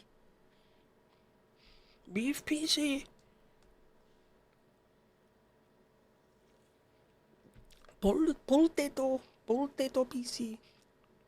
No potato PC. Beef PC. So yeah, it's good times. So hopefully, hopefully, isn't that a place in China? Hongfon? What's that, Korea? Sounds Korean. Hopefully we can do this again next year. Hopefully it's not next year because there's another hurricane.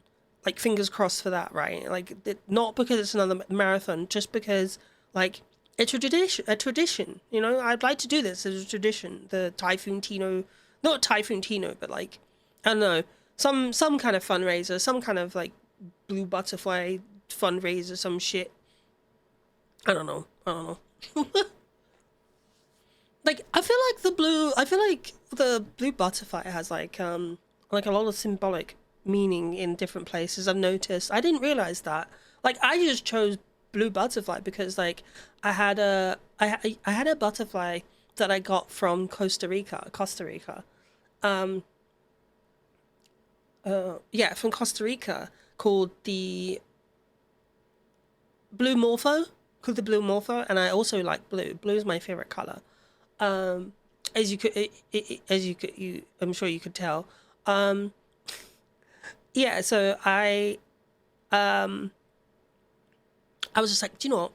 I'm gonna go for it. I'm gonna be a butterfly, because I was originally gonna be like, oh, do you know what? I want to be a dragon. But then I was like, nah. What's my favorite color? Because I was asked like what my favorite color was. My partner at the time was like, oh, what's your favorite color? I was like, blue. Oh, why didn't you just do? Hello? What the fuck? Mrs. Shino, hi, Miss Shino. Welcome in, everyone. The puppy Breb only bless your stream. Thank you for blessing my stream. Thank you. Welcome in, Raiders. Welcome in. Thank you for the follow. For following Only VT. Thank you, Only VT. Oh, VTubers. Let me just read. Holy crap. Thank you, Mrs. Shino. Thank you for the follow. Hold on, we got. What's going on here? All right. I followed you. Hold on, I'm trying to read. We have this raid message that comes in. So we're going to read it quickly. So, hey there, forest friends. Let me tell you about... Oh, why did that get in the way? This spicy Oni VTuber. Mrs. Shino VT is a shy trans... Oh, hell yeah! Trans Oni who's all about those cozy vibes and chaotic cuddles. They're bilingual, bread-loving, and totally down for some 18-plus shenanigans. Join the fun and give them some love. Hell yeah. Welcome in, guys. It's good to see you. Welcome in. Those who don't know me, my name's Choco. I'm everyone's favorite blue butterfly who builds Gunpla. I open Pokemon cards, and sometimes I play video games. And right now we're doing a charity event. Hope you're having a lovely day. We are having a lovely day. I've only just kind of got back from the big honk shoe me. We're doing good. Trans. We might be a little bit trans in here too. We might be a little bit trans, you know. Yeah. So welcome in, everyone. But yeah, we are fundraising. We are doing a fundraiser for oh crap. Oh my god, thank you for the gifted sub. Thank you for the gifted sub. Hell yeah. Thank you, Zomnos. Oh, you brought them in. You brought them in, Zomnos? Hell yeah. Hell yeah. Welcome everyone. And congrats on 900. Oh, thank you. Holy fuck. Oh, RNC Gaming TY. Thank you so much. Thank you for the follow. I'm sorry I missed that. There's so much going on right now. 900. Holy fuck, that's the threshold. That's like the crazy near. Whoa. Z0 Another gifted sub. Oh man, thank you so much, guys. Save your money. Save your money. Save your money for me. Save your money for me. Save your money. Don't spend it on me. Don't spend it on me. Don't spend it on me. But we're doing a charity-athon. So let me tell you about what's happening. Okay, stick around, guys. Don't go anywhere. Don't go anywhere. Let me tell you what's happening. So, we are doing. So back in November, there was a typhoon. That was called Typhoon Tino, and it was described as a super typhoon, and it devastated parts of the Philippines, particularly Sabat, which was hit the hardest. And there were billions in damage, billions in the Filipino pesos, so like tens and tens of millions in damages, and about 180 people, close to 200 people lost their lives, and more were not more, but almost as many people were missing. Thank you, Oni. Thank you so much. Talking about emotes, yeah. And as many people was missing, and I was inspired by, not the best. No, it's fine. I was inspired to do this fundraiser because my friend, whose name is called Cutie Honey, you can find their channel. You can find their information. What was the command? Was it art or something? There's a command you can get her information. Her name is Cutie_Honey. You can find her on Twitter, and she has done all of my art. There you go, exclamation art. She's done all of my art for this channel. She's designed this model, my 2.0 model, and finally my 3.0 model. But the huge inspiration was that she is also Filipino, but she was heavily impacted by this. Her aunt lost their home. She lost a close friend to landslides because of this. She is huge inspiration, and she did all the art for the channel. So you see this art up here, this gorgeous Cutie Hani, Hani, Hani, like Hani, like the anime character. But yeah, so you see this art up here. She did that. All of the emotes that you guys love, that you said you like, those are all done by her. Well, a couple of them are not. The blinking eye one was done by someone else. Someone I got some time ago. But everything else, and the ones with the white border are like the first ones I ever got done. All the credits are down below in the About Me section panel. Well, not the About Me, but down below, you know where to look. So yeah, I thought I would raise some money for a charity in the Philippines to help with the hold on, let's snooze that. To help with the relief effort. And so far so I set the goal at $100, and I didn't expect us to thank you. I didn't expect us to reach that goal, but we managed to, and we've broken it by 25. We've broken it by $25. So if you can help, if you can donate, anything is appreciated, everything is accepted. We've reached all of our goals, all of our milestones. We have to spin the wheel. I'm going to do it 2 more times as well, because you guys subbed. And because you guys subbed, I'll donate an extra.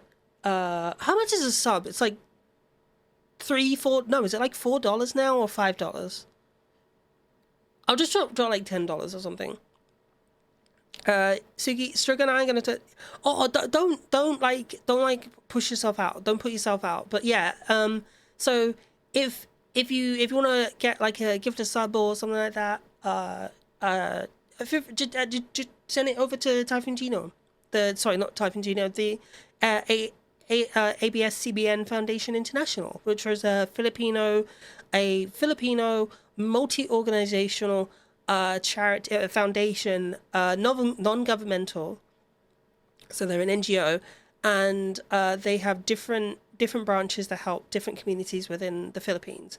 So they're very good, very, very well recommended. We did have another charity called Anghat Buhay, but unfortunately they didn't have Tiltify access, and they were very particular about receiving the donations directly rather than through a third party,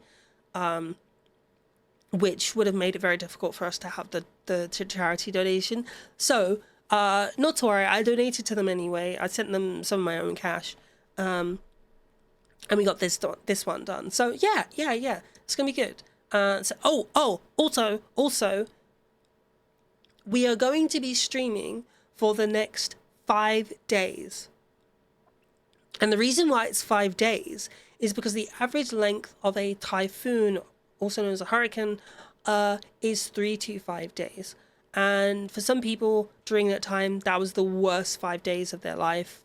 It's the worst 5 days of their life, with a lot of loss and a lot of sadness. And I wanted to bring back something good into the world. I want to put something good back into the world for anyone out there, and to sort of balance that out and show some solidarity.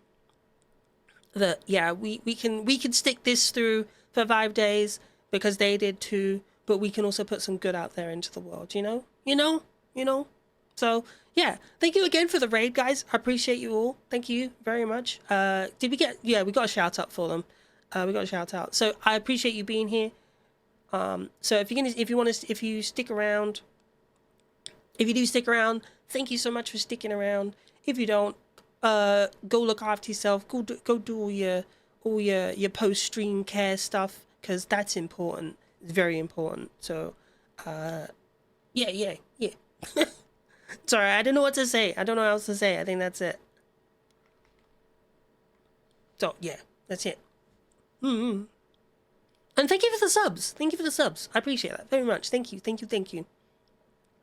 In fact, I think you guys might have pushed me. Legitimate statement. I'm extremely proud of you, Choco. I am glad you've done this, and I'm happy to see you being dope as heck. Keep it up, friend. Oh, thank you. Thank you, Mamoru. Yeah, I appreciate you guys. If it wasn't for you guys straight up, hi Mufusel, hello, welcome in.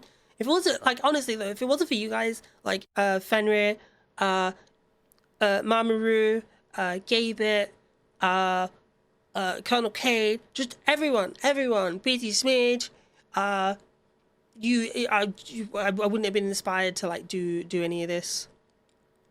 I wouldn't have been inspired to do any of this. And 77% gay, hell yeah. I wouldn't have been inspired, and I wouldn't have felt as supported to do this. Because Mamoru, and Fenrir have been like absolute goated at both of them. Guys, go show them some love because they've been absolute goated. They've been helping me out late nights, come up with ideas, come up with intake. come up with ideas, come up with, you know, milestones, come up with the rules and stuff. Oh, yeah. So look, before I continue, I'm gonna get distracted. One sec. Okay, so let's go. This is how this works, right? This is how this works. So, how donations work. Every donation we receive, we spin the wheel. The wheel has a selection for fun activities or a random punishment. Donations help the charity and make the stream fun. Hell yeah. So, yep, subnut voice clip. Yeah, I love it. I think it's great. So, let's spin the wheel. Okay? We spin the wheel. Here we go. No. That's my hentai. Don't look at that. It's not. It's not really. It's just my Discord. Why is it weird? Why is it being weird? What the fuck?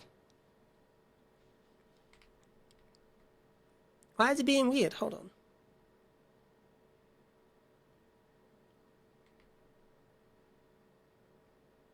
It's being weird. Okay, that's weird. That is very strange. I don't understand why it did that. Alright, give me a second. It's like, I don't know why I did that. It just like decided, no. What? I did it again.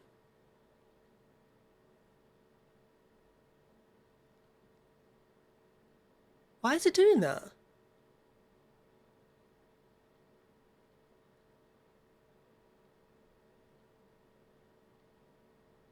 Why is it doing that? What the hell?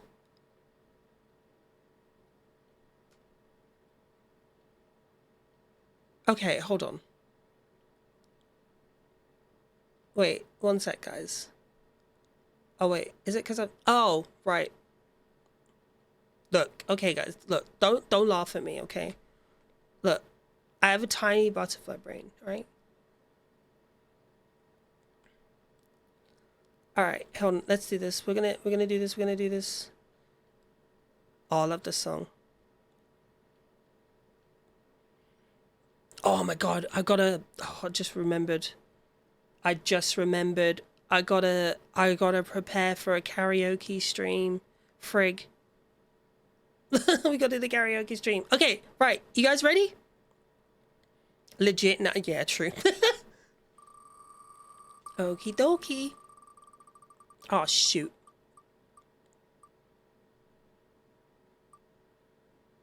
Fuck! We got a jump king for an hour. Okay, guys. Right. So, after the break, we'll come back and we're gonna do some, ad break. So, after the ad break, guys, we're gonna go for a quick ad break. You guys get to play a game. Those of you who have subs, or those of you who are using, magic powers to make the ads disappear, you can play Words on Stream. So I'm gonna grab a drink, gonna grab a snack. You should do the same thing too. And I'll see you in like 2 minutes. See you guys. Well, maybe longer because I'm gonna have a snack. So see you in a bit.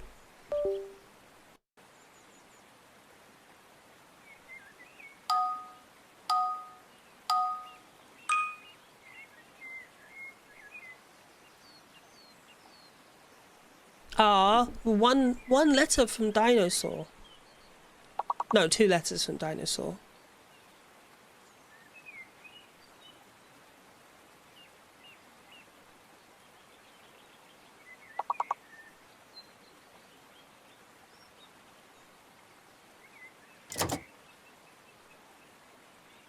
No, I was wrong. There's no E. I'm hallucinating.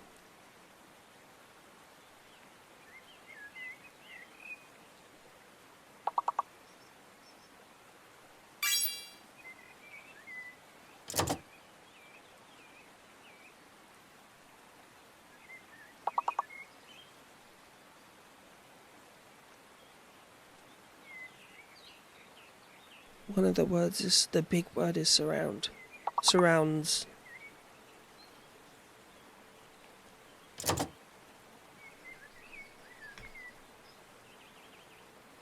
Oh, it's not. Maybe it's surround? No, because I already put surround. Surrounds? Maybe it's surround. Maybe it's surround.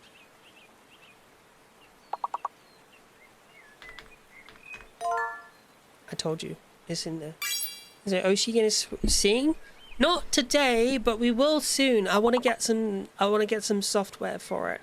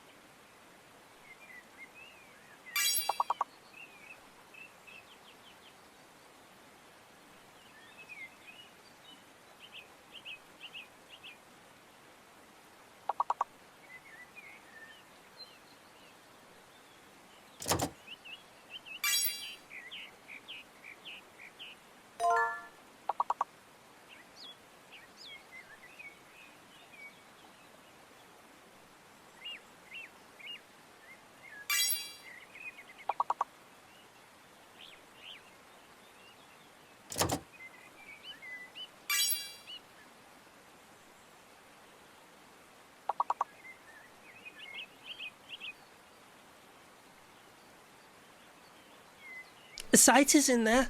CITE. Site.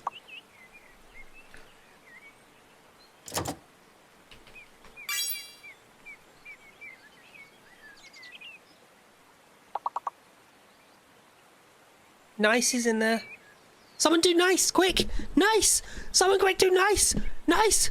Fuck. Oh my god! Oh. Oh, that was... We were robbed. We were robbed. One letter.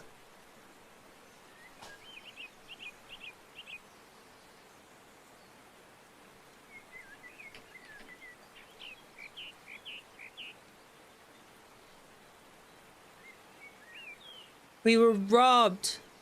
We was robbed. We was robbed. Hi, Mario. Welcome in. Oh, if you want, do you guys wanna? If you guys want, do you want to play some more games? Ooh, I like this song. Ooh.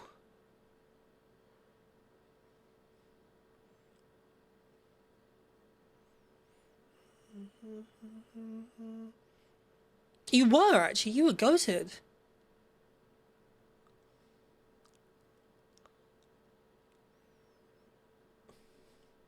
Maybe we want to. Oh, I'm. Do you know what? I might sing this song for the karaoke. This is a very good song.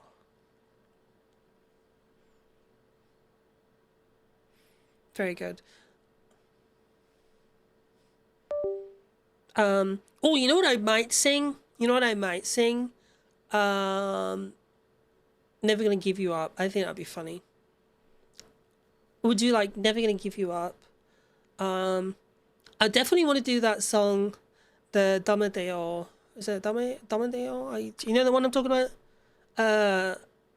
It is the, yeah, it is. It is the Silver Veil cover. Yeah, this is. Hey, Patch. What's wrong? It is. It's very good. It's very good.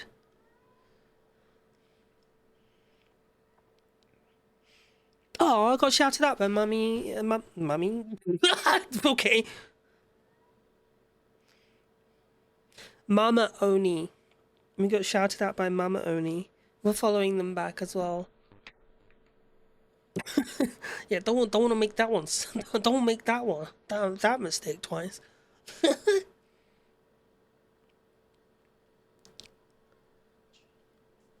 Hello, Patch.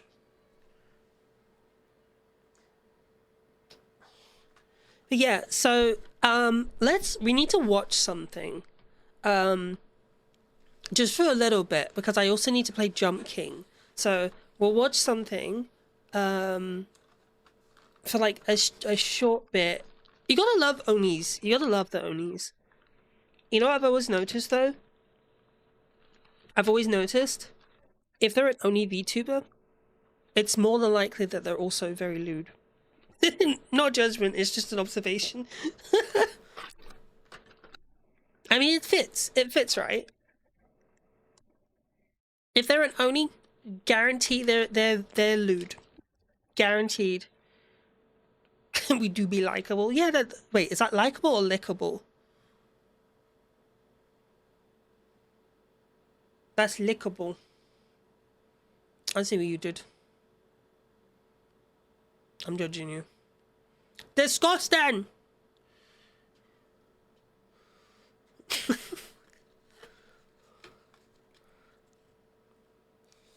Do you know I've always wondered? Why did that video get uploaded? Why did that video get uploaded? Do you think the mother found it and uploaded it, or do you think the kids uploaded it?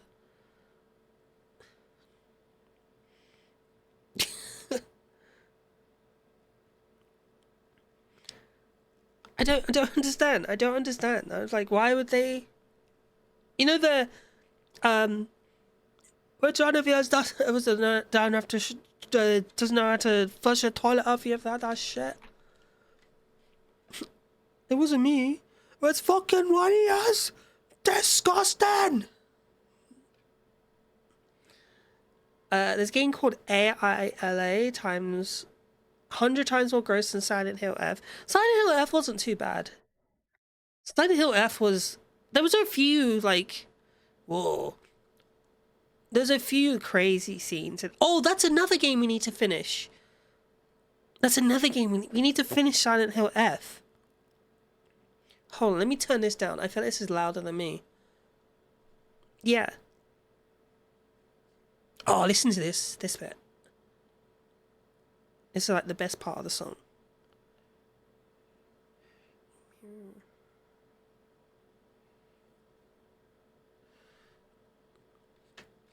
Higurashi. Really? Huh. Interesting. The more you know. Oh, I just discovered that one of my chicken slices in my Lunchables is mangled. I want a refund.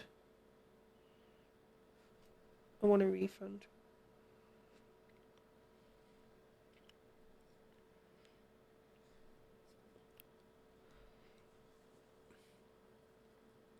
You know though, you know with these Lunchables, you get 3 sandwiches.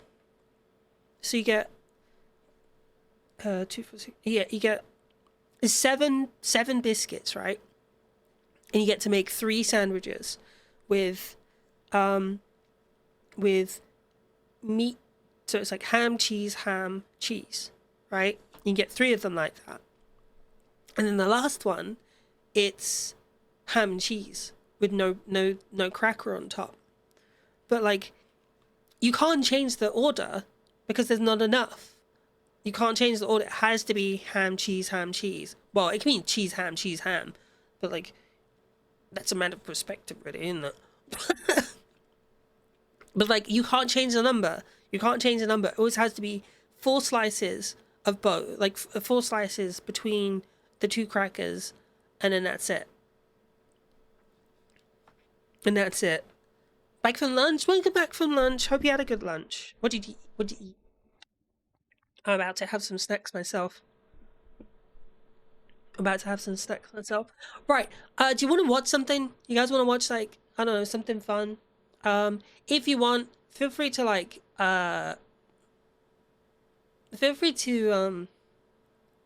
what's it called? Feel free to redeem. By the way, feel free to redeem the thingy. Biggest watch. I'm on the biggest watch streak on a streamer. I watch 100. Whoa! Hell yeah! Hell yeah! Is it the person whose emote you're using? Elmeria VT. Nice. Ribs and pumpkin puree. Damn, that sounds nice. God damn. Like pork ribs? Or like beef ribs? That sounds nice. That sounds yummy. Pork ribs? Hell yeah. But yeah, if you want, feel free to redeem the what do you call it? Mr. Greatness. Oh, okay. I don't know them. But yeah, feel free to redeem the what's it called? Media share thing if you've got any videos you want me to watch. For now, but I think I might just like put on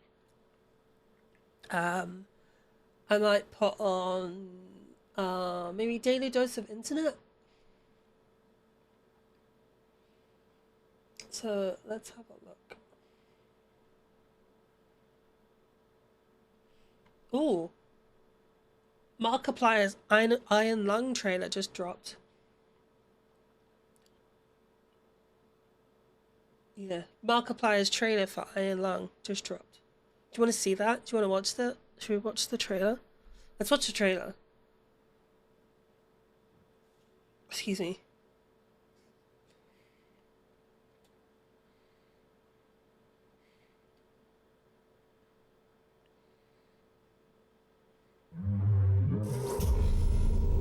I see that question in your eyes.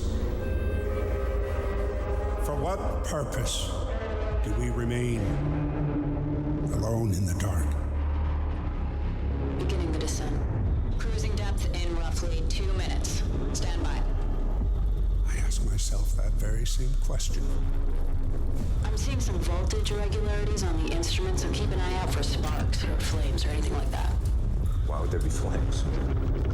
You did test this thing, right? This is the test. Closing porthole shielding. Where's the reason for this quiet rapture? Too few to rebuild, too many to feed. You're the first one down. All we have cover surface scans, that's why you're there. Well, one of the reasons.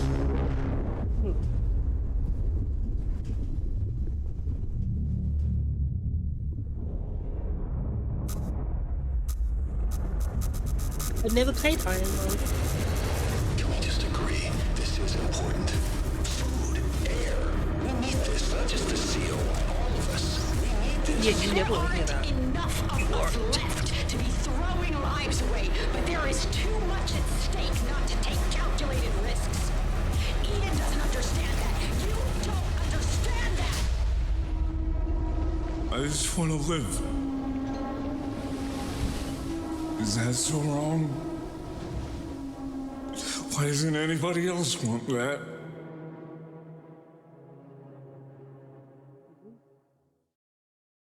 Ooh.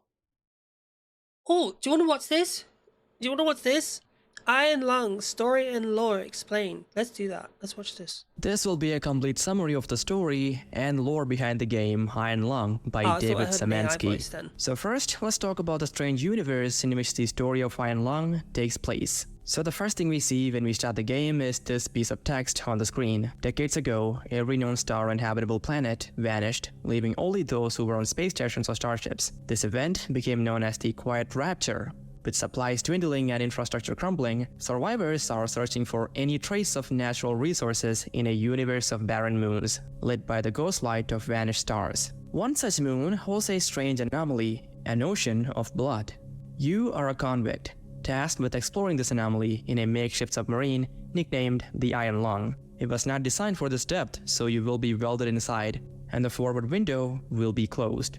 There was no time for training. If successful, you earn your freedom. So what's happening here?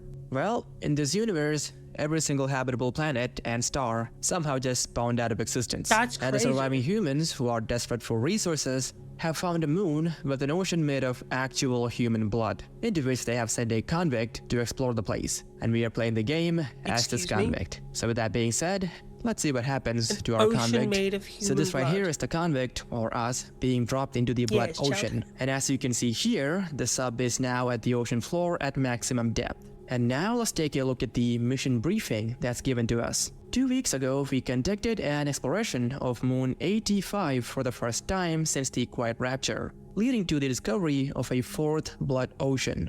A trench beneath the ocean surface has several points of interest. Your task is to photograph these points of interest with the SM-13's forward camera. So SM-13 is the Iron Lung, or the sub we're inside of. Photos must be taken within 2 units of the specified position and 10 degrees of the specified angle. You can also use the camera to help with navigation. Only photos taken on specified points of interest will be saved. Since you can't navigate by sight, pay attention to your coordinates and consult the map. The proximity indicators next to the sub's controls will trigger if you're getting close to an obstacle. Good luck. So we are exploring Moon 80-5 on our SM-13 sub. Keep that in mind for later. So this is the map, and what we need to do now is to navigate the sub to these coordinates and take pictures of what we see there. That's it, then we can go back up and enjoy our freedom. So in front of us is the controls to the sub. This is where we control the XY coordinates, and this is where we control the angle of the sub.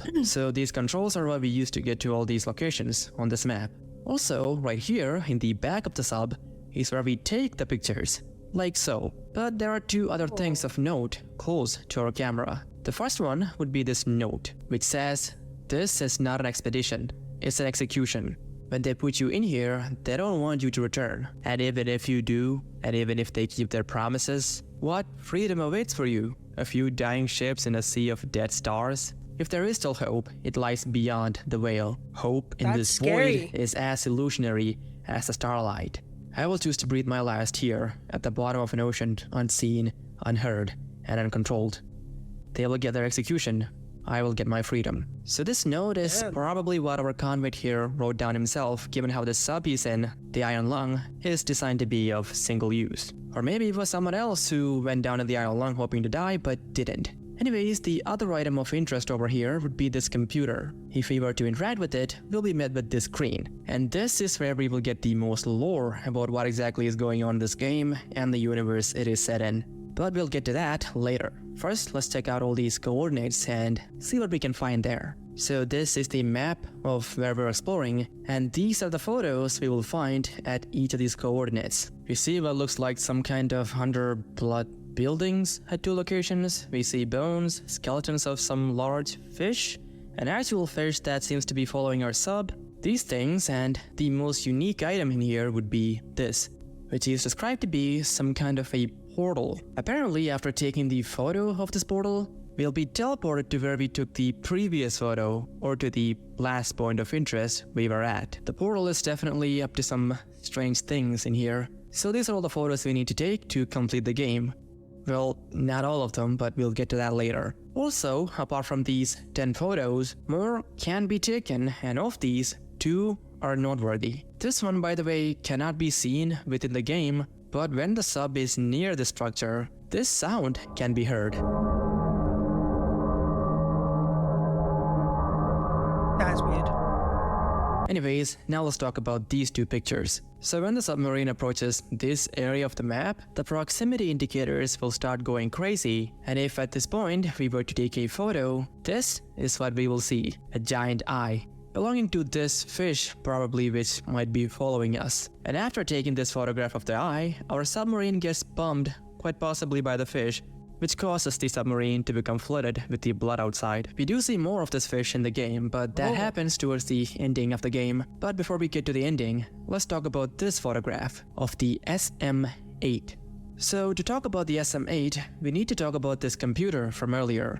If we were to look up SM-8 on this thing, this is what we get. Hopefully they don't redact this before updating the database. So quick side note, everything in this computer, as mentioned here, is stored locally. It's not connected to any form of the internet. Anyways, continuing where we left off, what most people don't understand is that not all subs are built equal. The SM-8 isn't a burner sub. It really is for exploring and surveying blood oceans. If they send you down in the iron lung, they don't give a f if you come back, or if the sub comes back, because it's a pile of garbage, and you're a piece of shit. You come back with photos? Great. You sit down there and suffocate quietly? Even better. But if they send the SM-8 down, one of the scientists is piloting, and they all expect them to return. And now the SM-8 is in the blood ocean in pieces. No, not hit a rock pieces or sprung a leak pieces. It looks like something tore it up. And the weirdest thing is that nobody else seems surprised. We might have found the first planetary life since the Rapture, and they're acting like it's no big deal. I know you're next in line for realization in the iron lung, and usually that means you won't be seeing the stars again. But they don't have a SM-8 anymore. They have 3 burner subs, and a lot of curiosity about 85, and maybe that means you have a chance. So this whole thing feels like someone who was not happy with the way the ocean is being explored put into the database of our sub's computer. According to them, the iron lung, or SM-13, the sub we're in, is garbage, and no one sent down in this thing is expected to return. SM-8, however, was built much better, and as we can see, something has destroyed even that. This person then goes on to say that we might survive because with the SM-8 destroyed, the COI, which is the organization sending people down here, might put more effort into bringing us back. We'll see about that. Now, if we were to look up our sub, the SM-13 on this computer, we get this. One of 4 in-service underwater crafts fashioned by the COI for use in conviction realization in the blood oceans. It is designed for deep liquid photography and analysis. Then a section has been redacted, following which we get this. All rumors of SM-13 and similar crafts being used for so-called mob justice by way of forced suffocation or otherwise have been proven false. That's reassuring. So this message is in contradiction to what we saw in the beginning of the game, because it says the sub is designed for deep liquid photography, and in the beginning of the game we were told that the iron lung was not designed for this depth. So make of that whatever you will. Also, something else of note here, it's in the following sentence. One of 4 in-service underwater crafts fashioned by the COI for use in conviction realization. So what's conviction realization mean? Well, as per our computer, this is what it means. A humane form of criminal justice used by the COI where crimes are repaid by rendering services to the general collective, which is quite possibly another name for the COI. Often, So this is by slave performing labor? surveys, maintenance, or other similarly beneficial Slave tasks. labor? And then something has been redacted. My Ethical. guess is this redacted okay. section was on how Humane. sometimes people tend to lose their lives when subjected she to just describing conventionalization. There are a few more messages that are known that the computer will give us, and I will now go over them, starting with Took a page the out of Quiet the 13th Rapture Amendment. itself. In 357 EIC, without any prior warning, radio contact with our respective planets was suddenly cut. Nobody can recall having visual contact with any planets when the incident occurred, or experiencing any other unusual phenomena. So it's uncertain what exactly might have happened. Upon investigation, it was observed independently by several stations that, where there had previously been planets, nothing Don't worry, I actually remained. have water as Further well. investigations over the following months revealed that all known planets with sentient life, flora and fauna, a habitable atmosphere, or any form of natural resources were likewise gone, along with all the known stars. The only celestial bodies that have been found since are either uninhabitable moons or asteroids. Many theories have been proposed for this disaster, including religious interpretations of it as a literal rapture, some unknown quantum anomaly, or something more cosmic and sinister. There are no concrete answers yet.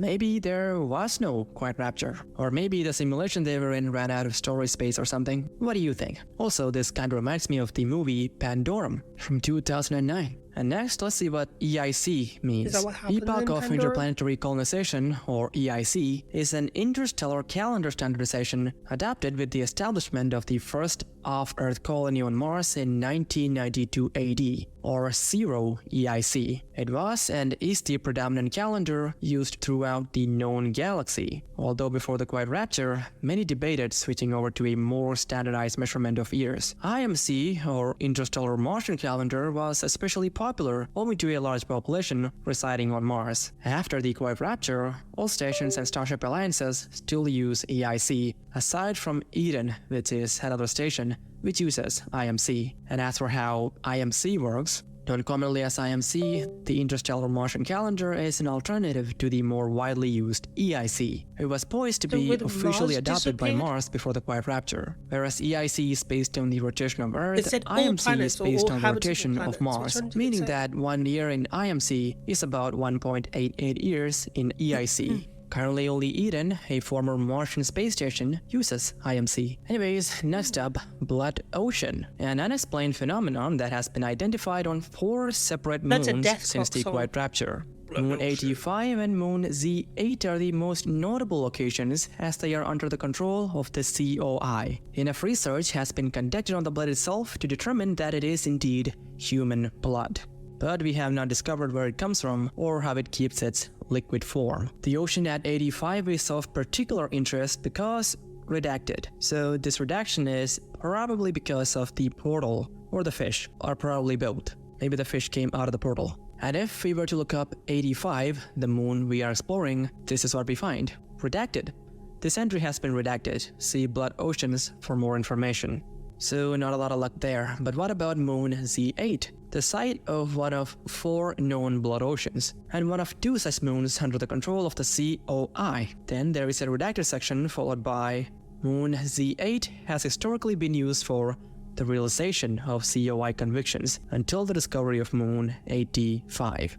And what is this COI we've been hearing about? Well, the Consolidation of Iron, or COI, is a brotherhood of 3 space stations and 2 spacecrafts, found on the principle of collectivism and ruled by popular vote of all citizens, numbering 257 at the time of this entry. Its name comes from the iron and steel materials its 2 main stations are constructed from, and the principle of unity and togetherness in the face of menace from other surrounding stations, such as Eden. And what is the deal with Eden Station? Well, Space Station Eden is the largest man-made structure that still exists in the wake of the What's Quiet that noise? Rapture. What keeps It was formerly disconnecting? the main station for Mars, and the populace still maintain a strong sense of Martian patriotism and independence, making them a constant threat to the sanctity and security of the COI. It has a current population of 468 and has the only known remaining trees in its interior garden. That must be a nice sight. The COI considers Eden a threat to all collective well-being after their attack on Filament Station. And looking at Filament Station, we get this. Filament Station was the fourth and largest space station in the COI until 362 EIC, when tensions between COI and Eden erupted in a 9-day battle on the station. The battle ended when Eden troops resorted to sabotaging the station's reactor, resulting in a critical breach. The next part has been redacted. The breach left Filament Station uninhabitable due to the high levels of radiation, and it has sat empty since. Prisoners taken during the conflict have been undergoing conviction realization in the years since, with the final ones expected to repair their debts and integrate into the COI society by 381 EIC. So the player character, the convict, could be undergoing conviction realization due to the attack on Filament Station. But do note that in this database, we only get the COI side of the story. Eden might have an entirely different side of the story to tell. Anyways, if we were to look up Mars, we get this, the fourth planet from the Sun, and the site of the first off-Earth colony in 1982 AD, or 0 EIC. Mars was the most populated planet in the solar system before the Quiet Rapture, surpassing Earth in 14C EIC, so 143 years after initial colonization. Now all that remains of Mars's former glory is the Eden space station. So that is all the main lore info that we can get from this computer. And finally, if we were to look up certain terms relating to discoveries made on Moon AT-5, we will get this message, which says nothing other than redacted. So basically, everything discovered on 85 has been kept a mystery. So before we get to the ending of the game, to summarize, in the aftermath of the Quiet Rapture, which led to the disappearance of all known stars and habitable planets, humanity survives on space stations and starships.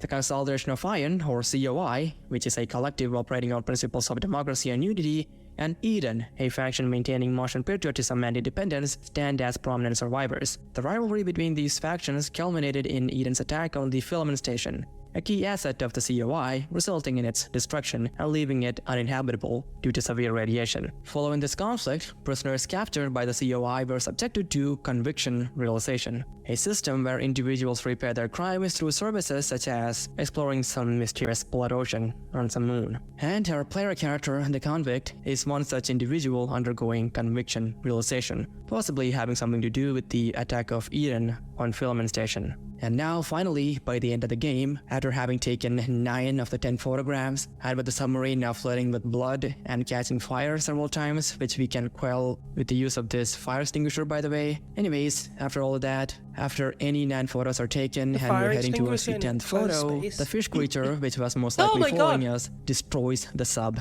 and the convict, and the COI gets their execution. But that is not the end. After the convict is killed, we get this message. The expedition, which our convict went on, ultimately raised more questions than answers. Satellite images showed pieces of the SM-13, the Iron Lung, scattered all over the bottom of the trench, as though it had been torn apart by some huge beast.